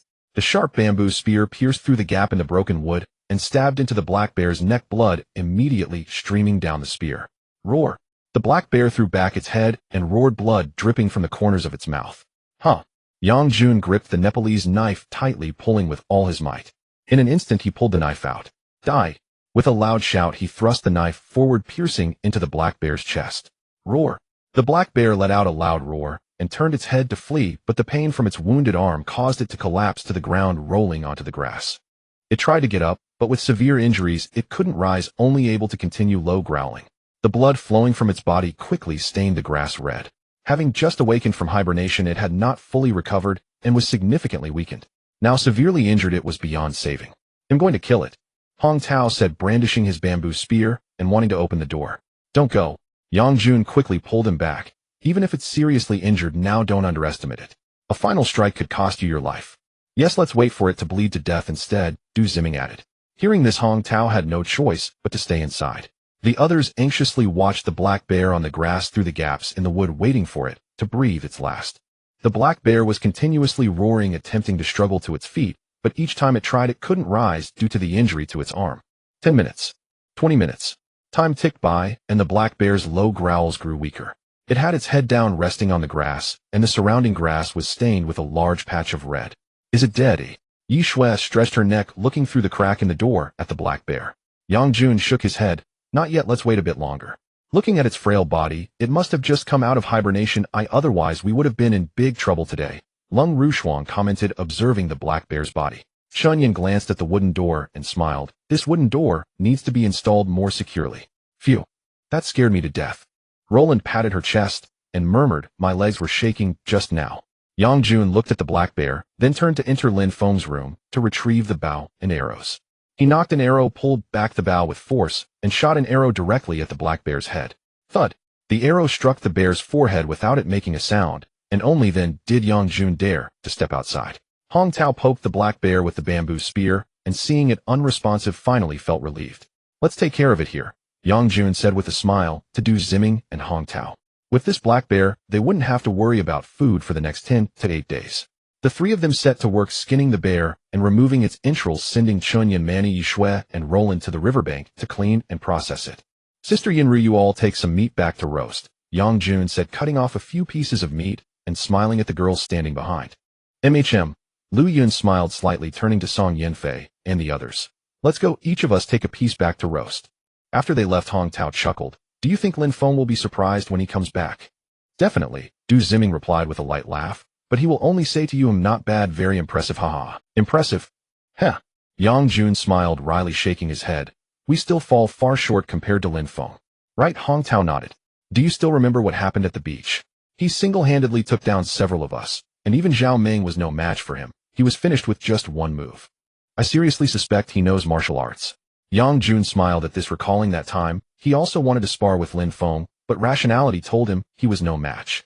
Don't doubt it, Lin Feng definitely knows martial arts, Yang Jun affirmed. Who knows martial arts? At that moment, Lin Feng walked back from the small path with a smile, asking the three of them.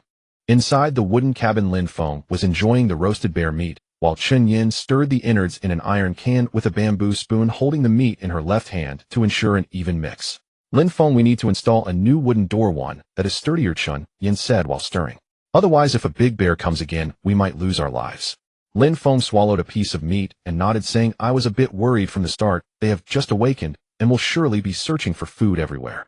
Is there any way to prevent them from coming in? Song Yanfei asked. Lin Feng smiled slightly at the group of women, saying, didn't you mention before that we should build a fence at the foot of the hill? Will a fence really stop them from coming in? Yishui questioned while chewing on the meat. No. Lin Feng gently shook his head. It's still possible for them to get in. It's just a means to hinder them. Some bears will turn back when they encounter an obstacle, while others will simply climb over it. Then what's the use of building a fence? Roland asked in confusion, or if they could still enter the fence wouldn't be of much help. It can still be of some use as a barrier. Lung Rushi spoke up. Yang Jun thought for a moment it might be better to reinforce the wooden cabin instead of building a fence. Exactly. I think so too, Hong Tao nodded.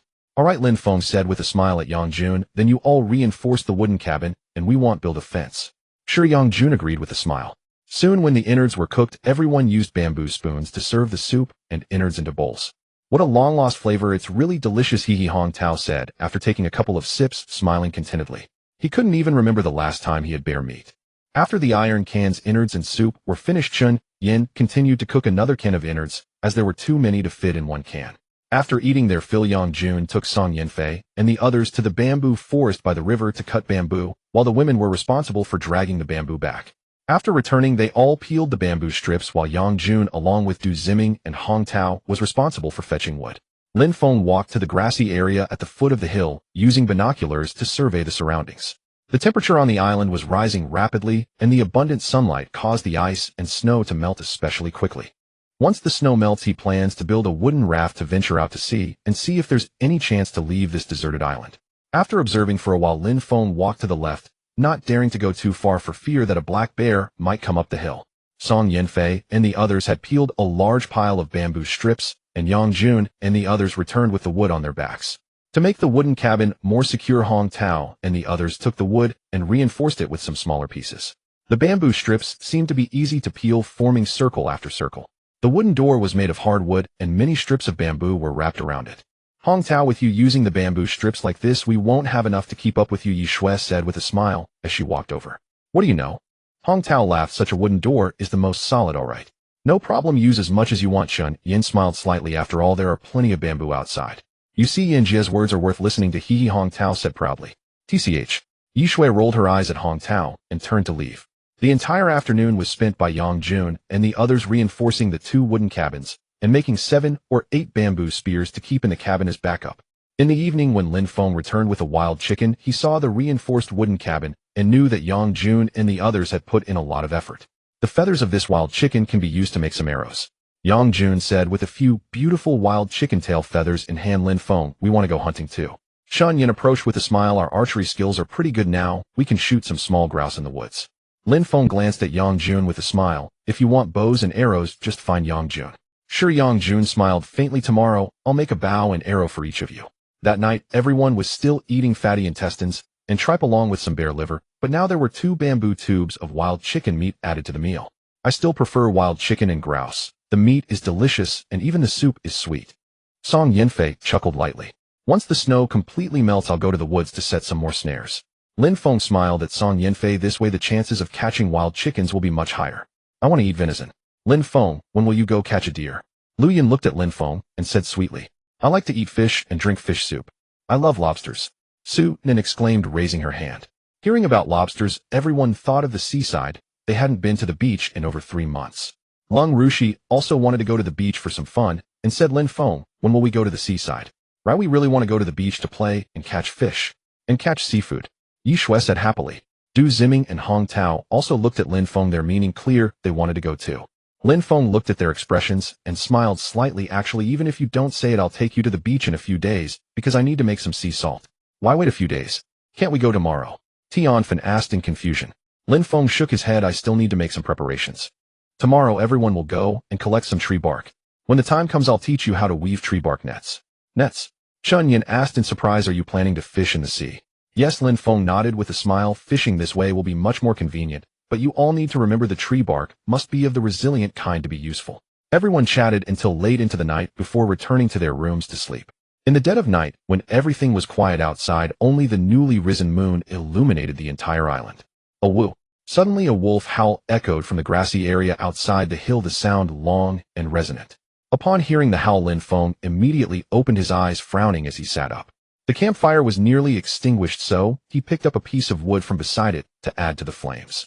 After thinking for a moment, Lin Feng decided to go out and take a look. He put on his coat, donned a hat, grabbed his rifle, and took his binoculars before leaving the room. Lin Feng, did you hear the wolf howl too? As soon as Lin Feng opened the wooden door, he heard Yang Jun's voice from behind. Lin Feng turned his head and nodded. Yes, let's go out and take a look. Hearing this, Yang Jun immediately walked over happily, and the two walked together toward the hill. The moonlight was particularly bright in the deep night, allowing them to see the surrounding objects clearly. Upon reaching the top of the hill, the two lay down and looked at the grassy area below, where they saw a dozen wolf shadows chasing after a massive animal. What is that? Yang Jun asked in a low voice. Lin Feng used his binoculars to take a look and whispered, I can't see clearly. Oh, it looks like they are chasing a wild boar. Should we go take a look? No, it's best to just watch from here, Lin Feng replied quietly. It's too dangerous, we can't. After watching for a while, it became too cold outside, and the two had no choice but to return.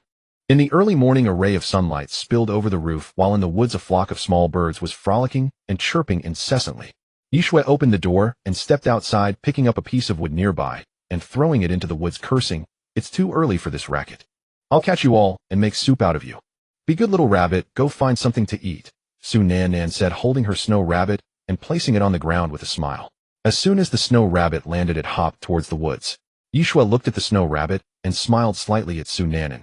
Nanan, this rabbit has gotten quite plump. How about we roast it? Su Nanan, a bit annoyed, replied, Humph. If you want to eat it, catch it yourself. Don't think about my rabbit. Come on, let's go fetch some water. Lu Yun came out with an axe and said, let's go. Not long after Lu Yun and Yishui left, Chun Yin and the others also came out and headed towards the river. Upon reaching the river, Lu Yun chopped down 2 bamboo stalks, cutting them into segments. Each person took a bamboo tube to fill with water by the river before returning. Back at the wooden house, they placed the bamboo tubes over the fire. Once heated, they could be used for washing up. After washing up, Lin Feng led them to the woods on the right side of the hilltop, where he found some resilient tree bark to bring back to the wooden house. Yang Jun and Hong Tao went into the bamboo forest to make bows and arrows for Chun Yin and the others. Hey Yang Jun, this piece of bamboo is nice. Look, it's straight, and the elasticity and toughness must be great. Hong Tao shook the bamboo in his hands. Yang Jun looked up, nodded, and said, not bad, let's use this one. He then began cutting the bamboo down, finding a small clearing to chop it into pieces about 2 meters long for easy transport. Wow, a giant rat. Yang Jun, look. Suddenly Hong Tao spotted a particularly large bamboo rat on the ground not far ahead, but it quickly disappeared. Hong Tao hurried over, and in that small patch of bamboo forest, he noticed many bamboo plants were nearly dead. Looking around, it seemed that other bamboo forests were experiencing the same issue. Hong Tao crouched down and peered into a hole in the ground, but it was pitch black inside, completely invisible. Are you seeing things? Yang Jun walked over to ask, as he hadn't seen the bamboo rat. No, Hong Tao insisted. I definitely saw it. It was a rat as big as a wild rabbit, and it must have crawled into this hole. A rat as big as a wild rabbit. Yang Jun looked at Hong Tao incredulously and said, how can there be a rat that big? Has it gained intelligence? Let's go back. We still need to go hunting later. Hong Tao glanced at the hole, resigned to carry the bamboo back with Yang. Back at the wooden house, Hong Tao told Lin Feng about the giant rat, and everyone upon hearing it thought Hong Tao was seeing things. How could there be a rat that big in the world? After all, they had never seen one before. Lin Feng smiled upon hearing this, knowing that what Hong Tao had seen was definitely a bamboo rat. Wild bamboo rats are quite a rare delicacy, rich in nutrition and with delicious meat. Large wild bamboo rats can weigh around 5 to 6 pounds, with the biggest ones reaching 7 to 8 pounds. Nanan, grab your small backpack and bring those mineral water bottles with you. Lin Feng smiled at Su Nanan. Hearing this, Su Nanan happily ran out, quickly putting on her small backpack and following Lin Feng. They'll go see too. Oh, I can't make bows and arrows anyway, Du Ziming said as he ran out. Lin Feng is definitely going to catch that giant rat. Is he going to catch the giant rat? We'll find out when he returns, Hong Tao said to Yang Jun. Yang Jun was carving the bow and replied with a smile, just wait and see. Hong Tao's words also piqued the curiosity of Chun Yin and the others. Yishui looked at Song Yanfei and the others and whispered, should we go take a look too? Let's weave the tree bark net instead. Don't you want to go to the beach sooner? Lu Yin spoke up. Upon entering the woods, Lin Feng quickly found the hole Hong Tao mentioned. Looking at the footprints outside the hole, it was clear that there were bamboo rats inside. Nanan, go fill the mineral water bottles with water and bring them here. Okay. Su Nanan happily grabbed her small backpack and ran to the nearby river to fill the bottles. Lin Feng used a spear to dig at the hole, making it slightly larger. When Su Nanan brought the small backpack back, he poured the water from the mineral water bottles into the hole. At that moment, Du Ziming also ran over and, watching Lin Feng's actions, laughed. Is there really a giant rat in there, as Hong Tao said? Lin Feng nodded with a smile. That's right, you'll find out in a moment. After a while, he poured water from 3 mineral water bottles into the hole. Quick, go fill the water again, Lin Feng shouted as he handed the empty mineral water bottles to Du Ziming. Hearing this, Du Ziming took the bottles and ran to the river, quickly filling them before returning. A few minutes later, Lin Feng stared intently at the hole, while Du Ziming and Su Nanan also bent down to look. Suddenly, a very plump bamboo rat crawled out of the hole, its body filling the entire entrance covered in fur. As soon as it emerged from the hole, Lin Feng immediately pressed the spear against its head, catching it. What? What kind of rat is this? How can it be so big? Du Ziming was shocked, feeling it was unbelievable that a rat could grow this large. Su Nanan also widened her eyes, looking at the bamboo rat in Lin Feng's hands. Its large teeth appeared quite terrifying. This is a bamboo rat, not a regular rat, Lin Feng explained with a smile to the two of them. It's very nutritious and tastes great. As he spoke, he used a small bamboo stick to tie up the bamboo rat and placed it in the small backpack, then continued searching for bamboo rat holes in the bamboo forest ahead. Since no one had been here before, the bamboo rats had multiplied uncontrollably, causing many bamboo plants. In less than half an hour, Lin Feng caught 2 more bamboo rats. They weren't as large as the first one he caught, but still weighed around 3 pounds. Let's go, it's time to head back. After pulling up some bamboo shoots, the 3 left the riverbank and returned. Wow, there really are such big rats. This one must weigh at least 5 to 6 pounds. Look, its teeth are so long. Could it carry any? Chun Yin and the others gathered around the backpack to take a look, all feeling surprised. It was their first time seeing such a large rat. Hong Tao grinned proudly. See, I wasn't exaggerating, right? Hee. Bro, this is a bamboo rat, not just any rat. Du Ziming laughed at Hong Tao. Lin Feng boiled water, and after blanching the cut bamboo shoots, he processed the 3 bamboo rats, scalding them in boiling water before taking them outside to pluck their fur. After plucking the fur clean, he laid some dry straw on the ground, placed the bamboo rats on top, then covered them with another layer of straw before starting a fire to roast them. After flipping them several times, the bamboo rats were already roasted to a crispy yellow and emitted a fragrant aroma of meat. As Lin Feng stir-fried the bamboo rat meat, the delicious aroma filled the entire wooden cabin. Wow, this is so tasty. It's the best meat I've ever had. Hong Tao picked up a piece with his chopsticks and ate it, his expression showing great enjoyment. Yang Jun nodded in agreement with Hong Tao's words. Du Ziming and Su Nanan said little, directly picking up the meat and putting it in their mouths, chewing with their eyes. Chun Yin originally hesitated to eat, but upon seeing Lung Rushuang and Song Yanfei both indulging, she couldn't resist and picked up a piece. Suddenly her eyes brightened, and she forgot everything else, simply enjoying the meal. All 3 bamboo rats were devoured, yet Hong Tao still wore an expression of wanting more. Lin Feng, this bamboo rat meat is too delicious. In the afternoon, let's catch a few more. Du Ziming rubbed his belly and licked his lips with a smile. Hearing Du Ziming's words, Hong Tao immediately sat up, saying, "Right. I want to go too." "We want to go see as well," Yi Shui chimed in. Lin Feng took a sip of water and smiled. "We can't eat the good stuff all the time. Oh, let's wait until we come back from the seaside."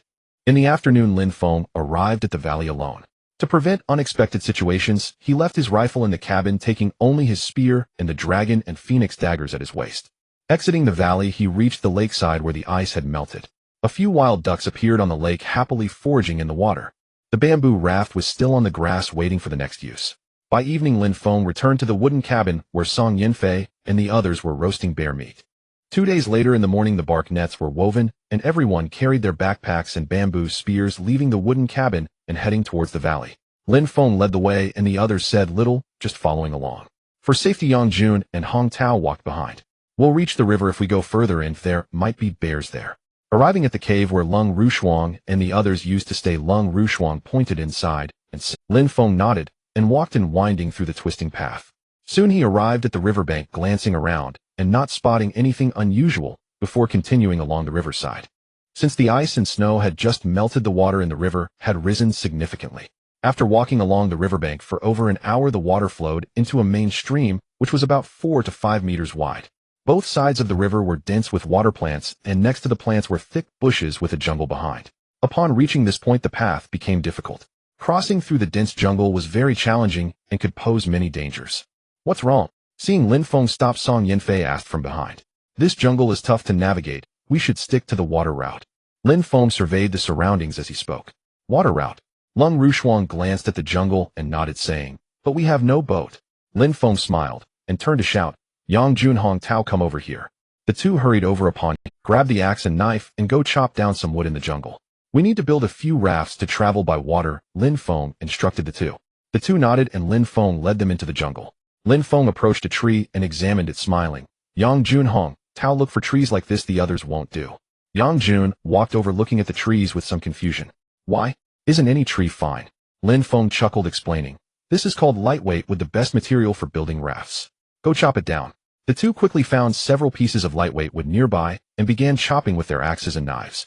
After cutting them down, they trimmed the wood into 3-meter lengths, and Lin Feng and Du Ziming carried the wood back to the riverbank. After spending over 3 hours, they had built 4 rafts.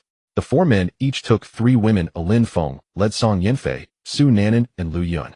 Lin Feng took a 3-meter-long stick and first supported the raft, followed by Du Ziming, Hong Tao, and indeed, traveling along the water route was swift. As the current flowed downstream, it was easier to manage. They only needed to ensure the raft didn't crash into the water plants. "Whoa, so exhilarating." "Huh?" Hong Tao shouted joyfully. "Damn, this is way faster than walking," Du Ziming exclaimed, "and it's thrilling." "Be careful. We don't want to fall into the water," Roland yelled at Du Ziming. At this moment, Lin Feng also felt the river's current growing stronger, like an arrow shot from a bow. Soon after navigating several sharp bends, the river widened and the banks turned sandy. Lin Feng realized they had left the jungle behind. However, some large rocks appeared on the river's surface, which was quite dangerous. If they made contact, the raft could instantly break apart, and people might fall into the water. "Be careful. Do not let the raft hit the rocks," Lin Feng shouted back. Don't worry. My skills are top-notch." Hong Tao shouted happily. "We'll charge ahead. More excitement is coming." At this moment, the raft seemed harder to control, but they could still manage its direction. Chun Yin and the others lay on the raft. The swift speed filled them with concern. Not good.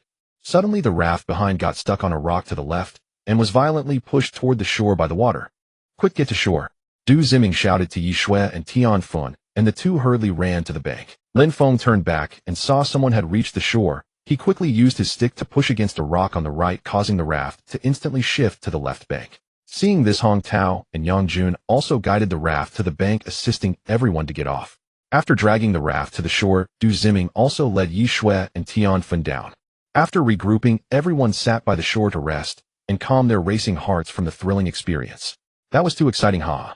Hong Tao remarked with a laugh. "This is even more thrilling than my previous rafting experiences." "It's thrilling but a bit dangerous," Du Ziming said with a hint of fear. If the raft had capsized earlier, he couldn't even imagine the consequences. "My heart is racing so fast right now." Chun Yin patted her impressive chest and spoke. "I don't believe it'll let me listen." Hong Tao looked at her and joked. Just as he finished speaking, he was startled by Tian Fin's sharp gaze and quickly explained, "Hee, just kidding." Lin Feng stood up and walked along the riverside to take a look. The rushing river filled with rocks was no longer suitable for rafting. If the raft capsized, a person would vanish in an instant. For safety, Lin Feng decided to switch to walking. Given the hour they spent on the water route, they might not reach this point, even in a day, on foot, meaning they should be close to the seaside. "Lin Feng, are we still taking the raft?" Yang Jun approached to ask.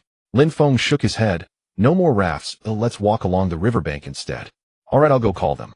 Actually, Yang Jun was also hesitant about taking the raft again. He had been quite scared.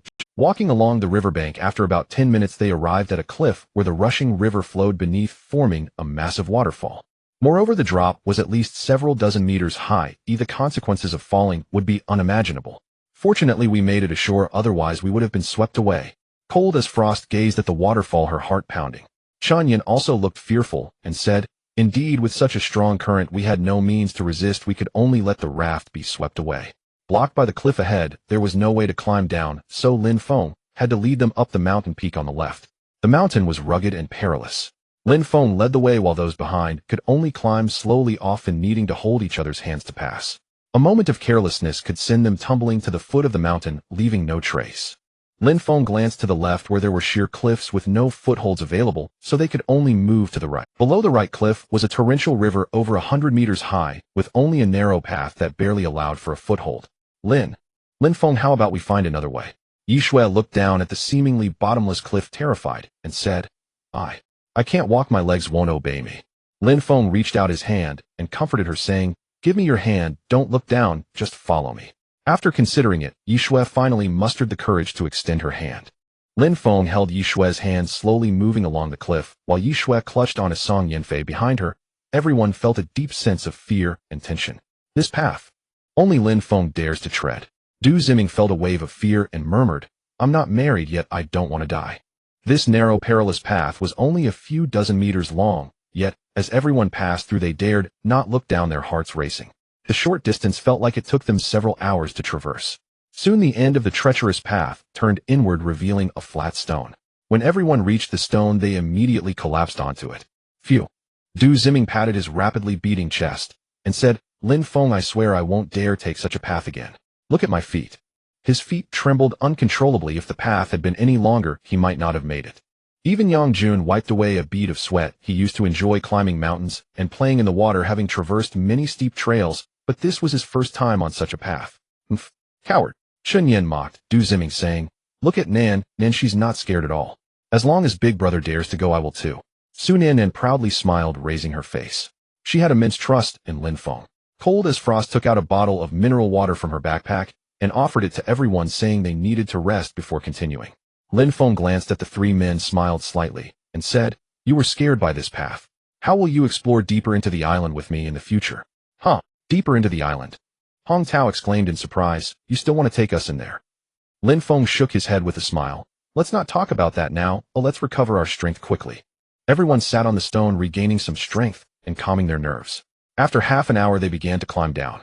Fortunately, there were no difficulties in descending, and they reached the foot of the mountain in about half an hour. Suddenly, a cry of an eagle echoed from above as a golden eagle circled in the sky, searching for prey on the ground. What a huge bird! Hong Tao looked up in admiration at the golden eagle. Lin Feng checked his watch and said, "Let's hurry, it's almost 3 o'clock. The days get dark early. If we walk a bit further, we'll need to find a place to spend the night." The group left the foot of the mountain and walked towards the nearby forest. Soon Lin Feng led them into the woods filled with the sounds of chirping birds. Lin Feng walked ahead with a Nepalese army knife, observing his surroundings. After an hour they had reached deep into the forest where the trees were not very tall, and there were few bushes with tender grass sprouting on the ground. Before long this area would be vibrant, filled with dense underbrush. After walking a bit they arrived at a ditch about 3 meters wide, a meter deep, and several meters long. "Tonight let's spend the night here," Lin Feng said, glancing around. It was already past 4 o'clock. In about an hour it would be dark. Everyone was tired, and upon hearing Lin Feng's words they set down their backpacks. Cold as frost and Manny took out the tent from their backpacks, while Yang Jun and Du Ziming went over to help set it up. The tent was quite large, accommodating 6 or 7 people easily. If squeezed, even Chun Yin and the other women could fit inside. "Yanfei, you all go gather some firewood," Lin Feng said to Song Yanfei and the other girls. "Be careful while gathering, there are venomous snakes around now." Song Yinfei, Roland, and Lu Yun went to gather firewood in the nearby woods. Lin Feng and Hong Tao also collected some long branches, laying them across the ditch to form a simple shelter. Cover it with this deer skin, it will be much better, hee. Hong Tao said, smiling slightly while taking out the deer skin. Lin Feng, seeing the deer skin, laughed and said, I didn't expect you to bring out deer skin, haha. What's so surprising about that? Hong Tao chuckled lightly. Nan even brought out those 2 bear skins. It's still quite cold, so it's normal to bring bear skins. Song Yinfei came over, hugging a bundle of firewood and smiling. As Roland and Lu Yun returned with firewood, the sky began to darken. Lin Feng started a campfire between the tent and the shelter. Chun Yin and the others took out bear meat from their backpacks and placed it on the fire to roast. Soon the meat started to sizzle and emit a mouth-watering aroma. My! Suddenly Lin Feng looked up to see a cobra slowly slithering towards the camp. He immediately stood up and grabbed a nearby spear to throw at the cobra. Thud! The cobra was instantly pierced in 2 by the sharp spear. What happened? At that moment, Yang Jun and the others finally reacted, quickly standing up and turning to see the spear embedded in a snake. Holy cow! You actually hit it. Impressive. Hong Tao gave a thumbs up in praise. Lin Feng walked over, pulled out the spear, and proceeded to skin the cobra and remove its innards, bringing it back to roast by the fire. Everyone be careful before sleeping, Lin Feng said as he roasted the snake meat, addressing Chun Yin and the others. Before sleeping, make sure to check, as some snakes, spiders, and centipedes like to crawl under you to sleep. No way. Yi Shui exclaimed in horror. You never mentioned this before. Lin Feng replied with a light laugh. It's not too late to mention it now. At that moment, they were unaware that a shadow was watching them from within the forest. As night fell, the dark jungle was occasionally pierced by rustling sounds and eerie calls that resembled bird cries. In the trench, Lin Feng and Song Yinfei were eating roasted bear meat and chatting. Hey, what do you think that sound is? Gurgling. Yi Shui bit into a piece of meat and quietly asked Song Yinfei and the others. Song Yinfei shook her head. Don't ask me, I don't watch Animal Planet, I don't know. I should say it's some kind of animal, but what kind of animal? Shan Yin stretched her neck to listen carefully, but the strange call fell silent again. I don't know either, Yi Shui replied, rolling her eyes. TSK, that's like saying nothing. Roland, I'm getting anxious. Shall we go take care of business together? Tian Fen whispered to Roland. Roland glanced outside, but saw nothing and wondered how they would go. Let's take a torch, but don't go too far. Lin Feng pointed at the half-burned wood in the campfire. Roland nodded, reached out to grab a burning log, and climbed up with Tian Fen. A few minutes later, the 2 quickly returned. Soon the 9 of them squeezed into the tent, huddling together to sleep, which was warmer, covered with bear skin. You all sleep first, I'll keep watch, Yang Jun said. Lin Feng and the others had no choice but to lean against the trench and close their eyes to rest. Yang Jun watched the campfire, occasionally adding some firewood to keep it burning brightly, ensuring that the temperature in the trench was much higher than outside. Time passed unknowingly, and Yang Jun occasionally glanced around. After not noticing anything unusual, he picked up a branch and began whittling it with a short dagger to pass the time. After 2 hours, the jungle gradually brightened. A half-moon appeared above the treetops, and the moonlight fell, draping the entire jungle in a silvery cloak. Suddenly a scorpion crawled over, and upon Yang Jun spotting it, he swiftly stabbed it with his short dagger. This midnight snack is not bad. Yang Jun looked at the scorpion on the tip of his knife and smiled slightly before tossing it into the campfire to roast. After about a minute, he placed the roasted scorpion in his mouth and chewed, nodding as he murmured, "It's not as bad as I imagined, it's quite tasty." Half an hour later, Du Ziming woke up, replacing Yang Jun to keep watch. He held a spear and occasionally stood up to look around. Throughout the night, Lin Feng and the others took turns keeping watch while the shadow in the jungle disappeared until the next morning. As dawn broke, Song Yinfei and the others emerged from the tent, roasted some jerky, and after a casual meal packed their things to leave. In the morning jungle, the air was filled with the chirping of small birds. After more than an hour, they finally exited the jungle and arrived at a grassy area, continuing forward. I think I smell the sea. A gust of wind blew, and Yi Shui tilted her head slightly to sniff the air and shouted. Chun Yin smiled slightly. Your nose is even more sensitive than a dog's, ha. Hurry up. Yi Shui joyfully ran ahead. I can't wait to play in the water by the sea. As they ascended the hill and walked down, Lin Feng spotted some seabirds ahead, knowing that the beach was not far off, confirming Yi Shui's keen sense. Descending the hill, the flat grassland stretched forward, leading straight to the seaside cliff. They reached the edge of the cliff, gazing at the vast ocean ahead, where the sheer cliffs dropped dozens of meters and the waves incessantly washed against the exposed rocks below. Lin Feng took out his binoculars and looked around. Soon he noticed a beach not far to the left. Let's head up. Lin Feng put away the binoculars and led the way to the left. After about 20 minutes, they reached the edge of the cliff again, where a beach lay below with trees behind it. To reach the beach below, they would have to go back and navigate through the trees. This is too high, how do we get down? Lin Feng peeked down and saw that it was at least 20 meters high to the beach. Follow me. Lin Feng glanced back and led the way backward. After about 10 minutes, they turned a corner and walked for a few more minutes to enter the woods. In the woods, many large-leaf plants grew with numerous parasitic vines winding around some trees, and the ground was covered with a thick layer of fallen leaves and dead branches. After passing through the woods, they finally reached the edge of the beach, where a few coconut trees stood at the forest. Not far above, another tall cliff loomed, and below, it was a rocky area. This small beach, about 100 meters long, was surrounded by cliffs on both sides. Everyone come and play. As soon as Yishue saw the sea outside the beach, she immediately dropped her backpack, took off her shoes, and ran outside. Seeing Yishue run out, Chunyin and the others couldn't resist either, and quickly put down their backpacks. Although the seawater was a bit cold, the 9 of them had a blast, splashing and playfully shouting at each other. Lin Feng looked up at the nearby coconut trees, which were laden with coconuts. He climbed up and picked down 7 or 8 coconuts. Yang Jun picked up a coconut, opened it with a knife, and shared it with Du Ziming and Hong Tao. You all go find a flat area in the woods to set up a shelter. I'll go explore up above. Lin Feng said to Yang Jun and the others, taking a coconut and heading up. Yang Jun took a few sips of coconut water, and along with Du Ziming and Hong Tao entered the woods to find a relatively flat spot, cutting down trees around to start building a shelter.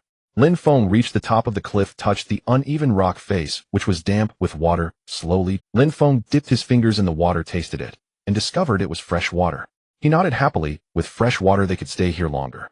Though the flow of fresh water was small, if they placed some mineral water bottles underneath and guided the water into them with small branches, they could collect several bottles of water by the end of the day. Moreover, there were some coconut trees here that could provide additional sources of fresh water. Returning to the campsite, Yang Jun and the others had already cleared a flat area in the woods and started building a shelter. Lung Ruofing Man, Ni and Lin Feng also returned, sweeping the ground of dry leaves and debris. After a while, Song Yanfei and the others returned, smiles on their faces. What took you so long? Lin Feng asked, looking at them. Lu Yun smiled lightly. The sea water was a bit cold, a little play was enough. You all help build the shelter, I'll go up for a bit. Lin Feng said, then took out several empty mineral water bottles from his backpack and headed up to fill them with. At this moment, a pirate ship was swiftly approaching the island from the sea outside the western coast. On the bow, 4 people stood, one of whom was holding binoculars, gazing at the island ahead. He was the pirate Captain Best, with short hair and a bearded face, appearing somewhat overweight and bearing a fierce expression. He turned to the person next to him with a sly grin.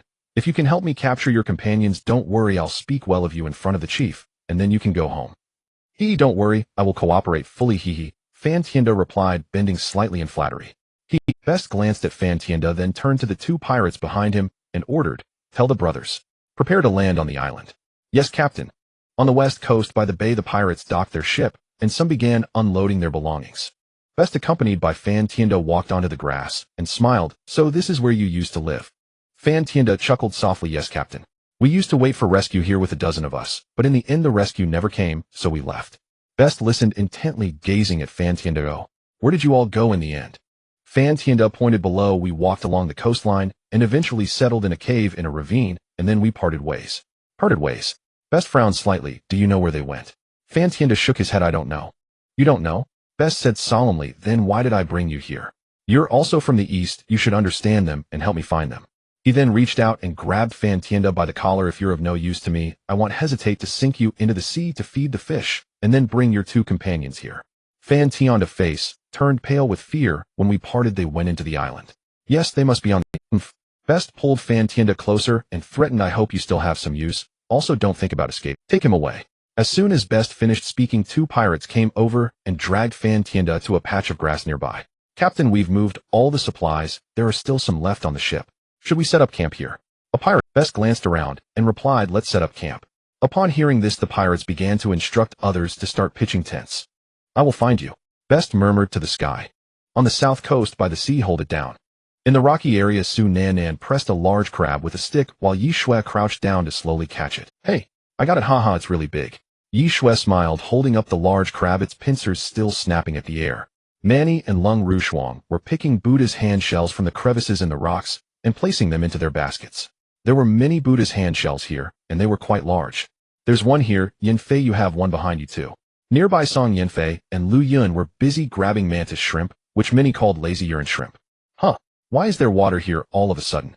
Roland, holding some scallops, looked puzzled, There had been no water here just moments ago. The tide is coming in. You all come back quickly. Lin Feng shouted towards the rocky area, prompting Song Yinfei and the others to rush back. In the woods, Lin Feng poured some water into an iron, and then placed the Buddha's hand shell, scallops, octopuses, mantis shrimp, and crabs all in to cook together. Nanan, pass me a coconut. Lung Rushuang smiled at Su Nan. Du Ziming glanced at Lin Feng. Have you ever thought about making a raft to go out to sea? Lin Feng chuckled and stood up, walking towards the sea, with Du Ziming and the girls following him. Standing by the sea and looking at the surging waves, Lin Feng smiled lightly. Do you think a raft can withstand such giant waves? The waves out in the ocean were at least 7 to 8 meters high, and the surface of the sea was constantly churning, not to mention a raft. Even a regular boat would not withstand it. Hey, it's time for seafood. Chun Yin called out to Lin Feng and the others. What kind of shell is this? It's quite delicious. Buddha's hand shell. This crab is nice. Don't snatch my octopus. In the camp, everyone sat around the bonfire eating seafood and drinking coconut juice. After they were full, Lin Feng taught Du Ziming and the others how to filter seawater with fine sand and wood ash to make sea salt. After teaching them, Lin Feng went up to the cliff to retrieve a few mineral water bottles.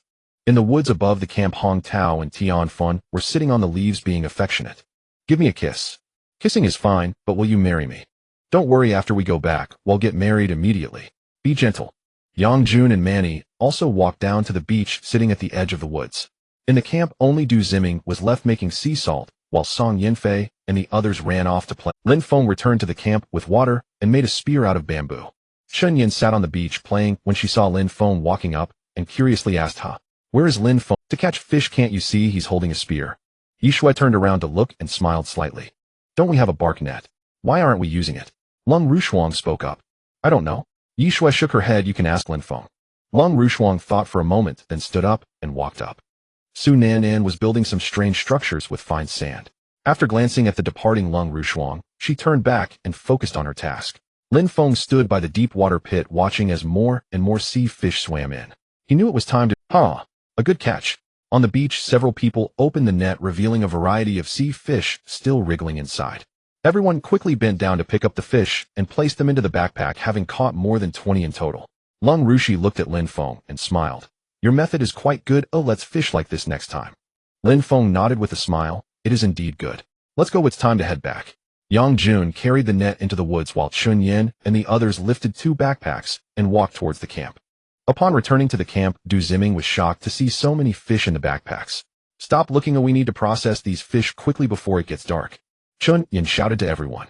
Lin Feng glanced around and noticed that Song Yinfei was missing, not knowing where she had gone.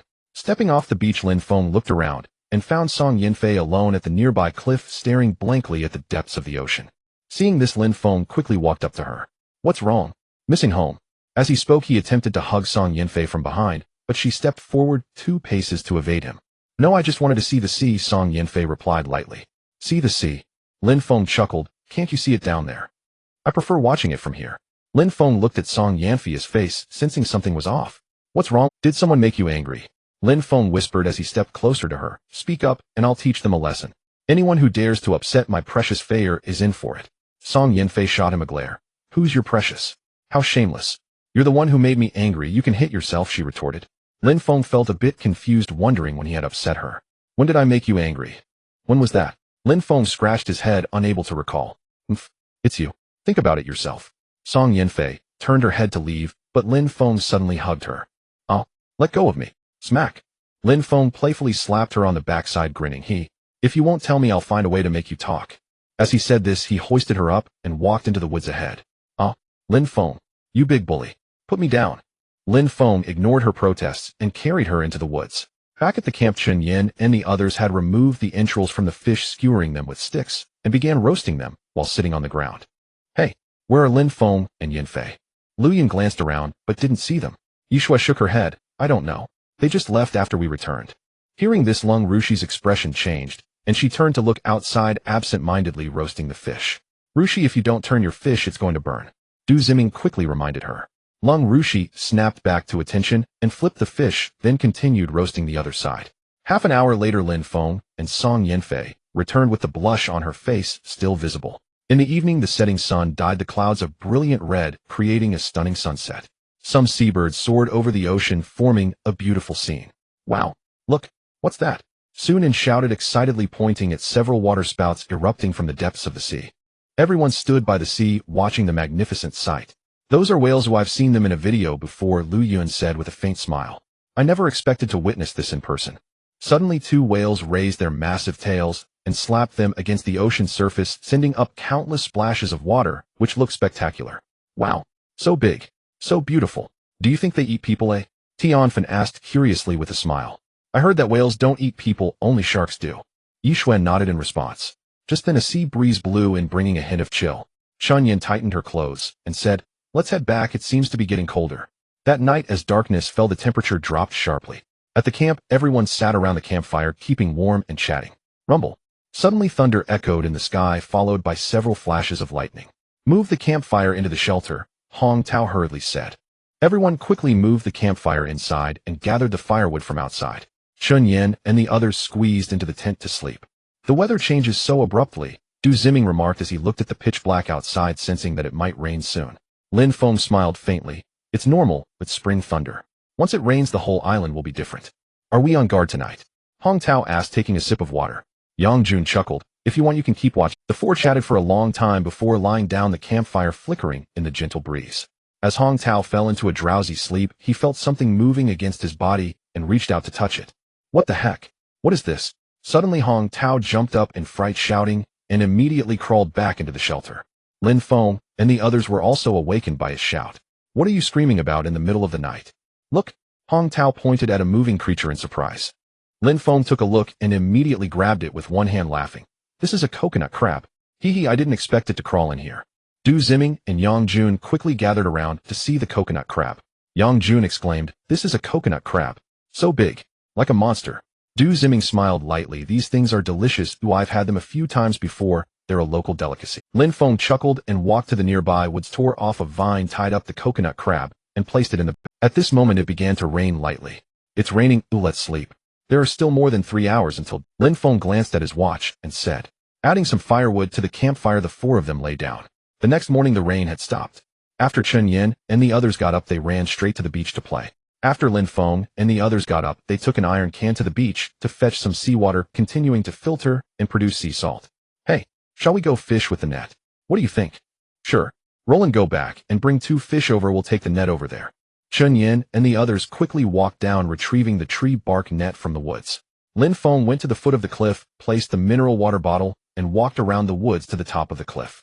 Standing at the edge of the cliff with binoculars, he gazed out at the ocean, knowing that without a boat, they could not leave the island and would have to think of other solutions.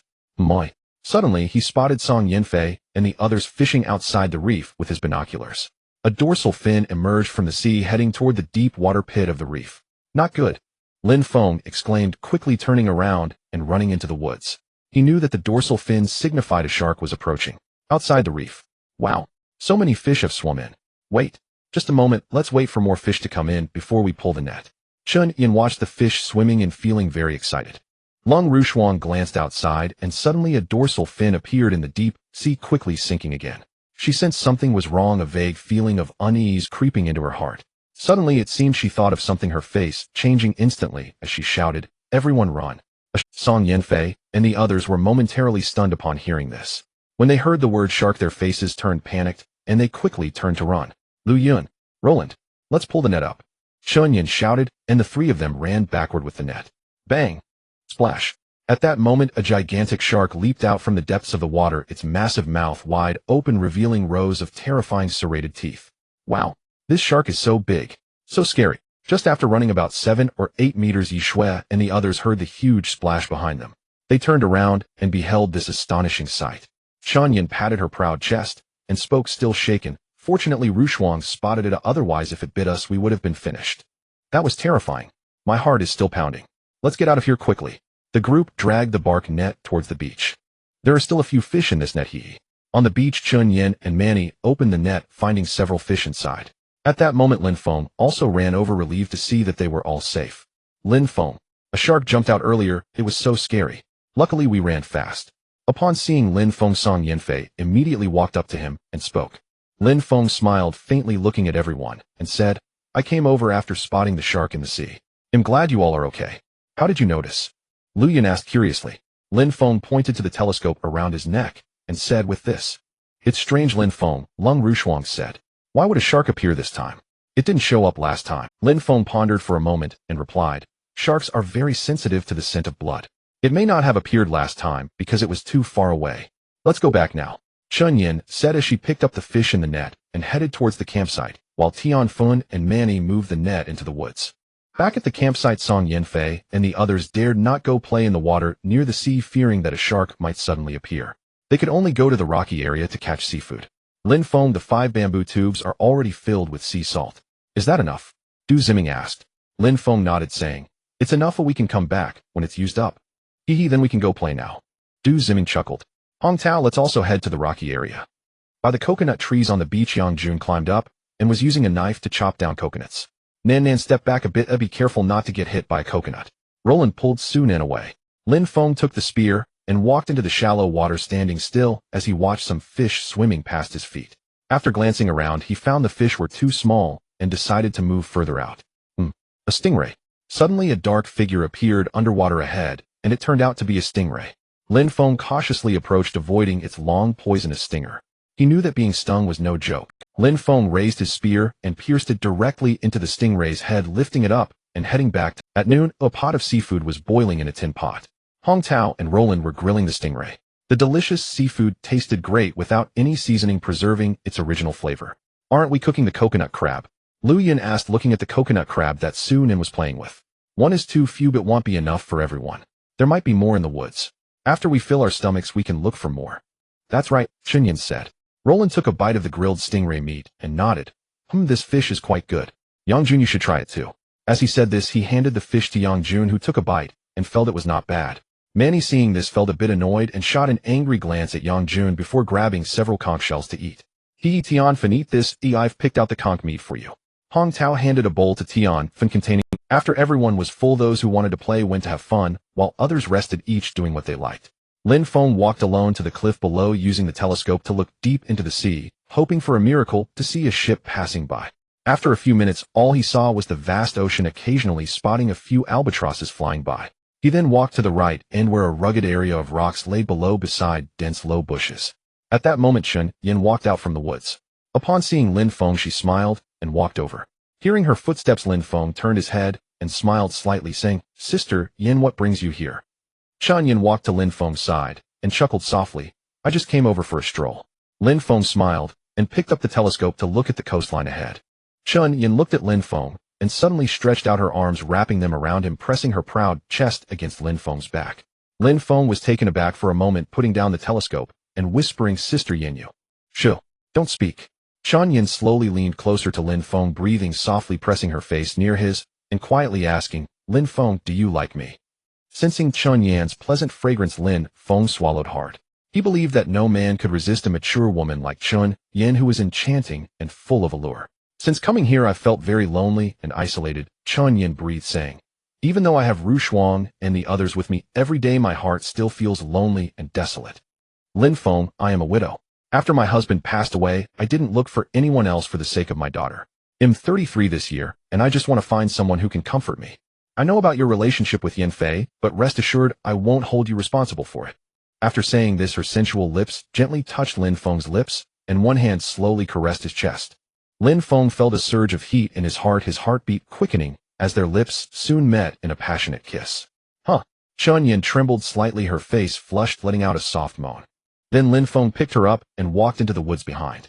On the beach, Su Nan, Yishui, and Lu Yun were having a great time, even wrestling with each other. Su Nan was pinned down in the sand by Yishui, shouting to Lu Yun beside her. You rogue. Yishui suddenly reached out and touched Su Nan, who immediately screamed and tried to grab. Under the coconut tree, Manny was still sulking, staring at Yang Jun. Do you like Roland? Hearing this, Yang Jun slightly lowered his head, stammering, no. That's not true.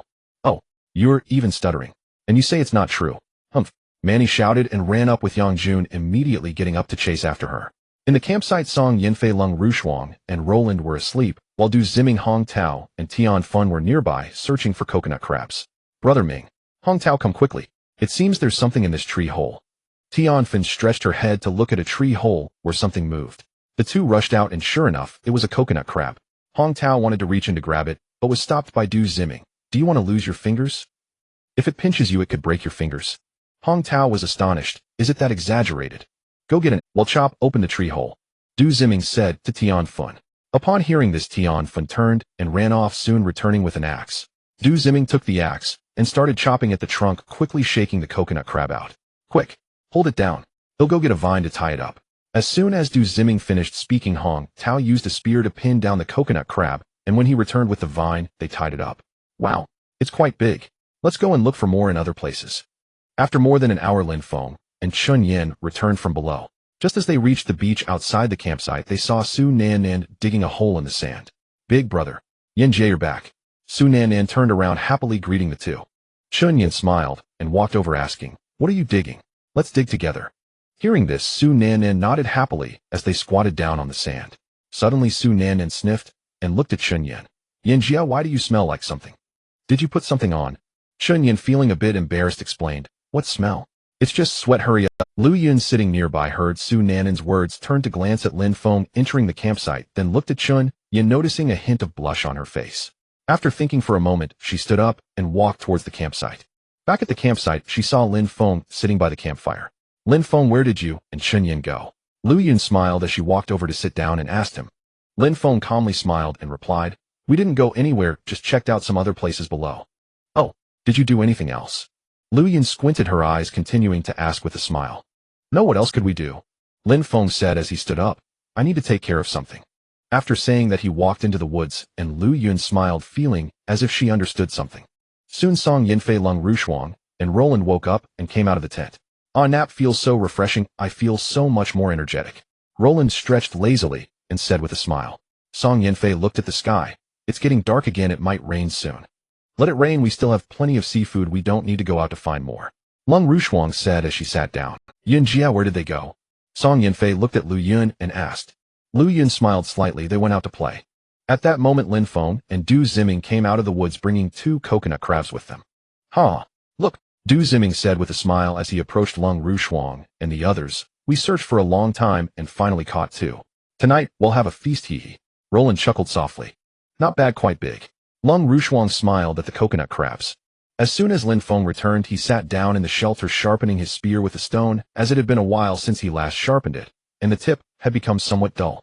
Before long, Yang Jun and Chun Yin returned, and Hong Tao directly placed 3 coconut crabs on the camp. At this time, it started to rain, and the sky gradually darkened. Lin Feng, when are we going back? Hong Tao asked. Lin Feng glanced outside. Tomorrow. At this moment, Best brought the pirates to the grassy area above the ravine, setting up camp there. Is this where you separated? Best looked around and asked Fan Tienda lightly. Fan Tienda nodded repeatedly. Yes, Captain Best, they went into the island from here. Best nodded. I hope you're not lying to me. I wouldn't dare, Fan Tienda flattered. On the southern coast by the sea, Chun Yin and her companions had just returned to the campsite after gathering seafood from the rocky area. Where are Lin Feng and the others? Seeing that Lin Feng and the 4 other men were not around, Lu Yun felt a bit curious about their whereabouts. The older brothers went fishing, Su Nan said as she set down her small basket. Roland sat down and asked, are we heading back today? Lung Rushuang nodded slightly. Let's tidy up a bit, we should leave as soon as they return. I'm a bit reluctant to leave. Yishui lay on the ground muttering. Song Yinfei smiled slightly. We can always come back another time, there's no need to feel attached. Hey, get up and help take down the tent. Chun Yin gently kicked Yishui and walked into the tent to retrieve the clothes and bearskin inside. After they tidied up the campsite, Lin Feng and Yang Jun returned their baskets filled with fish. Lin Feng looked at the cleaned campsite and smiled. Since everything is packed up, we can leave now. Everyone carried their baskets and left the campsite, retracing their steps.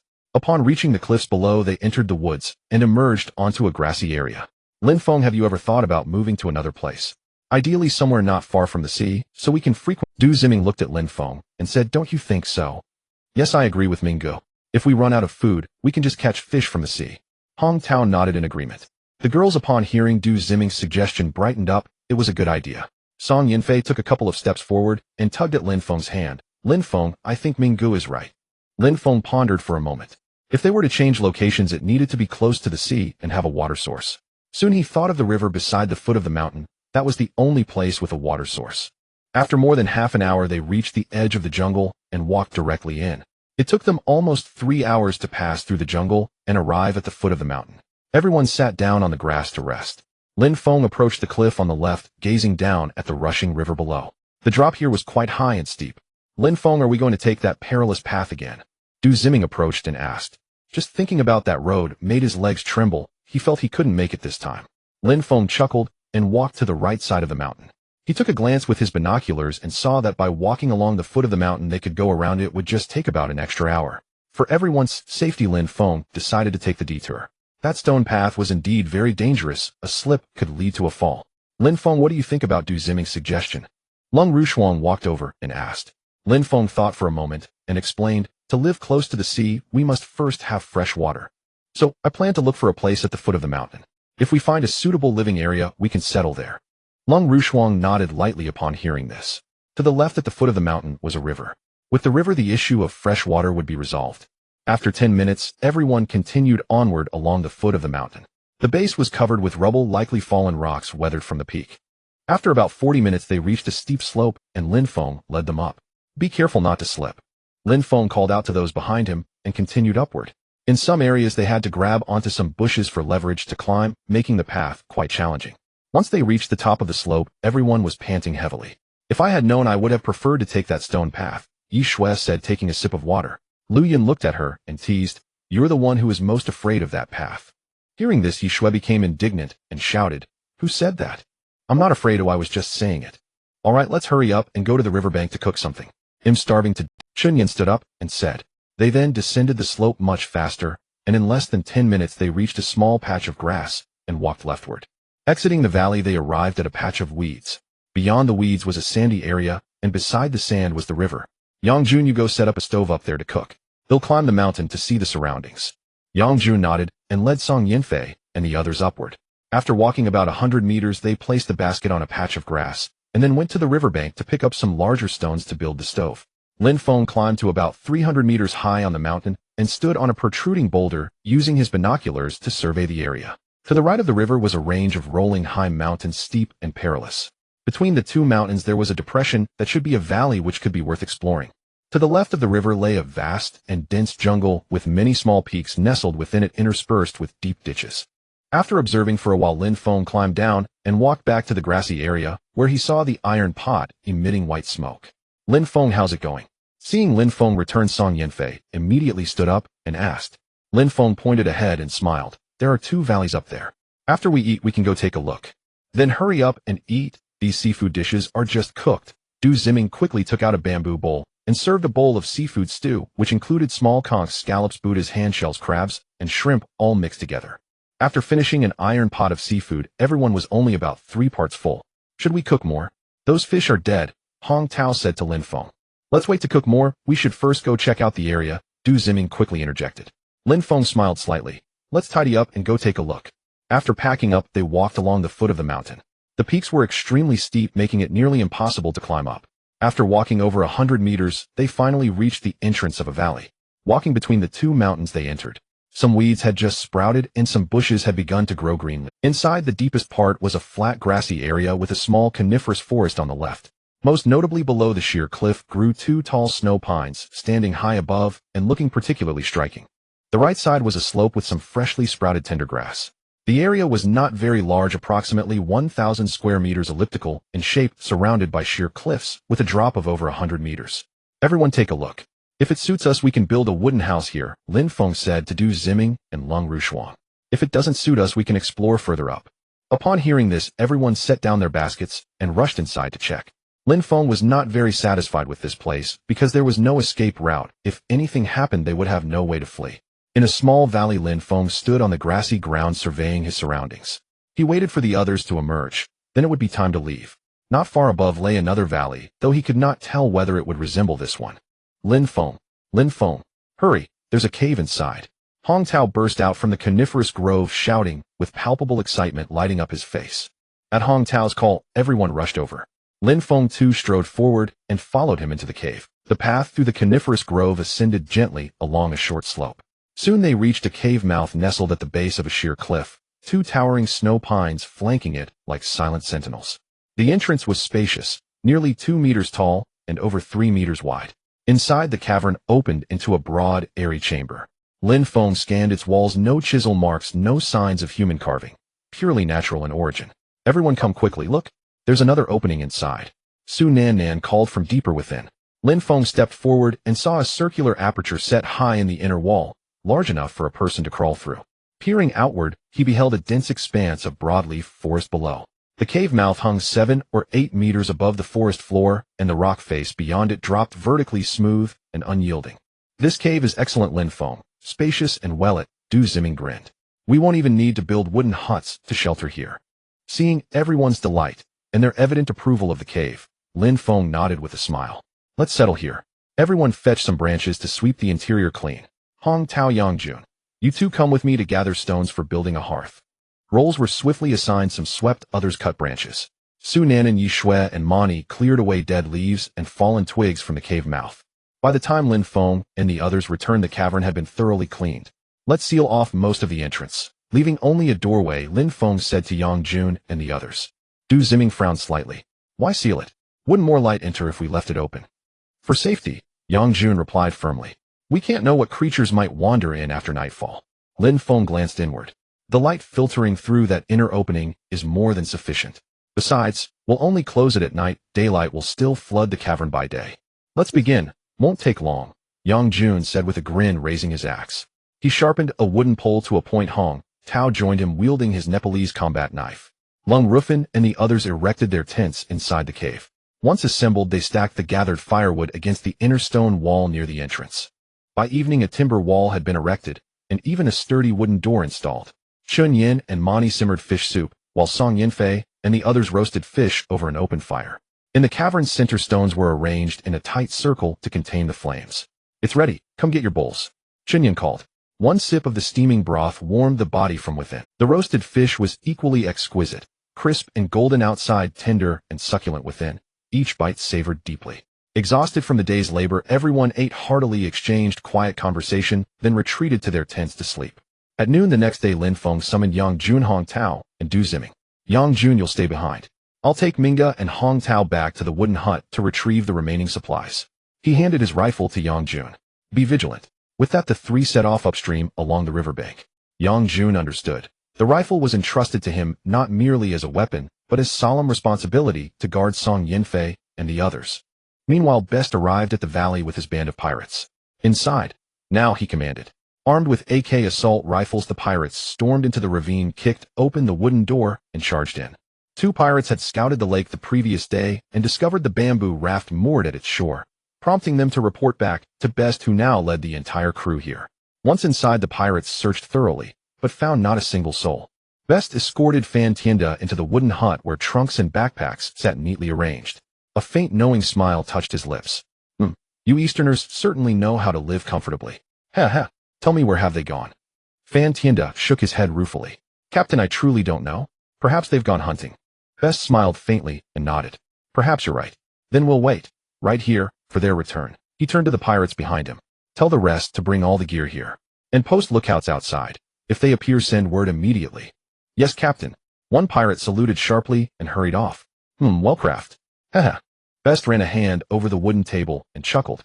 They clearly possess remarkable carpentry skill.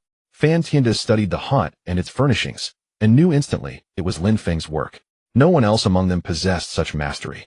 Lin Feng, this time you won't escape death. Haha. Fan Tienda thought triumphantly. By dusk, the pirates had moved everything inside. 3 tents had been erected inside Song Yinfei's hut, stocked with provisions. In Lin Feng's former hut, 3 more tents housed Best, several pirates, and Fan Tienda. 2 pirates stood guard along the hillside trail and the narrow path, ready to encircle Lin Feng and his group the moment they re-entered the grassy clearing. That evening, as Lin Feng's party failed to return, Best frowned and fixed Fan Tienda with a stern gaze. It's already nightfall. Why haven't they come back? Do you know what's happened? Fan Tienda scratched his head, thinking bitterly, damn it. All questions to me. Do you think I'm a god? Yet he dared not voice such thoughts aloud, and instead offered a nervous chuckle. Ha, ha. Hunting trips sometimes last 2 or 3 days. It's perfectly normal, isn't it? Best paused, considering. That does sound reasonable. Very well, we'll wait 1 more day. But if they fail to return tomorrow, I'll hand you over to Ali. I'm certain he'll be delighted. Haha. A burly pirate standing nearby, his skin darkened by sun and sea, heard Best's words and stared hungrily at Fan Tienda, raking him up and down before slowly dragging his tongue across thick, moist lips. Fan Tienda shuddered violently under that gaze, goose flesh prickling his arms. Could he prefer men? The thought struck him like ice water. Cold sweat broke across his brow, his face draining of color. He prayed inwardly, Lin Feng, you must return tomorrow, or I swear, I'll never forgive you. Meanwhile, Lin Feng and his two companions spent the night beneath the riverside trees, within reach of the valley by noon the following day. The next morning, Lin Feng and the others made their way through the dense trees by the river with Hong Tao leading the way, cutting through the branches that obstructed their path with a Nepalese knife. After walking for over an hour, the three of them stood on the steep bank by the river. Should we swim across? Hong Tao asked, looking at the wide riverbed. No. Du Ziming quickly interjected, I can't swim. Can't swim? Hong Tao chuckled. They'll teach you when we have time, but it's easy to learn.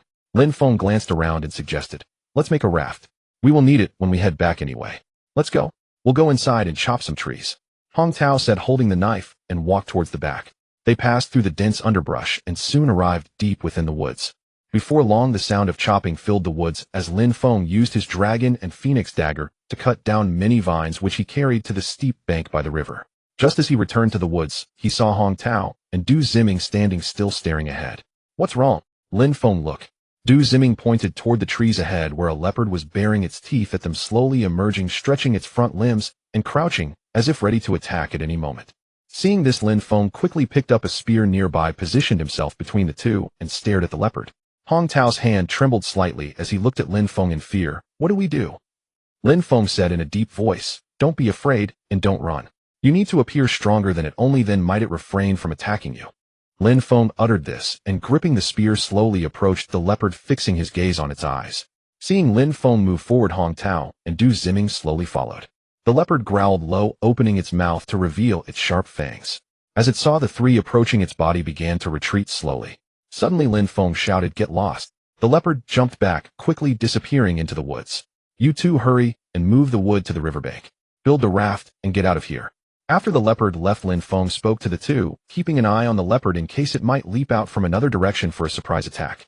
Hearing this, Hong Tao and Du Ziming quickly turned around to carry the chopped wood, heading towards the riverbank. With Lin Feng around, they felt less afraid. Half an hour later, the raft was completed. The three pushed it into the river, and as they stepped on the raft, took on some water, but it was manageable. After securing it to the bank with long poles, they moved upstream along the tributary. Hey Lin Feng, why didn't you kill that leopard just now? I'm so big and I've never had leopard meat before, Hong Tao joked. Lin Feng rolled his eyes. Are you looking to have a grand battle with it? What if you get hurt? And as for leopard meat, it might not have tasted human flesh yet. How about you try it out and see who eats whom? No way. I can't do it alone. Hong Tao quickly shook his head. Let's go, we'll head back after getting our stuff, Du Ziming added. After walking for about an hour, the three finally reached a small path, turned around two corners, and arrived at the cave where Du Ziming used to live. Upon reaching the grassy area at the entrance of the valley, Lin Feng suddenly seemed to notice something. He quickly walked over, crouched down, and picked up a cigarette, but from the ground. Is this cigarette, but from you? Hong Tao asked as he walked over. Lin Feng frowned at the cigarette, but it looked quite fresh and the brand was unfamiliar. He had finished his cigarettes long ago, so it was impossible for this, but to be so fresh. Someone has arrived. Lin Feng took out his binoculars, bent over slightly, and walked in, reaching a low area by the river, using the binoculars to survey the surroundings. Hong Tao and Du Ziming lay flat on the ground, peering around. You two wait here for me. Remember, do not go outside at all. Lin Feng said this and slightly moved along the right side of the riverbank. When he got close to the entrance of the mountain hollow, Lin Feng crouched in a recess and used the binoculars to observe. Suddenly, he spotted two men with rifles in the bamboo forest ahead. They were also sitting on the ground, occasionally glancing around. After confirming, Lin Feng moved away slightly. What's the situation? Back in the low area, Du Ziming whispered. Lin Feng replied softly. They are pirates. They've finally come. Pirates? Hong Tao whispered in surprise. Aren't they supposed to rob at sea? What are they doing here? Lin Feng thought for a moment. I don't know. Perhaps they are looking for something. How about we catch one and ask? Du Ziming suddenly brightened up. Lin Feng glanced at his watch and replied softly. That's a good idea, but it's daytime now. We can't take risks. We don't know how many of them there are, so let's wait until nightfall. Let's go then. They left the low area, exited the valley, climbed up to the old cave, and sat inside. Hey Lin Feng, can you give me back that watch? Du Ziming looked at the watch Lin Feng was wearing and smiled. To be honest, I quite like that watch. Lin Feng touched the watch with a faint smile and observed the jade pendant around Du Ziming's neck, saying, Sure, trade it for the jade pendant around your neck. Du Ziming was taken aback, reached out to touch the jade pendant, and quickly shook his head. That won't do, this jade is too precious. It was a birthday gift from my dad. Oh, I can't give it away. Then there's nothing I can do. You have nothing to trade, Lin Feng replied helplessly. This was originally mine. I traded it for wolf meat, Lin Feng retorted. At this moment Bess sat in the wooden house, sipping a glass of red wine. Fan Tienda sat on a stool. Captain Bess, do you think they might have gotten lost while hunting outside? Fan Tienda turned his head to Bess and asked in a low voice, is that why they haven't returned yet? It's possible. Bess slowly opened his eyes and smiled at Fan Tienda. Hearing this, Fan Tienda hurriedly spoke up. Then, how about we search elsewhere? No rush, Bess slowly waved his hand. Let's talk about it tomorrow. Time passed slowly. It was already cloudy, and by 5 o'clock in the afternoon it began to darken. As night fell, Bess stood under the eaves looking out into the darkness. He grabbed Fan Tienda beside him and said in a deep voice, you seem to be of no use to us. I'll give you money. I have a lot of money. Fan Tienda said in terror. Bess snorted coldly, pushing him to the ground. Eli, he's all yours. Remember, don't kill him, he's still of use. No. Thanks, Captain. Eli laughed heartily as he walked over, directly hoisting Fan Tienda and heading towards the tent inside. Ignoring Fan Tienda, please, Bess remained silent. This but is so white. I like it. Quickly the tent was filled with Fan Tienda heart-wrenching cries sounding like a pig being slaughtered. Eli is going to enjoy himself tonight. If you like it you can go in too, one of the pirates said. I prefer women. The pirates outside began to chatter happily. In the deep of night the clouds in the sky parted, revealing a half-moon. The soft moonlight bathed the entire valley. Lin Feng and his two companions cautiously approached the entrance, guided by the moonlight. They'll go in first. Watch for my signals, Lin Feng whispered, carefully stepping inside with his spear. Upon reaching the grassy area, Lin Feng noticed a flickering light in the wooden cabin. He stealthily crouched beneath the window and peered inside. There by the campfire sat two pirates dozing off, while the interior of the room remained hidden. Lin Feng waved towards the path, prompting Hong Tao and Du Ziming to step in cautiously. The three of them crouched beneath the wooden wall, contemplating their next move. Suddenly the door to the wooden cabin creaked open, and a pirate stumbled out groggily, making his way to the grass to relieve himself. Hiding behind the wooden wall, Lin Feng drew the dragon and phoenix dagger from his waist, stealthily advancing. After the pirate finished, he turned back to the wooden door and reached out to pull it open, intending to re-enter. Lin Feng rushed over, covering the pirate's mouth from behind with one hand, while the dagger swiftly slashed across the pirate's neck. The pirate struggled briefly before falling still. Lin Feng dragged him behind the cabin and then went over to open the wooden door, stepping inside. Inside the cabin, there was also a pile of burning firewood, but no pirates to be seen. Lin Feng glanced into the two tents where pirates were fast asleep. As Lin Feng checked the tent in the middle, his eyes brightened instantly. It was filled with food. Walking in, he gazed at the rice and noodles, thinking, have the pirates been living so well lately? Quickly, I'll take out 2 bags of 50 pounds of rice, he exclaimed. What's this? Hong Tao and Du Ziming approached and whispered, rice along with some boxes of noodles. Let me get them out, Lin Feng said before stepping back inside, soon emerging with several boxes of noodles along with a dozen bottles of seasoning, some alcohol, and dried meat. I found something great. Mingo, come help me, Hong Tao said, pulling Du Ziming to a wooden rack under the eaves where a large iron pot was hanging. Lin Feng entered the cabin again, taking a few steps into the tent. He smiled at the sleeping pirates, then stealthily grabbed 2 rifles before leaving. After a while, Hong Tao and Du Ziming came over carrying a large iron pot. The three of them then began to move their haul outside. What do we do now? What do you mean? Let's take everything to the riverside while there's still moonlight. Hurry. By the time dawn was approaching, they had successfully moved everything to the riverbank. Load everything onto the raft, Lin Feng urged. With less than an hour until dawn, once the pirates woke up, they would soon realize their things were missing and initiate a search. Listen to me, Lin Feng said gravely, looking at the two. If the pirates search here tomorrow, they will definitely find traces and follow the river. At that point, we will all be in danger. So I need to go back. After dawn, let them discover me intentionally to lead them to where we previously hunted the reindeer. Du Ziming immediately interjected, Lin Feng, that's too dangerous. Exactly. How about I go with you to lure them away? Hong Tao quickly added. Lin Feng shook his head with a smile. No, I can act without worry if I'm alone. That's settled then. I'll remember when you go back. Don't go out, just hide in the cave. He then handed 2 rifles to Du Ziming. If anything happens, use the cave's exit to escape. I believe in you. Lin Feng. No more talking, Lin Feng said firmly. I'll be back in a day or 2. Saying this, he strapped the Nepalese knife to his waist, slung his bow and arrows over his shoulder, and left. Watching Lin Feng's departing figure, Hong Tao turned to Du Ziming. What do we do? Du Ziming thought for a moment. Let's follow his advice and leave. After deciding, the two quickly boarded the raft, pushing off with a long wooden stick, and the raft slowly drifted downstream. Lin Feng returned to the valley, and sat down on a piece of wood at the foot of a small hill. At this moment the sky began to lighten, gradually brightening. An hour later dawn broke, and some pirates inside the wooden cabin awoke. Not good.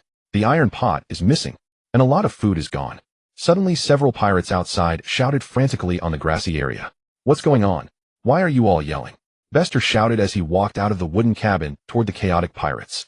Captain, the iron pot is missing and a lot of food is gone. One of our brothers is dead behind the cabin, a pirate rushed over to report. What? Upon hearing this, Bester immediately strode into the nearby wooden cabin. Inside the tent a considerable amount of food was missing and the alcohol and seasonings were gone as well. On the grass a long dead pirate's body lay sprawled. At that moment Fan Tienda, holding his backside, stumbled over and said, Captain, it must be them. They came to steal food at night and even killed someone. Slap. Bester emerged, smacking Fan Tienda aside angrily. Damn it. Do you think I can't see? Fan Tienda was knocked to the ground, clutching his swollen cheek, almost brought to tears. Cunning Orientals. Bester shouted furiously. Everyone go out and search. They can't have gone far. Hearing this, over 20 pirates immediately grabbed their rifles and rushed out.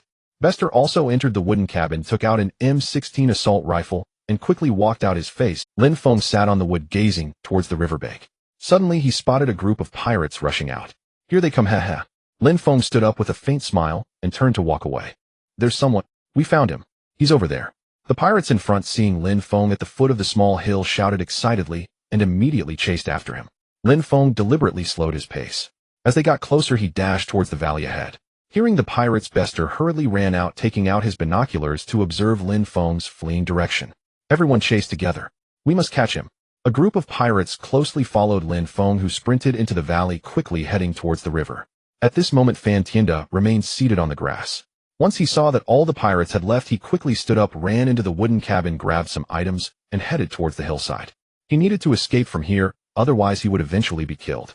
Lin Feng swiftly traversed the forest, leaping up and plunging into the stream below before dashing into the thicket across. He jumped into the river.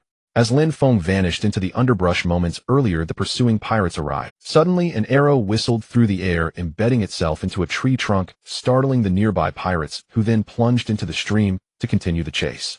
Best approached the tree, yanked out the arrow, examined it, then snapped it between his teeth in fury, pressing onward. Suddenly from the dense thicket on the right a black bear burst forth, pouncing on a pirate and savagely tearing at his throat with razor-sharp fangs, eliciting a harrowing scream. Several pirates nearby immediately opened fire on the bear, killing it. After it fell, one pirate checked on their comrade, only to find him dead. He's dead. Let's move. Lin Feng, using the terrain to his advantage, sprinted forward, occasionally glancing back to ensure the pirates were still in pursuit. He weaved through the rugged slopes until exhaustion set, and then paused to observe the pirates' movements through his telescope. Suddenly he spotted a pirate also watching him through a telescope, their gazes locking. Lin Feng smiled, faintly raised his hand, and gave a thumbs up, then slowly turned it downward. Best, witnessing this provocation, seethed with rage and bellowed, "He's on the opposite slope. After him. Whoever catches him becomes my second in command." No sooner had Best spoken than the pirates charged forward with renewed vigor, as if injected with adrenaline. Seeing the pirates closing in, Lin Feng turned and bolted toward the hilltop. Reaching the summit, he surveyed the terrain below, a grassy plain at whose far end lay the spot where he and Du Ziming's group had tracked the reindeer. The slope was steep and treacherous, threatening a tumble, with every misstep forcing Lin Feng to zigzag downward. By the time the pirates reached the top, he had already made it to the grassland and was sprinting toward the forest. After him. We must catch him today, Best shouted, tracking Lin Feng's escape route with his telescope. The pirates, throwing caution to the wind, charged down the incline. Oof. Oh shit. Two pirates, losing their balance, tumbled headlong down the steep slope, rolling uncontrollably. Upon reaching the grassland, Best saw Lin Feng resting at the forest's edge, taunting him with a thumbs down. Rage boiling over, Best growled, "That bastard. If I ever get my hands on him, I'll let Eli have his way with him for 3 days and nights." Meanwhile, the pirates lay sprawled on the grass, gasping for breath. Captain, I think he's playing with us," one pirate panted. "He's always keeping his distance." Best glared at him, fuming. "That's because you're all useless. Can't even catch one Easterner. Everyone, keep moving." Seeing Best's fury, the pirates reluctantly rose and resumed their pursuit. As they advanced, Lin Feng slowly got to his feet, turned, and strolled into the woods. The chase continued intermittently until afternoon, leading them to a cliff overlooking a canyon. Lin Feng kept running ahead. Best, enraged, fired a burst of bullets in his direction. Reaching the jungle beyond the grassland, Lin Feng plunged into the dense thicket. After pushing through for over 10 minutes, he heard sounds and dropped to the ground to investigate. Not far ahead, under a large tree, several natives were tying up a fawn. After a moment's thought, Lin Feng crept to the right using the dense undergrowth for cover and quickly vanished from sight. 10 minutes later, he reached the edge of the jungle overlooking the canyon. Scanning the area, he moved to the right, grabbed some exposed tree roots, and began climbing down slowly. After descending 3 or 4 meters with no foothold left, Lin Feng gritted his teeth, let go, and tumbled into the canyon below. Landing hard, he crashed into a rock, his head ringing. He leaned against the stone to rest until the pain subsided. Suddenly, gunfire and shouts erupted from the jungle above. Lin Feng realized the pirates had encountered the natives and were now engaged in battle. After a brief rest, Lin Feng stood up and followed the riverbank downstream. His mission accomplished, he needed to return to ease Song Yanfei's worries. Captain, more natives are coming. We need to retreat. We've lost 5 or 6 men. A pirate rushed over shouting at Best. Retreat. Best yelled, turning to flee. A dozen natives lay dead in the jungle, with the pirates also suffering casualties. Though the pirates wielded rifles, the natives countered with poisoned arrows, spears, and bows. Overwhelming in numbers and surrounding them from all sides, the pirates found themselves at a disadvantage. As they retreated from the jungle, the natives attempted to pursue, but were suppressed by pirate gunfire. After losing 7 or 8 men, the natives hesitated and abandoned the chase. On the way back, Best realized he had been duped. The man had deliberately led him there. In over a decade as a pirate, he had never felt so humiliated, so toyed with, and his fury reached its peak. By the time they returned to the cabin, night had fallen. Best sat by the campfire, inside, his face dark and silent. The dozen pirates huddled nearby, heads bowed and listless, daring not to speak. Captain, what's our next move? Eli ventured cautiously. Best, expressionless, glanced at him and said flatly, tomorrow scour the entire area thoroughly. That man lured us away, probably to protect others. Eli nodded. Captain, without the iron pot we can't cook. And that Easterner has escaped. The Easterner he referred to was Fan Tienda. Oomph. Best snarled. These Easterners are despicable, even stealing our pot. Figure something out. I'm not leaving until we catch them. Don't worry, that Easterner won't get far. He muttered under his breath. Going back like this would make me a laughingstock to Lena. Meanwhile, Lin Feng was roasting fish in a stone cave within the canyon. Not bad fish, though a bit bland. After finishing one, he added more wood to the fire and leaned against the cave wall, closing his eyes. After the day's long run, exhaustion finally claimed him. The next morning, the weather was gloomy, with dark clouds drifting in the sky, threatening to rain at any moment. The pirates emerged from the wooden cabin, some heading towards the hillside, while Best took the others towards the valley. After more than half an hour, Best arrived at the cave, observing the burned charcoal on the ground, realizing that the Easterners must have stayed here not long ago. Ailey, take people to search the nearby area. Leave no stone unturned. Best commanded. Report back immediately if you discover anything. Yes. Follow me. Ailey responded to the 3 pirates behind him before leaving the cave.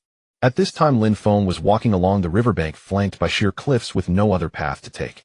Song Yanfei and Shun Yin stayed in the cave, their faces filled with worry for Lin Feng's safety.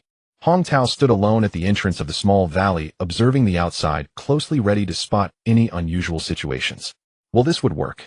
It will definitely work. We'll find out soon enough. Yang Jun and Du Ziming chopped down a tree about 7 to 8 meters tall, removing the branches and carving grooves into the wood resembling a ladder. Ru Shuang's sister Yin, come help a bit. After finishing the wood, Yang Jun called out to the 2. Upon hearing him, they came out, and Lu Yun and Tianfen followed to help. Everyone lifted the wood and carefully moved into the cave, extending the wood out of the entrance. Slowly. Be careful it doesn't fall. Yang Jun hurriedly instructed Du Ziming and the others. Finally, Yang Jun pulled the wood down with both hands, slowly lowering it until it was stably positioned at the cave's entrance. Yang Jun took a glance and crawled out of the cave, carefully stepping onto the wood and then hugging it as he climbed down. Once on the ground, he dug a small pit beneath the wood to prevent it from sliding. Is everything all right? Du Ziming called from inside the cave. Yang Jun gave a thumbs up and smiled. Don't worry, it's perfectly fine. Once Yang Jun climbed back up, Roland and Yi Shui had already cooked the noodles. Everyone, it's time for noodles, Roland said, looking at Song Yanfei and the others. Seeing Song Yanfei and the others, Yang Jun reassured. Don't worry, Lin Feng will be fine. He'll be back soon. That's right, we know Lin Feng's capabilities well enough. Du Ziming also chimed in to comfort them. He knew what kind of person Lin Feng was, and the thought of Lin Feng killing Li Dalong sent a chill down his spine. But Lin Feng was merciless towards his enemies. After eating, Yang Jun checked his rifle while Du Ziming watched. Have you played with guns before? Du Ziming asked, surprised at Yang Jun's skillful movements. Yang Jun nodded lightly.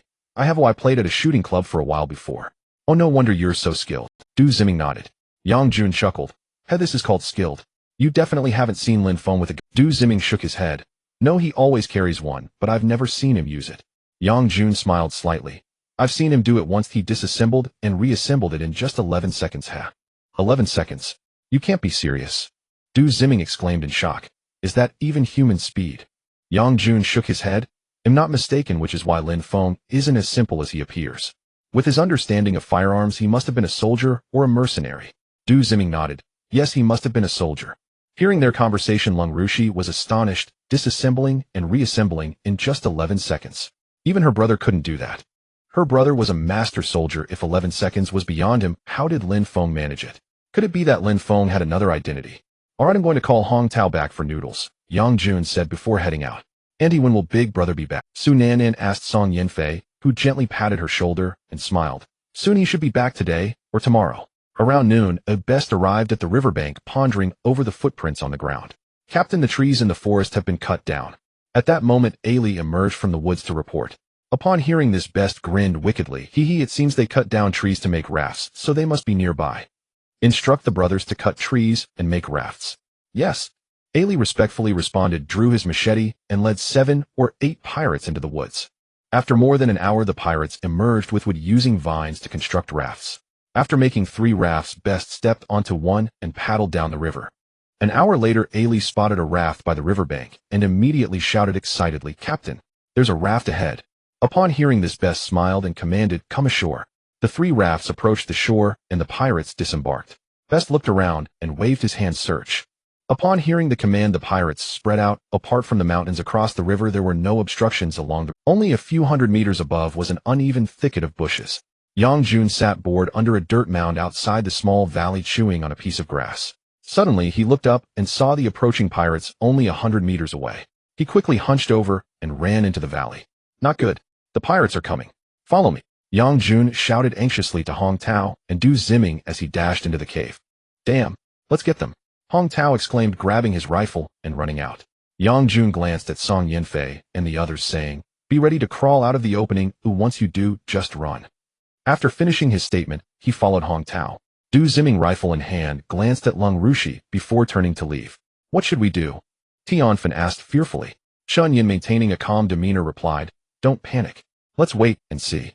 At the valley entrance, the 3 hid under the dirt mound, watching the approaching pirates with grave expressions. Click. Hong Tao pulled back the gun's bolt, preparing for battle. As he grabbed the gun, an inexplicable excitement surged within him, a feeling he had never experienced before. Don't rush. There are only 10 of them, and there are no obstructions here, which is to our advantage, Yang Jun whispered. Wait until they're closer to shoot. They're like live targets. Du Ziming sneered, and also prepared for battle. A few pirates slowly approached the valley, only about 30 meters away. Yang Jun, holding the AK rifle, felt a bit nervous. Fire, he called out, flipping over, placing the gun on the dirt mound, and squeezing the trigger at the pirates below. Rat-a-tat-tat. Rat-tat-tat. Kill. This feels great. Ha-ha. Hong Tao laughed loudly, unleashing a flurry of shots at the pirates. Oh, there's an ambush. Oh, for pirates were instantly shot to pieces. Get down, Best shouted to the other pirates. At that moment, Lin Feng was walking under the trees when suddenly gunfire erupted from across the river. Hearing the gunshots, Lin Feng's expression darkened as he quickly dashed through the dense jungle. At this moment, his heart was filled with a murderous intent. By the riverbank, Best was continually firing at the 3 who were hiding behind the dirt mound. We're being suppressed. What should we do? Hong Tao and the others lowered their heads, covered in dirt from the charge. Seeing the people behind the dirt mound were suppressed, Best shouted as 5 pirates moved closer, while shooting the lives of the 3 hanging by a thread. Lin Feng ran to the riverbank and jumped into the water, swimming to the opposite shore. Seeing the pirates attacking the entrance of the valley, Lin Feng shouted angrily, quickly took out his bow and arrow, pulling 3 arrows from the quiver and knocking them on the bow. Whoosh, whoosh, whoosh. The 3 arrows shot out, heading straight for the 3 pirates. The arrows pierced the throats of the 3 pirates, and before the other 2 could react, Lin Feng hurled a spear and a Nepalese knife, which impaled the 2 in their chests. Who? It's you. Best turned around in shock after realizing his men were dead. Oh, wasn't this the bastard who had played him? Lin Feng gave a wicked smile as the dragon and phoenix dagger spun between his fingers. Suddenly, he raised his hand and hurled the dagger toward Best. Bastard. Die. Thud. Best, disregarding everything, raised his rifle to shoot at Lin Feng, but the dagger pierced his wrist, causing the rifle to fall to the ground. Best clutched his wrist with one hand, screaming in pain. Lin Feng. With the gunfire ceased, Yang Jun looked up and saw the pirates lying on the ground, and then he saw Lin Feng. Excited, he stood up and shouted, running over with Du Ziming and Hong Tao. Lin Feng approached Best's body and asked, "Are you their leader? Tell me, what is your purpose here?" Best, enduring the pain, looked at Lin Feng and said, "If I tell you, will you let me go?" Lin Feng smiled faintly. "I promise I won't kill you." Best, struggling within, finally said, "We came here to capture you." Lin Feng and Yang Jun were surprised upon hearing this. How did these pirates know they were here? And why did they want to capture them? Seeing Lin Feng and the others looking at him, Best continued, "We captured 3 Easterners they told us about. They said there are more Easterners on this island, all rich kids. If we can capture you, we would gain a hefty ransom." "All right," Lin Feng waved his hand. "I'm not very interested in the rest. I want you to take us off this island." Sure, I'll take you away, and my ship is in the bay by the sea." Best, enduring the pain, happily nodded. "We can set off right now." As long as they got to sea, he could bring those Easterners back to the island. Once back on the island, they wouldn't be able to escape. Thinking of this, Best felt a surge of excitement. "Captain, we have come to rescue you." Suddenly 7 pirates rushed out from across the river, raising their rifles to shoot at Lin Feng and the others. "Rat-a-tat-tat! Watch out!" Lin Feng shouted, pushing Yang Jun and the others to the ground. Turning over, Lin Feng immediately grabbed the rifles from Yang Jun and Du Ziming, kneeling on the ground with one AK in hand, shooting at the pirates across the river. Rat-a-tat-tat! The pirates standing by the river fell into the water after being hit. One pirate with a bullet grazing his arm fell into the jungle, panicking as he crawled and rolled into the underbrush. Best, looking at the hole in his chest, widened his eyes and muttered, "Damn it! That bastard! Lin Feng, he's dead." Du Ziming came to Best's side, seeing the bloody wound on his chest still bleeding, and he had no signs of life. After Hong Tao got up, he raised his rifle and went to the riverbank to check, finding the pirates were all dead before coming back. Du Ziming squatted down, checked the scene, and scoffed. "That bastard dying by his own men's guns is quite unlikely. Now that he's dead, how do we leave this island?" Yang Jun asked, looking confused. "Hey, are you stupid? His ship is docked in the bay. Oh, we can go get it." Hong Tao walked over with a smile. "A bay?" Du Ziming smiled slightly. "This island is so big, how many bays do you think there are?" Lin Feng looked at the jungle across the river and thought for a moment, then turned back to Best's corpse. "You all take care of the bodies, I'll go check it out." Saying this, he went to the riverbank and crossed to the other side on a wooden raft. The bodies of the pirates in the river were washed downstream by the current. Once in the jungle, he crouched down and looked at the blood stains and footprints on the ground. Could it be that there are still pirates alive? Did they escape? Lin Feng stood up, frowning and muttering to himself. He looked ahead and indeed saw that the traces on the ground indicated more pirates had escaped. Now that they had already run far, it would be impossible to chase them down. "I believe you will come back again," Lin Feng muttered to himself and returned to the other riverbank where Yang Jun and the others had already dealt with the pirate bodies. Lin Feng 9 AK rifles, but with not many bullets, and 1 M16 rifle with 2 magazines, Yang Jun reported as he approached.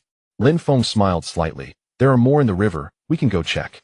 At this moment, Lung Rua Shuang and the others arrived at the dirt mound, looking over, and upon seeing Lin Feng and the others, Song Yanfei ran over. "Lin Feng, big brother." Song Yanfei rushed over and threw herself into Lin Feng's arms, while Su Nan also ran over to hug him. "It's okay now." Lin Feng gently embraced them, looking up to nod at Chen Yin and the others. Back in the cave, everyone sat down as Lin Feng recounted what Best had said. The captured ones. Could it be Lu Hu and the others? Lu Yin spoke up. Lin Feng nodded. "If there are no other survivors on this island, it must be them.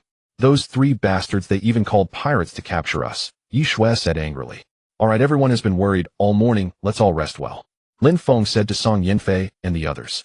Hong Tao brought over a box of cigars and handed it to Lin Feng with a smile. Here, this was found on that pirate leader. At this moment, Lin Feng thought of the wooden house in the valley. There must be plenty of things left there, chuckling. "Tomorrow we will go to the wooden house." Afternoon. Yang Jun and Du Ziming organized the firearms and ammunition, placing them against the wall. "Come, everyone, it's time to eat noodles," Chen Yin shouted as she entered with a pot of boiled noodles. Lin Feng scooped a bowl, sprinkled some seasoning, stirred it, and began to eat. It had been months since he last tasted noodles, and he had almost forgotten their flavor. After eating his fill, he sat outside the cave smoking a cigar. He knew they couldn't stay here any longer and had to find a safe place. The pirates had already discovered this place. If they surrounded it, they would be at a disadvantage, so they had to leave. "Lin Feng, let's go to the wooden cabin. You stay here and rest for a bit," Yang Jun said as he walked over and patted his shoulder with a smile. Lin Feng looked up at the 3 of them, slightly lifting his head now. "Yes," Yang Jun nodded. "The earlier we go, the earlier we can come back." Lin Feng gently nodded. "Be careful, take a gun, it's not very safe outside." "Already brought it." Yang Jun smiled, patting the rifle on his back. After saying that, he left with Du Ziming and Hong Tao. After eating, Chen Yin and the others went to the grassy area below, where Lung Rushuang asked them to stand in a line. Looking at Tian Fun and the others, Lung Rushuang said, "You all experienced what happened this morning. We couldn't help it all. To help them, and for our own safety, we all need to learn to use guns. Do you want to learn it?"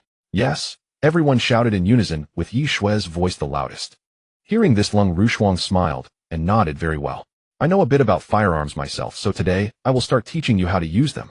As she spoke, she picked up an AK assault rifle from the ground and demonstrated in front of them. "Remember the first, always keep the muzzle away from your own people." Lin Feng, hearing the shouts from Chen Yin and the others, felt curious about what they were doing, so he stood up, crossed through the woods, and arrived at the grassy area to watch them. Seeing Lung Rushuang teaching Lu Yun and the others with the rifle, Lin Feng smiled. It seemed that Lung Rushuang had been in the military. Her background was not simple. With enough food available, resting for a few days was fine. Letting them learn a bit would be beneficial. If the pirates really came, they wouldn't be caught off guard. That was a good thing. Song Yinfei saw Lin Feng standing by and happily ran over. "Lin Feng, Rushuang is teaching us how to use guns." Lin Feng smiled slightly and patted her head. "Actually, you don't need to learn. I can protect you all." Song Yinfei nodded. "I know, but we all want to help you." Lin Feng nodded slightly. "All right, if you like it, go." Since they liked it, Lin Feng wouldn't say anything more. At this moment, Lung Rushuang also walked over and smiled at Lin Feng, saying, "Why don't you teach us?" Lin Feng smiled slightly. "You teach very well. Take them to get the guns. Each person should have one without bullets. Let them get familiar with the firearms first, and then you can teach them some basics. I'll teach you all later when I have time." Hearing this, Lung Rushuang happily nodded and ran off to tell them to go back to the cave and get the guns. Lin Feng walked outside alone, following the riverbank upstream. In recent days, the temperature had noticeably warmed and many trees had taken on a hint of green. The fastest growing were the grasses, which had turned lush green in just a few days. Even some wild vegetables began to sprout, such as shepherd's purse plantain and dandelions, which were the most abundant. Soon Lin Feng arrived at the entrance of a valley. He only took a glance inside, without stepping in, instead wandering around the surroundings before heading back. In the evening, Tian Fun was cooking rice, Lu Yun was slicing dried meat, and Su Nan was tending the fire, preparing to stir-fry the dried meat. "If only we had bamboo shoots, we could stir-fry them with the dried meat." Yi Shue smiled slightly. Luo Lan chuckled. "It's too far from the wooden cabin. Otherwise, we could go dig some up and bring them back." "No need. In a couple of days we might have to move," Lung Rushuang said, looking at them. Chen Yin and the others were surprised. "Oh, why would they suddenly have to move when everything was fine here?" "Why?" Chen Yin asked, confused. Lung Rushuang explained, "Because the pirates have discovered this place, and one of them escaped. If they come back, this place will be the first target." Upon hearing this, Song Yinfei instantly understood. "Right. If they know about this place, they will definitely come here first if they return." "Ayunjia, the iron pot is getting hot. Hurry up and add oil to stir-fry." Su Nan quickly shouted to Lu Yun. "This iron pot is too troublesome for stir-frying. Next time use a big iron wok for cooking, and use the iron pot for boiling rice." Lu Yun replied while stirring. "Huh, this rice seems undercooked. Did you put enough water?" Lin Feng just walked in and heard Yi Shue and the others talking. "Lin Feng, you're back. Come take a look. This rice seems undercooked," Yi Shue hurriedly said. Lin Feng walked over and smiled slightly. "It is a bit undercooked, but it's still edible. I'll tell you, when cooking a large pot of rice, after the water boils, you must stir it with a wooden stick, otherwise it can easily stick to the bottom and remain uncooked." Lu Yun rolled her eyes upon hearing this. "Why didn't you say so earlier?" "What could I say? There's no lid. How could the rice cook?" Lin Feng explained. "Next time let's use the iron pot to cook rice instead." "I forget it. Let's just eat what we have. It's no big deal for once or twice," Manny said with a smile. After about 10 minutes, when the dried meat was stir-fried, everyone served the rice and started to eat. Although the rice was a bit undercooked, it was still edible, just a bit unpleasant. At night, as darkness fell, some insects outside began to chirp. By midnight, the moon rose, filling the sky with twinkling stars, a beautiful sight that one could hardly see in the city. Yi Shue rubbed her eyes and walked out of the tent, wanting to relieve herself outside. However, as soon as she reached the cave entrance, she heard someone speaking softly outside and listened carefully. "Don't speak so loudly. They'll hear us." "No, you're too good. I can't help it." Upon hearing this, Yi Shue recognized the voices of Lin Feng and Chen Yin. "This bastard." Yi Shue silently cursed and stepped back slightly. Lying in the tent, Yi Shue found it hard to sleep. She never expected Lin Feng to be involved with Chen Yin. She pondered, is that really such a great experience? The next morning, after having breakfast and giving some instructions, Lin Feng left the valley. He climbed down the wooden ladder outside the cave and entered the broad-leaved forest. Lung Rushuang watched Lin Feng leave, knowing that he was going to search for another camp. As he traversed the broad-leaved forest, he noticed some signs of bears, so he needed to stay fully alert. Suddenly, a few beautiful wild chickens flew out of the bushes, startling Lin Feng. A badger dashed out from the thicket and then ran back into the dense woods while the birds in the trees kept chirping. Lin Feng ignored them, simply pushing aside the underbrush with his spear, remaining vigilant as he moved forward. Soon a troop of golden monkeys appeared in the treetops, feasting on the tender shoots. Chirp, chirp. Suddenly a monkey opened its mouth wide and kept calling, shaking the branches with its hands as if it had discovered something. Lin Feng frowned and looked around. Soon he spotted a python as thick as a calf coiled on a thick branch, slowly moving toward the monkey group. Lin Feng then understood why the monkey was making such a fuss. A flurry of movement caused a group of birds to take off from the treetops, flying away. Lin Feng hurried forward, quickening his pace. Half an hour later, he reached the edge of the broad-leaved forest and saw a marsh formed by numerous ponds in front of him. In the marsh, the water grasses were dense bubbles constantly rising from the water, emitting a foul stench of decay, and some animal bones were faintly visible above the surface. Suddenly a noise erupted not far below. Lin Feng turned his head instantly to see a giant python tightly coiling around a crocodile, its body constricting around the reptile. Lin Feng observed for a while, before continuing to move cautiously along the edge of the broad-leaved forest, being careful not to attract the crocodile. After walking for more than 10 minutes and taking a detour, he spotted a few young deer drinking water at the edge of the marsh. Upon seeing Lin Feng, they turned and dashed into the woods. After walking uphill for about 10 minutes, he reached the edge of the marsh and headed towards the slope ahead. On the slope, wildflowers were in full bloom with bees and butterflies fluttering among them. At the mountain's peak, Lin Feng took out a cigar and began to smoke, using binoculars to survey the surroundings. In the distance, the mountains stretched endlessly, with a primeval forest on the left and a marshy woodland on the right. This place is fraught with danger. I don't know how to proceed, Lin Feng muttered, sitting down on the grass. After resting for about 10 minutes, Lin Feng decided to check out the peaks ahead. Walking along the ridge of the slope, he noticed the scenery was beautiful, yet it emanated an air of danger. Upon reaching the edge, he walked directly down the slope. Below was a lush green meadow, but there was still a long way to go to reach the peaks. In the vast meadow, rolling hills unfolded with some wild rabbits nibbling on the wildflowers. Upon seeing Lin Feng, they jumped into their burrows from a distance. Howl! A wolf's howl echoed as a prairie wolf stood atop a high mound, howling at the sky. In broad daylight, I wonder what it's howling at. Lin Feng glanced at the prairie wolf through his binoculars and quickly ran ahead. After running for nearly half an hour, he was blocked by a deep ravine. Lin Feng didn't hesitate and jumped straight down the steep slope, sliding to the bottom of the ravine. Fortunately, the ground was muddy, so although his clothes got dirty, he was otherwise unharmed. The ravine twisted and turned, and Lin Feng jogged along quickly, noticing a steep slope ahead that seemed clear. He quickened his pace, sprinting toward the slope. Suddenly, with a burst of energy, Lin Feng dashed up the steep incline, leaping and grabbing the grass above with both hands, rolling over with a push, landing on the grass. Turning around, he was startled to see a pack of prairie wolves charging towards him from the opposite side, their numbers overwhelming. No way! Are they coming for me? Are they looking for me? Lin Feng exclaimed, sprinting forward. The pack of prairie wolves reached the edge of the ravine, looked up at Lin Feng for a moment, then turned and left. Upon reaching a small stream ahead, Lin Feng glanced back before bending down to drink a few sips of water. After drinking, he waded through the stream and walked towards the forest ahead. Entering the woods, he walked along a path littered with dry branches. Passing through the sparse trees, he arrived at a patch of thorny bushes with the peaks not far ahead. Using his binoculars to scan the surroundings, he spotted a cave halfway up one of the peaks. After some thought, Lin Feng decided to climb up to take a look. Navigating through the thorny bushes, he reached the foot of the peak. Lin Feng was surprised to find a stone path leading up to the cave. Could it be that people once lived here? Lin Feng pondered, driven by curiosity to explore further. Stepping onto the stone path, he ascended cautiously until he reached the entrance of the cave. For safety, Lin Feng took out his rifle and slowly stepped inside. As he entered the narrow cave, the space quickly opened up. Inside, it was circular, not very large, only about 50 to 60 square meters. It was dimly lit with a large flat stone in the center and 4 round stone pillars around it. 3 to 4 meters away from the stone, there were 8 smaller stone pillars surrounding it, adorned with animal skulls of cattle, leopards, and wild goats. Lin Feng glanced at the skulls, realizing they had been hanging on the pillars for quite some time.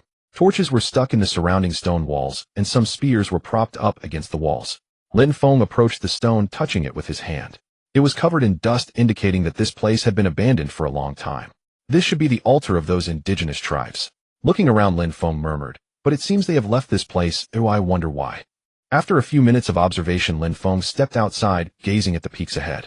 The peaks here were majestic and spectacular, with bizarre rocks, some towering into the clouds. The largest peak was situated in the middle of the group. At its highest point, smoke was rising, reminding Lin Feng that this peak was likely a volcano. Checking his watch, it was 3:20 p.m. In about 2 hours it would be dark. First I need to find a place to spend the night, and then look for some food, Lin Feng said as he walked downwards, heading towards a path between two peaks. After walking for about 10 minutes, he arrived at a fork in the road. Glancing at both sides, Lin Feng chose to go left. Oh, the spot above looks like a good place to rest. Lin Feng looked up and saw a flat area about 10 meters up the peak. It would make a perfect place to spend the night. Evening. In the thorny bushes, Lin Feng hid among a few dense trees, surveying the surroundings with his bow and arrow. He had been waiting here for nearly half an hour, only spotting a few small birds. Suddenly an animal with black and white fur appeared in the weeds ahead, searching for food. Upon seeing it, Lin Feng immediately aimed his bow and arrow at it, but the creature kept moving around, giving him no chance to shoot. Suddenly it stopped as if it had spotted some insect prey. Whoosh! Lin Feng seized the moment and shot an arrow.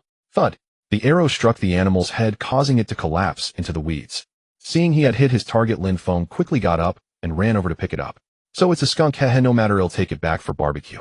With that, he headed towards the mountain peak ahead. Arriving at the fork in the path inside the mountain, he walked left for a while, climbed up the peak, and reached a small flat area where he started a fire to prepare the skunk for roasting. While waiting for the skunk to roast, Lin Feng puffed on a cigar, admiring the beautiful sunset clouds in the sky. Soon darkness enveloped the land, and Lin Feng sat on the ground, eating the skunk. A bit unpalatable, I want to eat this again next time. Lin Feng murmured with a frown, but to satisfy his hunger he had no choice but to swallow it down. Nighttime, leaning against the stone inside, he added some firewood to the campfire. Alo! Ego! Outside the sound of wolves howling echoed, and Lin Feng burped slowly, closing his eyes. In the valley. Tonight Lin Feng was absent, and Yang Jun, Du Ziming, and Hong Tao had not returned either. So after eating their fill, Lung Ru Shuang and the others stayed in the cave, secured the wooden door, and sat by the campfire chatting. Without Lin Feng and the others, they didn't chat for long before returning to their tents to sleep. The next morning, Lin Feng was awakened by the glaring sunlight. He rubbed his eyes, shielding them from the light with his hand. Then he stood up and stretched. Last night, he had woken up several times. The incessant howling of wolves had made it difficult for him to sleep soundly. Reaching the foot of the mountain, he looked around and walked forward. The small paths here were like a maze, branching out in all directions, each leading to different places. After walking for more than half an hour, Lin Feng arrived at the foot of a magnificent giant peak. In the center of the giant peak, there was a crack as if it had been cleaved by an axe, just wide enough for a person to enter, though it was filled with thick vines. Surrounded by sheer cliffs and strange rock formations, Lin Feng couldn't help but marvel at the artistry of nature. After walking a bit further, he suddenly discovered a dangerous, rugged path that led upwards. To get a clearer view of the terrain, Lin Feng had to take the risk and climb up. He kept scrambling upward, using both hands and feet, grabbing onto protruding stones to ascend. After several minutes, Lin Feng had climbed about 20 meters high. The mountain was all stones, lacking any greenery. Caw! A golden eagle flew overhead. Lin Feng looked up and saw that the eagle had caught prey and was flying back to its nest. After resting for a few minutes, Lin Feng continued to climb. Soon, he reached a height of 50 meters, but there was no further path. Lin Feng surveyed the surroundings and noticed a narrow path on the left. However, this path was not suitable for walking as it led to the crack, yet he still wanted to explore it. Stepping on potentially loose stones, he moved forward cautiously, ensuring that each stone would not give way. Soon Lin Feng safely arrived at the edge of the crack. Peeking inside, apart from the thick vines, it seemed there was nothing of interest. What a waste of my time, Lin Feng muttered, turning to leave. Squeak! Squeak! Suddenly a few sounds caught Lin Feng's attention. From the sound, it seemed to be monkeys' calls. Were there monkeys here? Lin Feng hurriedly looked into the crack and saw two monkeys that seemed to have appeared from nowhere, swinging on the vines like a swing, directly leaping out of the crack with what looked like a golden orange in their mouths. How strange, there weren't any monkeys just now. Lin Feng wondered, how did they suddenly appear? Could there be some mystery hidden in this crack? At this moment, Lin Feng couldn't figure it out, gazing curiously inside. Suddenly, he thought of a bold idea. He took 2 steps forward, gripping a sharp stone in one hand while reaching into the crack with the other. Quickly, he grabbed a vine and tugged at it. Finding it sturdy, he jumped and swiftly turned, entering the crack. Next, imitating the monkeys, he used the swinging method to keep moving deeper inside. Inside the crack, the stone walls were uneven, less than a meter apart. If he got tired, he could lean against the right wall, resting one foot on the left wall. The drop below was several dozen meters. If he fell, the consequences would be dire. My! As Lin Feng swung across while gripping the vine, he noticed an opening in the stone wall and quickly swung back. Swinging back to the opening, he pushed off against the opposite wall, propelling himself directly into the opening. Standing at the entrance, Lin Feng released the vine and bent slightly as he walked inside. The opening was not very large, about a meter wide, and slightly more than a meter high, with many small vines. After walking 5 or 6 meters, the interior suddenly brightened.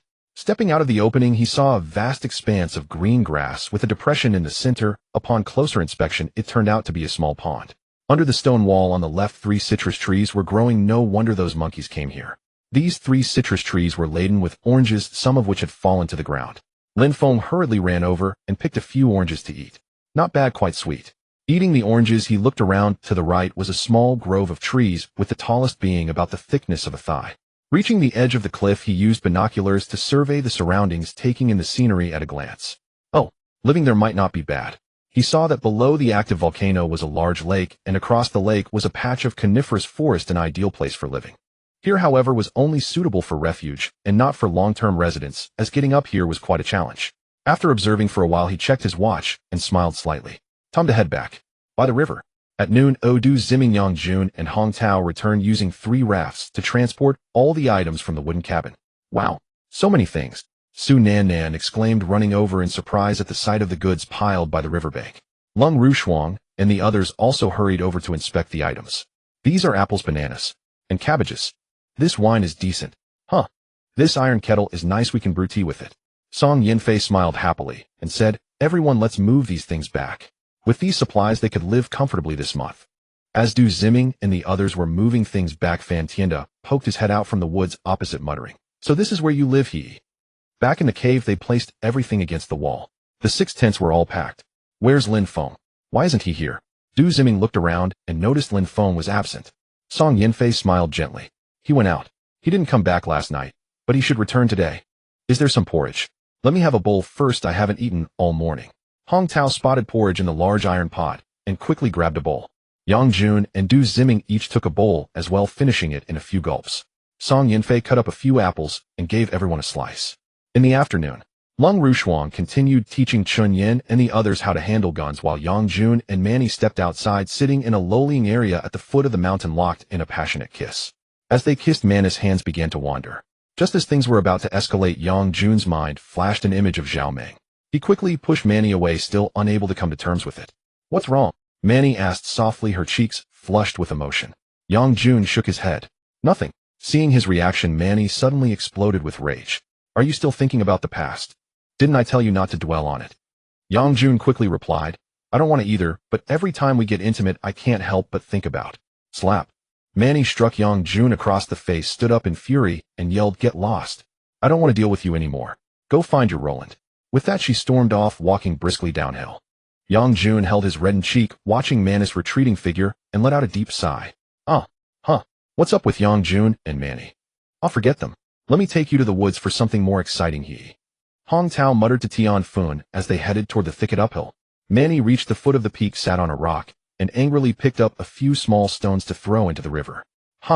Manny, my little darling, I've finally found you, he. A sudden voice from behind startled Manny. She turned around. Fan Tienda, how did you get here? Manny's jaw dropped in shock. Fan Tienda let out a lecherous laugh. Don't worry about how I got here. Right now, let me relieve my urges. He lunged forward to grab her, but Manny dodged back. She quickly retreated a few steps and shouted angrily, Fan Tienda. Don't you dare. Yang Jun and the others are right up there. Fan Tienda licked his lips and sneered. Manny, you wouldn't want Yang Jun to know about us, would you? Manny forced a calm demeanor. What us? There's nothing between us. Don't talk nonsense. Ha ha ha. Fan Tienda laughed uproariously, looking at her. Don't tell me you've forgotten that time by the river, he. You were quite active then. Hearing this, panic seized Manny's heart. If Yang Jun ever found out, he would never forgive her. What do you want?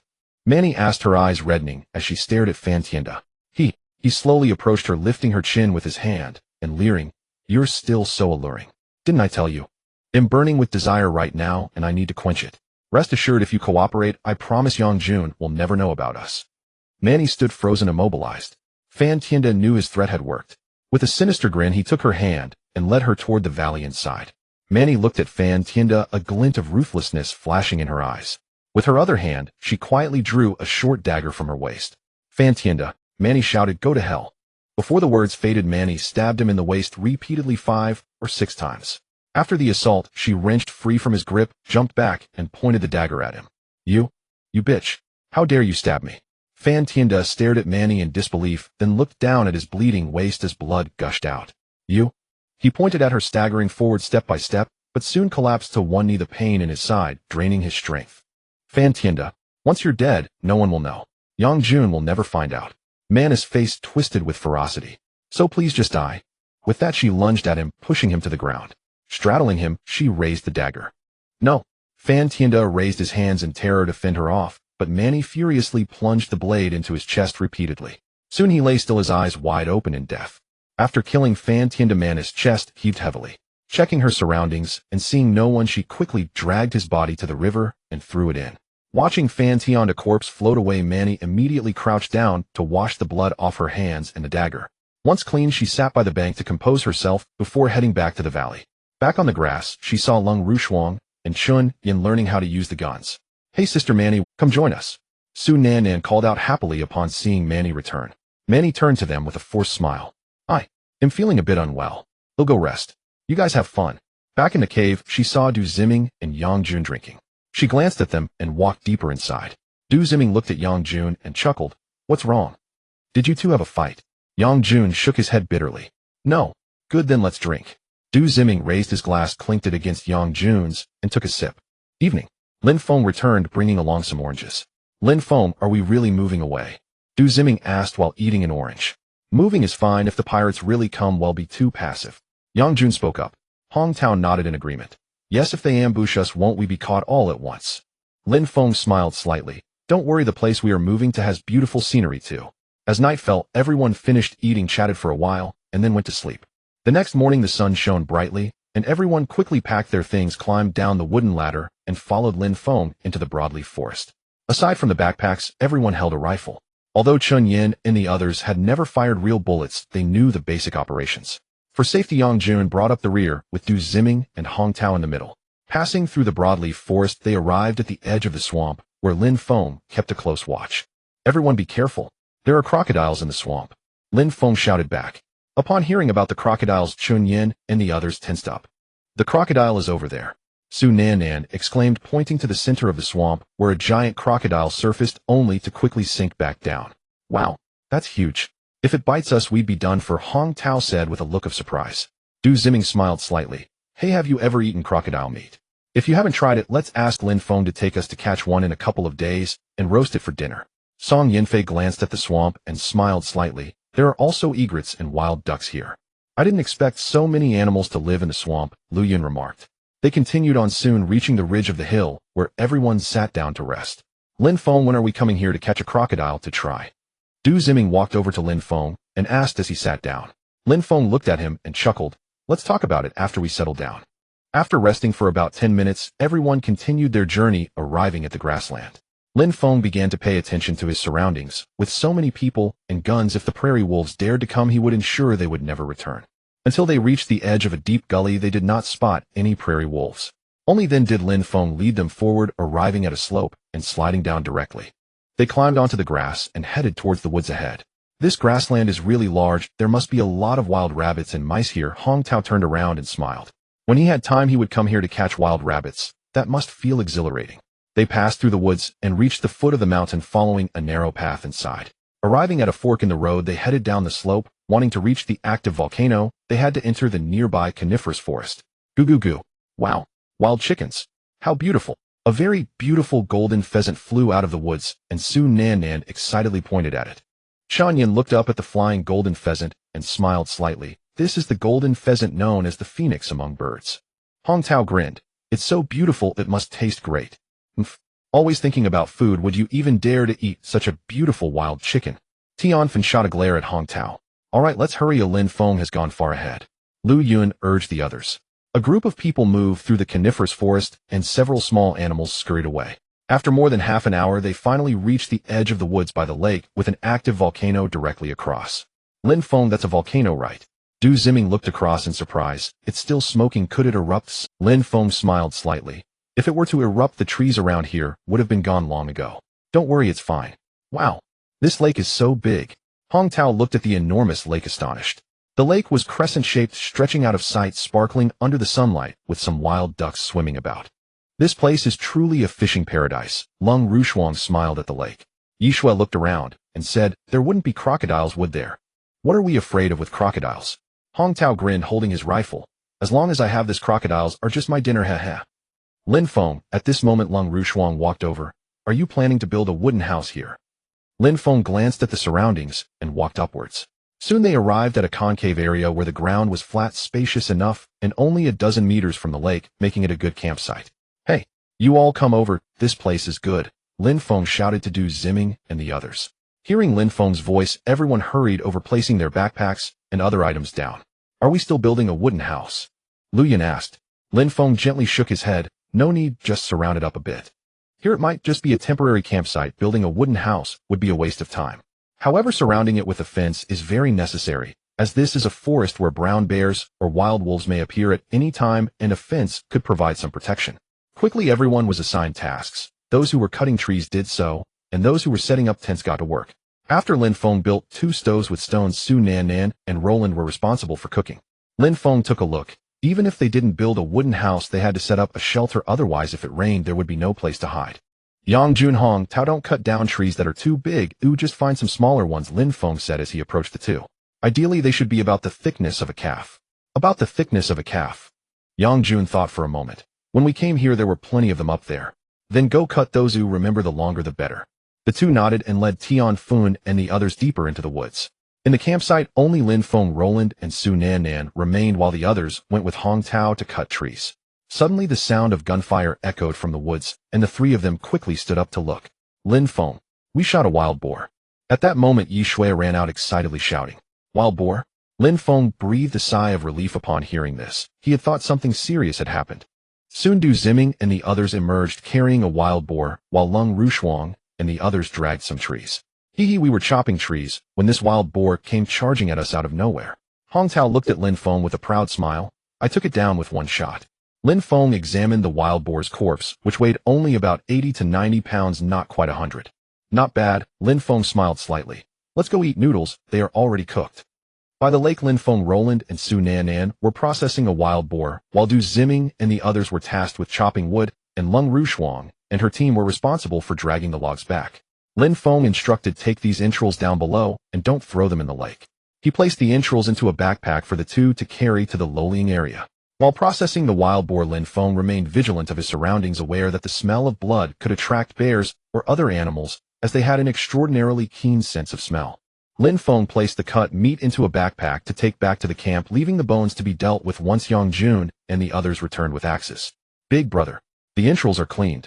Su Nan shouted happily as the 2 returned with the backpack. Lin Feng glanced at his watch. It was already past 4 o'clock, and it would be dark in about an hour. Roland, go and call them back. We have enough wood now, Lin Feng said to Roland. Roland nodded with a smile and walked into the woods. Lin Feng filled 2 cans with water and poured them into a large iron pot, while Su Nan took charge of starting the fire. After enough water was added, he dumped the entrails from the backpack into the pot to blanch them. Once the water boiled, they skimmed off the foam floating on top with a bamboo ladle. At that moment, Song Yinfei and the others returned with the logs and placed them beside the pot. After blanching the entrails, they pulled them out and placed them in the backpack, then began rendering the lard.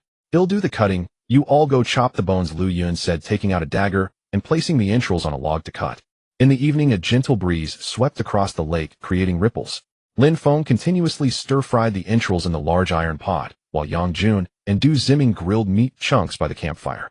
Yishue opened the lid to find that the rice in the iron can was already cooked, releasing a fragrant aroma. Dinner is ready, bring over some logs, Lin Feng called out to Lu Yun and the others. Hearing this, Lu Yun and Manny hurriedly walked over and brought 3 logs to lay down beside the campfire. Su Nan and Yishue went to fetch the bowls and chopsticks. The entrails and meat in the large iron pot emitted a delicious aroma due to the spices added. Each person filled a bowl with rice and sat down beside the large iron pot to eat. Rushuang, this pork intestine is great. Here, have some, Du Ziming said with a smile, placing a piece of pork intestine into Lung Rushuang's bowl. As Hong Tao enjoyed the meat, he nodded and said, it's lacking ginger. If we had ginger to stir fry with it, it would be even better. This meat is fatty, but not greasy. Oh, I love this kind of meat, he added with a chuckle. If only we had wild vegetables, we could cook them together, Lu Yun remarked with a slight smile. Yeah, that would be nice, Song Yinfei nodded in agreement. Wild vegetables? I've seen them, Manny chimed in. I saw some growing in the grass. They just sprouted and are still tender. All right, let's look for some nearby tomorrow, Lin Feng responded. As darkness quickly fell, the surroundings turned pitch black. Lin Feng placed the bones and ribs into the large iron pot to simmer, knowing they could simply reheat them for tomorrow's meal. In the camp, 6 tents were set up, and as for who slept with whom, even they did not know. They simply went in and slept. Lin Feng slept in one tent, Yang Jun in another, and Du Ziming and Hong Tao shared a third. I'll take the night watch, you all sleep first, Du Ziming told Lin Feng and the others. Alright, I'll come to relieve you in the second half of the night, Yang Jun replied. Yang Jun said this and entered the tent. In the deep night, the moon rose from the mountain peak, while Du Ziming, holding his rifle, sat beside the campfire, dozing off. At that moment, Yang Jun emerged from the tent and patted Du Ziming on the shoulder. Hey, it's my turn now, but you can go sleep. Du Ziming, dazed, glanced at Yang Jun and handed the rifle over. Howl! Suddenly a wolf's howl echoed from afar, indicating it came from a considerable distance, and the sound of rustling could be heard from the woods. At this, Lin Feng also stepped out of the tent, looked around, and sat down next to Yang Jun, adding a few more logs to the campfire. Why are you out here? Yang Jun asked Lin Feng in a low voice. Lin Feng smiled slightly, took out half a cigar, and lit it with a burning log, saying, I woke up when I heard the wolf howl. Ooh, I've had enough sleep. The sound is far away, so there's no need to be afraid, Yang Jun chuckled. Don't let your guard down, ooh, anything can happen. Stay here on watch. Before Lin Feng finished speaking, he grabbed the spear beside him and dashed into the woods. Yang Jun intended to follow, but after hearing Lin Feng's words, he sat down, keeping a vigilant watch around. Under the moonlight, a figure flashed through the woods at high speed, with Lin Feng chasing closely behind. As soon as he stepped out of the tent and glanced into the woods, he noticed the figure sitting by the campfire and smoking a cigar, merely to lower the person's guard. Still thinking of running? Stop right there, Lin Feng shouted, hurling the spear forward. The person turned their head and instantly panicked, quickly dodging to the left. Lin Feng jumped up, kicking off from a tree trunk, and successfully captured the person. Upon turning them around, Lin Feng was taken aback. It was a young woman with disheveled hair, clad in animal skins. Her eyes revealed fear as they locked onto Lin Feng. Who are you? Lin Feng asked, slightly furrowing his brow. The woman did not respond, merely staring at him. Roar! Suddenly a loud roar echoed from outside. Upon hearing it, the woman's expression grew even more panicked, and she pointed ahead. Seeing her reaction, Lin Feng released her. After being freed, the woman glanced at Lin Feng fearfully and quickly ran in the direction of the roar. Lin Feng. At that moment, Yang Jun rushed over with a rifle. What are you doing here? Hong Tao is on watch. Follow me. Lin Feng said this and swiftly chased after the direction the woman had disappeared, with Yang Jun hurriedly following. Using the moonlight, Lin Feng quickly spotted the girl ahead. After running for an unknown duration, they burst out of the coniferous forest and onto a grassy field where the girl was lying on a slope. Once Lin Feng and Yang Jun caught up, the girl turned to look at them and pointed at the grassland ahead. The two followed her gesture, their faces instantly reflecting disbelief. What the hell? What kind of monster is this? Why is it so big? Under the vast pale moonlight, a giant 8-legged creature was engaged in a fierce battle with an adult brown bear. To be precise, the creature was hunting the bear. The roar just now was emitted by the brown bear. Surrounding it were several indigenous people armed with spears, attempting to attack the giant creature, but before they could get close, they were sent flying by its long legs. Lin Feng, what should we do? Yang Jun asked. Lin Feng pondered for a moment. If this creature was not dealt with, they would not be safe living here. Now, with someone helping and the brown bear currently engaged, it was the perfect opportunity to eliminate it. You go back and call Hong Tao and Du Ziming and grab a couple more guns, Lin Feng said to Yang Jun in a serious tone. Also wake Ru Shuang and Sister Yun to take over the night watch. Understood. Yang Jun handed the rifle to Lin Feng and immediately ran back. Lin Feng slung the rifle on his back and grabbed a spear, rushing forward with the girl hurrying to follow behind. Roar! The brown bear let out a loud roar as it continuously attacked the giant creature, its body covered in wounds, some blood staining its fur. As Lin Feng approached, he discovered that this was an 8-eyed giant spider with 3 smaller eyes above each of its 2 large ones, its thick black fur making it appear even more formidable, and its massive pincers were quite intimidating. This creature stood over 2 meters tall, and its 8 legs were incredibly sharp. The indigenous people were momentarily stunned when they saw Lin Feng running over, but upon noticing the girl behind him, they immediately rushed to take her away from the danger. At this moment, the brown bear bit down on one of the 8-eyed giant spider's legs, pulling back with all its strength, while the spider raised another leg to strike.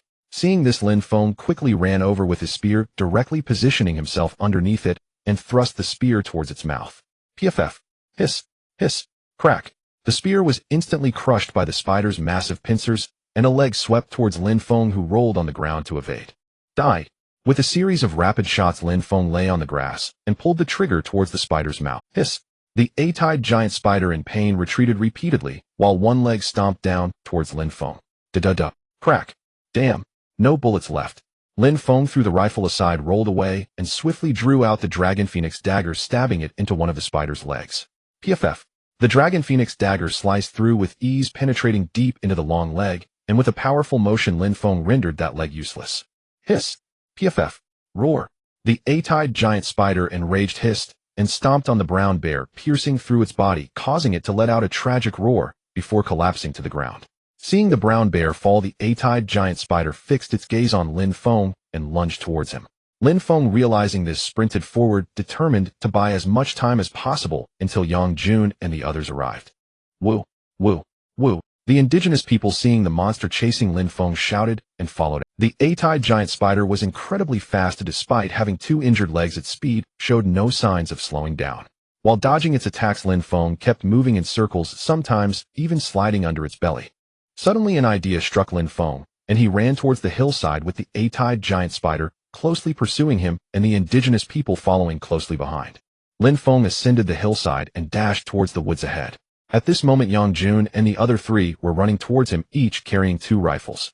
Lin Feng entered the woods, and the eight-eyed giant spider followed suit, breaking trees in its wake, which hindered its speed. What the hell? What kind of monster is that? How can it be so huge? Hong Tao exclaimed as he saw them. Quick! Take it down first. Yang Jun shouted as he took out his rifle and accelerated towards it. At this moment, Lin Feng spotted Yang Jun and the others rushing over to shout, shoot. Before his voice faded, Lin Feng threw himself to the ground and rolled to the right. Da-da-da. Yang Jun and the others formed a V shape, raising their guns and firing wildly at the spider's head. Lin Feng. Du Ziming shouted as he threw a rifle over. Lin Feng leaped up, caught the rifle, and began shooting from the side. Hiss. Hiss. The eight-eyed giant spider hissed in pain, continually retreating, its body swaying left and right before it finally collapsed. Seeing the eight-eyed giant spider fall, Lin Feng and the others did not dare to let their guard down as they cautiously approached, rifles raised. Woo! Maka maka! The indigenous people, witnessing the spider's defeat, all shouted and began to flee. Is it dead? I don't know. Da-da-da. Yang Jun fired another 7 or 8 bullets direct. Now it should be dead. Phew. Let's go, it's time for us to head back. Lin Feng glanced at the eight-eyed giant spider, turned and left with Yang Jun and the others hurriedly following. Back at the camp, Lung Ru Shuang and the others were already awake, anxiously gathered around the campfire. They're back! Yi Shui exclaimed as she spotted Lin Feng and the others emerging from the woods. Song Yanfei and the others felt relieved upon seeing the four return. What did you go to hunt? Yi Shui asked curiously. Hong Tao smiled slightly. A big monster, one could say a gigantic spider. Lu Yun looked at the three, asking, a spider? How big could it be? Anyway, it was huge, almost 3 meters tall. Hong Tao gestured. Lin Feng glanced at his watch and turned to Song Yanfei and the others. It's still early before dawn. You should go get some sleep. Nan, let's go, we're going to sleep now, Song Yanfei said, pulling Su Nan into the tent. Chun Yin, Tianfun, and Luo Lan also stood up to leave. After they left, Lin Feng and the others sat by the campfire. Lin Feng took out a cigar and offered it to Hong Tao. Want to smoke? No thanks, Hong Tao replied with a smile, pulling out a pack of cigarettes from his pocket. I prefer these cigars, are too big and hard to smoke. I'm tired, you guys talk, I'm going to sleep now. You know, how could there be such monsters on this island? Yang Jun said to Lin Feng. Lin Feng inhaled and exhaled a puff of smoke, smiling faintly. It could be due to the island's environment, or perhaps they consumed something that caused mutations. That's hard to say. Hey, do you think there could be other monsters on the island? Hong Tao asked the two. Lin Feng nodded. There must be, whether we encounter them depends on fate. Sigh. Yang Jun sighed. I really want to leave this cursed place quickly, but it's not a place for humans, it's too dangerous. Lin Feng looked at the campfire, silently thinking, going back. It's easier said than done. The next morning, a group of over 10 indigenous people stood at the campsite, among them an older man wearing a beautiful feather crown. Lin Feng and Yang Jun stood before them, while Song Yanfei and the others watched them curiously from the side. At this moment, a young indigenous person brought over a wild goat and handed it to Lin Feng. Without saying a word, they turned and left, and the girl turned back to smile at Lin Feng and the others. Why did they give us a goat? Hong Tao asked Lin Feng. Lin Feng glanced at their retreating figures and smiled slightly. Perhaps it's because we helped them kill that eight-eyed giant spider. Yang Jun nodded with a smile. It must be so. They also brought that broken spear over. I feel like they are different from the indigenous people we met before. Lin Feng shook his head and replied, they are from a different tribe, you can tell just by looking at them. Nan, tie up this wild goat. Upon hearing this, Su Nan rushed over, and took the wild goat to tie it up under a nearby tree. I thought they were coming to attack us. Yishui walked over and chuckled. Lin Feng smiled faintly. If they wanted to ambush us, you wouldn't have seen them. Countless poisoned arrows and spears would have already rained down on us. All right, breakfast is ready.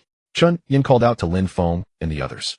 The breakfast consisted of thin porridge accompanied by bones and ribs that had been stewed overnight. The meat had become tender and well cooked. Wow, this soup is so rich, everyone hurry and try some. Roland took a sip of the meat soup and found it delicious. After finishing his meal, Lin Feng took the broken spear and dismantled the wooden stick to reassemble a new one. Lin Feng, we are going fishing, Lung Rushuang said as she approached with a fishing hook, then took Su Nan and left, grabbing a few pieces of uncooked fatty meat on the way. Song Yinfei, Yishui, and Roland carried baskets on their backs, saying they were going to look for wild vegetables. Meanwhile, Chun Yin and the others ran into the woods to set traps, claiming they wanted to drink pine chicken soup. Only 4 big men were left in the campsite. Should we build a fence first, or set up a tent? Yang Jun. Lin Feng took a puff of his cigar, extinguished it, and stood up saying, let's set up a tent first, the sky is getting darker. At the lakeside, Lung Rushuang hung a small piece of fatty meat on the fishing hook and lowered it into the lake. Since the line was only a little over 2 meters long, she used a very flexible piece of wood as a fishing rod. Sister Rushuang, can we catch fish with meat? Sunan asked curiously. Lung Rushuang smiled. Using fatty meat to fish is how you catch big fish, aha. Suddenly the bobber sank, and the fishing line was pulled down. Lung Rushuang felt the fishing rod being tugged forward. I've got a fish. Wow, the pole is so strong. Nan, come help. Lung Rushuang placed the fishing rod against the ground and squatted down, tightly gripping the rod, while Su Nan rushed over to grab it too. The fishing rod swayed left and right, bending down. Sister Rushuang, let's pull it out. Su Nan gritted her teeth, and the two slowly pulled backward. Wait, let it tire itself out before we pull it up. Lung Rushuang quickly said. Hong Tao, tying a crossbar with vines, saw the two by the lakeside and exclaimed, Brother Ming, look. It seems like Rushuang has hooked a big fish. Du Ziming turned to look. Oh, it really is. It takes 2 people to pull it. Lin Feng smiled upon seeing this. Fish that eat meat are generally quite large, often weighing over 100 pounds. Catching a big fish can sometimes even drag a person into the lake. Brother Ming, why don't you go down and help? Sure. Du Ziming happily replied, putting down the vines and running down. Nan, pull. It's tired.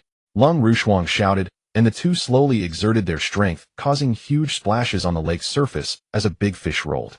Wow, this fish is huge. Huh. Sunan exclaimed excitedly upon seeing the rolling fish. Rushuang, let me help you. At that moment, Du Ziming ran over, grasped the fishing rod with both hands and pulled back. Soon a large fish was directly dragged onto the shore, and Du Ziming and the others quickly ran over to hold it down. Seeing this, Lung Rushuang happily exclaimed, this is a big blue fish. It weighs at least 40 to 50 pounds, which is considered large. This type of fish can grow to over 200 pounds. Du Ziming and Su Nan looked at the big fish, feeling incredibly excited, but when they heard Lung Rushuang's words, they became even more shocked. Over 200 pounds. How big must that be? Hurry, let's carry it back. The 3 of them worked together to lift the big blue fish and walked back happily. Splash! What kind of fish is this? It's so big. Hong Tao approached when he saw the 3 carrying the fish. Yang Jun also came over to take a look, noting that the fish was so big it could be stewed in one pot. Lung Rushuang smiled slightly. If we had a better fishing rod, we might catch even bigger fish. Lin Feng replied, that's simple. We'll make a wooden raft tomorrow and go to the middle of the lake to fish. Oh, that's a good idea. Lung Rushuang nodded happily. You all go ahead, Nan, and I will handle it. Not only is Lung Rushuang great at fishing, but she also finds it easy to kill fish. After Lin Feng and the others buried 6 pillars, they began to lay some wood horizontally across the pillars and tied them with vines. Then they built a wooden frame to facilitate standing on top to set up the roof. I'll go cut bark. You all just wait here to carry it back. Lin Feng said to Yang Jun and the others while holding a Nepalese knife, and walked towards the woods. Inside the woods, there were some larger trees, and the bark from these trees was perfect for building roofs. It not only repelled water, but was also easy to work with. Just as Lin Feng was cutting the bark, a hissing sound caught his attention. He walked over slowly and discovered a viper was blocked by a mongoose, which was constantly provoking the viper. The viper attacked several times, but all missed due to the mongoose's agile movements. Lin Feng. Shoo, don't make a sound. Hong Tao and the others approached, and upon hearing Lin Feng's words, they looked forward and discovered the scene. This little animal is so powerful. It dares to catch such a highly venomous snake. Hong Tao was. Lin Feng smiled slightly and whispered, this is a mongoose, a nemesis of snakes.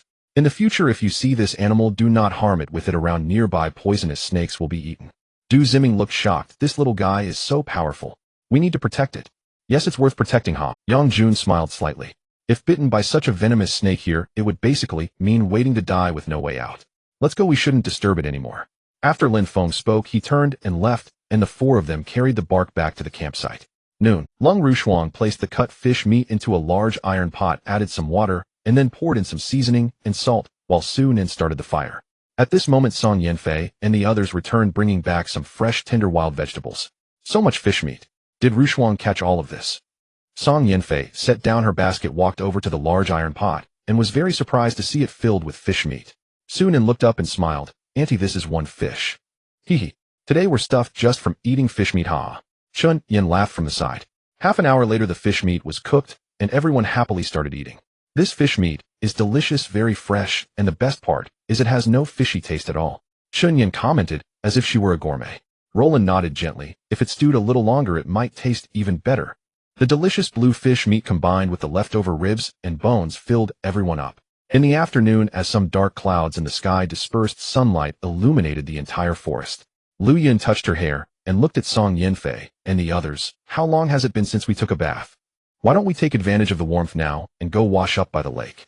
That sounds great. Let's go. Upon hearing this, Hong Tao's eyes sparkled as he murmured, a bath. This time a treat for the eyes, he. In the afternoon the sun shone brightly and the birds in the woods chirped cheerfully.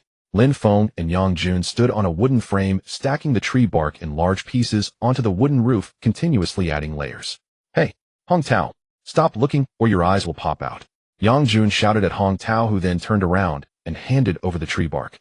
It turned out that by the lake below, Lung Rua Shuang and the others were playing in the water wearing only their undergarments. Du Ziming also remarked, this guy seems like he has never seen a woman before.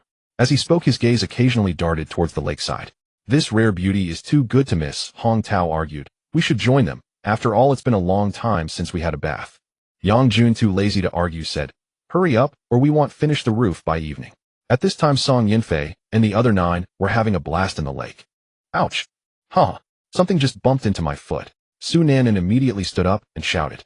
Yishue looked and saw a large fish swimming among them. It's a fish. A big fish. Where? In an instant they all started groping around. At this moment Chun Yin walked up to the shore and called out to Song Yanfei and the others, come on up, the lake water is quite chilly, staying in too long might give you a cold. Hearing Chun Yan's words, everyone rushed up, jumping on the shore, and only after the water dried did they put on their clothes to return. After washing I feel so much refreshed. Of course, if it weren't for the fear of catching a cold, I would have liked to soak a bit longer. Back at the camp, Lu Yun placed the iron kettle on the campfire to boil, adding some pine needles. Back so soon. Hong Tao smiled at Song Yanfei and the others. Lu Yun smiled slightly and looked at him. What? Have you not seen enough? Seen enough? I'm just worried about your safety, Hong Tao explained. You have to know this lake is so vast, who knows what giant creature might drag you into the water. I'm here to help. How does this go? Is it placed like this? Roland walked over, picked up the tree bark, and let's form a fence or let them 4 build it themselves. By 3 in the afternoon, Lin Feng and the others had already set up the roof, while Hong Tao and Yang Jun carried the large iron pot inside the shelter, and Lin Feng and Du Ziming helped Lung Rua Shuang and the others build the fence. You hold it, and he'll hammer it down. Lin Feng took the axe while Du Ziming held a post, and Lin Feng raised the axe to strike down. After a while, Yang Jun and Hong Tao also came over to help. Lin Feng, we are out of vines. Let's go cut some more, Hong Tao, let's go. Yang Jun said, and led Hong Tao towards the woods. They finished work only by evening. The wooden posts were already buried, and tomorrow they would just need to put some wood on the posts and tie them with vines. For dinner they had the fish meat that was not finished at noon, and Lu Yun also cooked a pot of rice. Yishue, bring some wild boar meat over. If we don't eat it now, it will go to waste. Lin Feng said to Yishue. The wild boar meat had been cooked and stored in the backpack, and they hadn't taken it out to eat today. Hey Lin Feng, when are we going to slaughter that wild goat? Hong Tao asked, glancing at the wild goat tied under a tree. Slaughter? Let's keep it for a few more days. It's not like we are out of food right now. Lung Rua Shuang chimed in. Hong Tao smiled slightly. I was just asking, he. When the rice was cooked, the fish meat and wild boar meat in the large pot were also ready to eat. When they had eaten enough, Song Yanfei took the wild vegetables from the backpack to cook, which would be ready after a few moments. These wild vegetables are so tender and delicious. Is everyone done eating? Clear the pot. In the evening, after everyone was full, they sat on the logs chatting, returning to sleep only after 9, with Lin Feng and the others taking turns to keep watch. A peaceful night quickly passed, and as the sky lightened, a new day arrived. In the morning, Yi Shui and Lu Yun carried the large iron pot to the lake to clean it thoroughly before bringing it back to fill with water and start a fire. Nanan, take out the noodles from the backpack inside. Okay. Su Nan ran over and soon returned with several bundles of noodles, saying, there are no more noodles, this is all we have. Yi Shui took the noodles, placed them into the iron pot, and said, if there aren't any, then there aren't, let's cook them all. Lin Feng and the others were busy with the fence. Tie this tighter. Yes, just tighten it up, Lin Feng instructed Roland. Lin Feng, do you still have those oranges you brought last time? Manny asked with a smile. Lin Feng nodded with a smile. Yes, after breakfast I'll take you to get some. Upon hearing this, Song Yanfei and Su Nanan smiled. The noodles would be ready in 5 to 6 minutes, and as the fence was almost completed, Lin Feng decided to finish it in the afternoon. The noodles are ready to eat. Yi Shui called out. Lin Feng looked at Song Yanfei and the others and said, everyone, let's go eat noodles. Hong Tao filled a bowl with noodles and finished it in 2 bites, then filled another bowl. How can you eat so fast? Du Ziming looked at Hong Tao in surprise. Hee. Hong Tao smiled slightly. I'll tell you, when eating noodles you must take big bites to enjoy them fully. Du Ziming immediately shook his head, saying, when eating you should chew slowly for it to be good for your health. TCH, no wonder you eat so slowly every time like a woman. After Hong Tao finished speaking, he had already eaten 3 bowls of noodles, while Du Ziming had only eaten 1. After filling up, they took a short break before Lin Feng led them into the woods. They walked through the woods for over 10 minutes and arrived at the foot of the mountain peak. You all wait for us at the crevice above, Lin Feng said to Song Yanfei and the others. He then turned to Yang Jun and the others. It might be dangerous if you want to go up there. If your arm strength isn't good, it's best to stay here and wait for me. We'll take a look first, Du Ziming said. Lin Feng nodded, shouldered his backpack, and began to climb the mountain with Yang Jun and the others closely following. When they reached the edge of the crevice, Lin Feng turned to look behind him and said, I'll go first. Remember to hold on to the vines tightly. If you fall, it could cost you your life. You know how to swing on a swing, right? It's just like swinging to get across, Lin Feng said, extending his hands to grab 2 vines and leaping into the crevice. Yang Jun glanced at it, calmed himself, and then tried to swing into the crevice like Lin Feng. Hong Tao peeked out and quickly shook his head, saying, no, we can't do this, let's wait for them down here. Upon hearing this, Du Ziming immediately turned around and walked ahead, then climbed down. Lin Feng stood at the entrance of the cave and saw Yang Jun swinging over, shouting, here. Hearing Lin Feng's words, Yang Jun swung over and stood at the entrance of the cave. Phew. I almost didn't have enough strength, haha. Yang Jun shook his slightly sore arms and smiled. Let's go. Lin Feng patted his shoulder and walked in with a smile. In the valley of the absolute cliff. After Yang Jun entered, he began to explore everywhere, hardly able to imagine that such a place existed atop this mountain peak. Lin Feng, this is a great place. If we stay here, those pirates will surely never find us, Yang Jun said happily as he walked over with a smile. While picking oranges, Lin Feng replied, this place is suitable for taking refuge, but not for living. Upon hearing this, Yang Jun pondered for a moment and agreed, realizing that the inconvenience of entering and exiting made it impractical. He quickly dismissed the thought. The 2 of them filled 2 backpacks with oranges before emerging from the cave, sliding down using the vines, and stopping to rest against the rock wall when they got tired. Hey, look, they're coming down. Wow, that's so high. Song Yanfei and the others looked up and saw the 2 stuck against the rock wall, and soon after the 2 began to slide down again. Before long, the 2 landed on the ground and stepped outside. Should we head back now? Su Qingxing asked. Lin Feng glanced around and said, now that we're here, let's explore the area a bit and familiarize ourselves with the terrain. Great. Let's go. There's a path over here. I wonder where it leads. A group of them munching on oranges walked while looking around, and Yi Shui and the others discovered some beautiful wildflowers which they picked as well. The mountain peaks stood in disarray with paths crisscrossing everywhere, and Lin Feng wasn't sure which way to go. Look, monkeys. Su Nan pointed at the mountain peak, laughing excitedly. Everyone looked up, and upon seeing it, Lin Feng frowned slightly. Those weren't monkeys, but mountain demons. Mountain demons are highly aggressive, especially the male ones. They have a volatile temperament and are easily angered, and when provoked they are likely to attack humans. Those aren't monkeys, they're mountain demons. Let's get out of here, Lin Feng said to Song Yanfei and the others before leading them away. After winding around a meandering path, they finally left the site of the mountain demons. After walking for about 10 minutes, they arrived at a flat area surrounded by 4 towering mountain peaks with some low shrubs around. At the foot of 2 of the peaks, there were 2 wide cave entrances visible at a glance. Should we go take a look? Du Ziming suggested. Lin Feng smiled, saying, let's go, but there may be wild animals inside, so everyone be cautious. Hearing this, Hong Tao and Yang Jun immediately took their rifles from their backs in case of emergencies and proceeded towards one of the cave entrances. At the cave entrance, which was very spacious, they noticed some animal bones inside, indicating that wild animals. Upon entering, they found many rocks of various shapes, with jagged formations. The ceiling was adorned with beautiful stalactites and dense stalagmites. The layers of stalagmites were astonishing.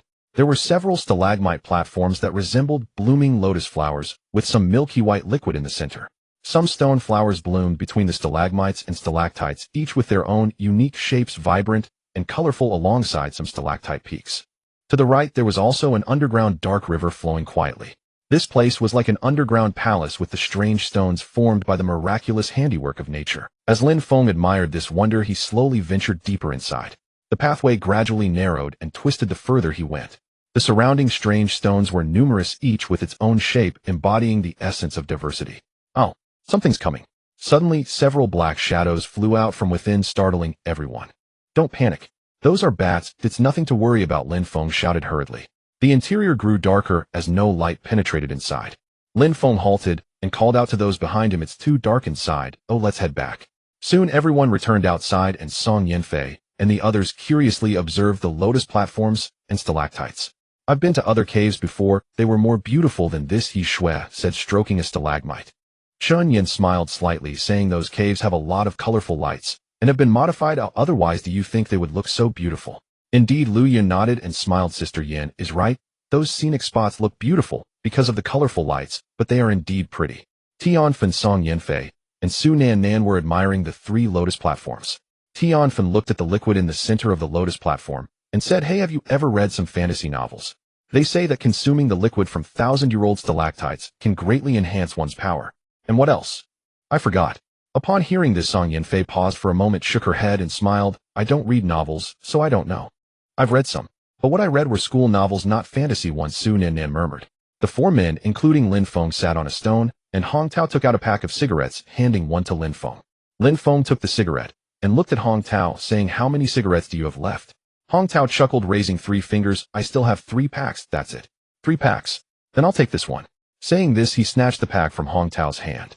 Lin Feng lit the cigarette and exhaled, remembering he still had a cigar in his tent, saved for a slow smoke. What do you think that path inside leads to? How deep is it? Yang Jun asked curiously. Du Ziming thought for a moment and said, next time we come, let's bring some torches, that way we can explore inside. Lin Feng nodded, saying, that's good. I also want to see inside. Chun Yin, Lung Rushuang, and Lu Yun reached the edge of the dark river, watching a strange creature resembling a dragon swimming in the water. It was quite beautiful. Half an hour later, after everyone had enjoyed themselves enough, they returned to the cave entrance. Then Lin Feng led them to another cave. This cave was not very large, just enough for 2 people to walk side by side inside. It was a bit dark, so there wasn't much to see, just some stone pillars and stalagmites. Arriving at an open area, everyone stopped. Lin Feng looked around. Seeing nothing else worth admiring, they decided to head back. Back on the small path, the mountain demons on the nearby peak chattered and bared their teeth at Lin Feng and the others, boldly jumping onto a stone pillar halfway up the mountain. What are they trying to do? Hong Tao asked, looking at the mountain demons. Lin Feng replied calmly, let's go, they're trying to chase us away. This is their territory. Damn, chasing us away. Be careful. Oh, I'll throw you some peanuts, Hong Tao shouted at the mountain demons.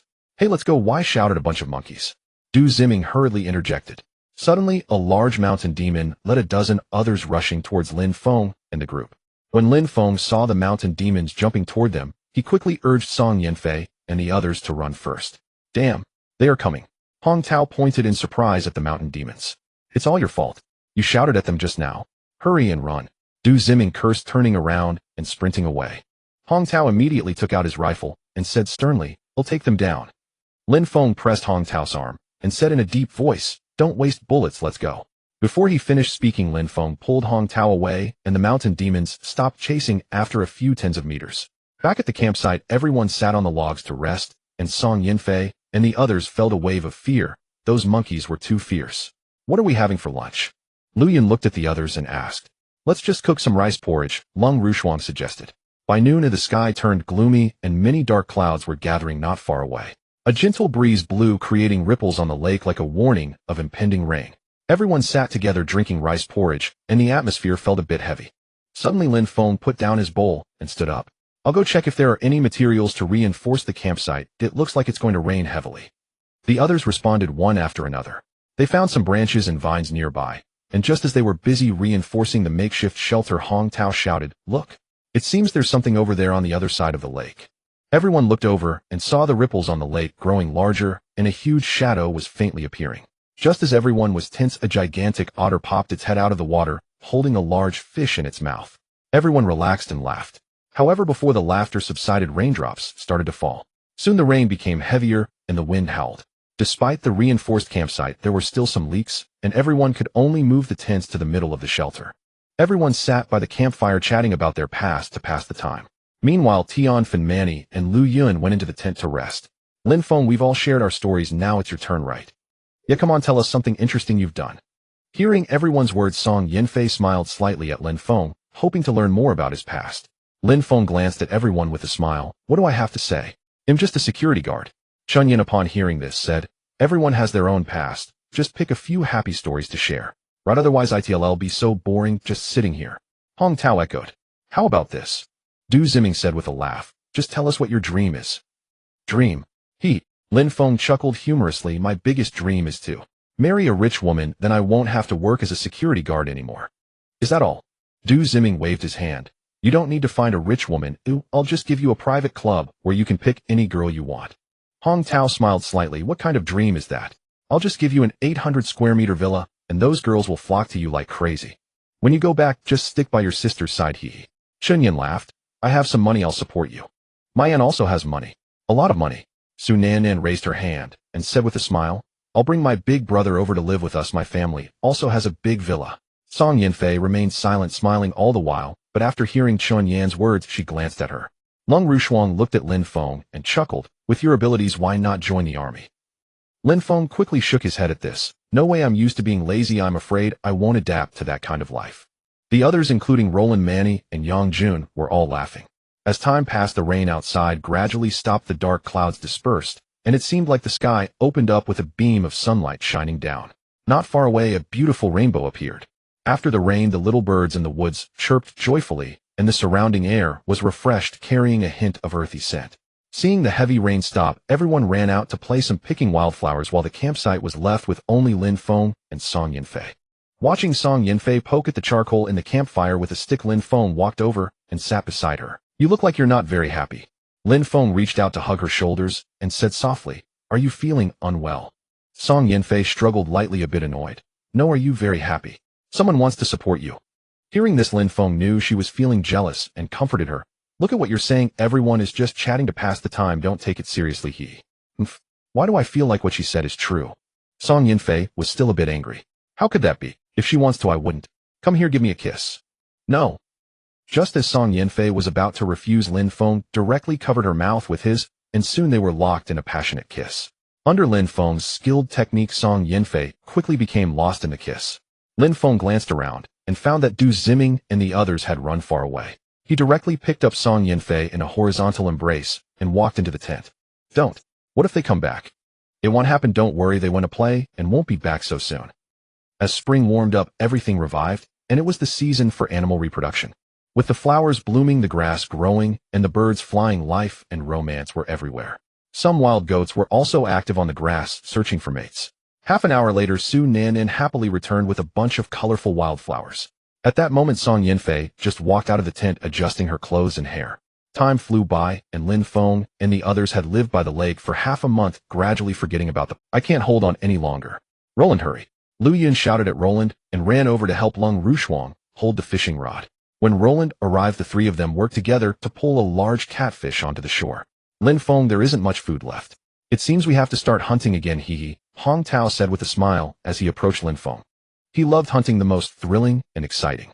The day before yesterday, we found a wild goat herd near the mountain peak. We can check it out. Yang Jun nodded. Du Ziming immediately spoke up. There are mountain goblins near the mountain peak. Those guys chased us a long way last time. If we kill a few, they'll behave themselves, Hong Tao said in a deep voice. Lin Feng frowned slightly. We don't have many bullets left, don't waste them on them. Tomorrow let's check behind the volcano. In the evening, as the sun set, the lake sparkled under the glowing red sunset, and a gentle breeze brought a hint of coolness. Not far from the lake, Lu Yun and Su Nannan were playing joyfully. Lung Rushuang and Roland were stewing fish. During this time, Lung Rushuang's cooking skills had improved significantly. At night, as darkness fell, the sky was filled with stars, and the moon hung high. Inside the tent, everyone sat around the campfire enjoying dinner. I'm so sleepy. I'm full of you guys chat. I'm going to sleep now, Chun Yin said, covering her mouth, stood up, and walked into the tent. With Chun Yan's departure, Song Yanfei and the others also entered the tent, leaving only Lin Feng and 3 other men by the campfire. Lin Feng looked at Yang Jun and the others. You guys go to sleep first, I'll keep watch for the first half of the night. Alright, we're tired today, let's rest first. Hong Tao stood up and said. As everyone returned to sleep, the surroundings became extremely quiet with only occasional sounds coming from the forest.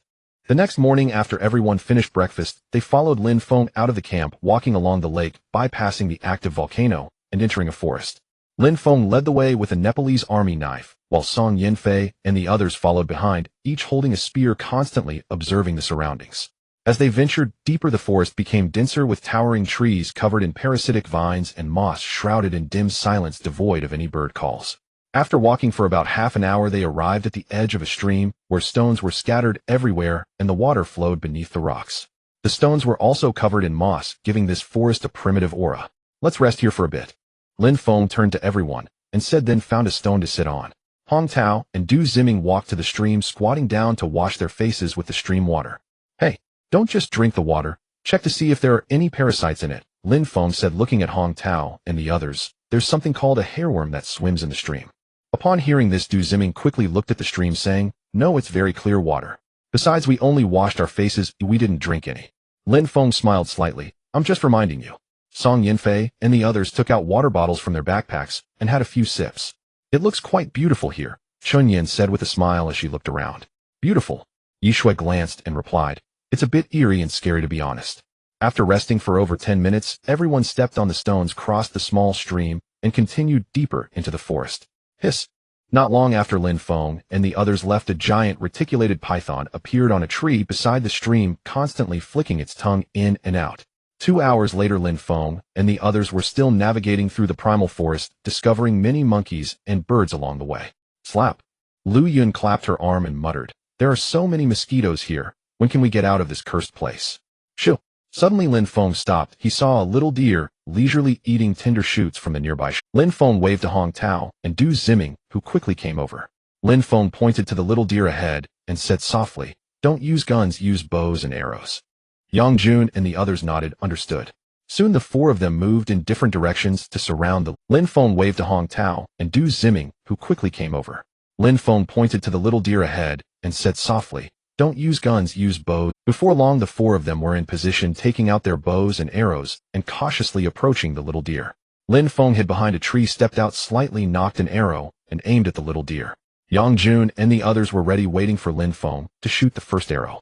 Whoosh, whoosh, whoosh, thud. The 4 shot arrows simultaneously, and 2 arrows struck the little deer, which then panicked and dashed towards. Seeing the little deer running towards her, Lung Rushuang immediately stood up, darted out from the bushes, and threw her spear directly. The little deer fell to the ground, and everyone rushed over. Hee lunch is secured, Hong Tao said with a smile as he walked over. Lin Feng smiled slightly. Let's go, there's light not far ahead. Oh, we should be exiting the forest soon. Hong Tao carried the deer by himself, following everyone towards the light ahead. Soon they emerged from the forest and arrived at a grassy area. Lin Feng glanced at his watch. It was just past 11, so they decided to roast the deer here. Let's rest here and gather some firewood. Lin Feng instructed Roland and the others, who all went into the forest to gather firewood. Yang Jun, Du Ziming, and Hong Tao were responsible for processing the deer. Not far from the grassy area was a hilly terrain consisting of numerous small hills that rose and fell continuously. Soon everyone gathered a lot of firewood and placed it on the grass to start a fire. Let's start roasting the meat first. Du Ziming cut off a few pieces of meat and let Yishui and the others roast it first. The entrails were placed in the backpack since there was no water. Before long, the deer was processed, and Hong Tao and the others sat on the grass roasting it, sprinkling some salt on it. Lin Feng walked to the right, and after about 10 minutes arrived at the edge of a large ravine, using binoculars to survey the area ahead. The large ravine had a network of paths below, like a spider's web. What is that? Suddenly Lin Feng noticed through the binoculars that there was a green area in the middle of the ravine where some dilapidated stone structures seemed to be. Seeing Lin Feng standing motionless, Chun Yin walked over with a piece of roasted deer meat. What are you looking at? Lin Feng turned his head at the sound, smiled slightly, and said, look over there. Chun Yin handed the deer meat to Lin Feng, took the binoculars, and her face instantly showed surprise. It seems there is a building over there. Lin Feng nodded while eating the meat. Indeed, it is a building. Seeing the two chatting and laughing, Song Yanfei also walked over. Lin Feng saw Song Yanfei coming over and waved to Du Ziming and the others with a smile. You all come over. Hearing this, Du Ziming and the others hurriedly jogged over. Everyone took turns looking through the binoculars, all eager to go see. Do you all want to take a look? Lin Feng smiled at the crowd. Yes. Du Ziming and the others shouted in unison. Lin Feng continued to observe with the binoculars, noting that reaching there would require a lot of detours. If one went the wrong way, they would only get farther away, almost like a maze. Then let's go now. After hearing Lin Feng's words, everyone hurried back to the grassland, packed their things, and followed Lin Feng down the steep slope, arriving at a small path. Surrounded by a complex network of small paths, the sides were sheer cliffs soaring dozens of meters high, some resembling stone pillars, and others entire mountain peaks. Strangely, there was not a hint of green vegetation here. Everything was bare with gray and yellow soil. Following Lin Feng, they walked deeper, turning corners and switching paths, leaving Hong Tao and the others dizzy from all the twists and turns. Hey Lin Feng, did we go the wrong way? Hong Tao couldn't help but ask.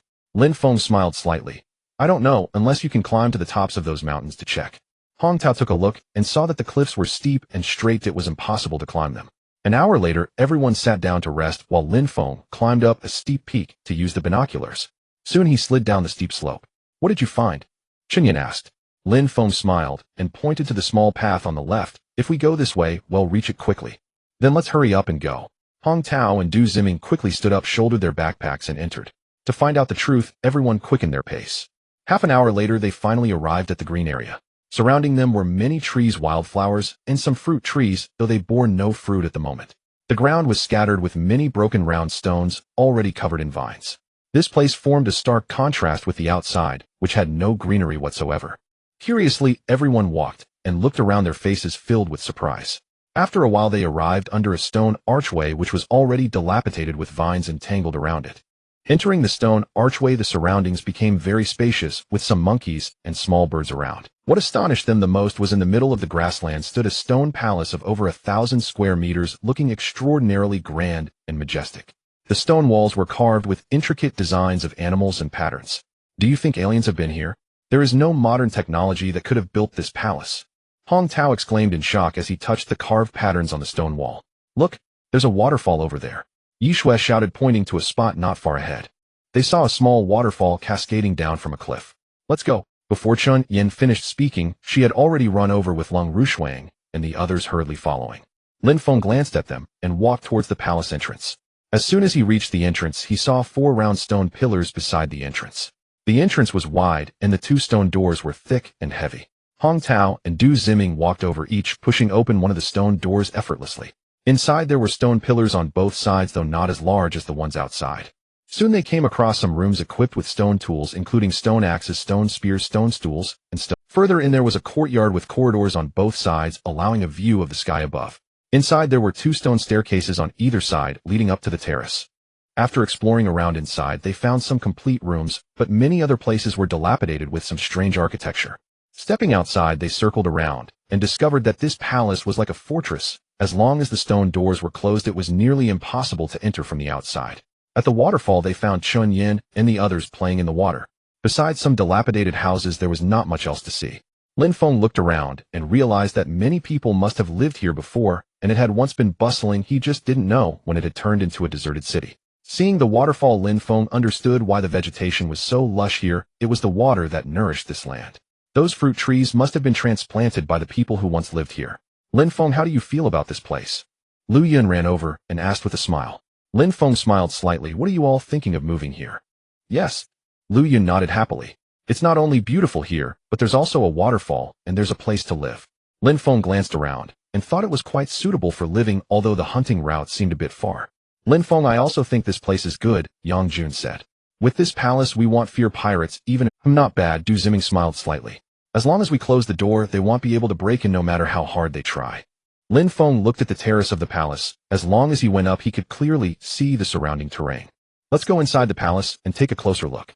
This time we need to examine each room carefully. Lin Feng had just finished speaking when he walked towards the palace. Earlier, they had only taken a casual look and hadn't searched thoroughly. If they were to live inside, it would be different. For safety, every place needed to be checked thoroughly. Entering the palace, Lin Feng climbed to the terrace and assigned Hong Tao and the others to search.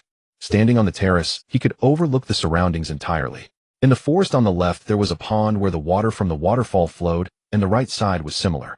Suddenly Lin Feng noticed a winding path leading out from the forest on the right, which could directly connect to the outer woods.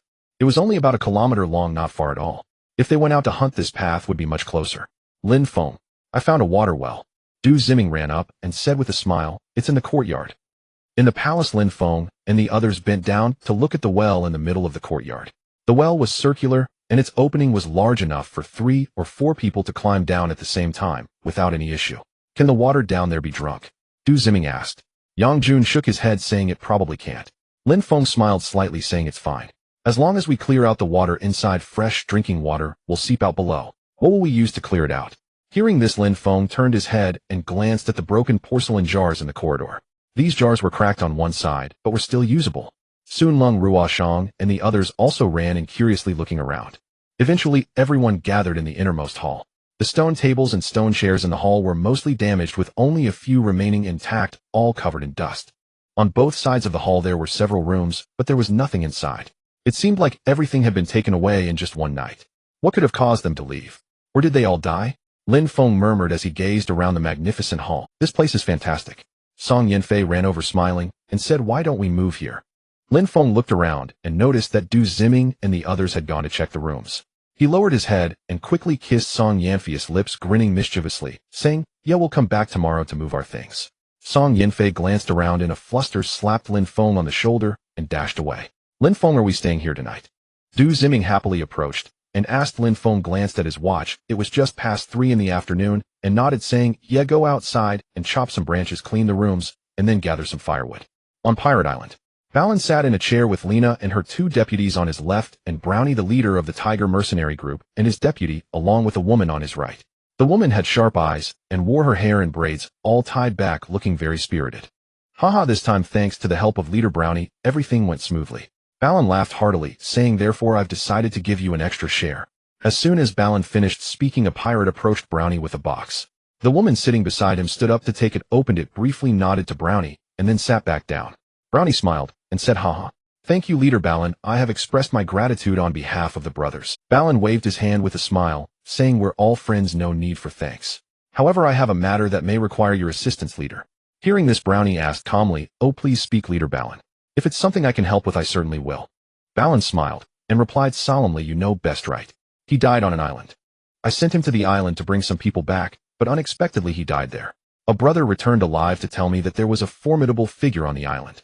Therefore, I would like to ask you to send a few people with mine to the island to bring them all back. Hearing this, Brownie began tapping the armrest of his chair with one finger. Leader, I can handle this. I will definitely bring them all back without needing any other help. At this time, Lina looked at Balin and spoke. Oh, Lina, with Brownie's men here, I feel more at ease. Balin shook his head and said, hee hee. Brownie glanced at Lina and smiled, saying, since Leader Balin has spoken, I will help with this. But I want to ask, Balin nodded, saying, they are a group of Easterners. But I have one condition, they must be brought back alive. They will be of great use to me. If successful, I will pay you 3 million. Upon hearing 3 million, Brownie laughed happily, saying, ha ha. Easterners. How powerful could they be? How about this, I'll let Cruz take a few people for a trip. Hearing this, Balin nodded happily, saying, great. With Deputy Brownie Cruz taking action, those Easterners won't be able to escape, ha. Lina's expression darkened upon hearing this. Having to pay them 3 million showed a complete lack of trust in her abilities. Leader Balin, don't worry. Just a few Easterners, I will personally bring them back. Cruz spoke in a hoarse voice. With the deputy leader of the Tiger mercenary group taking action, I believe I will hear good news from you soon, he. Balin said with a slight smile, it's getting dark soon. Tonight, please join me for dinner on my island. At night, in a spacious cave, brightly lit, a table was filled with seafood and some rare chicken and duck meat, along with a few bottles of expensive red wine. Leader Brownie, let's toast. Balin raised his wine glass and laughed, saying, there's no shortage of seafood on the island, and this wine is from that batch we captured. Come and taste it. Lina sat aside, continuously eating, and she had always disliked Brownie and the others. This wine is good. Brownie nodded after taking a sip. Then he looked at Lina and smiled, saying, tonight Miss Lina looks beautiful, ha. Hearing this, Lina just glanced at him, took a sip of wine, and stood up, saying, I'm fully, you all enjoy your meal. After saying that, she walked out. Don't be angry, Leader. Lina has this temperament, Balin said to Brownie with a glance at the departing Lina. Brownie waved his hand, saying, no, she has a lot of character. I like her. Back in her room, Lina sat on the bed. Captain, isn't it better to have the Tiger mercenary group's help? A voice came from her assistant, Mina. Hearing this, Lina shot her a glare, saying, what do you know? If we ask outsiders for help and other pirates hear about it, they will say we are incompetent. This time I will definitely bring those Easterners back. After Brownie and the others had their fill, they arrived at the port, where Balin personally saw them off. The next morning, Lin Feng, accompanied by Tian Fun Hong, Tao Lung Ru Shuang, and Lu Yun, returned to the lake to bring back their belongings. Since there wasn't much to carry, it wasn't necessary for so many people to go. Yang Jun and Du Ziming stayed in the palace to clean up a bit, as they would be living there, and a clean environment would be better. As Lin Feng walked out of the path, he inserted a branch into the steep slope at every turn. Hong Tao realized the reason Lin Feng had him carry some branches. What's the use of these? Tian Fan asked curiously. These are markers, so we won't lose our way when we return, Lung Ru Shuang explained. To hasten their pace, the 5 of them quickened their steps and finally returned to the camp by the lake before 11. Lung Ru Shuang looked at Lin Feng and asked, "Are we going back now?" Lin Feng shook his head, saying, "It's too rushed. Let's leave tomorrow morning." Hearing this, Lung Ru Shuang happily took Tian Fan and Lu Yun to go fishing. At that moment, Lin Feng seemed to remember something. Hong Tao grabbed the backpack. "We're going out for a bit." After hearing this, Hong Tao carried a backpack outside and asked, "Where are we going?" Lin Feng smiled slightly. "You'll know when we get there." Then, after saying a few words to Lung Ru Shuang and the others, the 2 of them walked toward the woods. Passing through the coniferous forest, crossing ditches and grassy fields, they arrived at the edge of the swamp. Lin Feng saw 2 crocodiles crawling out from the opposite woods. Hong Tao looked at the crocodiles and quietly asked, "Are we here to catch crocodiles?" Lin Feng glanced around and then walked to the left, saying, "Follow me." They circled around the swamp and carefully walked into the woods. "Be careful, crocodiles can appear at any moment here," Lin Feng reminded Hong Tao. "What are we doing here?" Hong Tao still didn't know why Lin Feng had come to this place. Walking on the somewhat damp forest floor, soon the 2 arrived at the edge of the woods, where there was a patch of weeds, and among the tangled trees there were some mounds of dirt. Lin Feng looked around, didn't find any crocodiles, and quickly ran to the dirt mound, asking Hong Tao to take down the backpack. "Keep an eye out. If any crocodiles come, shout out." As Lin Feng began to dig into the dirt, he said to Hong Tao. After a while, as the dirt was dug up, crocodile eggs were revealed inside. Lin Feng quickly picked them up and placed them in the backpack. After taking one crocodile nest, he moved to the next one to continue digging. At this moment, Hong Tao saw a giant crocodile slowly revealing its head from the swamp, approaching them. "Lin Feng, the crocodile is coming. It's huge." Hong Tao hurriedly bent down and whispered. Hearing this, Lin Feng quickly grabbed the last 2 crocodile eggs, took the backpack, and left. The 2 slightly left the patch of weeds and ran into the woods. Hong Tao glanced back, startled to see the giant crocodile chasing after them. "Lin Feng, run. The crocodile is after us," Hong Tao shouted, and the 2 of them took off. Reaching the hillside, the 2 turned to look back at the woods, realizing the giant crocodile had not followed them. After resting for a moment, they left. "I thought you came to catch crocodiles, but it turns out you were here to steal crocodile eggs." "Crocodile eggs are a good find. Let's come back and catch one next time." While walking on the grass chatting, Lin Feng suddenly changed his expression, seeing several prairie wolves running towards them from the left front. "Wolves are coming. Let's run." Hong Tao, hearing this, quickly followed Lin Feng into the ditch and climbed up the opposite side. At this moment, several prairie wolves stood on the opposite side of the ditch, watching the 2 leave. After a while, more and more prairie wolves appeared. Hong Tao looked back and said solemnly, "Lin Feng, I want to take them down. Although wolf meat isn't the best, just seeing them makes me furious. What's the point of being angry? Don't waste bullets, and let's get going." "It's getting dark," Lin Feng replied lightly. When the 2 returned to the camp, it was already dark and white smoke was rising from a large iron pot. They had no idea what Lung Ru Shuang and the others were cooking. "You guys are back," Lung Ru Shuang smiled happily upon seeing the 2 return. "We caught a big silver carp and a grass carp, so I stewed them all in one pot." Hong Tao looked down at the fish in the large iron pot, smiling happily. "Wow, so much fish, this is great. I'm just in time to eat." "Where did you go? Why did you just return now?" Tian Fan approached with bowls and chopsticks and asked. Hong Tao chuckled foolishly, saying, "Hee, we went to steal crocodile eggs." "Crocodile eggs? Where?" Lu Yun walked over to ask. Lin Feng opened the backpack, and the 3 girls were shocked to see so many crocodile eggs. At least 4 or 5 dozen. "Aren't you afraid of crocodiles?" Tian Fan exclaimed in surprise. "Afraid? Don't joke. I was hoping to catch a crocodile to eat," Hong Tao replied with a slight tilt of his head. "Let's eat fish so everyone is hungry," Lung Ru Shuang said, and everyone took bowls and ladled out a bowl. As night fell, everyone enjoyed the delicious fish and drank the rich fish soup. The 5 of them couldn't finish the fish with more than half remaining. "Lin Feng, if we can't go back, what would you do?" Lung Ru Shuang asked Lin Feng. Hearing her words, everyone looked at him. Lin Feng smiled slightly, saying, "What can we do? We just live like this. If we can't go back, we'll have children in the palace." Hong Tao laughed, saying, It'll definitely be lively then. Don't worry, when we get to the bridge, we'll find a way to leave here, Lu Yun said. Right, Lin Feng nodded and smiled. Don't overthink it, we'll eventually leave here. The group kept chatting until after 10 o'clock at night before returning to the tents to sleep. Don't let them hear you. Just keep your voice down. Inside the tent, Hong Tao and Tian Fun were discussing. Lu Yun was sleeping in the adjacent tent. Although their conversation was very quiet, she overheard it and thought to herself, these two idiots. The next morning, a pirate ship appeared on the western coast, and Mike was directing the pirates to unload some supplies from the ship. Lena stood on the beach with her two beautiful assistants, surveying the surroundings. Crus also stood nearby, with 5 mercenaries from the Tiger Strike mercenary group. Captain Lena, where should we start searching? Crus said with a sinister smile. Lena's gaze was sharp as she waved to a pirate behind her. The pirate quickly approached and stood respectfully beside her. Take us to the river you mentioned. Yes, Captain. This pirate was the same one who had escaped last time. Noon. Lin Feng and his companions returned to the palace inside the Great Rift Valley, discovering that the palace had been cleaned thoroughly. Even the well was clear, emanating fresh spring water. I've tasted this water, it's drinkable, and has a sweet flavor, Yang Jun said with a smile as he looked at Lin Feng. Lin Feng nodded with a smile. This must be underground spring water, it's quite good.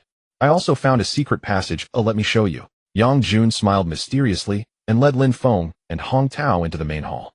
Behind a stone pillar on the stone wall there was a hidden door.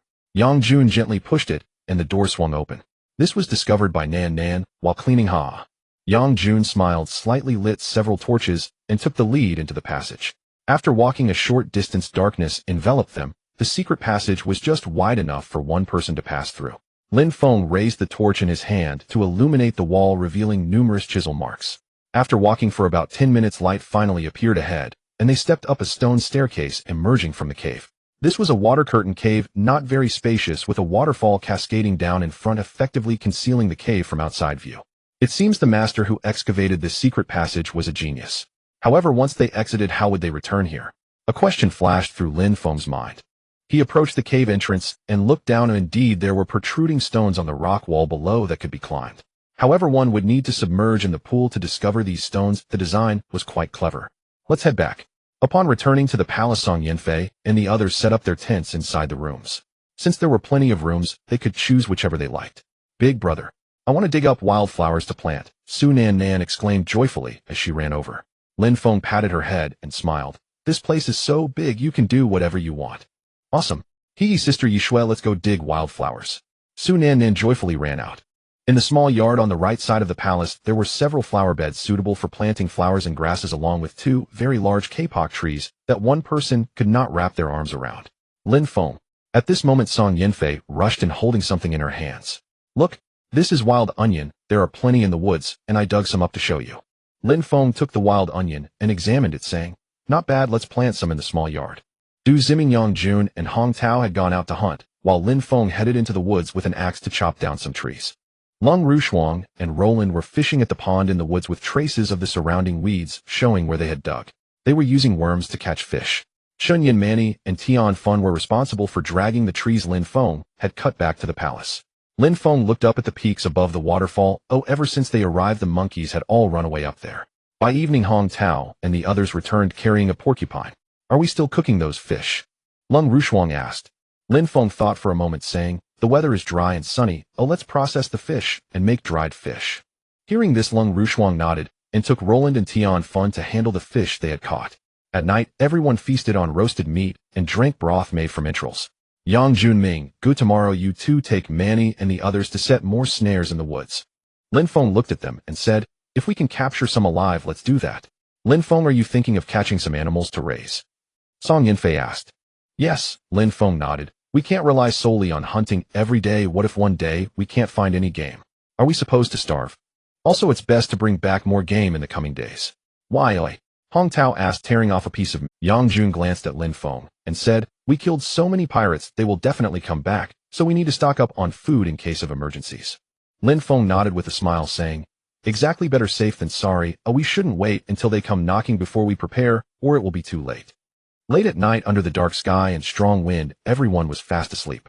At that moment, a figure stealthily entered Lin Feng's room. Lin Feng was sleeping alone. His room was at the far end of the hall, at least 10 meters away from the nearest room. Hearing footsteps, Lin Feng turned over and saw it was Lung Rushuang. In the dim light, Lung Rushuang stood by Lin Feng's wooden bed. Rushuang, why are you here? It's so late, Lin Feng asked softly. Lung Rushuang slowly sat down looking at Lin Feng. Lin Feng, I like you.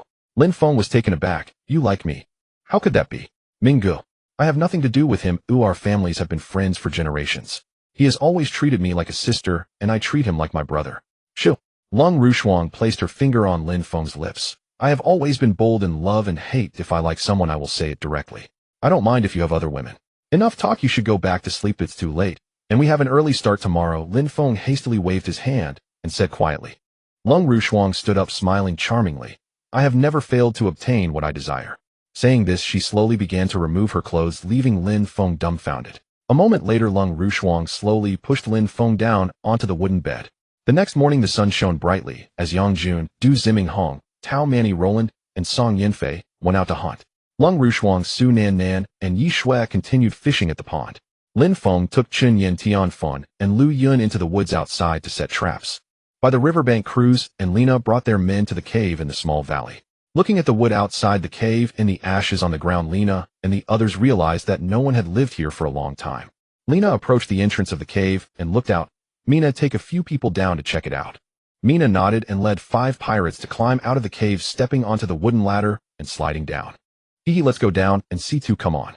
Cruz chuckled wickedly and led his men to slide down swiftly. Lena turned back and looked at a pirate. Tell them to move the supplies here. The rest of you search the vicinity. As soon as Cruz landed in the broadleaf forest, his men began to disperse and search, trying to find some useful clues in the area. Lin Feng led Chun Yin and the others to the hilly area outside the grassy field, where the four stood on a dirt slope, gazing around. Look over there, Lin Feng. Lu Yin pointed towards the northwest, where a group of wild goats was grazing on the tender grass. Those are antelopes, Lin Feng whispered. There are no obstructions around us. Approaching them will give us away. The antelopes run extremely fast, making it impossible to catch them unless they are injured. Is antelope meat delicious? What should we do now? Tianfen asked softly. Lin Feng glanced around and pointed to the slope ahead, saying, You can hide under the slope there and wait for them to come closer or for an opportunity. I will move to the left into the depression. Remember to wait until they come close before shooting arrows. With that, Lin Feng bent down and walked left, sitting in the depression, while occasionally observing the movement of the antelope herd. Chun Yin and the others went to hide under the slope, preparing their bows and arrows. Lu Yin peeked out from time to time. While the antelope were eating, they were also very alert, frequently raising their heads to look around. After waiting for over 10 minutes, the antelopes only moved a little closer to Chun Yin and the others. Lin Feng, feeling bored, plucked a wildflower and put it in his mouth. Suddenly a hawk screeched, startling the antelopes, which immediately turned and ran towards the distant. Lin Feng looked up to see a golden eagle soaring in the sky, swiftly diving towards the antelopes. Just as the antelopes were about to enter the forest, the golden eagle swooped down, capturing one antelope and pinning it to the ground. Damn, that eagle stole my prey. Lin Feng cursed silently, watching as the eagle flew away with the antelope. Meanwhile, Chun Yin and the others were also in shock, having seen the antelope approach them only to be chased off by the eagle. Lin Feng, what should we do? The antelope has run away. Lu Yun and the others came over to ask. Lin Feng looked around with his binoculars and replied, Let's go catch some wild rabbits. After saying that, he led the 3 of them away from the dirt slope and towards the grassy field. Meanwhile, Du Ziming and the others, after preparing the snares in the forest, arrived at the base of a cliff beneath a mountain, watching a mountain goat halfway up the slope. It seems to be stuck. That's great. But how do we get up there? It's too steep. The mountain goat's back leg was caught in a crack in the cliff, unable to pull it out, and it continued bleeding while the other mountain goats had already run far away. Hong Tao, go cut some vines. I will climb up, Yang Jun said to Hong Tao. Hearing this, Manny expressed her concern. Yang Jun, how can you climb up such a steep cliff? It's too dangerous. Yes, let's look for other prey in the forest instead, Song Yinfei added in agreement. Yang Jun, maybe we should. Du Ziming spoke up. Yang Jun shook his head and smiled. The prey is right in front of us. We can't let it go. Don't worry, you'll be fine. Soon Hong Tao returned with a vine over 10 meters long. Yang Jun took the vine, tied a loop, and went to the base of the cliff. You all hold this end, and when I get it out, pull it tight, so it doesn't run away. With that, he approached the cliff and slowly grabbed onto some protruding stones to climb up. Due to the steepness, Yang Jun had to cling to the cliff face. While climbing, one misstep could result in a. Du Ziming and the others watched Yang Jun, feeling extremely anxious. When Yang Jun climbed to about 5 or 6 meters high, his hands began to hurt from the strain. Climbing a few more meters and moving to the right, he quickly neared the mountain goat. At this point there were no supports on the adjacent cliff face. To get across, he had to jump over to a protruding rock. Yang Jun knew that if he couldn't make the jump he would fall. He pondered whether to take the risk. Yang Jun, don't jump. Come down, Du Ziming shouted. Yang Jun took a deep breath, gritted his teeth, retreated 2 steps, then quickly dashed forward, pushing off the ground with all his strength. He leaped across. However, the distance was a bit too far, but Yang Jun reacted quickly, grabbing hold of the rock tightly. Yang Jun, Manny shouted in fear, filled with worry. Du Ziming and the others looked equally concerned. If Yang Jun let go he would fall, and could either die or be seriously injured. At this moment Yang Jun gritted his teeth, his feet dangling below in search of a foothold, until he finally stepped into a crevice. Then using all his strength he pushed off with his hands, flipping his entire body up and sitting on the rock panting heavily. Upon seeing Yang Jun safely climb up, Du Ziming and the others immediately sighed in relief. Bah! Bah! The mountain goat was right in front of him.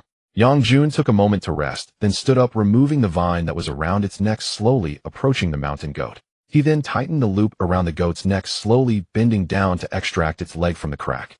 As soon as the leg was freed, the mountain goat tried to run, but Hong Tao and Du Ziming pulled on the vine, causing the mountain goat to keep running downwards. Once on the ground, the mountain goat was captured by Du Ziming and the others, who restrained it without much struggle. Yang Jun smiled. They finally caught their prey, and he slowly started to crawl forward, gradually making his way down.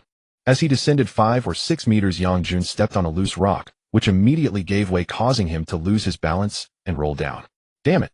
Yang Jun shouted as he lost his center of gravity and tumbled to the ground, fortunately from a height of only about 3 meters. Yang Jun, are you okay? Manny hurried over to help him up.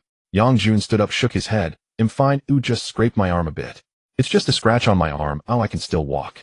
Feeling relieved that he had only minor injuries, Yang Jun, with the mountain goat caught without any major incidents, the group headed towards the Great Rift Valley. Back at the palace, Yi Shui and Su Nannan were seen hanging the processed fish on the wooden racks in the small courtyard. Wow! Brother Yang has brought back a mountain goat. Seeing the group pull in a mountain goat, Su Nannan ran over excitedly. Yang Jun smiled. Take it to the woods and tie it up well so it doesn't run away, ha. Don't worry, I have experience with this. Su Nannan happily replied, taking the mountain goat and walking out. Du Ziming looked around and asked, Yi Shui, is it just you 2 here? Where are Lin Feng and Chun Yan? Yi Shui hung the last grass fish and smiled. They went out and haven't returned yet. Hearing this, Du Ziming nodded, and seeing that there was nothing to do, took Hong Tao to the forest to chop wood. And in the afternoon, Du Ziming and Hong Tao chopped a lot of firewood, while Song Yinfei, Manny, and Yi Shui were responsible for stacking the wood neatly on the open ground outside the palace gate. Su Nannan squatted in the weeds near the pond, continuously digging at the soil with a stick. Nannan, are there no earthworms left? Did you find any? Lung Rushuang shouted to Su Nannan by the pond. I found 2. I'm bringing them over now. Su Nannan quickly stood up and ran over. After Du Ziming and Hong Tao finished chopping the firewood, they stood under the waterfall, watching the monkeys on the rocky hill above. Why do you think they are here? Hong Tao asked curiously. Du Ziming smiled slightly. There are many fruit trees here. Why do you think they are here? Suddenly Hong Tao seemed to think of something. Do you think monkey meat is tasty? Du Ziming shook his head quickly. I've never eaten it, and I wouldn't dare to. Do you think I'm a native? Aren't we pretty much the same as the natives now? Hong Tao muttered. There is still a difference, Du Ziming said, turning and leaving. Half an hour later, Lin Feng returned with Chun Yan and the others, bringing back 3 wild rabbits, one of which was still alive. Chun Yan's backpack was filled with a lot of shepherd's purse and plantain. Wow, what a beautiful wild rabbit. Su Nannan rushed over upon seeing it and hugged the rabbit. Lin Feng smiled slightly. It has baby rabbits in its belly, be careful. We will put it in the house and go back to cut some more weeds. As soon as Chun Yan and Tian Fun returned, they immediately shared the story of discovering the antelope chased away by the golden eagle, which captivated Song Yinfei, Manny, and Hong Tao. Lin Feng went out into the woods and made a wooden door from some small branches, placing it horizontally in one of the rooms inside the palace. He then placed the pregnant wild rabbit inside, while Su Nannan and Lung Rushuang brought back a bundle of weeds to put inside. Lin Feng, are you taking us hunting tomorrow? It would be great to catch a few antelopes. Hong Tao walked over and said with a laugh. Lin Feng nodded with a smile. We will go tomorrow morning. Also, I found a tree in the woods that will be very useful to us. What use can a tree have? You will know tomorrow. Upon arriving at the small courtyard, Lin Feng noticed several fish drying on a rack, clearly indicating Lung Rushuang's fishing skills were impressive. Nearby, the flower bed was filled with many chrysanthemums and some unfamiliar wildflowers, along with a lot of wild onions. The courtyard was starting to look quite charming. At that moment, Yang Jun walked in from the stone archway, gently touching the beautiful wildflowers. I heard from Yinfei that you got hurt. Lin Feng, sitting on a rock, looked at Yang Jun and asked. Yang Jun smiled slightly. It's just a little scrape. That's good to hear. Lin Feng nodded. In the future, don't take risks with your life, though it's not worth it. Yang Jun nodded in agreement. Haha, at that time, I just got a bit hot-headed and rushed in. You should rest well. Lin Feng stood up, patted Yang Jun's shoulder, and left. Lin Feng exited the palace and went directly to the woods on the right. The woods were lush and green, filled with palm trees. After walking for a while, he arrived at the pond, which appeared to be over 100 square meters, seemingly man-made. Surrounding the pond were dense aquatic plants with many floating plants in the center. Occasionally one could see some fish surfacing and opening their mouths. By evening, Lin Feng returned. Hong Tao and Du Ziming were stir-frying rabbit meat, and in a tin can they were boiling vegetable soup, adding a few crocodile eggs as well. Not bad. It smells great.